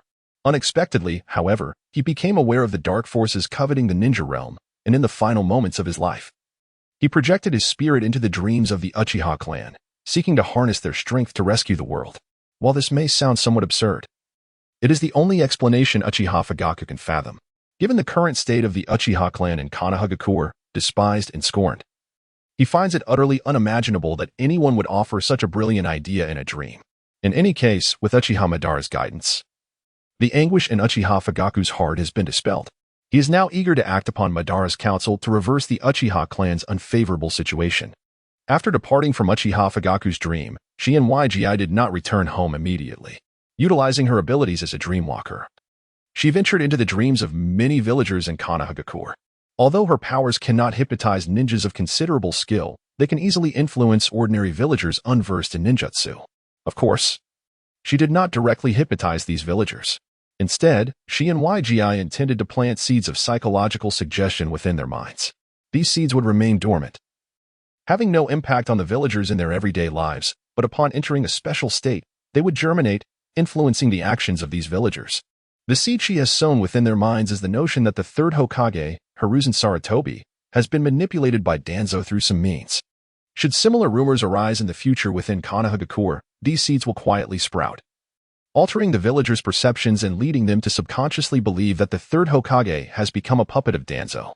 The reason for the third Hokage's erratic behavior following the death of the fourth Hokage is due to Danzo's machinations. In summary, Shihouin Saki aims to undermine Hiruzen Sarutobi's legitimacy as Hokage through this method, eroding the trust of the villagers in him. Consequently, she could rally public opinion to pressure Hiruzen Sarutobi to step down. Should he refuse to do so, she would expose the truth regarding Uchiha Shirsue's Mangekyou Sharingan, solidifying the fact of his manipulation by Danzo. Then, with the strength of the Uchiha clan as the backbone, she would harness the overwhelming public sentiment within Konohagakure to forcibly compel Hiruzen Sarutobi to resign. This is Shihouin Saki's plan against Sarutobi Hiruzen, and it is merely one of her strategies. In the face of Sarutobi Hiruzen and the high-stakes game of power and life and death, Shihouin Saki is employing every conceivable tactic. She intends to utilize the strength of the Uchiha clan, the villagers of Konohagakure, her somewhat dubious mentor Kakashi, and the uniquely positioned Nara Shikamaru. Now, the pieces have been set. It remains to be seen how Sarutobi Hiruzen will respond to this intricate game. On the following morning, after a night of relentless scheming, Shihouin Saki awakens from her slumber. As is her routine, she freshens up, consumes breakfast while perusing the newspaper, and then departs to undertake a mission with her comrades. Everything appears utterly mundane, except for a hint of weariness etched on her face, a remnant of the previous night's endeavors. Observing from the shadows, Sarutobi Shino, having been covertly monitoring Shihouin Saki, silently shakes his head, contemplating. My father has truly grown overly suspicious in his advancing years. Shihouin Saki maintains a disciplined lifestyle, exhibits commendable character, and adheres to regulations. Although she has shown remarkable prowess in the land of rivers, at her core, she is merely an exceptional genin of Konohagakure. What warrants such scrutiny? Could this genin's cunning truly pose a threat to his position as Hokage? Evidently, even as the head of the Umbu, Sarutobi Shino fails to grasp the depth of Shihouin Saki's capabilities.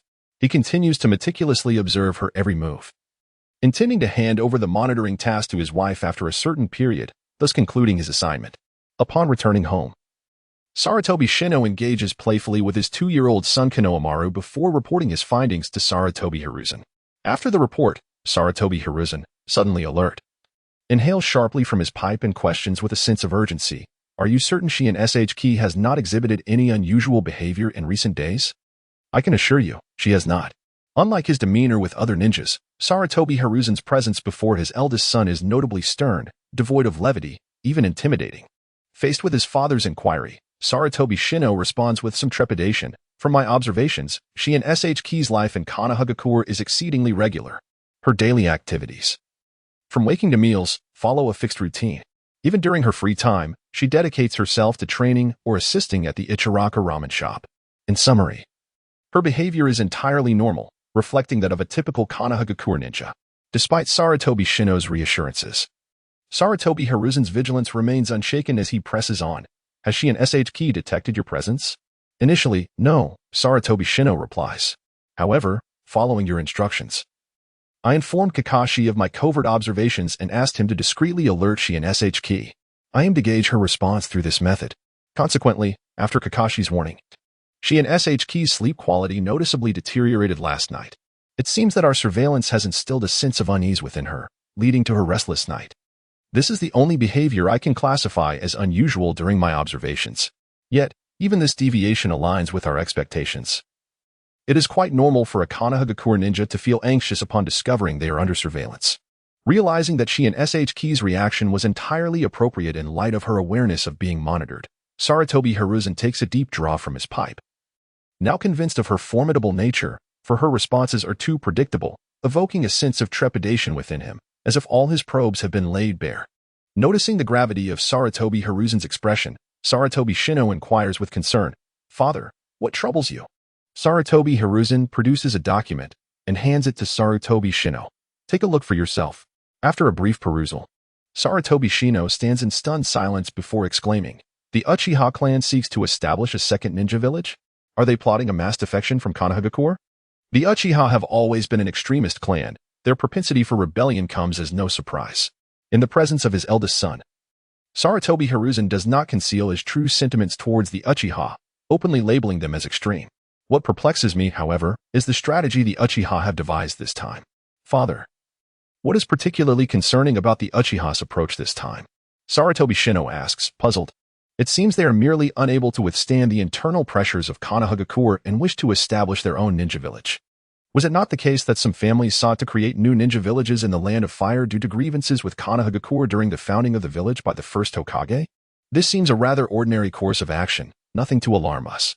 Clearly, even as the Umbu leader, Sarutobi Shino remains oblivious to the true danger of the Uchiha's maneuver. Sarutobi Hiruzen continues, "Indeed, there were families that aspired to create new ninja villages, but do you know how the first Hokage dealt with such ambitions? He dispatched Uchiha Madara to visit these families, employing overwhelming force to ensure they joined Konohagakure. Are you unaware of the rationale behind the first Hokage's actions?" Shaking his head, Sarutobi Shino listens as Sarutobi Hiruzen solemnly explains, "A nation cannot harbor two ninja villages, just as a ninja village cannot have two leaders. The heavens do not grant two sons, nor can a nation have two sovereigns. Duality breeds extreme opposition, which inevitably leads to chaos and even war. The Uchiha's current actions are not merely an act of rebellion against Konohagakure, they aim to fracture the Land of Fire." It is only upon hearing this that Sarutobi Shino comprehends the perilous implications of the Uchiha clan's ambition to establish a second ninja village. Within the borders of the Land of Fire, a rival to the Hidden Leaf has emerged, signifying that the Hidden Leaf can no longer monopolize the resources of this land. Consequently, the Hidden Leaf will be compelled to engage in competition with the ninja village established by the Uchiha clan. This internal strife could very well lead to a fracturing of the Land of Fire, possibly even igniting a civil war. Therefore, dear father, we must thwart the Uchiha clan. Upon hearing the words of Sarutobi Shino, Sarutobi Hizashi abruptly turned, his gaze sharp. "How can we obstruct them? Under what pretext? Do you not see? The Uchiha clan's departure from the Hidden Leaf is justified as a benefit to the Land of Fire. They assert that their exit is not an act of treachery, but a means to bolster the nation's defensive capabilities, a patriotic endeavor. This argument strikes at the heart of the grievances within the Land of Fire. As the previous three great ninja wars have demonstrated that the Hidden Leaf does not possess absolute assurance of safeguarding the nation's security. Thus, the nobility of the Land of Fire would not oppose the Uchiha's proposal, for the safety of the nation directly impacts their lives and fortunes. In fact, these nobles have long desired the establishment of several ninja villages. Given the national strength of the Land of Fire, training hundreds of thousands of ninjas is indeed feasible. Moreover, they are eager to use the Uchiha clan to counterbalance the Hidden Leaf and maintain their own dominance within the Land of Fire.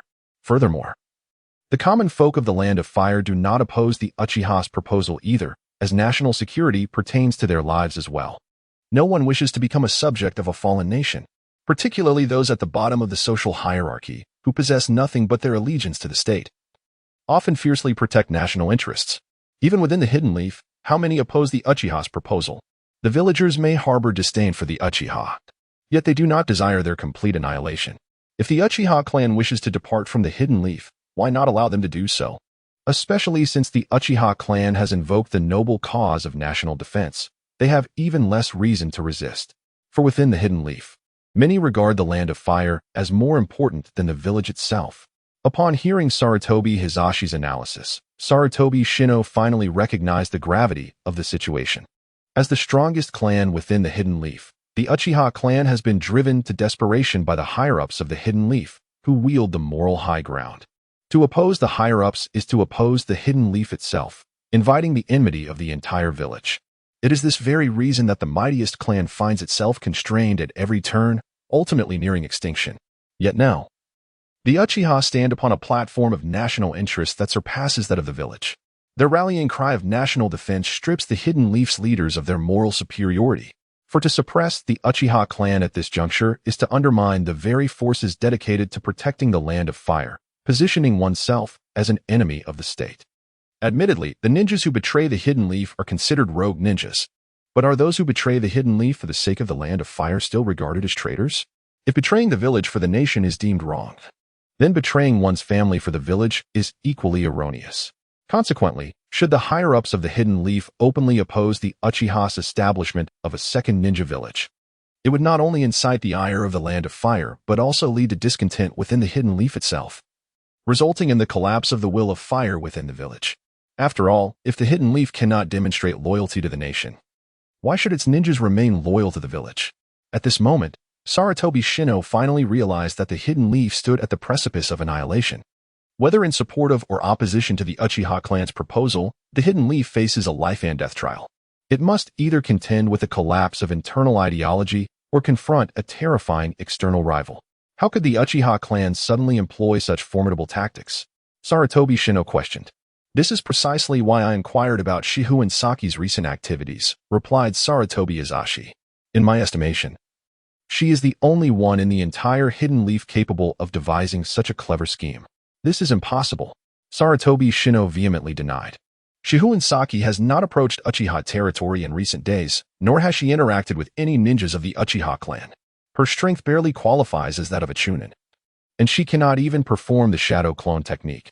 She would be utterly incapable of evading our surveillance. Furthermore, even if she were to engage with the Uchiha clan, given their pride, they would never heed the advice of a mere genin. Acknowledging Sarutobi Shino's words, Sarutobi Hizashi nodded. You make a valid point.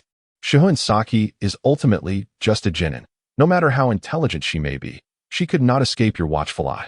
However, that raises the question, who provided the Uchiha clan with this idea? Could it be that the Uchiha conceived it themselves? That seems improbable. Even Uchiha Fugaku, that fool, could not devise such a brilliant plan. Just as Sarutobi Hizashi pondered this, Sarutobi Shino interjected. Father, could it possibly be Orochimaru? Orochimaru? Father, consider this. On one hand, Orochimaru is the teacher of Uchiha Itachi and was once an ally of the Uchiha clan. On the other hand, he is a leading candidate for the 5th Hokage, possessing the necessary means and cunning. Furthermore, due to your actions, he has defected from the Hidden Leaf, harboring an inevitable grudge against the village. Sarutobi Shino continued. Having recently suffered a major setback in the Land of Rivers, he would undoubtedly harbor intense hatred towards the village. Thus, it is entirely plausible that he would secretly contact his former allies, the Uchiha clan, in an attempt to sow discord within our ranks. Upon hearing Sarutobi Shino's reminder, Sarutobi Hizashi experienced a moment of clarity. That makes sense. I have been preoccupied with thoughts of Shihouin Saki and entirely overlooked him. After contemplating for a moment, connecting motives to methods and the ability to persuade Uchiha Fugaku, Sarutobi Hizashi grew increasingly certain. Yes, it must be Orochimaru's doing.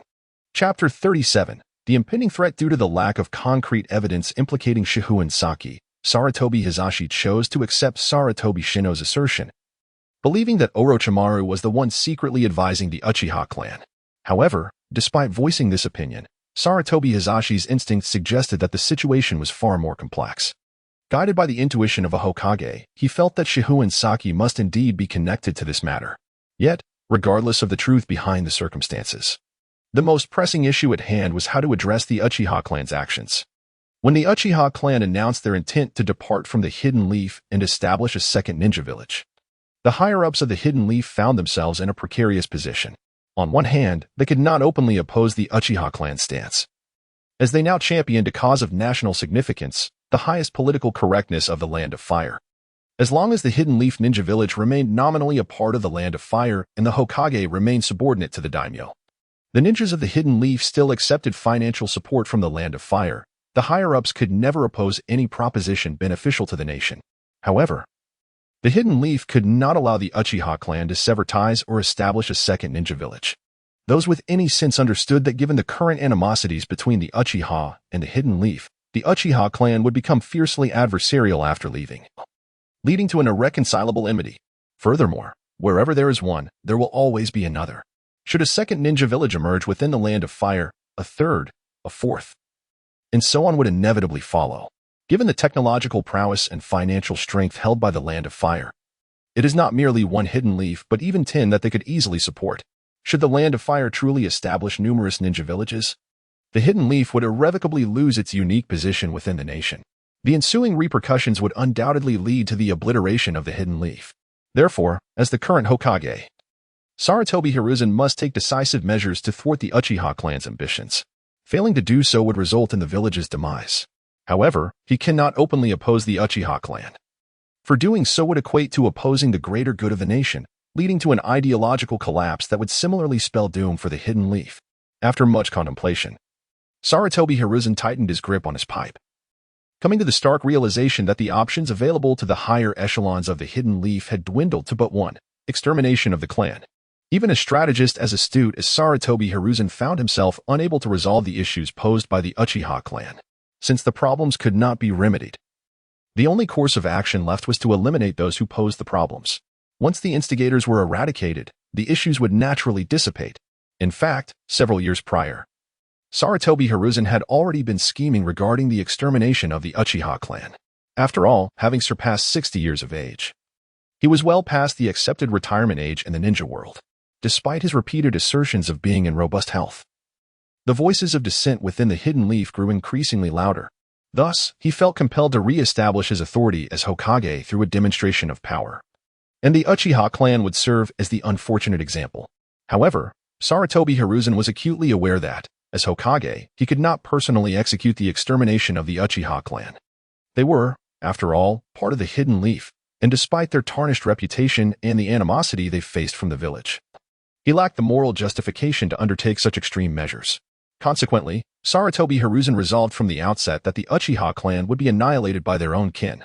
This way, the event could be portrayed as an internal conflict within the Uchiha, allowing the third Hokage to maintain an unsullied image, publicly disavowing any connection to the actions taken against the clan. Those who conspired in the shadows would undoubtedly recognize that the extermination was orchestrated by the higher-ups of the hidden leaf. Thus, under the leadership of the third Hokage, the higher echelons could appear virtuous, while simultaneously intimidating dissenters within the village, thereby reasserting their authority. However, as the challenges facing the hidden leaf intensified, Sarutobi Hiruzen contemplated initiating the extermination plan ahead of schedule. He envisioned Uchiha Itachi, that loyal son of the village, eliminating his entire clan for the sake of the village. Given Itachi's prowess with the Manjiki Sharingan, coupled with the support of Danzo's root, the task of eradicating the Uchiha clan seemed far from insurmountable. Once the Uchiha were no more, the notion of a second ninja village would dissolve into mere illusion. Not only would the prestige of the third Hokage be restored, but any factions within the Land of Fire that sought to exploit the Uchiha clan against the hidden leaf would be quelled, achieving multiple objectives with a single stroke. Yet, as Sarutobi Hiruzen pondered these strategies, a new dilemma emerged in his mind. Would Uchiha Itachi still be willing to commit genocide for the village? In the past, Itachi was amenable to such drastic measures due to being ensnared by Sarutobi Hiruzen's ideals of the will of fire. This young man, despite his tender years, had considered matters from the Hokage's perspective, entirely oblivious to his true identity as merely an Uchiha. Failing to recognize his position and not contemplating rebellion against the oppressive regime of the hidden leaf, he had begun to empathize with the very powers that sought to suppress him. This is a quintessential example of grand narratives permeating the mind. The slaves have audaciously come to regard their master's estate as their own. However, it is largely thanks to the indomitable spirits of Uchiha Itachi and Uchiha Shisui that the higher echelons of Konoha have managed to maintain an advantageous position in their dealings with the Uchiha clan, navigating the complexities with apparent ease. Even when Danzo, a prominent figure among Konoha's elite, brazenly covets Shisui's Sharingan, these two paragons of Konoha still choose to align themselves with the upper echelons, revealing the terrifying influence of grand narratives. Yet, the dilemma arises as the now indoctrinated Uchiha Itachi faces an even more monumental narrative. Initially, he embraced the will of fire for the sake of the village. But now he must confront the will of fire for the nation. Will Uchiha Itachi still empathize with the Konoha leadership as he did in the past? Will he begin to perceive matters from the perspective of the Land of Fire, adhering to his previous thought patterns? If he adopts the national viewpoint, Will Uchiha Itachi still sacrifice his family for the village? Might he come to view Konoha as the Uchiha clan once viewed the village itself? If he previously could align himself with the village for the greater good, should he not now stand with his family for the nation? At this thought, Sarutobi Hiruzen was suddenly drenched in cold sweat. It was at this moment that he realized the terrifying implications of the Uchiha's maneuver. As the mantle of righteousness faded from Konoha's leadership, Hiruzen found himself bereft of his former composure. He understood that his previous victories in Konoha's internal struggles stemmed from his position as Hokage, the custodian of the village's moral authority. Now, however, that authority no longer resided with him. It was akin to Cao Cao facing a sovereign with genuine power. His subordinates would no longer exhibit unwavering loyalty simply because he was Hokage. And even a spirit like Uchiha Itachi would not necessarily heed him for the sake of the greater good. In essence, Sarutobi Hiruzen found himself incapable of eradicating the Uchiha clan, at least not by leveraging Uchiha Itachi to do so. He had lost the moral high ground. The title of Hokage, no matter how resplendent, could not rival the authority of the nation. Contemplating this, Hiruzen bit down hard on his pipe, distorting the mouthpiece. This sudden change startled Sarutobi Shino, for it was the first time he had witnessed his father, the Hokage, display such a lack of composure. However, this lapse was merely transient. Recognizing the gravity of the situation, Hiruzen resolutely abandoned his plans to use Uchiha Itachi to annihilate the clan. He understood that the only ones capable of acting now were the higher-ups themselves. Only they could ensure the complete destruction of the Uchiha clan.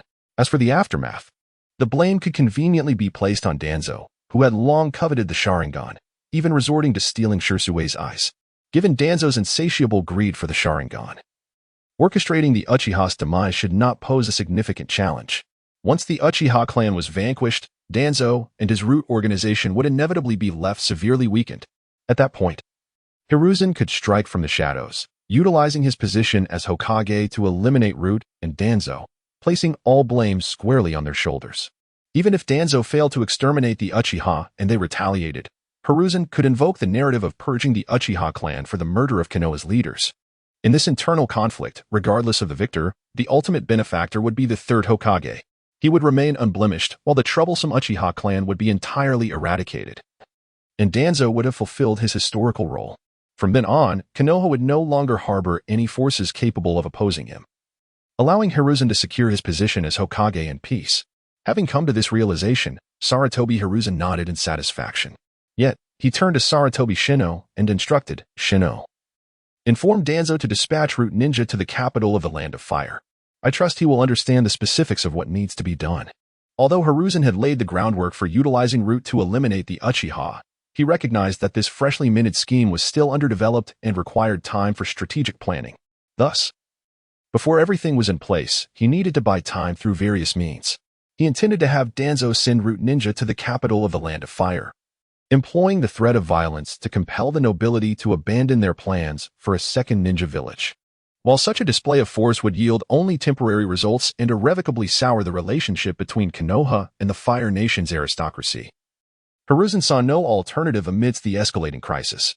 He was compelled to take every possible action to delay the Uchiha's departure from Konoha and prepare for his schemes.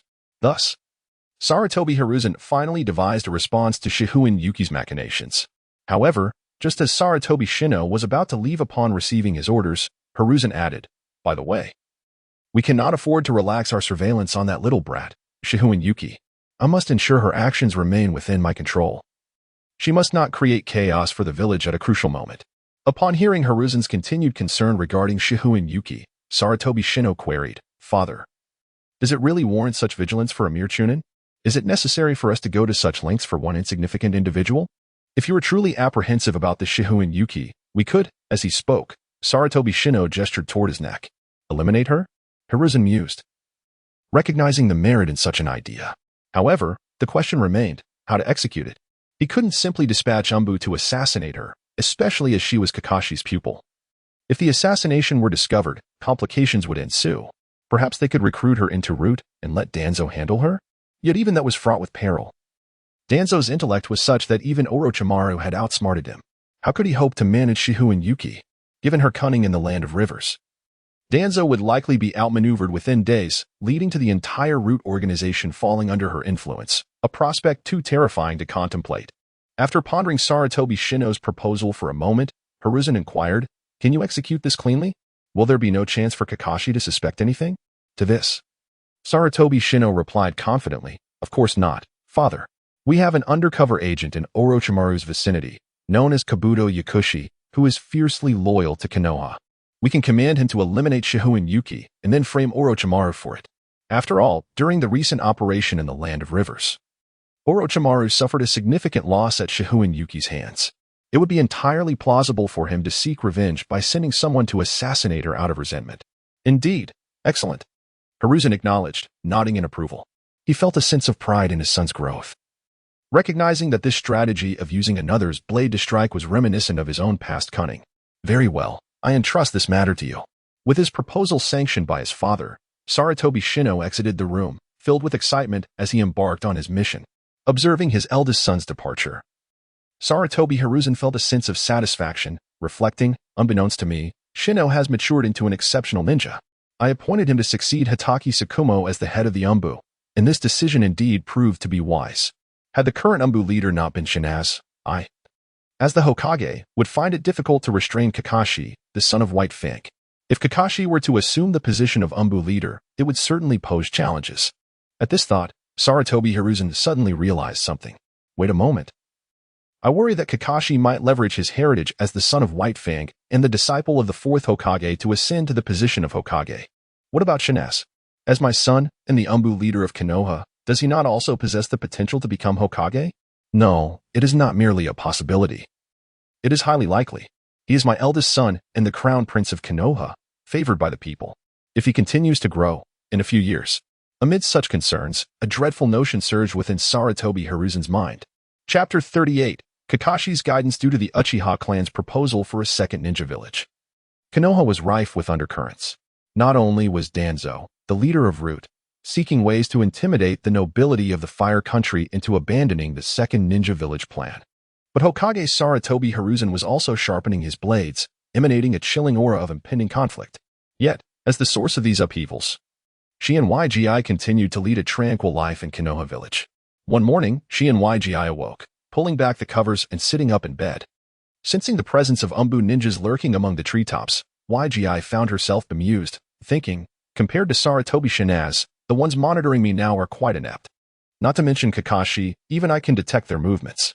Do they not realize that peering into a girl's bedroom so openly is rather impolite? It makes me cautious while changing clothes, fearing an accidental exposure.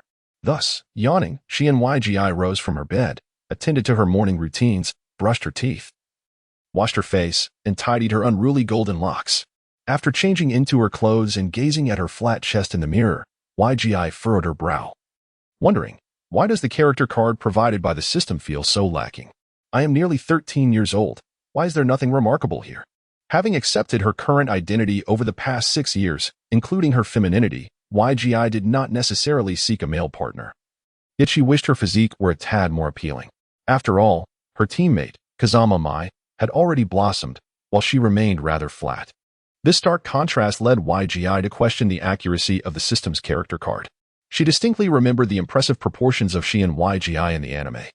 With concerns about her figure weighing on her mind, YGI left her home and arrived at the training ground for Team 92's daily assembly. There, she found Kazama Waita already engaged in physical training, having arrived ahead of everyone else. Watching him sweat profusely, YGI felt a wave of admiration for his dedication. Among the 3 genin in their class, Waita was undoubtedly the most industrious. He consistently arrived first and was often the last to leave, having even set a schedule at home to maximize his training time in pursuit of his dreams. Ironically, Waita was the weakest among the trio. YGI was well aware of her own extraordinary abilities, nearing the strength of a special jonin, while Kazama Mai hailed from the Kazama clan, a lineage that once produced the 4th Hokage. Although the Kazama bloodline may not rival the Uchiha clan, it was certainly superior to that of a true commoner. Thus, YGI and Mai, through diligent training, naturally surpassed Waita, which only fueled his determination to push himself harder, almost as if he were wagering his very life for incremental progress. Unfortunately, in the ninja world, bloodlines and external advantages often overshadow mere effort. Despite pouring everything into his training, Waita remained unable to bridge the gap in strength between himself and his teammates. Waita, take a break. If you keep pushing yourself so hard, your body won't hold up. This admonition did not come from YGI, but rather from Kazama Mai, who, unlike YGI's aloof demeanor, shared a closer bond with Waita. Each day, Mai would urge him to consider his health. And Waita would always respond with vague reassurances. I know, just a little more training, then I'll rest. Though he uttered such words, Waita's resolve showed no sign of waning. Witnessing Waita's unwavering stubbornness, YGI contemplated using Genjutsu to alter his mindset, persuading him to ease up. However, given her background as a commoner, she reluctantly abandoned that notion. As a commoner ninja, it was theoretically implausible for her to master such advanced techniques. Even basic practices like tree climbing or water walking were not taught in the Ninja Academy. Konoha's extreme conservatism in knowledge dissemination meant that even though YGI understood these training methods, she never considered undertaking them. Should she attempt to utilize ninjutsu beyond her station, the Umbu would undoubtedly launch a thorough investigation. If YGI could not provide a satisfactory explanation for her techniques, Sarutobi Hiruzen could easily dispose of her under the pretense of having learned forbidden jutsu. In essence, Konoha was never a place where commoner ninjas could easily rise against the odds. Even the most determined efforts of a commoner ninja would lack suitable avenues for advancement. Unless one encountered a mentor willing to guide them after graduating from the academy, the likelihood of significant progress remained exceedingly slim. Thus, even a figure as renowned as Namikaze Minato could not guarantee soaring success at critical moments in life. And so, YGI began her training in the training ground. However, in contrast to Waita's extreme approach, her methods were far more conventional, primarily focusing on foundational physical training. As time passed, 3 hours slipped by. Just as the sun reached its zenith, Kakashi finally arrived, greeting the trio with a smile. Good morning, everyone. It's almost noon, Kakashi-sensei. Waita protested, wiping the sweat from his brow. Kakashi-sensei, what mission do we have today? Mai inquired. No missions for now, Kakashi replied, shaking his head.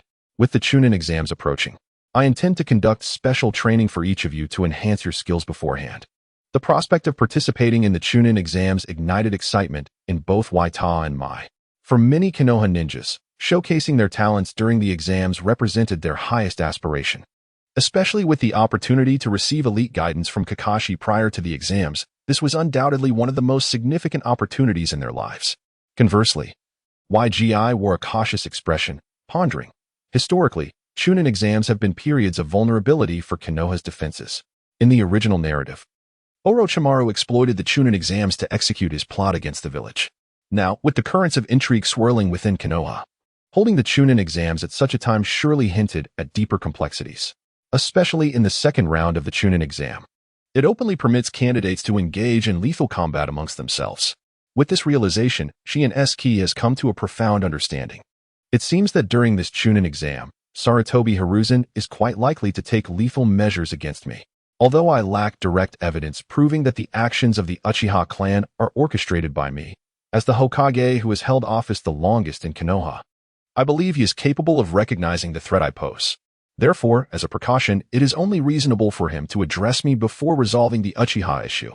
Upon acknowledging the dangers of the Chunin exam, Shihouin Saki naturally devoted all her energy to Kakashi's specialized training. Sensing the trio's eagerness to grow stronger, Kakashi nodded and declared, Excellent. Let us commence the first phase of our training, tree climbing. In alignment with the original narrative, tree climbing involves channeling chakra to the soles of one's feet to create a suction effect, allowing one to ascend without the aid of hands. This method is simple yet effective for chakra training. Yet most common ninja from the Ninja Academy remain oblivious to it, only learning such techniques after graduation from their instructors. Shihouin Saki was already familiar with this training method, yet to maintain discretion, she only began her tree climbing practice under Kakashi's guidance now. However, her training did not proceed smoothly. With the elevation of her rank, the quantity of chakra within her increased, but her control over it diminished. Consequently, during this tree climbing exercise, her progress was the slowest. In contrast, the least chakra endowed among them, Katsuro Waita, completed his tree climbing training in merely 2 days and began practicing water walking under Kakashi's tutelage. As time progressed, Shihouin Saki and her companions completed both tree climbing and water walking training under Kakashi's guidance.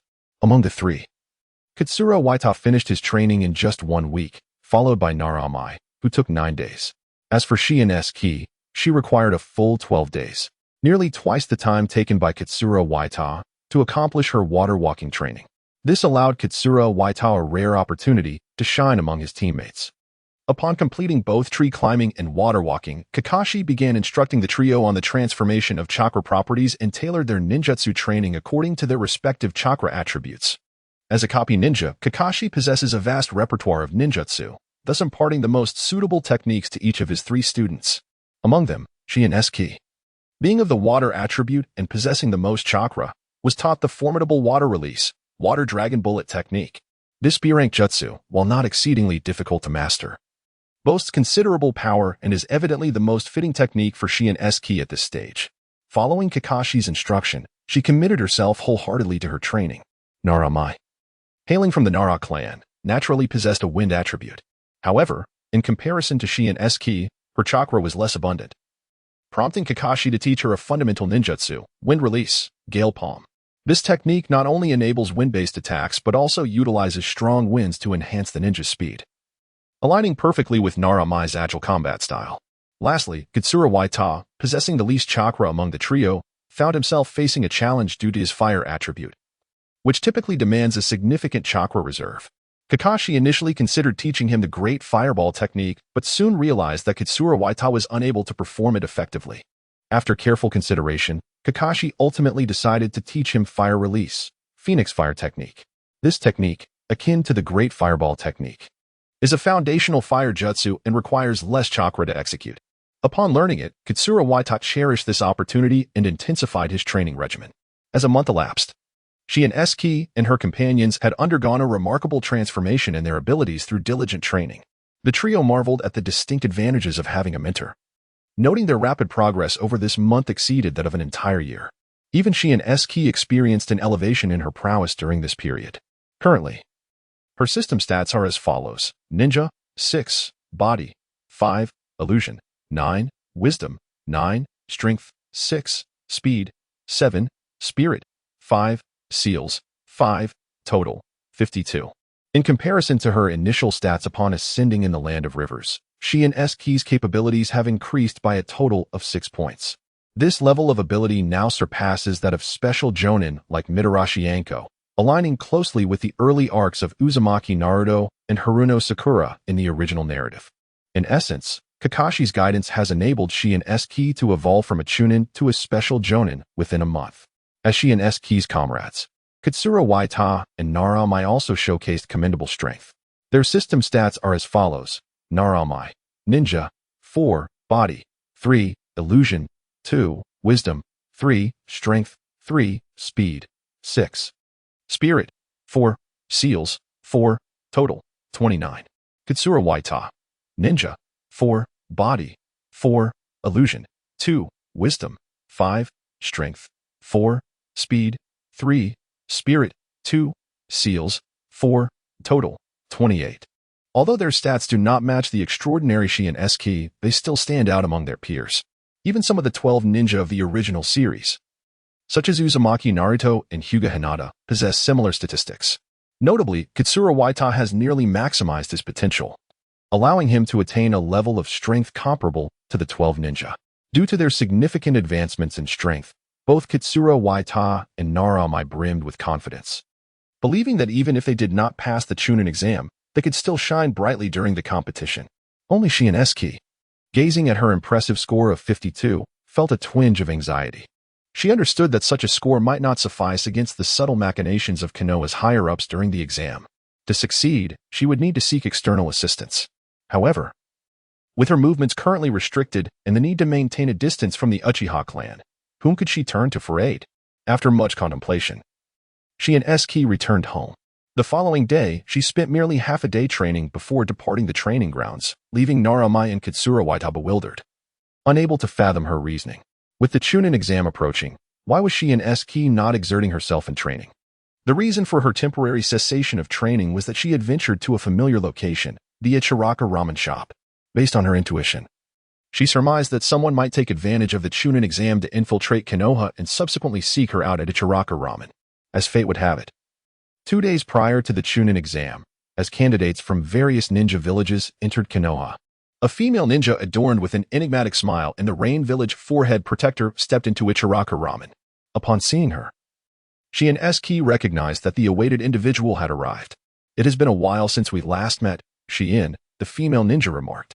Utilizing genjutsu, she feigned enjoying her bowl of ramen while discreetly communicating with Shihouin Saki. Indeed, I never expected you to so brazenly enter Konoha. Aren't you afraid that Hokage-sama might take action against you? Orochimaru. Chapter 39. Strategies of the Akatsuki Organization in Truth. Shihouin Saki had anticipated Orochimaru's involvement in the annihilation of the Uchiha clan for quite some time, and the reasons were manifold. Firstly, as a scientist, Orochimaru harbored a profound curiosity regarding the Uchiha clan's bloodline. As two of the most unique clans in the ninja world, the Uchiha clan has been a focal point of research in Konoha since the era of the second Hokage. Orochimaru, recognized as the most distinguished scientist in Konoha following the second Hokage, is acutely aware of the unique characteristics of the Uchiha clan. Furthermore, the butterfly effect caused by Shihouin complicates the relationship between Orochimaru and the Uchiha clan far beyond what is depicted in the original narrative. As Itachi Uchiha's instructor and a former ally of the Uchiha clan, Orochimaru, despite severing ties with them, instinctively keeps a vigilant eye on their movements. Additionally, the incident in the Land of Rivers has profoundly impacted Orochimaru. In contrast to Shihouin manipulative tactics, being defeated by his own disciple, Itachi Uchiha, wielding the Mangekyou Sharingan, represents a significant blow to Orochimaru. Given that the Uchiha clan has always been a focal point of research for Konoha, Orochimaru is bound to devote considerable energy to their affairs. Currently, due to Shihouin influence, the Uchiha clan finds itself at the center of Konoha's internal turmoil.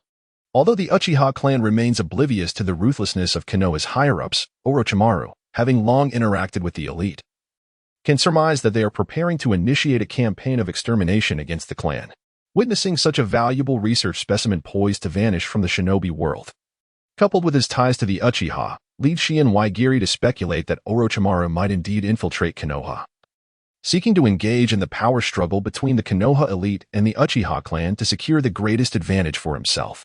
Moreover, beyond these assumptions, certain plot points from the original series bolster Shihouin conjecture. In the narrative, Danzo Shimura's arm, replete with Sharingan, is a testament to Orochimaru's experimental endeavors. The ability to transplant so many Sharingan onto a single arm indicates that Orochimaru has conducted extensive human experimentation, likely involving a multitude of Uchiha ninjas or, more grimly, the corpses of those who perished in the Uchiha clan's massacre. Based on these deductions, Shihouin decides to forego the final training sessions before the Nin exams to assist at Ichiraku Ramen. She understands that should Orochimaru infiltrate Konoha, he would almost certainly seek to approach her, and the bustling atmosphere of Ichiraku Ramen provides the ideal backdrop for such a meeting. Her predictions prove accurate. Just prior to the commencement of the Nin exams, Orochimaru brazenly exploits a gap in Konoha's defenses to enter, seated at the Ichiraku Ramen counter, enjoying a bowl of noodles while communicating with Shihouin through genjutsu. As for Orochimaru's motive for seeking out Shihouin, she can easily surmise it. On one hand, he wishes to gauge her stance on the Uchiha incident. On the other, he aims to tempt her away from Konoha. Even if these objectives do not come to fruition, Orochimaru could exchange intelligence with her or eliminate her beforehand, thereby neutralizing a potential threat. Conversely, Shihouin also requires cooperation with Orochimaru.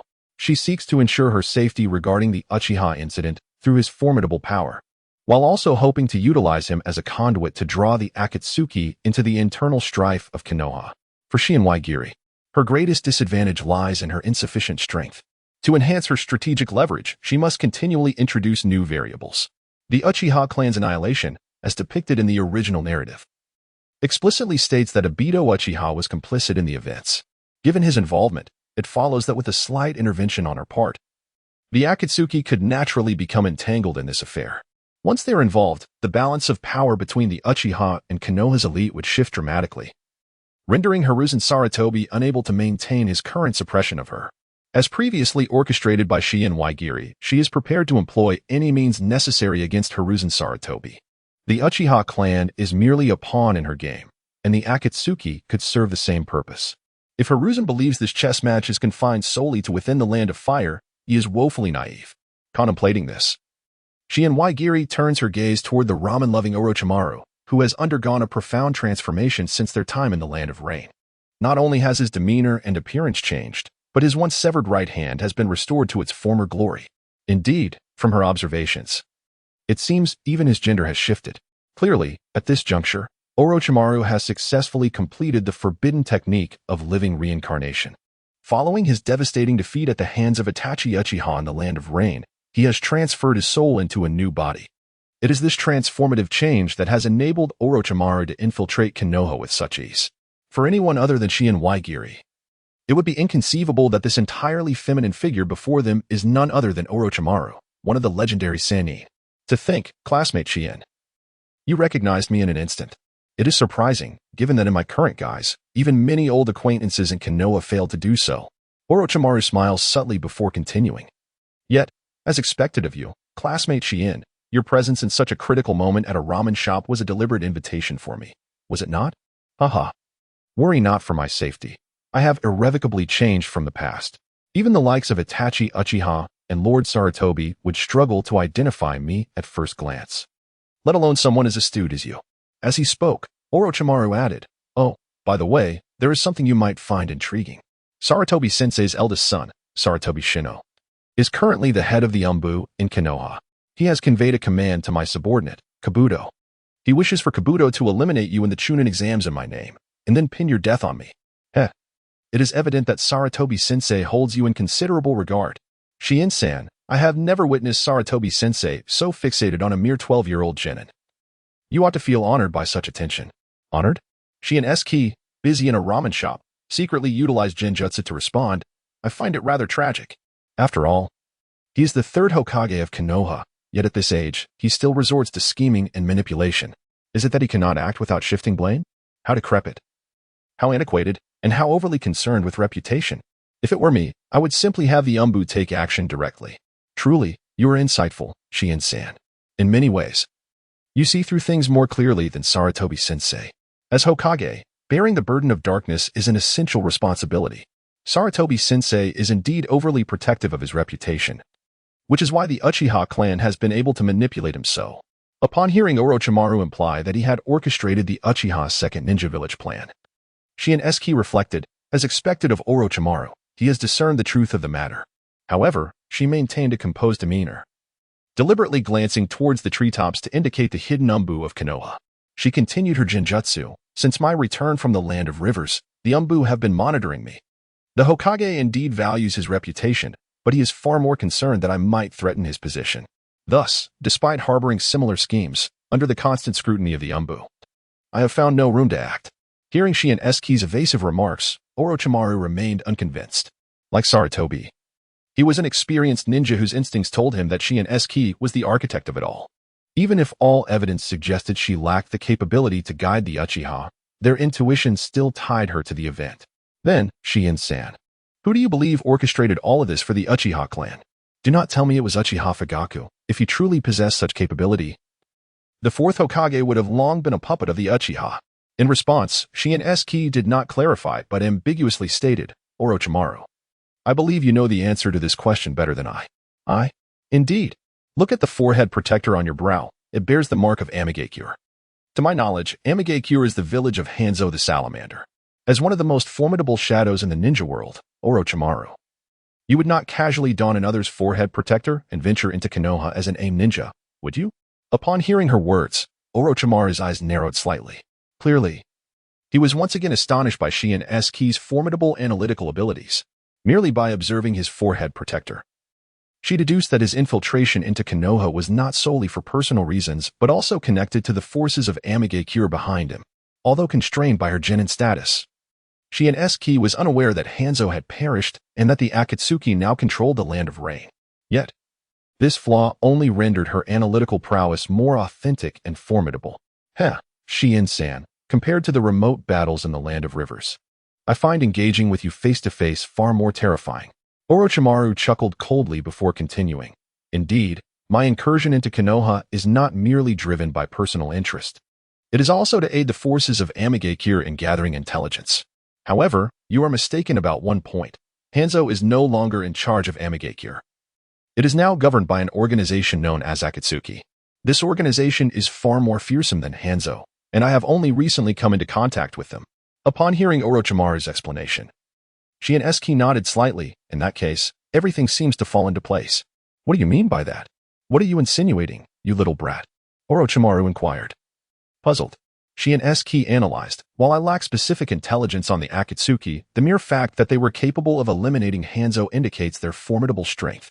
Since they possess such power yet choose to remain dormant, it suggests that they must harbor colossal secrets.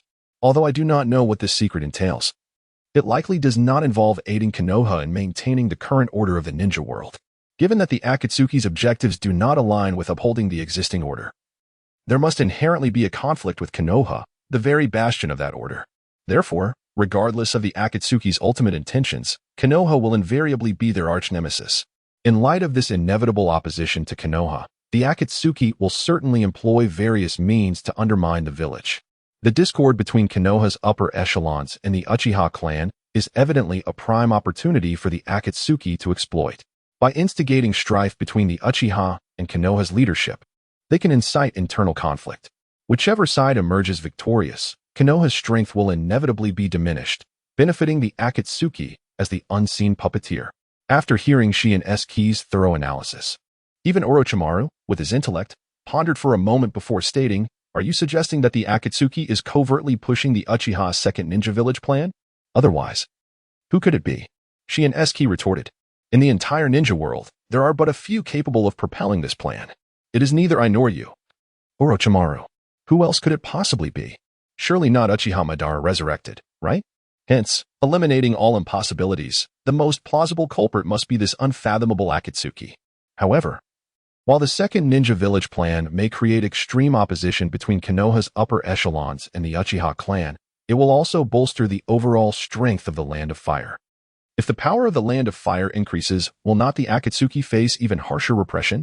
Orochimaru questioned, perplexed.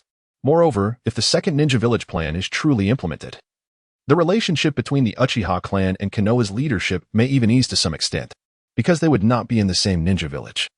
Their relationship would not be as confrontational as before, as long as there are no bloody conflicts between the two great ninja villages. Wouldn't the Akatsuki's scheming be akin to ensnaring themselves? How can you say it is self-entrapment? Shihouin Saki countered. Orochimaru, your perspective is rather narrow. Me? Narrow-minded? For the first time in his 40-plus years of life, Orochimaru was evaluated in such a manner. You only perceive that the second ninja village could enhance the strength of the Land of Fire and ease the tensions between the Uchiha clan and Konoha's leadership. Yet, you have not considered that the establishment of the second ninja village simultaneously provides the Akatsuki with an opportunity to infiltrate the inner workings of the Land of Fire. Imagine if the Uchiha truly severed ties with Konoha. Could they, as a single clan, establish a ninja village? Certainly not, since they cannot. The Uchiha clan would inevitably summon ninjas from various regions to join the new village before its establishment. At this juncture, the Akatsuki can seize the opportunity to dispatch their own members to the new ninja village, thereby covertly gaining control over it. This would not only allow them to shed their identity as a secret organization but also secure the support of the Land of Fire's strength. Even after gaining control over the second hidden village, the Akatsuki organization could continue to infiltrate further. With the power of the Uchiha clan at their disposal, along with their existing capability to vanquish Hanzo, could Konoha still stand as a formidable adversary against the Akatsuki? If they could utterly subdue Konoha in the internal strife of the Land of Fire, the Akatsuki might even indirectly seize dominion over the most powerful nation in the ninja world. One must ponder as an ambitious clandestine organization, which holds greater potential for realizing the Akatsuki's aspirations, the Land of Rain or the Land of Fire. Once the Akatsuki secures the might of the Land of Fire, what ambition would be beyond their reach? Even the unification of the ninja world may not be an impossibility. Upon hearing Shihouin Saki's analysis, Orochimaru found herself momentarily stunned. After a brief period of contemplation, she increasingly recognized the validity in Shihouin Saki's deductions. For Shihouin Saki's analysis was not only highly actionable but also suggested that even without fully achieving their goals, the Akatsuki's strength would be significantly augmented. It could be said that, regardless of the outcome, the Akatsuki would emerge victorious. Ah, how enlightening. Orochimaru mused inwardly, realizing the extent of the Akatsuki's grand ambitions. They intended to directly usurp Konoha and seize control of the foremost power in the ninja world. How naive of me to assume their pursuit of tailed beasts was merely for collection. It appears that was merely a smokescreen. In the grand scheme of unifying the ninja world, the gathering of tailed beasts is indeed a trivial endeavor. Chapter 40. The passing of the Hokage. The more Orochimaru pondered, the more she appreciated the brilliance of the Akatsuki scheming. In the face of their strategies, Konoha's leadership was bound to falter, no matter their response. Should a conflict erupt between them and the Uchiha clan, Konoha would undoubtedly suffer grievously, allowing the Akatsuki to operate with impunity within the Land of Fire. Conversely, if Konoha's leaders avoided confrontation and the Uchiha clan departed to establish a second hidden village, the Akatsuki could exploit this to further infiltrate the internal affairs of the Land of Fire without restraint. The cost to the Akatsuki for this manipulation would be negligible. They merely needed to propose an idea to Uchiha Fugaku, subtly establish connections, and incite discord, allowing them to observe the ensuing turmoil within Konoha and reap the greatest rewards. Yet, after marveling at the Akatsuki's strategic acumen, Orochimaru discerned the essence of their design. Was it truly the brilliance of their plotting that allowed the Akatsuki to maintain an invincible position in this game? The answer, rather unexpectedly, was no. The Akatsuki strategy was merely an alternative version of England's meddlesome tactics. Such schemes have not only played out in the real world but also in the world of Naruto. Konoha itself frequently employs similar methods to incite internal strife among neighboring nations, thereby weakening their strength. For instance, the discord between the Akatsuki and Hanzo was instigated by Danzo's machinations aimed at diminishing the power of the Land of Rain, preventing this strategically significant nation from becoming a threat to Konoha. Now, the Akatsuki simply returned the favor, employing the same tactics against Konoha itself. Ultimately, the effectiveness of this scheme hinged not on the Akatsuki's cunning but rather on the faults inherent within Konoha itself. As the current power brokers of Konoha, the leadership, spearheaded by the third Hokage Sarutobi Hiruzen, failed to unify and rally the Uchiha clan, thereby neglecting to mitigate internal discord. They also did not manage to divide and weaken the Uchiha clan, allowing the dissenting factions within Konoha to grow stronger. Faced with these challenges, the aging leaders opted for brutish suppression, naturally provoking a unified resistance from the Uchiha clan, which resulted in a significant rift within Konoha, thus providing an opportunity for external forces to intervene. In essence, all of Konoha's current dilemmas boiled down to a singular issue. The leadership, centered around Sarutobi Hiruzen, has lost the capacity to steer Konoha's course. Sarutobi Hiruzen now resembles a drunken driver stubbornly commandeering the wheel, inevitably leading Konoha towards a catastrophic fate. As he ages, his misjudgments will only multiply, and Konoha's rapid descent towards disaster accelerates with alarming speed. After reflecting on these matters, Orochimaru began to contemplate the potential benefits she could derive from the Akatsuki's machinations. Should a conflict arise between Konoha's leadership and the Uchiha clan, she could leverage her connections with Danzo to procure numerous Sharingan as experimental material. Conversely, if no conflict were to erupt, she could align herself with the Uchiha clan in establishing their new hidden village. Given her capabilities, it was certain that she would dominate the research division within this new village. With access to an entire village's research resources and the robust national power of the Land of Fire at her disposal, her conditions for scientific inquiry would far surpass those of the underground caverns in the Land of Rice. Of course, adhering to a prudent strategy of having multiple safe havens, Orochimaru would not relinquish her established bases throughout the ninja world. However, within the Uchiha's new hidden village, she intended to secure a prominent position.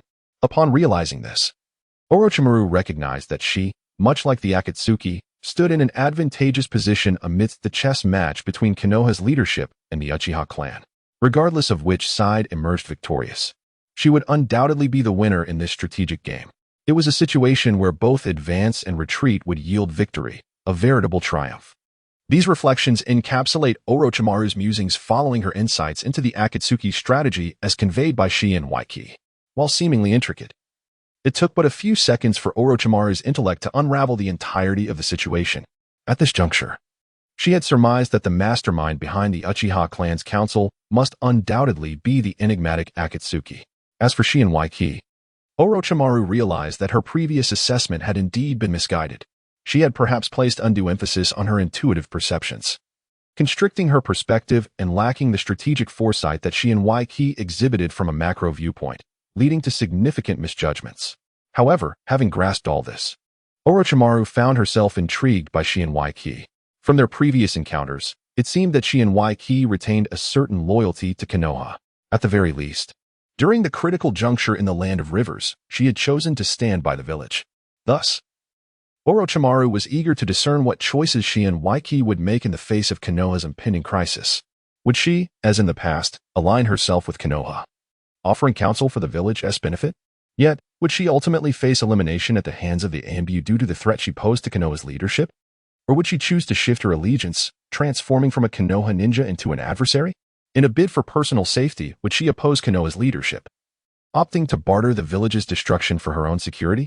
To be frank, Orochimaru was genuinely curious about she and Waiki's decision-making process. Aware of her lack of standing to engage in psychological games with she and Waiki, Orochimaru posed her question directly. To which she and Waiki responded, Orochimaru, do you know what the current Hokage is thinking? Orochimaru was taken aback by the question. Before she could respond, she and Waiki continued, the root of all Konoha's current issues lies in the Hokage's own obsession with power. If the Hokage were to choose to step down and pass authority to the next generation, all problems could be resolved. Yet the crux is, this is utterly impossible. Due to past losses, the Hokage now regards power as more precious than life itself. He cannot relinquish the authority he holds, thus rendering him incapable of genuinely resolving the internal issues of Konoha. Faced with insurmountable problems, his only recourse is to eliminate those who raised them. Consequently, in confronting the greatest threat within Konoha, the Uchiha clan, the Hokage's most probable course of action would be to exterminate them. Orochimaru wholeheartedly agrees with Shihouin's analysis. As a former student of Hiruzen Sarutobi, Orochimaru has long recognized that Sarutobi's stance towards the Uchiha clan is one of total annihilation. However, Orochimaru's understanding of the issue is not as profound as Shihouin's. He merely perceives Sarutobi's intent as an attempt to restore his prestige as Hokage. In hindsight, he acknowledges that his grasp of his mentor is rather superficial compared to Shihouin's depth of insight. So, now that you are aware of Hiruzen's forthcoming actions, can you speculate on the specific strategies he might employ? Orochimaru inquired. Is further analysis really necessary? Shihouin retorted disdainfully. From the recent assassination attempt by the Umbu against me, it is evident that the Hokage's style remains as predictable and uninspired as ever. The plan to exterminate the Uchiha clan will likely involve first dispatching someone to eliminate them, then shifting the blame onto another party. The only candidates capable of shouldering that blame, besides the enigmatic Akatsuki organization, are two individuals, Danzo and yourself, Orochimaru. Indeed, it is characteristic of Hiruzen, Orochimaru acknowledged, nodding in agreement. At that moment, having finished a bowl of ramen yet feeling unsatisfied, she ordered another, while outwardly expressing gratitude to her generous companion. Shihouin continued her analysis through illusionary techniques. As for which of the two is most likely to take the fall for the Hokage, I believe Danzo holds the highest probability. This dark root of Konoha is perpetually threatening his seat as Hokage. Orochimaru largely concurred with Shihouin's analysis, but held reservations about her final conclusion. Shihouin, it seems you have overlooked one individual. Who? Shihouin asked, somewhat surprised. With her extraordinary ability as a rank 5 analyst, how could she have missed someone? That would be Hiruzen's son, Sarutobi Konohamaru. Ah, him, Shihouin exclaimed, astonished. As one of the most prominent strategic analysts in the ninja world, how could I forget the Prince of Konoha? As the head of the Umbu and the Hokage's eldest son, he too could bear the burden of the Uchiha's extermination. I am aware, Shihouin replied calmly. In my analytical framework, I would consider such possibilities and prepare responses. However, I would never include Konohamaru's name on the Hokage's list of scapegoats. Why not? Orochimaru queried, puzzled. Given your understanding of human nature, you should recognize that in the struggle for power, familial bonds are often disregarded.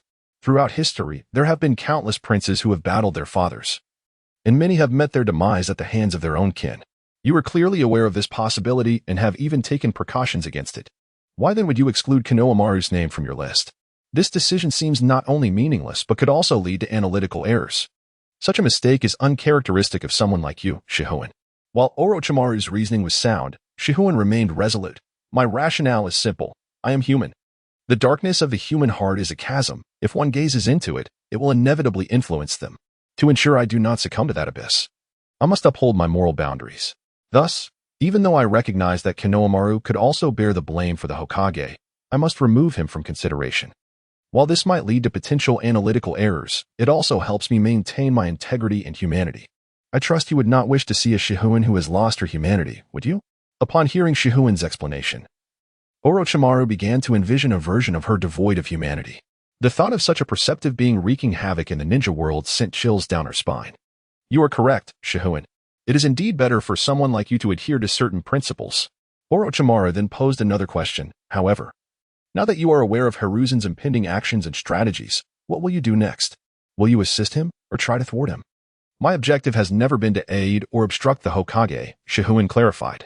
In truth, my thoughts align with his, rather than addressing the issues themselves. I am more inclined to eliminate those who create them. Hearing Shihouin's menacing words, Orochimaru chuckled lightly. You intend to eliminate Hiruzen? Not I, but you, she replied. Me? Orochimaru echoed, bewildered. Not just you, but also Danzo, the Akatsuki, and the Uchiha clan. Shihouin asserted. If Hiruzen remains alive, the strategy for the second ninja village will be nearly impossible to execute. In this intricate game of chess between Konoha's upper echelon and the Uchiha, you, the Akatsuki, and the Uchiha clan will not be able to reap the greatest rewards. Therefore, to eliminate the primary obstacle to the second ninja village strategy, your best course of action is to unite and send the Hokage to his demise. As for Danzo, being the most likely scapegoat for the Hokage, he too faces no choice. In this power struggle, only one of them can survive. Thus, he is also a potential ally for you. Considering he dreams of defeating the Hokage and ascending as the new leader, my role is to assist you in analyzing the situation, enabling you to unite all possible forces to ensure the Hokage meets his end in the most fitting manner. Moreover, as a show of good faith in this collaboration, you, Orochimaru, along with your allies in the Akatsuki, the Uchiha clan, and even Root, must guarantee my safety throughout this operation, for I can help you secure the greatest benefits. But I also possess the power to overturn the entire game board, ensuring that all players lose. Shihouin's extensive analysis finally illuminated Orochimaru's understanding of her intentions. It became clear that she aimed to unite all forces opposing Hiruzen to orchestrate the Hokage's downfall. Ah, I see now, Orochimaru remarked. Even you, Shun, have chosen to stand against the village this time. You misunderstand me, Orochimaru, Shihouin interjected. I have never betrayed Konoha.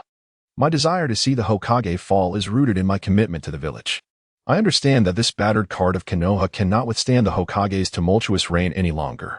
Thus, as a shinobi of Konoha, I am compelled to devise these plans. I do not wish to destroy Konoha. I am striving to save it. Upon hearing her words, Orochimaru pondered for a moment before smiling. That makes sense. With your abilities, should you become Hokage in the future, the second ninja village established by the Uchiha clan would surely be reintegrated into Konoha. Perhaps even leveraging the strengths of both ninja villages, Konoha could become the core of the Land of Fire. In the present moment, the temporary division between Konoha and the Uchiha clan has paved the way for a brighter future, and Shihouin's actions undoubtedly align with the long-term interests of Konoha. However, this very situation ignites a fervent desire within me to eliminate you, Shihouin. At the very least, once the Uchiha clan departs from Konoha, I shall seek to devise a means to bring about your downfall. I am certain that I am not alone in this sentiment. The Akatsuki organization will harbor similar intentions once the time comes. Shihouin, the abilities you currently exhibit far surpass those of Lord Sarutobi. In response to Orochimaru's menacing smile, Shihouin also offered a smile in return. She was acutely aware that Orochimaru had no immediate intention of taking her life, nor did the Akatsuki or other factions. The reason for this is her earlier deliberate revelation regarding her unwavering commitment to the moral boundaries of humanity. Indeed, Shihouin stands firm in her adherence to these principles. But it is impossible for Orochimaru to discern this unless she chooses to reveal it. Her intent in exposing her vulnerabilities was to instill a sense of security in Orochimaru and others, simultaneously serving as a form of intimidation. After all, they are not Shihouin. How could they possibly know her true commitment to humanity? Chapter 41. The door to a new world opens. Orochimaru's ramen has finally come to an end. Not only has he finished the noodles, but he has also consumed the entire broth. 2 large bowls of ramen, coupled with a generous bowl of soup, left Orochimaru's once flat abdomen slightly protruding. Clearly, this substantial meal was no trivial matter for his current physique. Thus, he lingered in the Ichiraka ramen shop for a while longer, allowing the discomfort in his stomach to subside before departing leisurely. As she watched Orochimaru's retreating figure, Shihouin couldn't help but smile faintly. She understood that her safety during this Chunin exam was assured. In fact, not just for the exam, but until the Uchiha clan's matters reached resolution. She had found a means to contend with formidable adversaries. Yet, Shihouin was also cognizant that her schemes could only endure until the conclusion of the Uchiha incident. Once the Uchiha clan, aided by the Akatsuki and Orochimaru, extricated themselves from Konoha to establish a second ninja village in the Land of Fire. This clever yet powerless little girl would lose all her utility and become a thorn in the side of the Akatsuki. In order to prevent Shihouin from discerning the Akatsuki's plans, figures like Nagato, Obito, and Kaguya would undoubtedly seek to eliminate her. There would be no need to wait for the Uchiha incident to reach its conclusion. The moment the conflict between the Uchiha clan and Konoha's higher-ups ceased, they would strike down Shihouin. Shihouin has never underestimated the ruthlessness of her enemies, for this is a world of ninjas, where the creed is often better to kill an innocent than to let a guilty one escape. Whether it be Nagato, Obito, or Kaguya, all are merciless killers. When Shihouin exhibits sufficient threat without the means to defend herself, she has essentially sealed her own fate. Nevertheless, Shihouin is not without countermeasures. At this moment, her system interface indicates that her adaptability to the audience path of Sequence 5 has reached 86. This is due to her nightly wanderings through the dreams of Konoha's villagers, occasionally masquerading as Uchiha Madara to visit Uchiha Fugaku's dreams. Such frequent portrayals have naturally accelerated her adaptability. Should this pace continue, her ascension to Sequence 4 would be a matter of 1 or 2 months. By the time the Uchiha incident concludes, Shihouin would seamlessly elevate to the rank of manipulator at Sequence 4. With such capabilities and status, she would be well equipped to ensure her safety against the Akatsuki's machinations. However, to genuinely ascend to the status of a demigod at Sequence 4, beyond her diligent portrayals, Shihouin must also prepare for the promotion ceremony associated with Sequence 4. Once the extraordinary abilities of the Master of the Arcane reach the corresponding sequence, various promotion ceremonies are required to prevent the extraordinary from losing control during their elevation. Yet, as Shihouin possesses powers provided by the system, and given that she inhabits the world of Naruto, there exists no concept of losing control akin to that in the Cthulhu mythos. Thus, her enhancement through the system does not necessitate any such ritual. Nonetheless, the potency of these abilities can impact one's character. As Shihouin previously articulated to Orochimaru, she must incorporate seemingly meaningless actions into her plans to safeguard her moral compass and anchor her humanity. Otherwise, no matter how resolute her will, the formidable capabilities of the audience path could gradually erode her inherent humanity. The promotion to Sequence 4 follows a similar trajectory. In contrast to the advancements of other sequences, Sequence 4 signifies a transformative leap in the realm of extraordinary abilities within the mysterious narrative. Crossing into Sequence 4 alters the very essence of an extraordinary being's existence. Consequently, in the lore of the mysterious tale, those extraordinary beings who reside above Sequence 4 are referred to as demigods, much like the elite figures of the Naruto universe. The demigods of Sequence 4 possess strength far surpassing that of any extraordinary being beneath it. Even the protagonist Klein, despite his status, could only vanquish a demigod through the sacrifice of his comrades, his own fortuitous advantages, and the aid of formidable allies. The disparity between Sequence 5 and Sequence 4 in the mysterious narrative is comparable to the chasm that exists between the Ch-Nin and the elite figures in the Naruto world. Even a powerful Sequence 5, at most, only reflects the difference between a special J-Nin and an elite figure, with an almost insurmountable gulf separating the two. At this juncture, Shihouin Saki aspires to ascend from Sequence 5 to Sequence 4, catapulting herself from a special J-Nin to a formidable elite figure within the ninja realm, thereby significantly enhancing her influence over the hearts of others. Such a meteoric rise in power and capability is bound to have a profound impact on Shihouin Saki herself. Thus, prior to her ascension, she contemplates utilizing the promotion ritual to stabilize her humanity amidst this surge in strength. According to her recollections, the promotion ritual for the audience pathway to Sequence 4 involves partaking in a magical potion amidst a gathering of at least 10,000 individuals, resonating with their intense emotions. For Shihouin Saki, this was not an arduous task. Under Saki's strategic planning, the negotiation scene between the Uchiha clan and the higher-ups of Konoha would inevitably host over 10,000 individuals. At that juncture, all she needed to do was stabilize human emotions in this setting, thereby propelling herself from a special jonin to a shadow-level powerhouse. Ascending to the rank of a fourth-tier manipulator, having meticulously arranged her thoughts, Saki continued to appear busy in the Ichiraka ramen shop, behaving as an ordinary chunin assisting in a familiar establishment. Even after her encounter with Orochimaru, she remained diligently aiding in the ramen shop.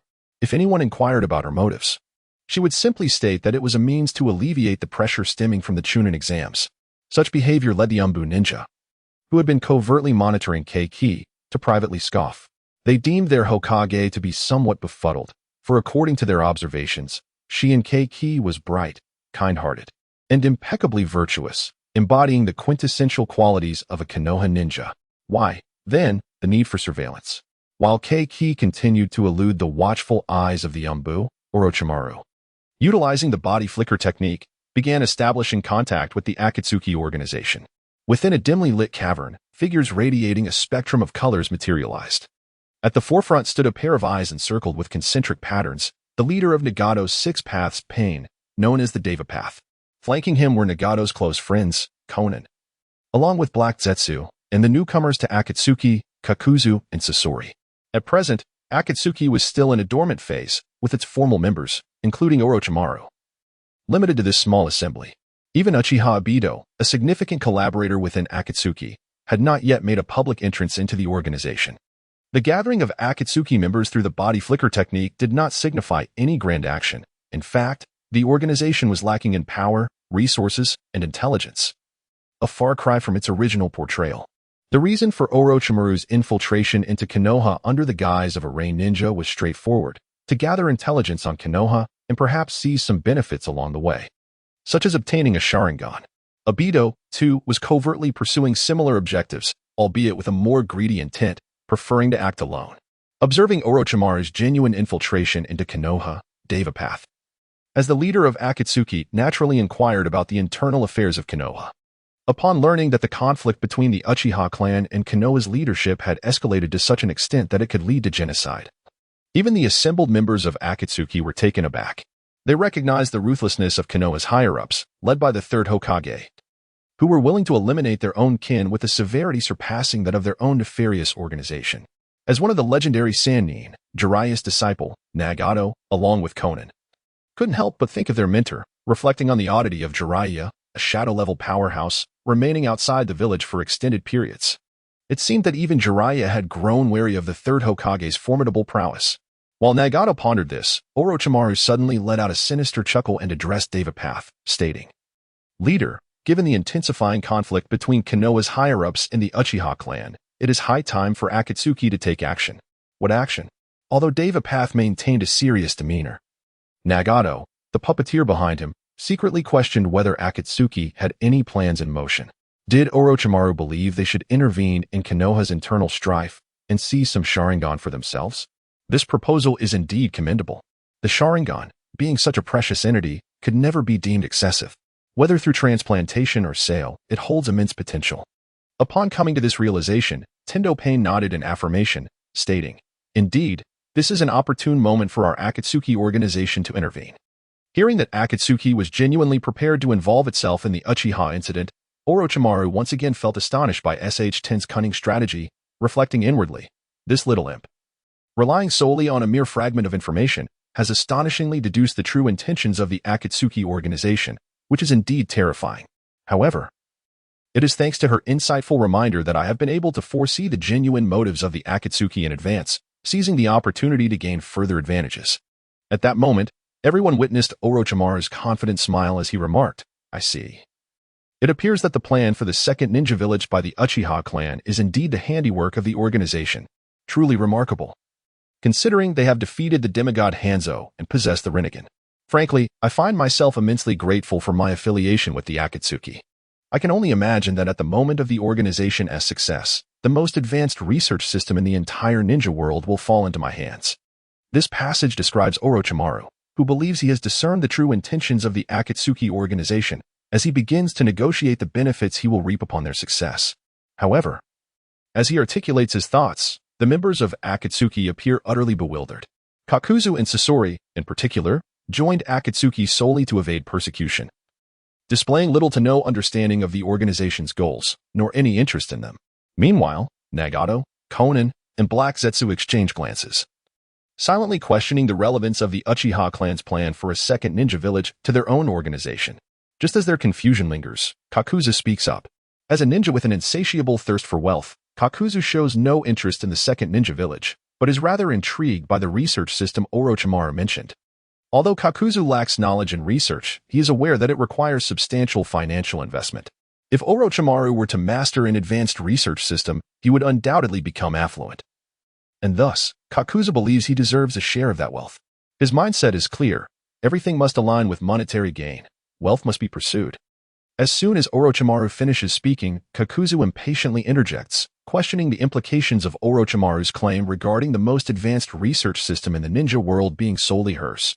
As a member of the organization, any such discovery should belong to Akatsuki as a whole, and Kakuzu rightfully expects a portion of the profits. He estimates that the investment in this research system could easily amount to several billion annually, making even a fraction of that a lucrative endeavor. Orochimaru, fully aware of Kakuzu's mindset, finds his greed somewhat amusing. She knows that if the strategy proposed by Shihouin Saki were to materialize, the value created would far exceed mere monetary measures. Thus, she retorts, Kakuzu, your perspective is rather narrow. By echoing Shihouin Saki's words, a sense of intellectual superiority washes over Orochimaru. She begins to ponder whether Shihouin Saki had similar feelings during their recent conversation. This sensation is undeniably gratifying. Continuing, Orochimaru explains that Akatsuki's encouragement of the Uchiha clan to establish a second ninja village is a strategic move to infiltrate the Land of Fire. She posits that if they assist the Uchiha in departing from Konoha, Akatsuki could seize the opportunity to integrate into the newly formed village and eventually seize control of it. Compared to the aging Konoha, this new village would amalgamate the strengths of both Akatsuki and the Uchiha clan, granting them a significant advantage in internal conflicts within the Land of Fire. Once they thoroughly dismantle Konoha, they would have free reign over the Land of Fire. At that point, the leader could appoint Kakuzu as the president of the National Bank, overseeing all currency production in the country. If he desires wealth, he could simply print it himself, rendering any concern over the finances of the research system moot. Upon hearing Orochimaru's explanation, Kakuzu, not particularly known for his intellect, takes a moment to process her words. The prospect of becoming the head of the Land of Fire's economy and controlling all currency production, allowing him to print as much money as he desires, is staggering. Realizing such an opportunity exists prompts Kakuzu to acknowledge his previous narrow-mindedness. He had previously thought that earning 20 million by eliminating a rogue ninja was an efficient way to make money, but now he understands how misguided that was. Controlling a nation's finances and currency is the true path to infinite wealth. In an instant, Kakuzu comprehends many things, including why, despite his relentless efforts to accumulate wealth, he never matched the affluence of the truly wealthy. It becomes clear that his efforts had been misaligned. Similarly, Nagato, Konan, and Black Zetsu find themselves momentarily stunned by Orochimaru's insights. Upon reflection, they realize that her strategic vision for Akatsuki appears far more coherent than their previous plans. They, like Kakuzu, feel as though they have opened a door to a new world, transforming their perception of the entire ninja realm. Chapter 42, Black Zetsu's Apprehension. A moment's contemplation reveals that those with any intellect will recognize the absurdity of Akatsuki's original strategy. For anyone possessing a keen mind, a thorough examination would reveal the sheer ludicrousness of it all. To begin with, the tailed beasts are the most critical strategic weapons for any ninja village, and capturing them is no trivial task. Furthermore, the implementation of the strategy relies on an assembly of exceptionally skilled individuals within Akatsuki. Setting aside how the organization managed to unite a host of rogue ninjas, there remains the issue of ensuring the loyalty of its members. For instance, Kakuzu, notorious for his greed, could be easily swayed. Merely presenting him with 10 billion ryo would suffice to secure his betrayal. Assigning such a person to undertake complex missions, particularly the capture of tailed beasts, would likely result in him selling out the organization for a quick profit. To expect an organization rife with internal discord and questionable member quality to successfully execute a grand mission of amassing all the world's nuclear weapons is a testament to the audacity of its architect. Yet, astonishingly, Akatsuki did manage to achieve this seemingly preposterous strategy. When faced with the tailed beasts capable of altering the world's balance of power, the 5 great ninja villages initially took no effective preventive measures. The fact that one tail was seized before the entire Sand Village serves only to illustrate their incompetence. 3 tails, a vital strategic asset for the Mist Village, was allowed to roam freely. The remaining tailed beasts, 2 tails, 3 tails, 4 tails, 5 tails, 6 tails, and 7 tails, were captured by Akatsuki through sheer force. It appears that the ninja from their respective villages were entirely oblivious to the significance of the tailed beasts, allowing these living weapons to move about unchallenged, only to be picked off one by Akatsuki. As for the protagonist, 9 tails, it brazenly undertook missions across the ninja world during Akatsuki's campaign to capture the tailed beasts, rather than remaining in Konoha as expected. Regarding the Ninja World Alliance formed to counter Akatsuki, it was only established after Konoha was attacked and with 7-tailed beasts already captured by Akatsuki. By this time, 3 of the 5 great ninja villages had already lost their tailed beasts. Such bewildering behaviors compel one to question the legitimacy of the ninja villages within the shinobi world. It is astonishing that the tailed beasts, the very nuclear weapons of the ninja realm, could be so effortlessly captured by a group of rogue ninjas. The response of these seemingly inept factions is nothing short of disheartening. They should have acted decisively against the Akatsuki organization when Sunagakure was attacked. Yet they only formed an alliance when the Nine Tails was nearly seized. In summary, whether one examines this incident from a retrospective analysis or from the preparatory stage of the Akatsuki, it appears utterly absurd. Even Nagato, the leader of the Akatsuki, harbored doubts about the loyalty of his rogue ninjas. For him, the true source of confidence lay in the power of his Rinnegan. With the strength bestowed by these eyes, Nagato believed he could confront all 5 great ninja villages single-handedly. It was this formidable power that led him to devise the strategy for capturing the tailed beasts. However, even he could not have anticipated the ease with which the Akatsuki would implement its strategy. His powerful rogue ninjas diligently executed the organization's tasks, successfully capturing several tailed beasts. Remarkably, the 5 great ninja villages were remarkably unresponsive. Even after Sunagakure fell to the Akatsuki, the other villages remained passive, allowing the organization to seize the tailed beasts one by one. Only when Nagato, as Pain of the 6 Paths, challenged the most powerful village, Konohagakure, nearly capturing the mightiest tailed beast, the Nine Tails, did the 5 great ninja villages slowly begin to form a coalition and deliberate on countermeasures against the Akatsuki. One can only conclude that reality often surpasses even the wildest imaginations. At this moment, Nagato was unaware that in the original narrative, the Akatsuki achieved such an astonishing feat. For him, the immediate objective was to recruit more formidable rogue ninjas and gather intelligence related to the tailed beasts. Once sufficient intelligence was amassed, and the rogue ninjas were assembled, plans to capture the tailed beasts would commence. Initially, these operations would be clandestine, aiming to gather a substantial number of tailed beasts before the 5 great ninja villages could react. When they eventually did respond, Nagato would leverage the power of his Rinnegan, along with the body of the Ten Tails, to forcibly acquire the remaining tailed beasts. Ultimately, he aimed to resurrect the Ten Tails, ensuring world peace through overwhelming power. This was Nagato's original strategy. Although he was oblivious to the Moon's Eye plan devised by Obito and Uchiha Madara, as well as Black Zetsu's plan to save his mother, he was aware that these individuals harbored ulterior motives.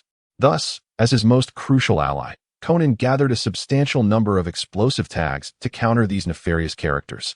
In summary, as the leader of a local organization in the Land of Rain, Nagato believed he had executed everything to the best of his ability. He had formulated a plan and had contingency measures for potential betrayals. Nevertheless, he recognized that the likelihood of the Akatsuki achieving its goals was slim. After all, the 5 great ninja villages had dominated the shinobi world for decades. Who would have suspected that they were fundamentally a collection of inept factions? Now, through the intermediary of Orochimaru, Nagato learned of a grander and more feasible plan to overhaul the Akatsuki's foundation, striving to seize control of the Land of Fire, the foremost nation in the ninja world. With the strength of the Land of Fire as a foundation, the Akatsuki's power could flourish.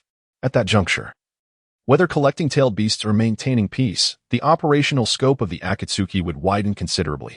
Of course, Shinobi's strategy for the Akatsuki was not without its flaws. Should the organization genuinely pursue this strategy, it would inevitably expose itself to the world, losing its original secrecy. Furthermore, while infiltrating the Land of Fire, the Akatsuki would likely face infiltration from other forces as well. However, when weighed against these shortcomings, the formidable national strength of the Land of Fire was undeniably more alluring. This nation occupies the richest lands in the ninja world, possesses the largest population, commands the most advanced scientific technology, and boasts the richest talent reserves. The reason this national strength has not been fully realized is merely due to Konohagakure's efforts to suppress the nation's development in order to maintain its own privileged position. Should the Akatsuki gain control over this nation and unleash the true potential of the Land of Fire's robust national strength, the resulting chain reaction would be unimaginable. To illustrate, with 10 times the national strength of the Land of Rivers, the creation of nuclear weapons would be a trivial endeavor. Once this national strength was converted into combat power, even without tailed beasts, this nation would possess the capability to unify the ninja world. This is the majestic power that the foremost nation of the shinobi world should possess. In stark contrast to the previous decades, during which Konoha was perpetually besieged and even subjected to diplomatic humiliation, such a scenario is utterly unimaginable under normal developmental circumstances. According to the natural laws of civilization, unless the nation is under the dominion of the old Zhao family, a mere sneeze from the land of fire would send tremors throughout the entire shinobi realm. In summary, the alternative strategy proposed by Orochimaru concerning the Akatsuki organization holds considerable allure for Nagato. Moreover, this strategy does not conflict with the original objectives of the Akatsuki. They could leverage the formidable national strength of the Land of Fire to seize tailed beasts from other ninja villages. This approach to gathering tailed beasts is evidently far more reliable than relying on a band of rogue ninjas. Sharing Nagato's sentiments is his close companion Konan. As initial members of the Akatsuki, they remain unaware of the terrifying secrets that Obito and Kagaya harbor. Even with Nagato's Rinnegan, the two lack full confidence in their ability to collect all the tailed beasts. Therefore, it is entirely reasonable to adjust their strategy in favor of a more dependable plan under these circumstances. However, while both acknowledge this strategy, they simultaneously cast a glance towards Kagaya, their gazes clearly inquiring, "Is the second ninja village plan of the Uchiha clan concocted by you and that masked man?" In response, Kagaya merely chuckles softly. That smile seemed to convey nothing. Yet for Nagato and Konan, it spoke volumes. Indeed, it was the work of that masked man. Nagato mused to himself. No wonder that fellow has been so enigmatic lately. I never anticipated he would orchestrate such a monumental event. The second shinobi village of the Uchiha clan not only weakened the mightiest of the 5 great shinobi villages, Konoha, but also inadvertently granted our Akatsuki organization an opportunity to infiltrate the Land of Fire. Such a multifaceted strategic maneuver makes me wonder if that individual is Uchiha Madara. In truth, compared to Nagato's astonishment, Kagaya's Black Zetsu harbored even more complex emotions. For, in contrast to the Akatsuki's plan to gather tailed beasts, Black Zetsu perceives something far more terrifying emerging from this strategy, the advancement of civilization, as the embodiment of Kagaya Tsutsuki's will. Black Zetsu had evidently inherited his mother's intellect flawlessly. After several millennia, he had failed to rescue his mother, a folly of monumental proportions. If the same resources were handed to Shihouin, Kagaya might have been freed in merely 2 years. Yet, despite his foolishness, Black Zetsu had lived for thousands of years. Even a mere pig, after such a long existence, can become wise. How much more so for Black Zetsu, whose intellect far surpassed that of a swine. Black Zetsu's understanding transcended that of all Akatsuki members present. While Nagato and Konan focused on the Akatsuki's primary objective, Black Zetsu was far more concerned about the upheaval this strategy might incite within the ninja world. Imagine if Konoha were to lose its unique standing within the Land of Fire, its development would shed its greatest shackles. At that point, nuclear engineering, heavy industry, and various technologies that could be weaponized would flourish rapidly. Not only traditional scientific advancements, but research concerning chakra would also progress at an astonishing pace. Black Zetsu's intellect, though lacking, had nonetheless enabled him to witness the industrial revolution of the ninja world firsthand. He had observed how civilians, once susceptible to slaughter by ninjas, gained productivity far exceeding that of ninjas, all thanks to technological advancements. He had seen the transformations wrought upon the ninja realm by scientific innovation. Had it not been for Senja Hashirama's emergence, establishing the village and nation system that stifled the military and technological development of the ninja world, Black Zetsu dared not imagine the dreadful powers the nations would wield today. Perhaps nations could wage cataclysmic wars without the need for chakra, or even allow the denizens of the ninja world to set foot on the moon. The unknown has always been terrifying, and science, emblematic of human civilization, instilled in Black Zetsu an acute sense of that unknown. He did not wish for the ninja world to advance. He hoped for its inhabitants to remain perpetually ignorant. Even a mind as sharp as Uchiha Madara's could be manipulated due to his limited perspective. Only then could Black Zetsu leverage his past experiences to fulfill his plan to rescue his mother. Thus, at this moment, while Black Zetsu publicly acknowledged that the masked man had proposed the establishment of the second shinobi village, ensuring his own mystique in the eyes of Nagato and Konan, he was more eager than anyone else to uncover the identity of the mastermind behind it all. He yearned to know who had so cleverly attempted to disrupt the order bequeathed by the first Hokage through the Uchiha clan. Black Zetsu had a foreboding sense that this individual's ultimate goal might very well be to shatter the shackles of development in the ninja world. ushering in another explosive advancement in civilization. As Black Zetsu speculated about the true identity of this individual, Orochimaru spoke a name, Shihouin. Upon hearing it, Nagato contemplated. That girl seems to be the one who plotted against you, Orochimaru, in the land of rivers, does she not? Indeed, it is her. Orochimaru continued. Based on my interactions with her, Shihouin appears to intend to leverage the Uchiha incident to eliminate the current Hokage, Sarutobi-sensei, thereby averting Konoha's demise under his leadership. To this end, she has divulged the true strategy of our Akatsuki organization to me, seeking to use it as leverage for cooperation. Merely knowing our strategic plans and seeking collaboration? With the aid of Pain's Deva path, Nagato remarked coldly, this girl is rather naive, is she not? Does she truly believe that cunning alone can dictate outcomes? Ultimately, this world is governed by strength. Indeed, I too find her somewhat naive, Orochimaru chuckled lightly. However, based on my observations, Shihouin finds herself in a precarious position. Due to her conspicuous actions, she has drawn Sarutobi-sensei's vigilance, constantly under the watchful eye of the Umbu. Umbu ninjas are even preparing to assassinate her during this Nin exam. She is cornered by Sarutobi-sensei, which has led her to seek the power of the Akatsuki. Upon hearing this, not only Nagato and Konan, but even Scorpion and Kakuzu were rendered speechless. What a dreadful level of suspicion. Konan sighed. I can now empathize with Shihouin's desire to eliminate the third Hokage. Konoha has truly become a decaying entity. This sentiment was expressed by the disciple, Shonan. On behalf of her mentor, Jiraiya. In light of this, Lord Leader, should we agree to cooperate with Shihouin Saki? Orochimaru inquired further. Certainly, collaboration is essential. Nagato replied.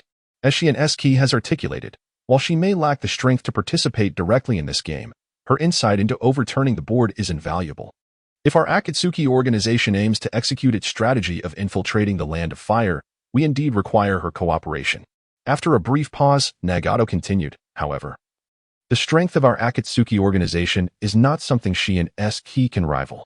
If she seeks to leverage us to eliminate the third Hokage, the malignant tumor of Konoha, we must ensure that he remains alive. After all, only with the third Hokage's continued existence can our Akatsuki organization more easily penetrate the Land of Fire. Therefore, my perspective is this. We should affirm our collaboration with Shihouin Saki, ensuring her safety, while swiftly establishing contact with the Uchiha clan to assist them in founding a second ninja village. Furthermore, we should strive to avoid conflict with the third Hokage, aiming to allow Sarutobi Hiruzen to persist as the affliction plaguing Konoha. Ideally, we should also let Sarutobi Hiruzen know that Shihouin Saki once collaborated with our Akatsuki organization, seeking to eliminate him, and when he attempts to kill her, we should intervene to save her life. It seems that when Shihouin Saki is cornered by Sarutobi Hiruzen, our Akatsuki organization will gain a remarkable strategist. Evidently, while Nagato outwardly dismissed Shihouin Saki's power, he secretly held a great admiration for her. He even contemplated using Sarutobi Hiruzen's influence to draw her closer to the Akatsuki organization. In stark contrast to Nagato's appreciation for talent, Kurizetsu recognized the formidable threat posed by Shihouin Saki. At this moment, Kurizetsu had already concluded that Shihouin Saki might indeed be the shadowy figure intent on advancing civilization. Having witnessed the might of modern civilization in the Land of Rivers, it is only natural for her to harbor aspirations for its development. Thus, while Nagato sought to recruit Shihouin Saki, Kurizetsu had already placed her on the assassination list. Chapter 43. The confusion of Uchiha Itachi. Although Shihouin Saki had been marked for assassination, Kurizetsu currently lacked a feasible plan to deal with her. It was not that her strength was particularly formidable, but rather that she was situated within Konoha, perpetually under the watchful eyes of the Umbu. Kurizetsu could certainly utilize White Zetsu or his own abilities to eliminate her, yet such actions would undoubtedly be observed by the vigilant Umbu. While these Umbu ninjas harbored ill intentions towards Shihouin Saki, they would not idly stand by and allow her to be eliminated under their scrutiny.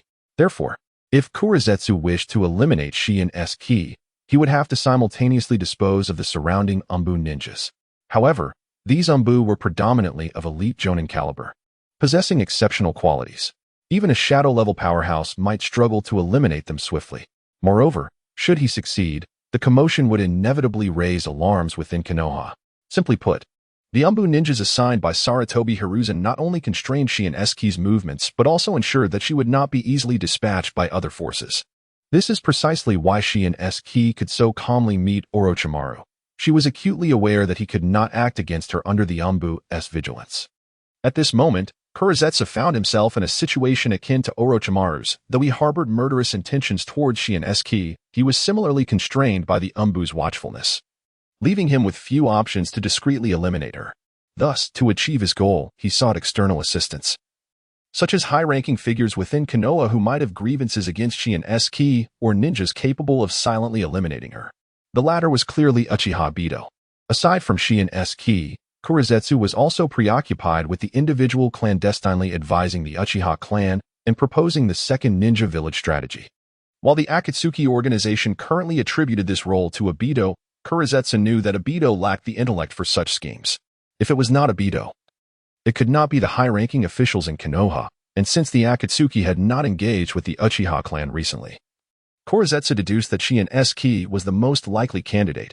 Of course, Kurizetsu recognized that Shihouin Saki was monitored by the Anbu and thus had no opportunity to engage with the Uchiha clan. Nevertheless, his instincts urged him to believe that she was indeed the architect behind these developments, just as Orochimaru and Sarutobi Hiruzen had their intuitive insights. These cunning figures within the shinobi world often proved accurate in their perceptions. However, like Orochimaru and Sarutobi Hiruzen, Kurizetsu placed greater faith in rational judgments based on facts rather than mere intuition. Therefore, while he held significant suspicions towards Shihouin Saki, he did not entirely discount the possibility of other individuals advising the Uchiha clan. If this were indeed the case, another name would inevitably be added to Kurizetsu's assassination list. Kurizetsu understood that if this person existed, their threat would undoubtedly surpass that of Shihouin Saki. Having made his decision, Kurizetsu promptly established contact with Uchiha Bido, seeking to persuade him to eliminate Shihouin Saki. Subsequently, he encountered Abido in the forest outside Konoha, where he was surprised to find Uchiha Itachi in Abido's company. Due to Shihouin Saki's machinations, Uchiha Itachi found himself engulfed in an unprecedented state of confusion. His previous thoughts had been straightforward. As a Konoha ninja, he believed he must adhere to the will of fire, for by following this principle, he could uphold peace in the village and the shinobi world, preventing the Uchiha clan from bearing the stigma of rebellion. To this end, he had even prepared himself mentally to go so far as to eliminate the entire Uchiha clan, should it mean stopping their insurrection and preserving the peace of the shinobi world and the clan's honor. Yet now, with the Uchiha clan proposing the second ninja village plan, everything had shifted dramatically. The conflict, once confined to Konoha, had escalated to a national level.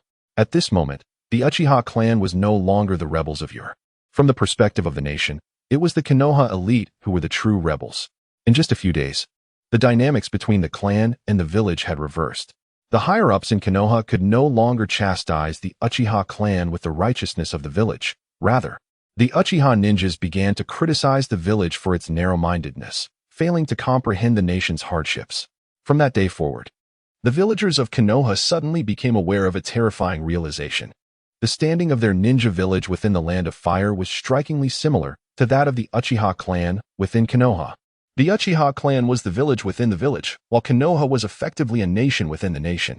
The Uchiha clan's defiance within Konoha mirrored how Konoha itself might disregard the higher authorities of the Land of Fire. From a higher vantage point, the Uchiha clan and Konoha village were two sides of the same coin. Indeed, in comparison to Konoha, the Uchiha clan appeared to be far superior. At least the Uchiha clan nominally adhered to the commands of Konoha's elite, while Konoha's ninja village turned a blind eye to the higher-ups of the Land of Fire. It was this chilling analogy that prompted Uchiha Itachi to suddenly recognize the flaws in his previously held beliefs. When conflicts arose between the village and the clan, he could justify eliminating the clan for the sake of the will of fire and the greater good of the village. Yet, when the nation clashed with the village, should he not also be prepared to sacrifice the village for the sake of the will of fire and the greater good of the nation? Is it permissible? Can it truly be done? In the past, he sought to eliminate his clan for the sake of the village. Today, he aims to destroy the village for the nation's benefit. But what of the future? When one weighs the entirety of humanity on a scale, will he not find himself compelled to eradicate the Land of Fire for the greater good of mankind? And should this notion expand further? If someone were to weigh all intelligent life in the universe, would he then be driven to annihilate humanity itself? Such a thought is unfathomable. Uchiha Itachi is a ninja indoctrinated by the higher echelons of Konoha. When Hiruzen Sarutobi remarked on his youthful possession of Hokage-like thinking, He believed he had attained a higher level of cognitive awareness. Yet now, with merely a slight maneuver from Shihouin Saki, Itachi's former convictions have crumbled entirely. He has come to realize that he understands nothing at all. He is not fundamentally different from the immature individuals he once scorned. The beliefs he clung to, including those of Uchiha Shisui, are rendered powerless in the face of harsh reality. The world is far more intricate than he ever imagined, and he has been ensnared within the confines of a small village. The singular focus on the village's well-being, the will of fire, may indeed bring calamity upon the world. He now questions whether Konoha truly upholds peace in the ninja world. Were the sacrifices made in the name of order truly worthwhile? Is it possible that the path once taken by the Land of Rivers was the correct one? The actions of Konoha's ninja in obliterating the civilization of the Land of Rivers may have resulted in even greater loss of life. Old beliefs have been shattered, yet new paradigms remain elusive. Itachi finds himself unable to adapt to the shifting circumstances, and this intellectual confusion renders him vulnerable to those who would exploit his state of mind. Thus, when Uchiha Obito detects Itachi's bewilderment, he recognizes an opportunity. Assuming the guise of Uchiha Madara, Obito effortlessly establishes a connection with Itachi. They arrange to meet, where Madara will address the questions plaguing Itachi's mind and entice him to join the Eye of the Moon plan. I can empathize with your confusion, for I once stood where you stand now. The complex concepts of family, village, nation, and the ninja world divide humanity into factions, prompting senseless conflicts among them. This absurdity of reality leads people to harbor hatred for things that do not truly exist, ultimately resulting in mutual destruction. Though Obito was once a mere pawn, his persuasive abilities have significantly increased following his association with Madara. Recognizing Itachi's plight, he fundamentally denies all collective concepts of human society, asserting that the essence of these conflicts is devoid of meaning. Given the abundance of meaninglessness in reality, why not create a dreamlike realm? A world where those ensnared by convoluted concepts can revel in their victories and dreams. Those loyal to family shall find their clans eternally prosperous in this dreamscape. Those who cherish their village will see it unrivaled. The loyal to their nation will witness it triumph in all endeavors. And those who transcend all concepts for the sake of humanity will discover an everlasting world of peace and happiness and dreams. This is the essence of infinite Tsukuyomi, where each individual can attain their desires within dreams, and every valued group will emerge victorious. Infinite Tsukuyomi is not a deception but a creation of an illusionary world that closely mirrors reality. Those shackled by illusory and meaningless collective concepts can only find fulfillment through the equally illusory dream world. To be candid, Obito's words are highly persuasive. Were it not for the simplicity of individuals like Kisame, they might be swayed. Yet, Itachi is neither Obito nor Kisame. Although his intellectual prowess may not match that of Shihouin Saki, the confusion he has experienced has granted him insight into many things. Nevertheless, he does not outright reject the capabilities of infinite Tsukuyomi. After conversing with Obito, Itachi finds himself even more bewildered. Obito is prepared for this. He knows that a ninja like Itachi cannot be easily swayed by mere words. Only when Itachi witnesses the deeper darkness of the ninja world will he come to understand that infinite Tsukuyomi is the only salvation for the ninja realm. Thus, Obito allows Itachi to depart. No sooner has Itachi left than Kagaya emerges from the forest. Observing Itachi's retreating figure, she remarks, "It seems that Lord Madara's Eye of the Moon plan will soon gain new allies." Obito concurs, "Indeed, I hold high hopes for Itachi. He has begun to recognize the absurdity of divisions based on village and clan, and it is only a matter of time before he perceives the absurdity of reality itself, thereby resolutely pursuing the dream world with us." After discussing Itachi, Kagaya shares recent strategic adjustments of the Akatsuki in the situation regarding Shihouin Saki. Upon hearing that the Akatsuki intends to infiltrate and control the Land of Fire, Obito is taken aback. However, after contemplation, he agrees with this strategic shift. After all, a stable and powerful ninja village is far more reliable than a rogue ninja. As for Saki, he chuckles, that depends on whether she, like Kisame and Itachi, recognizes the absurdity of reality. Kagaya sneers, contemplating that both Obito and Nagato wish to turn Sai's intellect into their own strength. She understands their intentions, for Sai's power is limited, and she is unaware of the near-mythical abilities of the Rinnegan and Izanagi. Both Nagato and Obito believe their strength can master Sai's wisdom and convert it into their own power. Yet, Kagaya knows that Sai's cunning is far more complex than they realize. Thus, she coldly remarks, "Only by recognizing the inherent meaninglessness of reality will one genuinely embrace the world of infinite Tsukuyomi." Just as Itachi came to understand that the conflicts between village and clan are fundamentally meaningless, he may lean toward infinite Tsukuyomi. Conversely, if a person harbors hope for the real world, they will undoubtedly reject the dream of infinite Tsukuyomi. Take White Gao for example. Despite being monitored by Konoha as higher-ups, she risks her life collaborating with Orochimaru to save the village. Such a steadfast individual is unlikely to endorse Lord Madara's Eye of the Moon plan. Upon hearing Kagaya's analysis, Obito nods in agreement, finding it quite reasonable. However, he adds, yet, it is precisely because of an unwavering hope that, once that hope is shattered, one may plunge into deeper despair. The reason why Gao maintains her belief in hope is fundamentally due to her limited exposure to darkness while living in Konoha. I believe that once she witnesses true despair, she will come to accept the Eye of the Moon plan. Intrigued by Obito's perspective, Kagaya inquires, "Oh, Obito, what are your thoughts?" Although Wai Gao is clever, she is fundamentally naive. Her steadfast defense of the village stems from her emotional ties to her homeland. Yet this sentiment is fragile. Should her home abandon her, she will realize that the notion of home is merely a deceptive refuge in the human heart. I anticipate that at that moment, she too will succumb to emptiness and confusion, ultimately becoming a companion in our Eye of the Moon plan. Upon hearing Obito's thoughts, Black Zetsu nodded and remarked, "An admirable notion. However, turning one against their homeland is a formidable endeavor. Even Nagato's schemes merely succeeded in causing a rift between she and YKO and the higher echelons of Konoha. After all, she and YKO currently holds the position of an ordinary genin within Konoha. In her present state, she lacks even the qualifications to be forsaken by the village. Since she currently lacks such qualifications, let us bestow them upon her immediately." Uchiha Obito proposed, "Isn't she and YKO set to participate in the CH9 exams? While we safeguard her, we must also ensure she dazzles in the exams. Once she emerges as a star in Konoha post-exams, we shall devise a means to ruin her, stripping her of everything and leaving her utterly disgraced." "Ah, I see. A strategy of elevation leading to downfall." Black Zetsu mused inwardly, acknowledging the merit in Obito's plan, yet doubting that she and YKO would fall into his trap. In contrast, it might be far simpler to eliminate her outright. Nevertheless, Obito's strategy does possess its merits. At the very least, I could utilize his influence to eliminate the umbu surrounding her, and then, under the guise of the Akatsuki, strike unexpectedly. Thus, as the intricate schemes surrounding the second shinobi village of the Uchiha unfolded, various factions began to position themselves accordingly. Meanwhile, she and YKO, the architect and clandestine guide of these plans, remained preoccupied within a ramen shop. It was only upon the arrival of Orochimaru that a subtle smile graced her lips. Chapter 44. Whose village is it? The Akatsuki agreed to establish a cooperative relationship with she and YKO. While savoring her ramen, Orochimaru remarked, "They will ensure your safety." Shien, before the Uchiha depart from Konoha. Naturally, in return, they seek your counsel on their operations, particularly concerning the relocation of the Uchiha, a rather complex issue. Although the Uchiha clan is the largest in Konoha, most of its members are mere commoners. Ensuring their safe departure from the village is no simple task.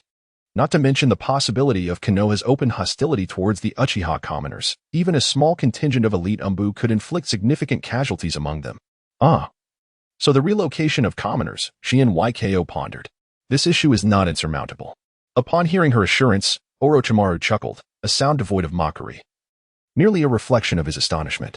The more he interacted with Shien, the more he sensed her profound depth. Many seemingly insurmountable challenges appeared trivial in her eyes. For instance, the Akatsuki had contemplated numerous strategies for the relocation of Uchiha commoners, such as utilizing the masked man's space-time ninjutsu or summoning techniques. Although these methods had their pros and cons, none were flawless.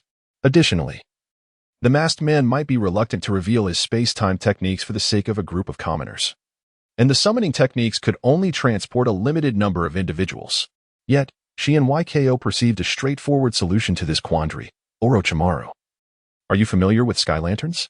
The term sky lantern refers to what is known as a calming lantern. The shinobi world indeed possesses these lanterns, as evidenced by scenes in the original animes ending where crowds release them into the sky. Although the shinobi realm lacks Jugalyon, its lanterns are simply referred to as sky lanterns. Upon hearing her mention of sky lanterns, Orochimaru quickly grasped her plan to employ the principle of the lanterns to create a multitude of hot air balloons. These balloons would facilitate the aerial escape of Uchiha commoners from Konoha.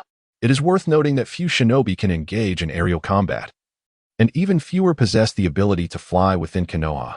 by allowing Uchiha commoners to ascend into the skies, even if Konoha attempted to pursue them. The limited number of flying shinobi would be no match for the Akatsuki. Moreover, the shinobi world does possess hot air balloons and airships. In fact, the former Sky Village once organized a large-scale aerial force for warfare. Yet, due to the suppression of such technologies by Konoha and its allied villages, aerial combat capabilities have not proliferated, leaving Konoha ill-prepared to counter the Uchiha's escape via hot air balloons, a self-imposed entrapment. Remarkable, Shihouin. You continue to astound me, Orochimaru exclaimed, excitement evident in his tone. He grew increasingly eager to witness Shihouin's performance once she allied with the Akatsuki. With her intellect, combined with the Akatsuki's strength and the Uchiha's support, this nascent second shinobi village within the Land of Fire would undoubtedly create waves in the shinobi world, an era of upheaval that Orochimaru eagerly anticipated. After discussing matters concerning the Akatsuki, Shihouin Yko inquired about Danzo. Now that the Akatsuki has agreed to cooperate, what about Danzo? I have yet to establish contact with him, Orochimaru replied with a light chuckle. Danzo is a man who falters during critical moments, lacking decisiveness. If we engage him now, it would grant him excessive time for contemplation, potentially leading to rational judgments. Conversely, if we reveal our plans at a pivotal moment, his indecisiveness will compel him to follow our lead. Reflecting on Orochimaru's assessment of Danzo, Shihouin Yko recalled his portrayal in the original series. From the death of the second Hokage to the Nine Tails incident and the destruction of Konoha, Danzo, an elite shinobi, had consistently remained in the shadows during crises. Clearly, as Orochimaru stated, Danzo faltered in moments of importance. Even Hiruzen Sarutobi, despite his ruthlessness, always managed to step forward during Konoha's dire times. In contrast, Danzo repeatedly opted for retreat, relegating himself to clandestine machinations. Ambitious yet inept, a schemer without resolve, Shihouin mused, surprised that such a prominent figure as the head of Root turned out to be of this nature.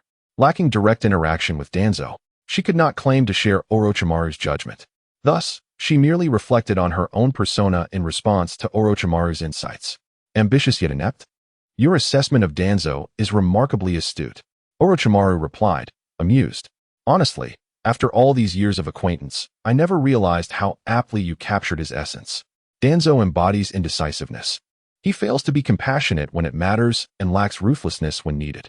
Such a character trait ensures that we cannot forge a deep alliance with him. In stark contrast to their first encounter, Orochimaru consumed far less ramen this time. After finishing a single bowl, he prepared to take his leave. Before departing, Orochimaru remarked, by the way, Shihouin, tomorrow is the Ch-Nin exam, is it not? While I possess utmost confidence in your abilities, I wish you all the best in this forthcoming evaluation. The Akatsuki organization eagerly anticipates your performance. Anticipate? Is that sincere? Surely. You are not attempting to engage in the art of flattery, are you? However, flattery holds little consequence, at least in the act of flattery. The Akatsuki does not pose a threat to one's life. What I truly fear is when some individuals, while indulging in flattery, resort to genuine malice. That would indeed spell trouble. As Shihouin contemplated this, she cast another glance at the Umbu ninjas lurking in the shadows, silently reflecting. The strength of these shadow ninjas is commendable. However, when compared to the Akatsuki, they pale in significance. To ensure my safety during the Chunin exams, I require an additional layer of assurance. As she contemplated, Shihouin noticed that it was getting late, prompting her to prepare to tidy up the shop and return home. Just as she began to organize, 3 customers entered the ramen shop, namely her 2 teammates and Kakashi. Today's training has truly been arduous. Kakashi was the first to step into the ramen shop. He sat at the counter, scratching his head, and addressed Shihouin. I apologize, Shihouin, for coming to eat ramen so late. I hope I haven't caused you any trouble. Shihouin shook her head, saying, I don't mind, but aren't you all pushing yourselves too hard? Kakashi-sensei, a normal person's body has its limits. Overexertion is not a virtue. Kakashi replied, you need not remind me of such matters. As a teacher, I am well aware. He then ruffled the hair of Kageyama Waita, sighing, the main issue lies with this little brat. Even when offered a chance to rest, he refuses to do so, insisting on training to the brink of exhaustion. This relentless effort contributes little to his strength, yet he persists. I truly cannot fathom what he is thinking. Even if he harbors ideals, there is no need to push himself to such extremes. Beside them, Kazekage Mai also lamented, Waita is indeed overexerting himself. Originally, Kakashi-sensei intended for us to rest adequately and prepare for the Nin exams in optimal condition. Yet, Waita cannot resist the allure of the training ground. And both the teacher and I remain concerned for him, which is why we stayed at the training site. Frankly, I am genuinely worried that such relentless effort might lead to unforeseen consequences. Upon hearing the concerns of his teammates and teacher, Kageyama Waita merely smiled awkwardly. However, Shihouin Saki, utilizing her extraordinary abilities, could sense Waita's unwavering resolve. As a commoner ninja, Kageyama Waita had staked everything on his future. He was acutely aware that this grueling training inflicted significant harm on his body, yet he chose to persist. For Kageyama, Waita understood that only by risking everything did he stand a sliver of a chance to alter his destiny in the Nin exams. Without such efforts, he feared he might not even qualify to participate. This is the path of Waita Katsumura. Observing Waita in such a state, Shihouin Saki could only feel a sense of irony. As a fellow candidate in the Nin examination, her efforts scarcely matched even half of Waita's. Yet her prowess far exceeded his. How profoundly unjust is fate to these two. On more than one occasion, Shihouin Saki contemplated utilizing her extraordinary abilities to exploit Waita's hidden wounds, seeking to disqualify him from the Nin exam. For if Waita were unable to participate, she, as his teammate, would also be reluctantly absent from this examination. In such a scenario, she would need not strategize for the Nin exam, but could simply observe as a spectator. However, after careful consideration, Shihouin Saki ultimately abandoned this notion. For if Waita were to falter just before the Nin exam, the repercussions on him would be far too severe. Thus, despite possessing an easy means to evade danger, she chose to partake in the Nin examination. This is a tribute to the efforts of comrades and a recognition of the fervor of the past. After all, when one first delves into the pages of the Naruto manga, how many are not moved by the initial surge of passion?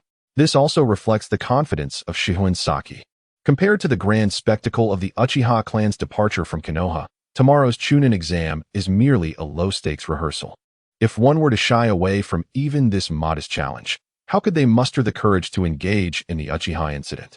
Furthermore, the thoughts of Katsumura Yuta could serve as a strategic maneuver for Shihouin Saki during the exam. With this in mind, Saki dined with Katsumura Yuta and others at Ichiraka Ramen before returning home.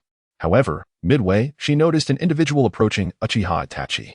Saki was taken aback when Itachi, upon their encounter, initiated a genjutsu. Although it was not a sophisticated technique like Tsukuyami from the Manjikyu Sharingan, it nonetheless warped their perception of time and space, enveloping them in an illusory realm. "Is there something you wish to discuss, Itachi?" Saki inquired. Itachi, aware of the Umbu ninjas observing Saki, opted for this method of communication to avoid alarming them. His reason for seeking her out was straightforward. He was tormented by a whirlwind of confusion that was driving him to the brink of madness. Desperately, he yearned for someone to assist him in navigating his turmoil. Unfortunately, his connections were scarce. He had fallen out with his parents and harbored deep mistrust towards Konoha's higher-ups. In his disoriented state, he found himself inexplicably drawn to Saki, hoping that this fellow peer, who had once shone brightly in the land of rivers, could help him overcome his current dilemmas. "Saki, I wish to ask you something. Are you a ninja who staunchly stands by the village?" Rather than replying immediately, Saki countered. "Itachi, which village are you referring to? Is it the one governed by Konoha's elite, or the one inhabited by its commoners? Or perhaps the villages of the various clans? Or that of the ordinary citizens? Without clarifying the nature of this village, I cannot answer your question." Upon hearing Saki's probing response, Itachi felt as though his mind had been jolted awake. A novel perspective emerged before him, and a torrent of questions began to swirl in his thoughts. Is the Konoha seen by its elite the same as that seen by its common folk? Is the Konoha where the clans reside the same as that where the ordinary citizens dwell? Even though they all live in Konoha, do they truly perceive it in the same light? So, Saki, what is your stance regarding the Uchiha clan's proposal for a second ninja village? "I support the Uchiha's departure from Konoha to establish their own ninja village," Saki replied candidly, as there was nothing to conceal. After all, upholding the interests of the Land of Fire is the highest political correctness in this nation.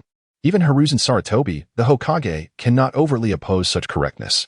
Moreover, due to the prolonged propaganda by Konoha's higher-ups, the Uchiha clan is viewed with considerable disdain, though this aversion has not reached the extent of genocide.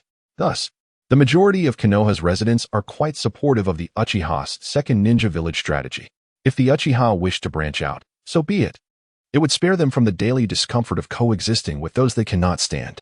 Saki's current stance is merely a reflection of the prevailing sentiment in Konoha. Why? Itachi struggled to comprehend Saki's viewpoint. It is one thing for others to think this way, but why do you, Saki, share such naivety? Do you not realize that once the Uchiha leave Konoha, they will become enemies of the village? The second ninja village they establish will inevitably vie for Konoha's ecological niche, leading to significant losses for Konoha's interests. As a ninja of Konoha, should we not endeavor to prevent the Uchiha from taking such actions? In response to Itachi's inquiry, Saki's tone turned serious.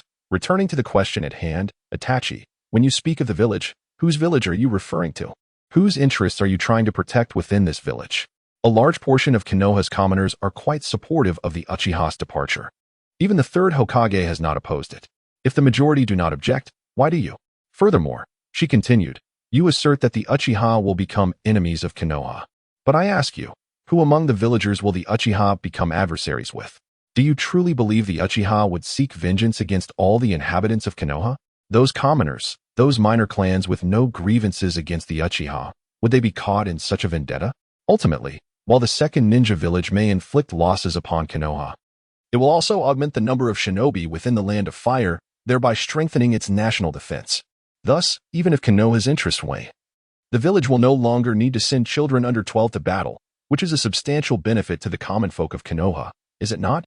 The barrage of questions left Itachi speechless. For the first time, he recognized the narrowness of his perspective. In his fervent quest for peace in the ninja world, he had seemingly overlooked the majority of Konoha and disregarded their thoughts. Itachi, we are ninjas of Konoha, and we must advocate for the interests of the majority within our village. Is the concept of the village significant? Yes, it is. But, ultimately, it remains merely a concept. What truly matters is the well-being of the majority who dwell within it. As long as the majority in Konoha can lead happy lives, even if the village were to dissolve today, I would respect their decision. This embodies the true will of fire. This is the stance that ninjas of Konoha ought to uphold. Chapter 45, A Reality Named Dream. Family, village, nation. These grand collective concepts are undeniably significant, however. They also possess the propensity to dazzle individuals, leading them to overlook the essence of these notions, which are fundamentally mere means and instruments for human interaction. People unite under these lofty ideals in their pursuit of survival within a relentless world. At their core, these concepts serve solely as tools to achieve objectives, rather than being the objectives themselves. Yet, in reality, there are those who invert this relationship. Take, for instance, the concept of the Leaf Village, whose existence is intended to safeguard its inhabitants. Yet, many now mistake the instrument for the aim, treating the objective as a mere tool. What was originally established to protect the villagers has, in this moment, transformed into a target that requires defense. Consequently, the very villagers who should be shielded by the village now find themselves in the position of needing to protect it. This is evidently a reversal of the celestial order, where a minority of ambitious individuals have usurped the rightful power of the citizens of Konoha, which is unjust. At this moment, Uchiha Itachi felt as though he had undergone a profound spiritual awakening. The myriad confusions that had once clouded his mind now seemed to find resolution. Yet, Uchiha Itachi, being who he is, posed a question that left Shihouin Saki at a loss for words. If I were to assist the village in eradicating the Uchiha clan, bearing the weight of all the sins, and subsequently establish a second ninja village under the trust of the Hokage, ensuring that the newly formed ninja village of the Land of Fire is under Konoha's control, would that not be a better outcome? Not only would the national defense strength of the Land of Fire be fortified, but Konoha would also be relieved from the concerns of internal competition within the Land of Fire. In contrast, the Uchiha clan, having departed from Konoha, would inevitably engage in fierce rivalry with the village, leading to overt and covert conflicts that could potentially fracture the Land of Fire. Rather than allowing such a scenario to unfold, would it not be in the best interest of the majority of Konoha's populace to eliminate the problem from the outset by eradicating the Uchiha clan? Upon hearing Uchiha Itachi's proposition, Shihouin Saki silently contemplated. The thought process of Uchiha Itachi indeed appears rather unconventional. In ancient China, the three clans of the barbarians would not even harm children under the age of 16. Yet, this policy of exterminating the three clans could escalate the internal power struggles within the court to the point of national demise. One must realize that this is merely about the eradication of three clans. In your case, however, the very notion is that of complete annihilation, an act of genocide. Do you truly believe that eliminating the Uchiha clan will resolve all issues? Faced with Itachi's predicament, Shihouin Saki's expression grew increasingly grave, her tone turning frigid. Itachi, do you wish to destroy Konoha? Upon hearing Yigi's retort, Uchiha Itachi was perplexed. What do you mean, Yigi? Do you think that if the Uchiha clan were to vanish, all of Konoha's current troubles would dissipate? Is your perspective so narrow, Itachi? Do you genuinely believe that mere slaughter can resolve every problem? Have you considered the monumental upheaval the annihilation of the Uchiha clan would wreak upon the internal power dynamics of Konoha? What kind of upheaval would that entail? At this moment, Itachi found himself somewhat intimidated by Yigi's imposing presence, his speech faltering. Imagine, decades hence, a new Hokage emerges in Konoha. This Hokage, not of the Sarutobi clan, bears no ties to the third Hokage's intricate web of relations. How might such a Hokage perceive the Uchiha clan's extermination? Surely, they would view it as a massacre perpetrated by the third Hokage to maintain his dominion over the village. I have already stated that I shall bear all the sins, Itachi asserted emphatically. Bear sins? Ygi scoffed derisively, then continued. What are you, Uchiha Itachi? Can you alone shoulder the guilt of genocide? Moreover, even if all evidence indicates that it was you, Uchiha Itachi, who destroyed your own family for selfish reasons, future generations will still attribute the sin of genocide to the third Hokage. In the struggle for power, evidence and morality matter not. Only the gains and losses count. Whoever benefits the most from the Uchiha clan's destruction will bear the heaviest burden of guilt. This is the logic of power struggles. And it is a darkness that one must endure as Hokage. No one is entitled to deflect blame from the Hokage, for power itself is shrouded in darkness. To acquire power is to inevitably bear its shadowy aspects. This is an unavoidable truth. Thus, for those in power, any attempt to shift blame is merely self-deception. Yigi's words resounded with deafening clarity, underscoring a stark reality. Once the Uchiha clan is annihilated, regardless of the circumstances leading to their demise, the Hokage, Sarutobi Hiruzen, must shoulder the greatest responsibility. He must either admit his inadequacy in preventing the clan's extermination or acknowledge his own shame in slaughtering a clan from his own village for the sake of his lust for power.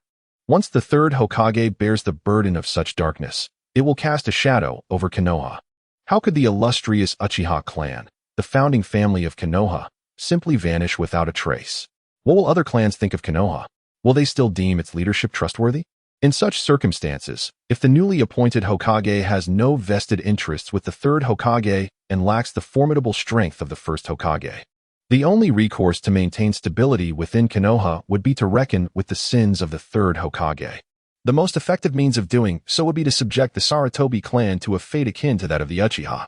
It was only at this juncture that Uchiha Itachi comprehended the implications of genocide for Konoha. The annihilation of the Uchiha clan would utterly dismantle the mutual trust among the various clans of Konoha. The ensuing chain reaction would only serve to normalize acts of genocide. If he were to eradicate the Uchiha for the sake of Konoha, the new generation of leaders would similarly justify the extermination of the Sarutobi clan the very next day. Moreover, the cycle of mutual extermination would not cease with the downfall of the Sarutobi clan. The annihilation of two prominent clans would only underscore one undeniable truth. Safety within Konoha had been irrevocably compromised. The sole method to secure even a semblance of safety would be to emerge victorious in the struggle for power. The best way to achieve victory would be to eliminate other clans that pose a threat. This is the terrifying consequence of crossing the line. What has occurred will undoubtedly happen again. What has been done will inevitably be repeated. During the Three Kingdoms period, the Sima family shattered the foundational boundaries of power struggles within the realm. The price paid was a tumultuous 3 centuries characterized by the 8 Kings' Rebellion and the chaos wrought by the 5 barbarians, during which countless heroes and valiant figures labored for 300 years, shedding the blood and tears of millions to restore order.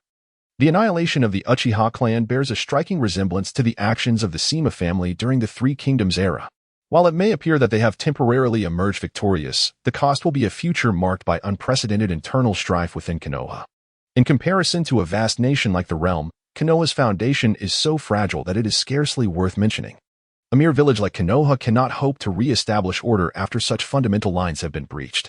Thus, Shihouin Saki asserts that the extermination of the Uchiha clan will inevitably lead to the downfall of Konoha. For once the blade is drawn, it cannot cease until it has plunged the world into chaos. How could this be? Though within a genjutsu space, Uchiha Itachi felt a chill engulf him. He had never imagined that his actions, driven by a desire to protect Konoha, would ultimately lead to its destruction. Why then, do they still want us? At this moment, Uchiha Itachi pondered why the decision to annihilate the clan could lead to Konoha's demise, while the higher-ups of Konoha, represented by the third Hokage, would incite such a tragedy against the Uchiha. In response, Shihouin Jito explained, I do not know who you refer to as they, nor am I interested in knowing. What I do know is that those you speak of are either fools like yourself, who genuinely believe that the extermination of the Uchiha will erase the problem, or they are of malicious intent, disregarding Konoha's future for their own gain. Fools? Danzo may very well be such a fool. But does the ever-shrewd Hokage truly remain unaware of the implications of the extermination? Or does he know everything and simply the thought of the third Hokage, once idolized, being a devil willing to drag Konoha into hell for personal power, left Uchiha Itachi feeling disillusioned with this world. At that moment, he found himself considering the masked man's proposal favorably. Perhaps living in a dream world would be more bearable than facing the darkness and contradictions of reality. Yet, even with such a self-destructive notion, Uchiha Itachi did not genuinely choose to succumb to the infinite Tsukuyomi. However, with his insights, he could not dismiss its potential. Thus, Uchiha Itachi ventured to ask once more, Shihouin, may I pose one final question? What question? Do you not feel that the world is overwhelmingly complex and dark? If given the choice, would you prefer to live in a dream that is infinitely closer to reality yet infinitely more beautiful?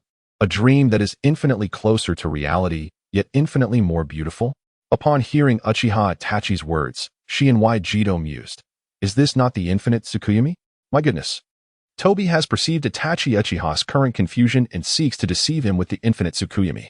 However, while such a concept may pose a challenge to others, Shihouin can effortlessly see through it. After all, she is a dreamwalker of Sequence 5, the most knowledgeable individual about dreams in the shinobi world. Thus, she addressed Itachi, I initially believed that the annihilation of your clan was your ultimate limit, yet you are far more ruthless than I had imagined. Ruthless? Itachi Uchiha struggled to comprehend this. Although retreating into a world of dreams is indeed a form of self-destruction, can it truly be deemed ruthless? Do you comprehend the terrifying nature of infinity in the realm of science? For instance, in mathematics, the infinitely recurring decimal 0.999 is equivalent to 1 due to its proximity to it. This implies that infinitely close equates to equal. Can you fathom the implications of this? If someone could indeed create a dream that is infinitely close to reality, then that dream would become reality. This so-called dream reality may provide temporary solace, but it will inevitably lead to new tragedies over time. As she spoke, the illusionary space around them began to transform. Itachi suddenly realized that Shihouin possessed exceptional mastery of genjutsu. Were it not for his Sharingan, even his illusions might not ensnare her. In this illusory world, a figure emerged, resembling Shihouin but devoid of her confidence and vigor, instead exuding despair. For instance, this ninja named Shihouin is a failure in the real world. Her strength, lineage, and background are insignificant. No one cherishes her, and she is bullied by all. Consequently, disillusioned with reality, she opts to enter a dream that is infinitely close to reality. In this dream realm, she temporarily acquires everything she desires. She is the daughter of the Hokage, blessed with divine lineage, her background so formidable that she effortlessly ascends to the position of Hokage, garnering universal recognition and fulfilling her dream. As Shihouin narrated, the Shihouin within the illusion entered a dream and attained her longed-for aspirations. Itachi beheld this Shihouin standing upon a dais, adorned in the ceremonial robes of the 7th Hokage, proudly declaring her ascension and receiving the adulation of all. Yet, this came at a price. When one effortlessly acquires everything in a dream world, the silent majority within that realm inevitably suffers oppression. For they, like the real world Shihouin, lack lineage and background, enduring pain and rejection. Thus, one individual's splendid dream is built upon the suffering of many. As she continued, the perspective of the illusion shifted. No longer focused on the triumphant Shihouin, it turned to the silent majority within the dream world. Those who, like the real world Shihouin, possessed neither background nor heritage, gazed up at her from below the dais, witnessing her pompous display like the previous Hokages. They were ragged, starving, unaware of what Shihouin's ascension to Hokage truly signified. They merely observed her arrogance, before quietly departing to face their own painful and shattered reality. The dream did not create a beautiful world. It merely displaced the suffering of individuals. Such displacement inevitably leads to an accumulation of anguish within the dream realm, ultimately culminating in a tempest potent enough to obliterate beauty. Subsequently, Itachi witnessed the majority within the dream world devising means to overthrow Shihouin Sak's rule.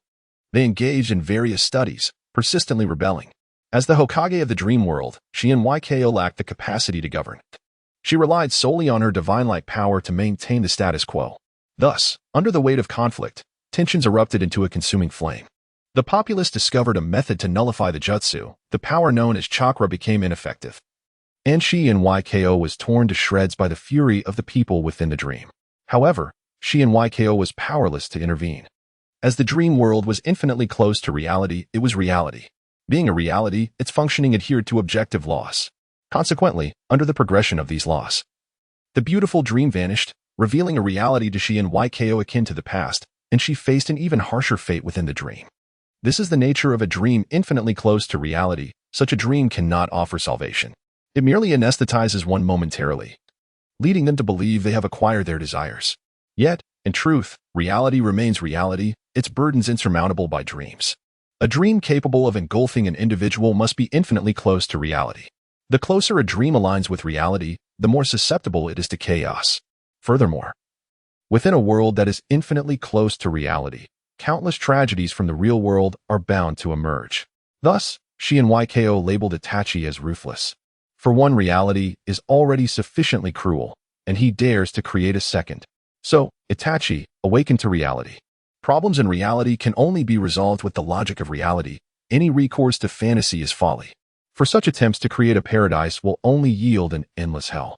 Like the infinite dream, what appears beautiful merely conceals another brutal reality. Upon hearing this, Itachi felt as though struck by lightning. At this moment, he finally awakened.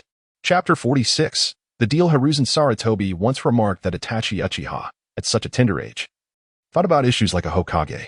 As the subject, Itachi genuinely believed Hiruzen's flattery, convinced that he possessed the mindset of a Hokage, and endeavored to view matters from their perspective. The result was a spiraling descent into increasingly distorted thoughts, resembling a lunatic. It was only after conversing with Shihouin Saki that Itachi realized he possessed no true Hokage mindset. At his core, he was merely a seemingly mature child. In contrast, Shihouin Saki was the one who, at a young age, genuinely embodied the mindset of a Hokage. When confronted with the plight of the Uchiha clan, Itachi consistently believed that exterminating his entire clan would resolve the issue. In contrast, Shihouin Saki pointed out that annihilating the Uchiha clan would not only fail to resolve the problem, but would instead create even greater issues. In the struggle for power, boundless slaughter merely leads to the collapse of power structures, resulting in the obliteration of the entire system. While Itachi found the notion of an infinite dream somewhat alluring, Shihouin Saki immediately discerned that the so-called infinite Tsukuyomi did not create a beautiful world. It merely shifted individuals from one reality to another. This evasion would not solve problems, but would instead perpetuate the repetition of tragedies in reality. Some truths are startling when compared. With Shihouin Saki as a point of reference, Itachi finally comprehended just how far he stood from the level of a Hokage. The mature and ruthless thoughts and decisions that one perceives in oneself appear utterly childish and laughable before the true Hokage, revealing an alarming degree of danger. Uchiha Itachi increasingly felt grateful for his encounter with Shihouin Saki, who was willing to enlighten him on the perils of his family's annihilation tactics. Had it not been for Shihouin, Itachi feared he might have indeed exterminated the Uchiha clan, becoming the very architect of Konoha's destruction. Simultaneously, his disappointment with the third Hokage, Hiruzen Sarutobi, deepened. Even he, despite his novice, had come to comprehend the root of the recent crises plaguing Konoha. This root was not the Uchiha clan, but rather the upper echelons of Konoha, led by Sarutobi. It was the elderly elite, clinging desperately to power, that had led to the disarray within the internal power structure of the village. Those below aspired to rise yet found themselves stymied, while those above were unwilling to relinquish their positions, thus exacerbating the internal power struggles. The Uchiha clan merely surfaced as the primary issue exposed by this intensifying conflict. Even if he decimated the Uchiha, the underlying problems would persist, and the power struggles within Konoha would not cease, for countless ninja harbored ambitions akin to Naruto Uzumaki, who had set his sights on becoming Hokage as the purpose of his life since his enrollment. The dream of becoming Hokage bore no essential difference from the ambition of rising above others. Konoha was not solely home to Naruto. There existed many others who, devoid of the protagonist's halo and background, could be warped into frenzied monsters by their ambitions, just as the former mutant Iguchi or the current Katsura Waita. If they realized they had no further opportunities to advance, even knowing that the pursuit of power could lead to a fate like that of the Uchiha, they would unhesitatingly wager their lives. The ensuing internal strife and the continual accumulation of contradictions would inevitably transform Konoha into a powder keg, poised to erupt when the upper echelons could no longer contain it. Hence, it is evident that Orochimaru harbored feelings for Konoha. Had it not been for his plan to obliterate Konoha, simultaneously slaying the third Hokage while granting Sarutobi a dignified exit, the village would have surely headed towards ruin under Sarutobi's rule. At this moment, Uchiha Itachi was akin to Orochimaru, who set the wheels of Konoha's destruction in motion. Recognizing the roots of the problem, he resolved to follow the path of his original character and eliminate the source of Konoha's current dilemmas directly. He prepared to confront Sarutobi. Subsequently, Uchiha Itachi steeled himself to bear the burden of slaying the Hokage. Adopting the identity of a rogue ninja from Konoha to infiltrate the ranks of the masked man and disrupt his infinite dream plan. Naturally, Itachi's intentions could not escape the notice of Shihouin Saki, the Dreamwalker. However, considering Itachi's consistently unorthodox thought processes, she was uncertain if she fully grasped his mindset. After a moment of contemplation, Uchiha Itachi posed a question to Shihouin. Will you become Hokage? Shihouin pondered, according to my plans. I should become Hokage around the age of 17. Hearing that Shihouin had even meticulously scheduled her ascent to Hokage, Itachi was both astonished and perplexed. Shihouin, you are only 12. To become Hokage by 17 means you require 5 years of preparation. Is that not excessively long? With your intellect, I believe 3 years would suffice. 3 years? Shihouin replied, somewhat exasperated. Itachi, your ignorance regarding power continues to astound me. Do you truly believe that by merely donning the Hokage's hat and obtaining the feudal lord's writ along with the support of the Genin, you would become Hokage? Remember, the essence of power is violence. Without the strength of a Kage, no matter how astute my mind, I could never secure the Hokage's seat. Thus, I require time to cultivate my strength, and based on the normal growth trajectory, I would need to reach at least 16 before attaining the strength of a Kage. Do not assume that everyone is like you, Uchiha Itachi, capable of defeating Orochimaru and becoming a Kage-level powerhouse at the age of 12. While articulating these thoughts, Shihouin silently contemplated. Of course, this is merely the growth trajectory I have devised to maintain the persona of Shihouin within Konoha. In truth, once my abilities ascend to rank 4, I shall possess the strength akin to that of a Kage. After advancing to rank 3, I can comfortably leave the Shihouin persona in Konoha while utilizing a new identity to acquire power from other factions. Furthermore, even with power, does that make one the Hokage? Beyond strength and title, the Hokage requires a foundational support system. What does foundational support mean? It refers to the cornerstone of the Hokage's authority, the individuals who can act on your behalf. Even the third Hokage had to position his son as the head of the Umbu to ensure he retained substantial power. Without this foundational support, even if one's strength rivaled that of the first Hokage, they would not wield the true power of the Hokage. For your subordinates would only pay lip service to you, and once your commands left the Hokage tower, they would go unheeded. The lower ranks would merely present you with a plethora of seemingly important, yet utterly meaningless documents, causing you to squander time over them incessantly. Thus, before becoming Hokage, I must establish my own foundational support. I cannot merely become Hokage. I must also ensure that those close to me ascend into the power core, making them the bedrock of my authority. Only then would I be a true Hokage, rather than merely a mascot bearing the title. Therefore, Itachi, do you still believe that 5 years is a long time? Upon hearing this, Uchiha Itachi shook his head, once again astonished by Shihouin's understanding of power. He refrained from inquiring why she aspired to be Hokage, for such a question seemed foolish. After all, Shihouin was already under the scrutiny of the Umbu, having been forcibly thrust onto the power stage due to Sarutobi Hiruzen's apprehensions. And once one is on the stage, there is no possibility of retreat. One must either win everything or lose it all. Thus, for Shihouin, apart from becoming a rogue ninja, her only path lay in becoming Hokage. Having comprehended all this, Uchiha Itachi prepared to dispel the genjutsu and bid farewell to Shihouin. However, just before dispelling it, she spoke. Itachi, considering that I have answered so many of your questions, could you assist me with a small favor? What favor? During the Chunin exams, please ensure my safety. Upon hearing this request, Uchiha Itachi was reminded of the Umbu ninjas surveilling Shihouin. reflecting on Saratobi Hiruzen's willingness to jeopardize Konoha's future for personal power. He nodded and replied, "Very well. Thank you," Shihouin said, and with that, Uchiha Itachi dispelled the genjutsu. As the two emerged from the illusionary space, they felt a momentary disorientation. Yet, mindful of the Umbu's watchful eyes, neither displayed their confusion. To the Umbu, Shihouin merely appeared to have encountered Uchiha Itachi on the roadside, exchanging nods before parting ways. Unbeknownst to these Umbu ninjas, Uchiha Itachi's genjutsu had the capacity to manipulate the flow of time in the mind, rendering a fleeting moment in reality to stretch languorously within the illusion. They could hardly fathom that after undergoing such a genjutsu, Shihouin's mental fortitude allowed her to remain composed and unperturbed. Even Uchiha Itachi, after their paths diverged, found himself astonished by her mental resilience, pondering, could it be the teachings of Kakashi-senpai? Shihou seems to possess a mastery of genjutsu rivaling that of specialized genin. It appears I have underestimated both her intellect and her strength. She indeed has the potential to become a Kage-level powerhouse within 4 years. Meanwhile, in another part of Konoha, the weary Sho village's Yuta encountered an individual as well. He was a former instructor at the Ninja Academy, who later distinguished himself and joined the route, Mutanaguchi. No one anticipated that this once comical figure had endured the inhumane experiments of Root, emerging with formidable mental strength. Now, he not only possessed the prowess of a special genin but had also become a key operative under Danzo. His purpose for seeking out Sho Village's Yuta was to formally introduce him to the chess game orchestrated by Danzo and Root. As the dark underbelly of Konoha, Danzo, despite his shortcomings, sensed the turbulent undercurrents within the village.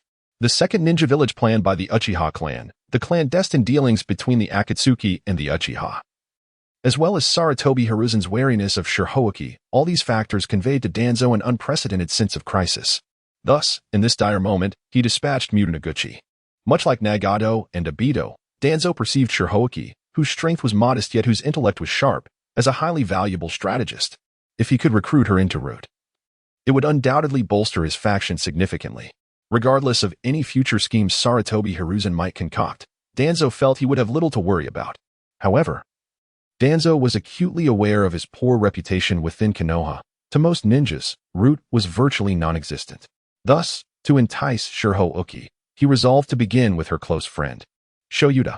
In Danzo's view, as long as Yuta joined Root, Shihouin would inevitably fall under his influence.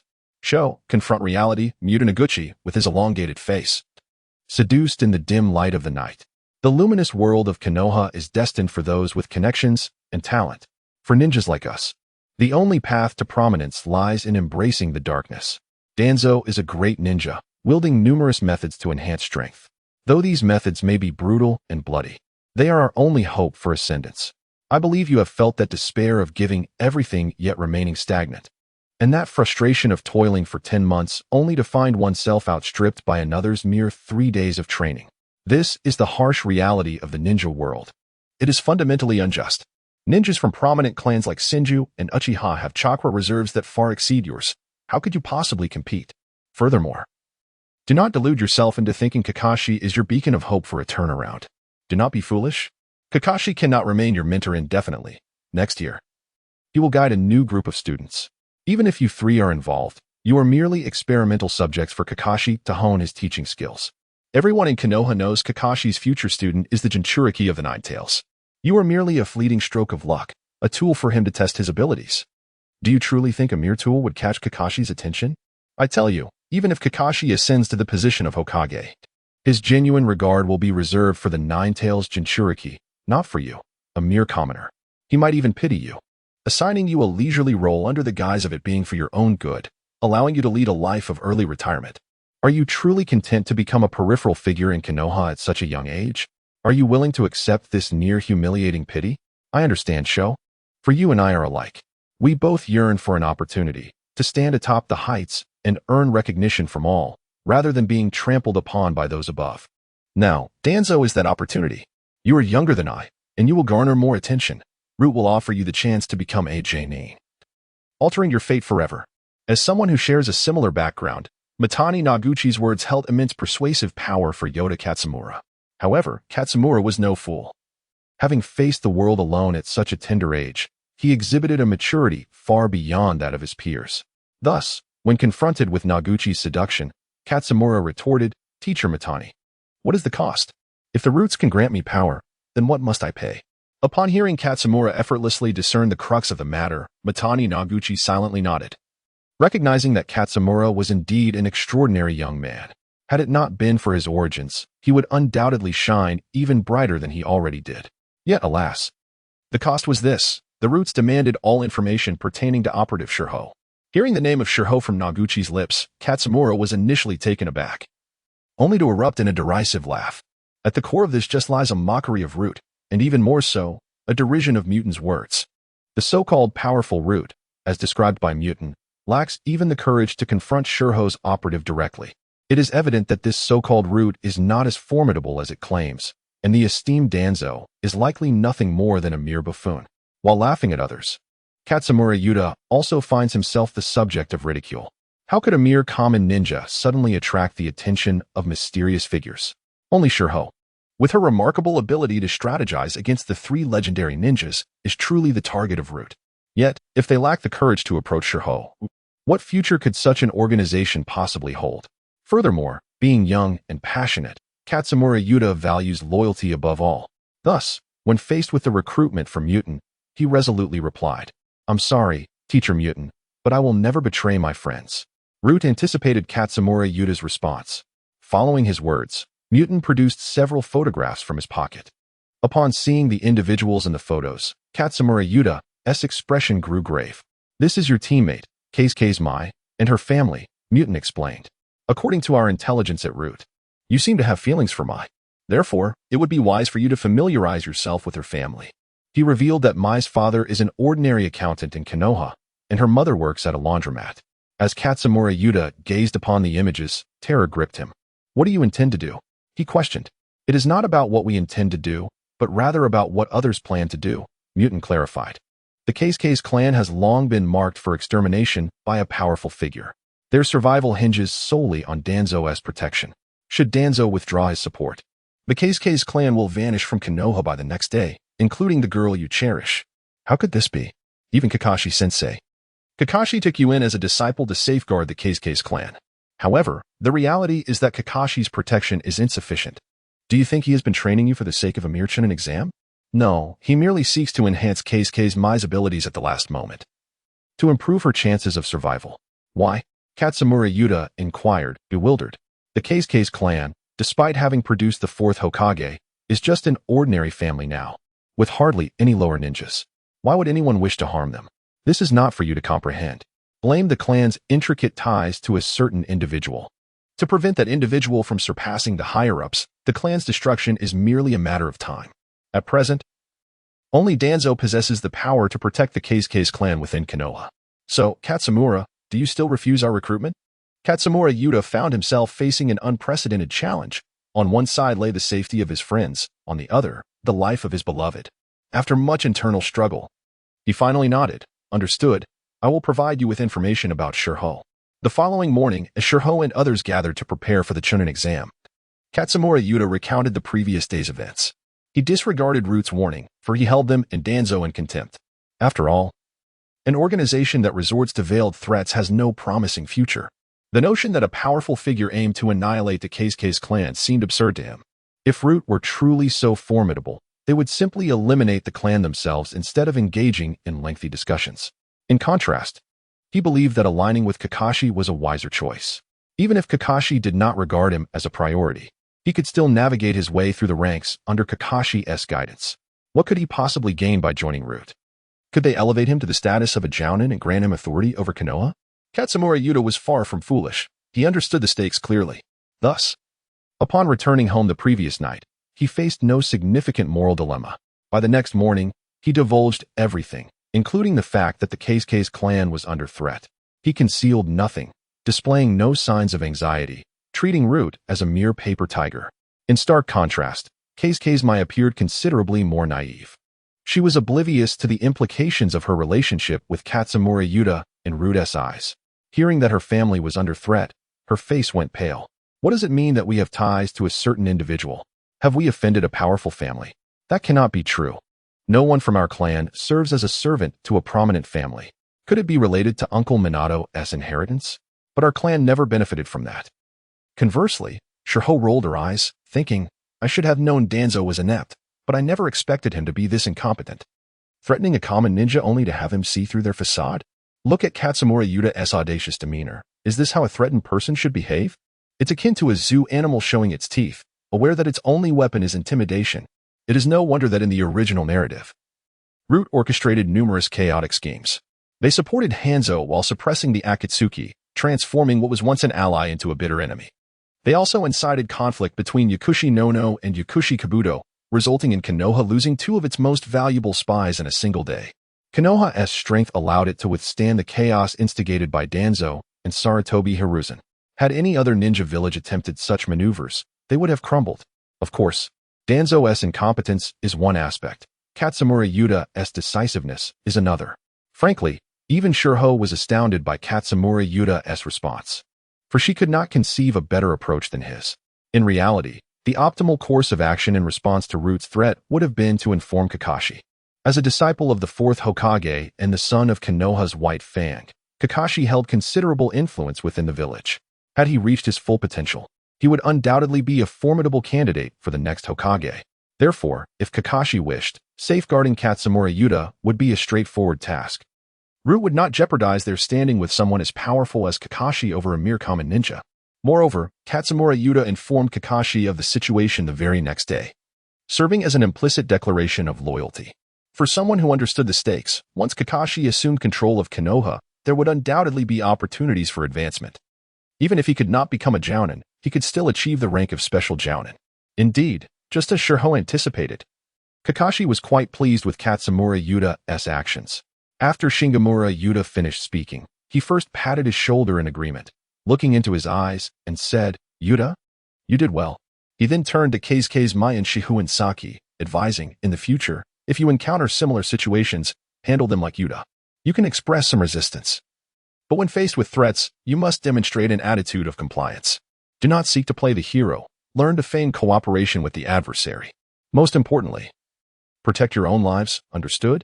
As Kakashi spoke, his gaze lingered on Keisuke's Mai's face for a moment, thinking, in truth, this message is also directed towards Mai. After all, when Shihouin Saki opens her mouth, it is hardly a matter of mere feigned cooperation. He continued, do not harbor everything within. Inform me of any incidents at the first opportunity. Do not fear their threats. As your teacher, Kakashi, I am a disciple of the fourth Hokage and an elite Jounin of Konoha, with connections in both the Umbu and the village, ensuring your safety. While saying this, Kakashi's gaze rested on Shihouin Saki's face for a moment longer, clearly conveying the message. Did you hear that? Inform me immediately rather than engaging in your own nonsense. It was not that he feared for their safety, but rather that he was concerned about Danzo's questionable judgment. Should his deceptive words lead to the demise of the third Hokage, it would escalate into a significant crisis. At that point, it would be futile to claim you were Kakashi's student. I would be unable to protect you. Understanding Kakashi's intent, Shihouin Saki nodded obediently, indicating her commitment to adhere to his counsel and not mislead the unfortunate Danzo. After all, having Orochimaru deceive him was sufficient. Seeing Saki's acknowledgement, Kakashi then turned to Shingamura Yuta, saying, furthermore, Yuta, if you encounter members from Root again, simply state that Kakashi-sensei has already informed the Hokage about the matter. I believe those from Root will recognize the gravity of the situation and refrain from further pursuit. Yuta nodded in understanding, and Kakashi's attention shifted to Keisuke's Mai. Kakashi-sensei, have we truly offended some significant figure? Faced with Mai's question, Kakashi found himself momentarily at a loss for words.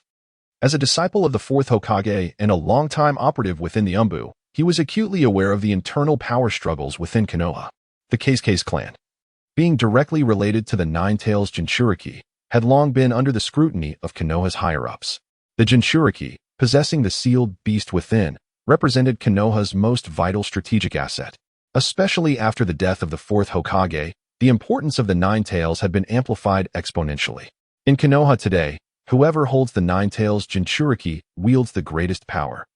The reason the higher-ups have consistently targeted the Uchiha clan is largely due to the Sharingan's ability to manipulate tailed beasts. Similarly, the Keisuke's clan, as relatives of the Nine-Tails Jinchuriki, could potentially exert influence over the beast through familial ties. Thus, the higher-ups' attitude towards the Keisuke's clan mirrors that towards the Uchiha clan: vigilance, surveillance, isolation, and ultimately, eradication. After all, If Naruto Uzumaki were to discover his true identity, realizing that both his father's clan, the Keisuke's, and his mother's friends, the Uchiha, were willing to adopt him as family, how would he perceive Konoha's leadership? Consequently, Naruto Uzumaki must carry the surname Uzumaki and cannot be identified as Keisuke's. He must live as an orphan, devoid of any contact with his parents' friends.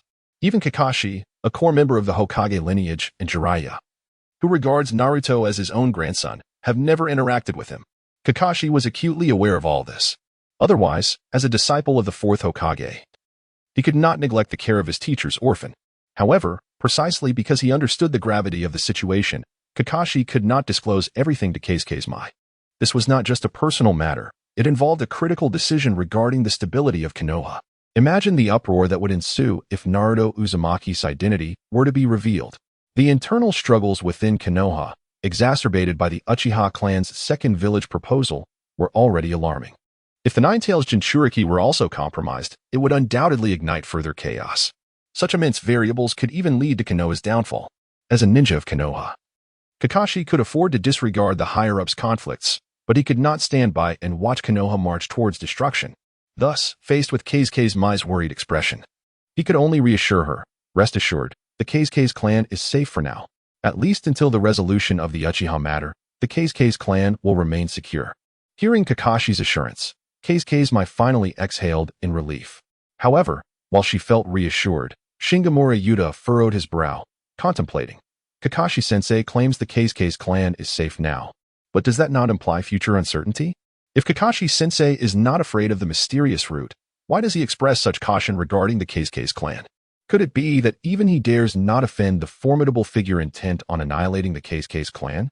How could this be possible? Clearly, Kakashi-sensei is unafraid even of Danzo, the elder of Konoha. Who could possibly be more terrifying than him within the village? Could it be without spending much time pondering, Yoda Katsumura had already unraveled the truth? It was none other than the Hokage who sought to annihilate the Uzumaki clan. With this realization, Yoda clenched his right fist and turned to gaze at the smiling Mai Uzumaki beside him, gradually solidifying his resolve. I shall join the Roots. After all, the only ones in the Roots, aside from the fool mutant Iguchi, are traitors like Kabuto. An organization comprised of imbeciles and turncoats is hardly formidable. If I can seize control of this organization, I will possess the power to protect Mai.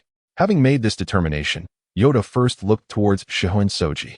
He wished to seek the opinion of his dear friend, for he was not entirely confident in his ability to grasp the roots on his own. Yet, when he turned to Shihouin Saki, he noticed her enigmatic smile as she gently placed her finger against her lips. Though it was but a subtle gesture, Yoda comprehended her meaning. Firstly, Soji must also be aware that it is the Hokage who intends to target the Uzumaki clan. Secondly, his intentions had certainly not escaped her notice. She must know of his desire to join the Roots. Lastly, she signaled for him to remain silent. Why was that? Was there a need to conceal his aspirations from Kakashi-sensei? Surely, Kakashi would not oppose his joining the Roots as an undercover agent? Or was it that someone other than Kakashi needed to be kept in the dark? It couldn't possibly be Mai, could it? No. The caution exhibited by Soji could only mean one thing. We are currently under surveillance. But who could be watching us? What audacious individual would dare to monitor Kakashi-sensei? An elite jonin? Could it be the Roots?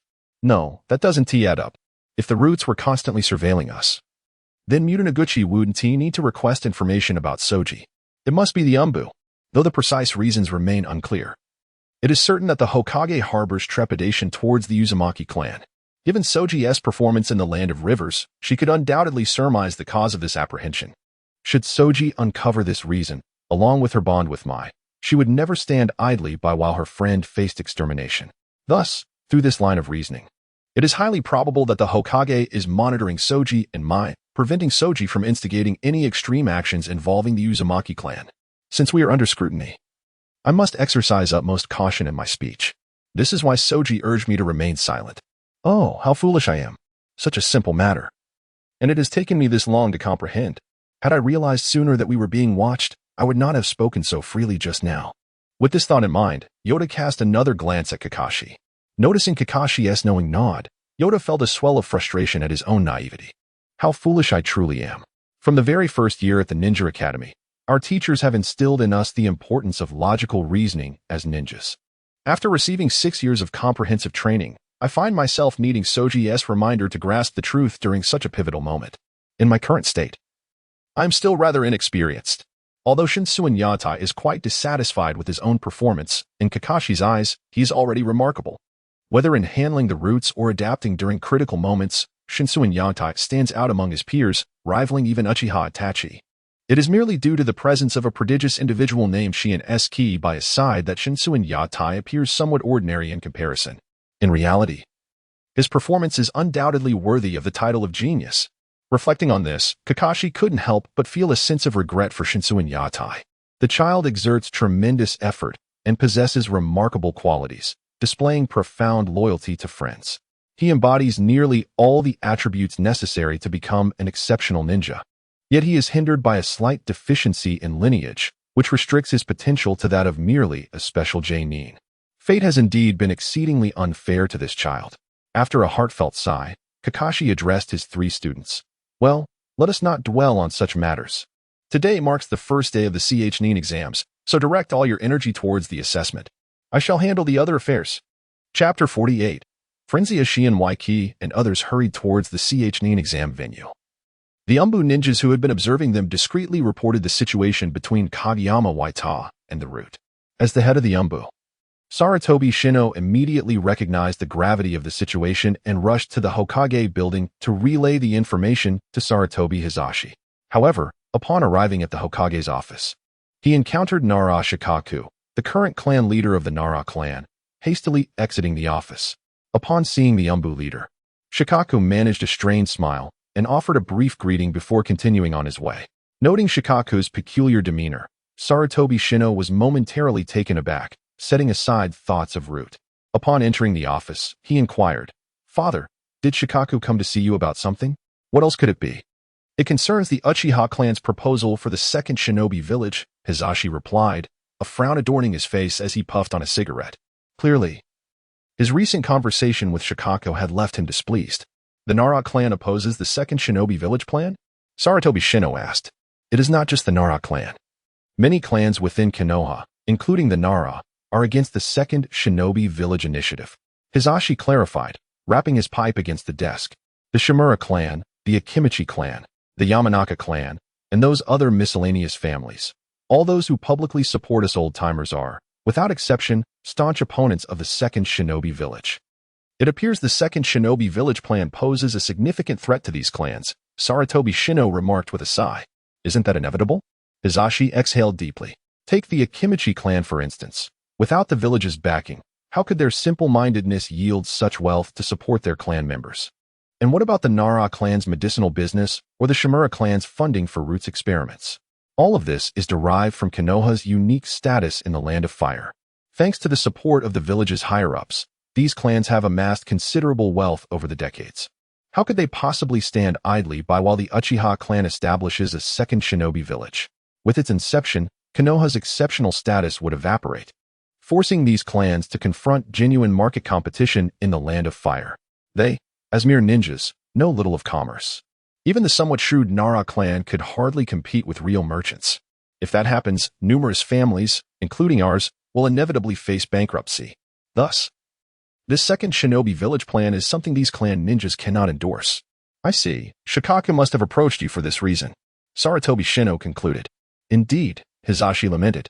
"Moreover, it's not just Shikaku.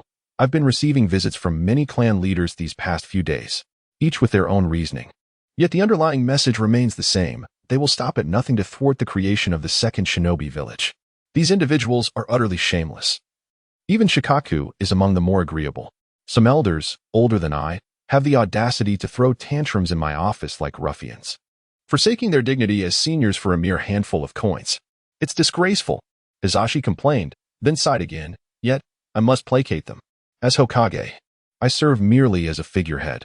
These clans are the true power within Konoha. If I cannot keep them stable, Konoha is doomed. Yet, this group is not only ungrateful, but also difficult to converse with. Some even whisper that I, Sarutobi Hisashi, nearing 70, cling to the Hokage position as if I wish to die in office. They fail to realize that if it weren't for them, I wouldn't have to hold on to this role at such an age. If I were no longer Hokage, would the next generation still advocate for them? Konoha is not solely theirs for business. The Hige and Uchiha clans dream of usurping them. If it weren't for my protection, typically.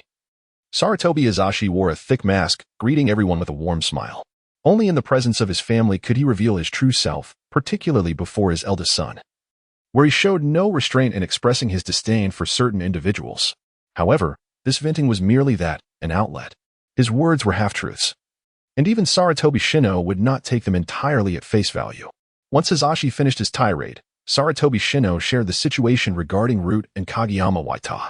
Upon hearing that Root intended to exploit Kageyama Waita to approach Shihouin Saki, Hizashi displayed no shock. Instead, he stated matter-of-factly, "I have been monitoring Shihouin Saki precisely because of this concern. That girl's intellect is formidable. Compared to her, Nara Shikaku is hardly noteworthy. Should she establish contact with the Uchiha clan or Root, empowering our adversaries with her intellect, the situation could become exceedingly precarious. Father, what course of action shall we undertake next? Should we urge Yukushi Kabuto to eliminate Shihouin Saki under Orochimaru's name?" Sarutobi Shino proposed. Hizashi pondered for a moment. According to recent intelligence from the Umbu, Shihouin Saki has made rapid advancements under Kakashi's guidance and now possesses the strength of a Nin. Depending solely on Yukushi Kabuto may not suffice to contend with her. Moreover, his loyalty is suspect due to his past associations with Orochimaru. Therefore, I believe we must deploy additional measures against Shihouin Saki beyond just Yukushi Kabuto. Are you suggesting we dispatch our Umbu ninjas? Sarutobi Shino queried. No. Hizashi shook his head. Once the second exam commences, we shall withdraw the Umbu's surveillance of Shihouin Saki. After all, the Umbu is directly under the Hokage's command. I do not wish for them to be embroiled in this matter. My intention is to see if the Uchiha clan or Root could be persuaded to take action against Shihouin Saki. The Uchiha clan may be less inclined. Sarutobi Shino replied. They have always lacked decisiveness and ruthlessness, often driven by sentiment. Unless it involves a maniac wielding the Manjiki Sharingan, they typically refrain from acting against fellow villagers. In contrast, Root is sufficiently decisive and ruthless, showing no mercy to comrades. They are more likely to eliminate Shihouin Saki. If that is the case, do you have someone from Root who could serve as a tool for this purpose? There is one, Mutant Noguchi, Sarutobi Shino replied. Mutant Noguchi? Is he not the one who once suggested allowing Uchiha Itachi to apprentice under Orochimaru? Has he not become a test subject for Root? How is it that he still lives? Not only is he alive, but he has also thrived within Root and has been promoted to Special Nin by Danzo. Mutant Yaguchi is a person of great ambition, and such individuals often possess a remarkable vitality, making it unsurprising that they can endure the trials of the Root. However, those like him are typically fickle, remaining loyal only to their own desires. Do you have confidence in understanding his motivations? Sarutobi Hizashi inquired. Certainly, Sarutobi Shinizuke replied. Although Mutant Yaguchi is ambitious, the Root is not a place where such ambitions can be realized. Individuals of his nature would never willingly languish in darkness.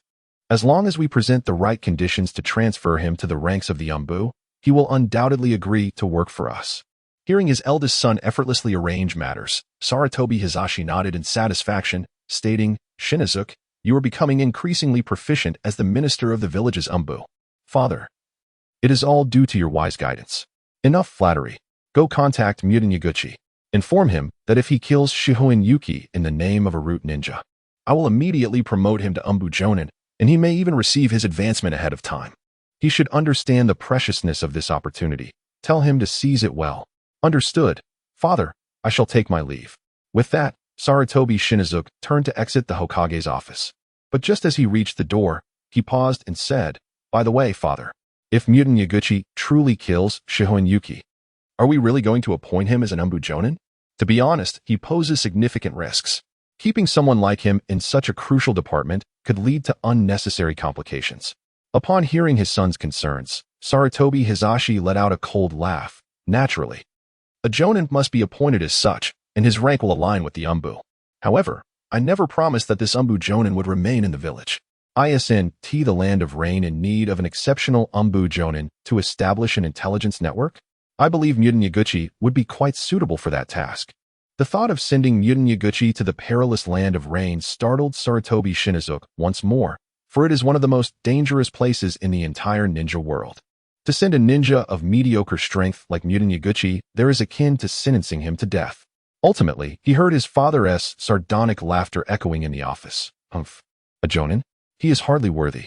In contrast to the original manga, the first round of the Chunin exam that Shihouin Yuki and others experienced was merely a written test. However, this written examination should not be mistaken for an easy endeavor. In reality, the difficulty of the questions in the first round of the Chunin exam is exceptionally high, thoroughly assessing the ninja's knowledge and understanding. A mere 10 questions encompass a wide array of topics, including intelligence analysis, battlefield first aid, distinguishing friend from foe, and wilderness survival, making it exceedingly rare for a genin to answer all correctly. Among the 84 candidates in the examination hall, who are primarily elite genin, only 47 managed to answer every question correctly. However, the fact that 47 individuals answered all questions correctly does not imply that they all passed the examination. The Chunin exam operates on a team basis. If even one member of a 3-person team answers a question incorrectly, all members of that team fail. After all, the battlefield allows no room for error. Any mistake could lead to the team's demise. Consequently, the true number of candidates who passed the first round of the exam was a mere 24. Among the 24 individuals, there were also lower-ranking ninjas who managed to pass the examination through deceitful means. However, the supervising teachers chose to turn a blind eye, as this was a testing ground for ninjas, where the instructors permitted the utilization of Chunin tactics to complete the exam. Of course, this was contingent upon the use of Chunin methods. Any attempts at common student cheating, such as passing notes, would result in immediate expulsion from the examination room. Fortunately, the questions posed were trivial for Shihouin Saki and presented no challenge to the diligent students, Katsura Yuta and Naramai, who had thoroughly prepared at the Ninja Academy. Thus, it was only natural that the trio successfully passed the first round of the exam. Yet, upon completion, they felt a wave of trepidation. For had any one of them been even slightly careless, the entire first written test could have ended in disaster. Having experienced the initial written examination of the Chunin selection process, Shihouin Saki came to realize that the examiners in the original narrative had been rather lenient. Given the difficulty of this first round, it was inconceivable for Uzumaki Naruto to have succeeded. The original examiner, Marino Abiki, was evidently a wise individual, as the 10th question was specifically designed for the favored candidates. In conclusion, passing the first examination was undoubtedly a positive outcome for the trio. To celebrate their achievement, they returned to Ichiraku Ramen with Kakashi and indulged in a hearty meal. The following day, the second stage of the Chunin exam commenced, mirroring the original storyline. This round involved a contest for scrolls within the Forest of Death. However, once the participants entered the forest, Shihouin Saki immediately sensed the absence of the Umbu ninjas that had been monitoring them. This realization led her to surmise that Sarutobi Hiruzen was likely preparing to take action against her within the Forest of Death. Yet, no one could have anticipated the chaos that would ensue in the second round of the Chunin exam. Simultaneously, Muton Yaguchi had arrived at the outskirts of the Forest of Death, holding the Jonin appointment scroll entrusted to him by Sarutobi Shino. A manic grin spread across his face as he laughed maniacally. Haha, Sarutobi Hiruzen, do you take me for a fool? A Jonin? You expect me, a mere pawn, to ascend to such heights? Do you believe I have not endured enough suffering in the roots, and now wish to cast me into another hell? With that deranged smile, Muton gazed toward the Hokage building in the distance. Indeed, you are the Hokage, high above, looking down on the masses. Your vision clouded by the elite families and those possessing bloodlines in Kekkei Genkai. You have never truly regarded us, the common ninjas, as worthy of your attention. But today, I, Muton Yaguchi, shall make you aware, along with all those who look down upon us. We are not mere ants beneath your feet. We are human, possessing our own dignity, and we harbor our own anger. We have struggled for survival in our dreams. Our existence is not superfluous. You desire me to eliminate Shihouin Saki? Very well, I shall grant your wish. With that declaration, Muton formed hand seals, igniting the explosive tags he had strategically placed around the Forest of Death. As the explosive tags detonated, flames began to engulf the surrounding area. Burn, burn. Surely, neither Shihouin Saki nor anyone else anticipated a wildfire erupting in the Forest of Death. He boasted, watching the inferno spread. The season was dry, and the trees in the Forest of Death ignited instantaneously.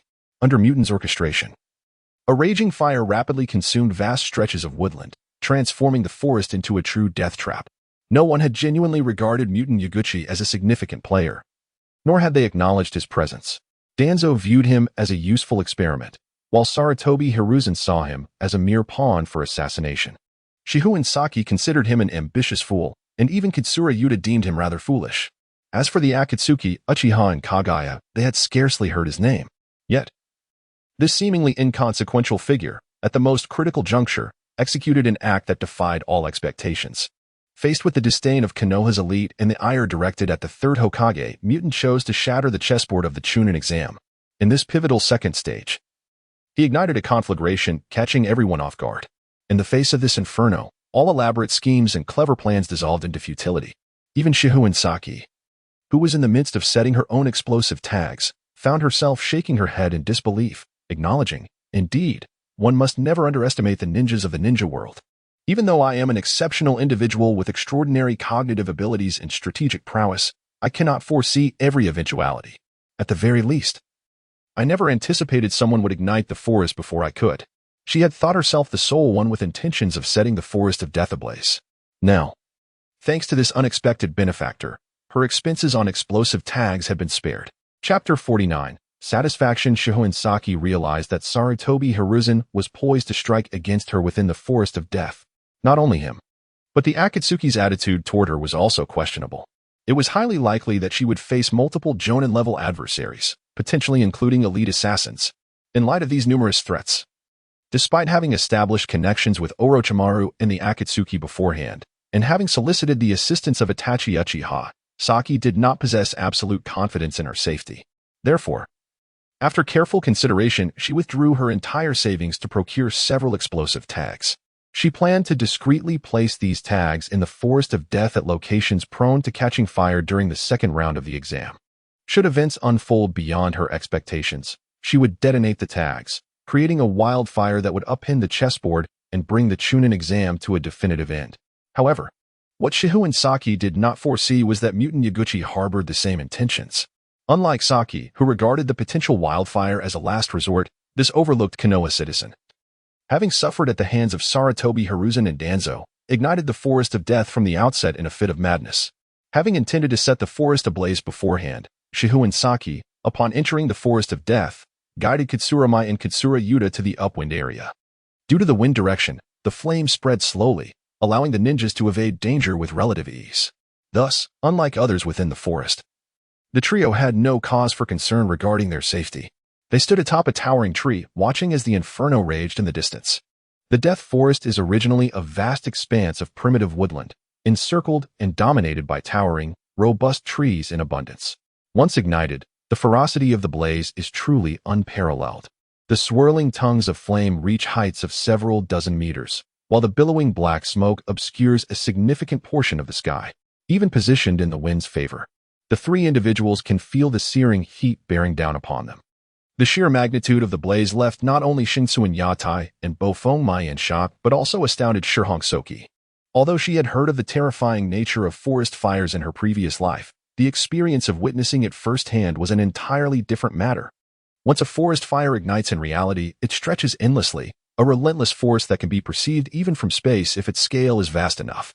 Although the inferno in the Death Forest may not rival the ferocity of real-world forest fires, its power surpassed all expectations. Just the towering flames, reaching heights of 30 meters, eclipsed the fire release techniques of all ninjas in the current ninja world. Only in the prime of Uchiha Madara could such a level of fire release be achieved.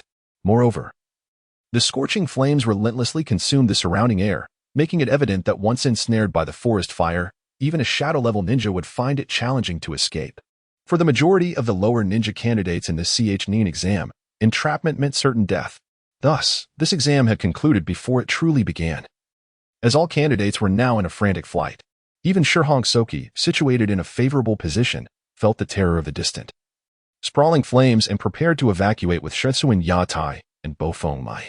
However, just as she was about to move, Bofengmai exclaimed, "Look, the fire is about to spread out of the Death Forest." Shinsuin Yatai concurred. At the rate the fire is spreading, it won't be long before it reaches the village.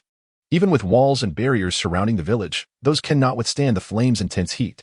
Furthermore, with many structures in the village being wooden, if the fire continues to spread, vast areas of the village would be doomed. Does the village not have dedicated firefighting ninjas? There are, but firefighting has always been the responsibility of the security team.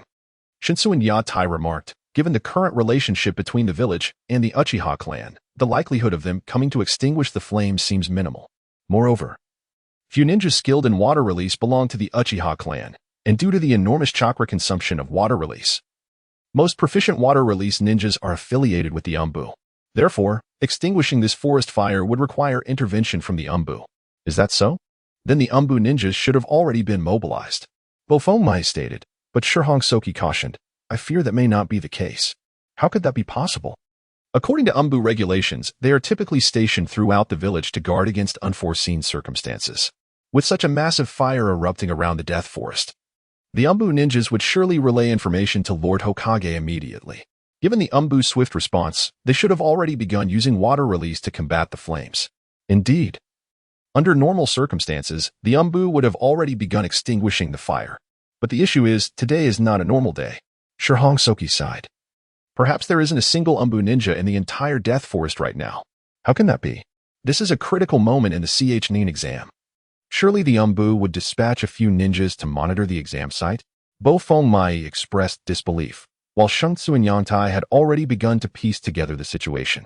The death forest served as Konoha's training ground, and under ordinary circumstances, even Konoha ninjas would refrain from entering.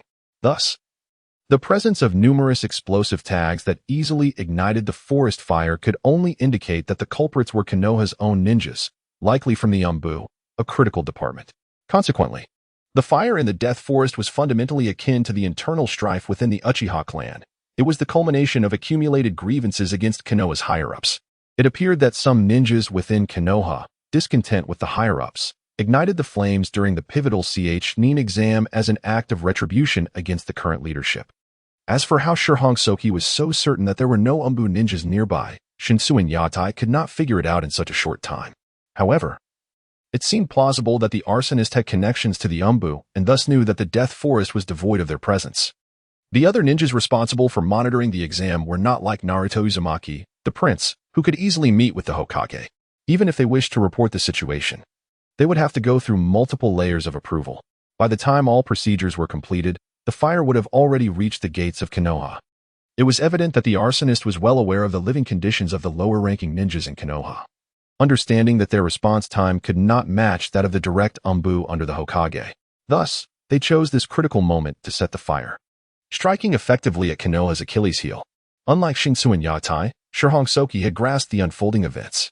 It seemed that Sarutobi Hiruzen, the Hokage, had orchestrated this scheme intending to eliminate her in the death forest. However, while he was concerned about saving face, he also feared that the Umbu would intervene to protect Shihouin Saki and thwart his plans, leading him to reassign the Umbu ninjas stationed in the death forest. The clever machinations ultimately backfired, causing the very ninjas intended to deal with Shihouin Saki to learn of the absence of other Umbu ninjas in the death forest, inciting their wrath. Whether or not they could kill Shihouin Saki was inconsequential. The primary goal was to use the fire as a means of revenge against Konoha and those who looked down upon them among the higher-ups. As for the identity of the arsonist, Shihouin Saki could not ascertain. After all, discontent with the higher-ups was rampant within Konoha, and identifying a single individual among the multitude would be impossible for her. Ultimately, the truth remained. The current leadership of Konoha had lost the ability to govern effectively. As long as they continued to occupy their high positions, problems within Konoha would persist. Uchiha, Shihouin Saki, the Bofeng clan, and the oppressed civilian ninjas, Sarutobi Hiruzen would resolve one issue only to confront the next. Not to mention that he had yet to address any of these problems. Thus, the moment his decisions faltered, dissenting forces would eagerly voice their grievances. The current fire, on the surface, represented the fury of a lower-ranking ninja, but fundamentally, it served as a warning from the multitude of discontented forces within Konoha to its higher-ups. Do not presume we do not exist, nor think we can be disregarded. Perhaps in direct combat, we are but insignificant insects easily dispatched by elite genin. Yet, at a crucial moment, we too can alter the course of events. While we may falter in our endeavors, we are more than capable of causing failure. As Shihouin Saki and her companions observed the inferno in the death forest and prepared for a strategic retreat, they were also poised to engage in this unfolding crisis.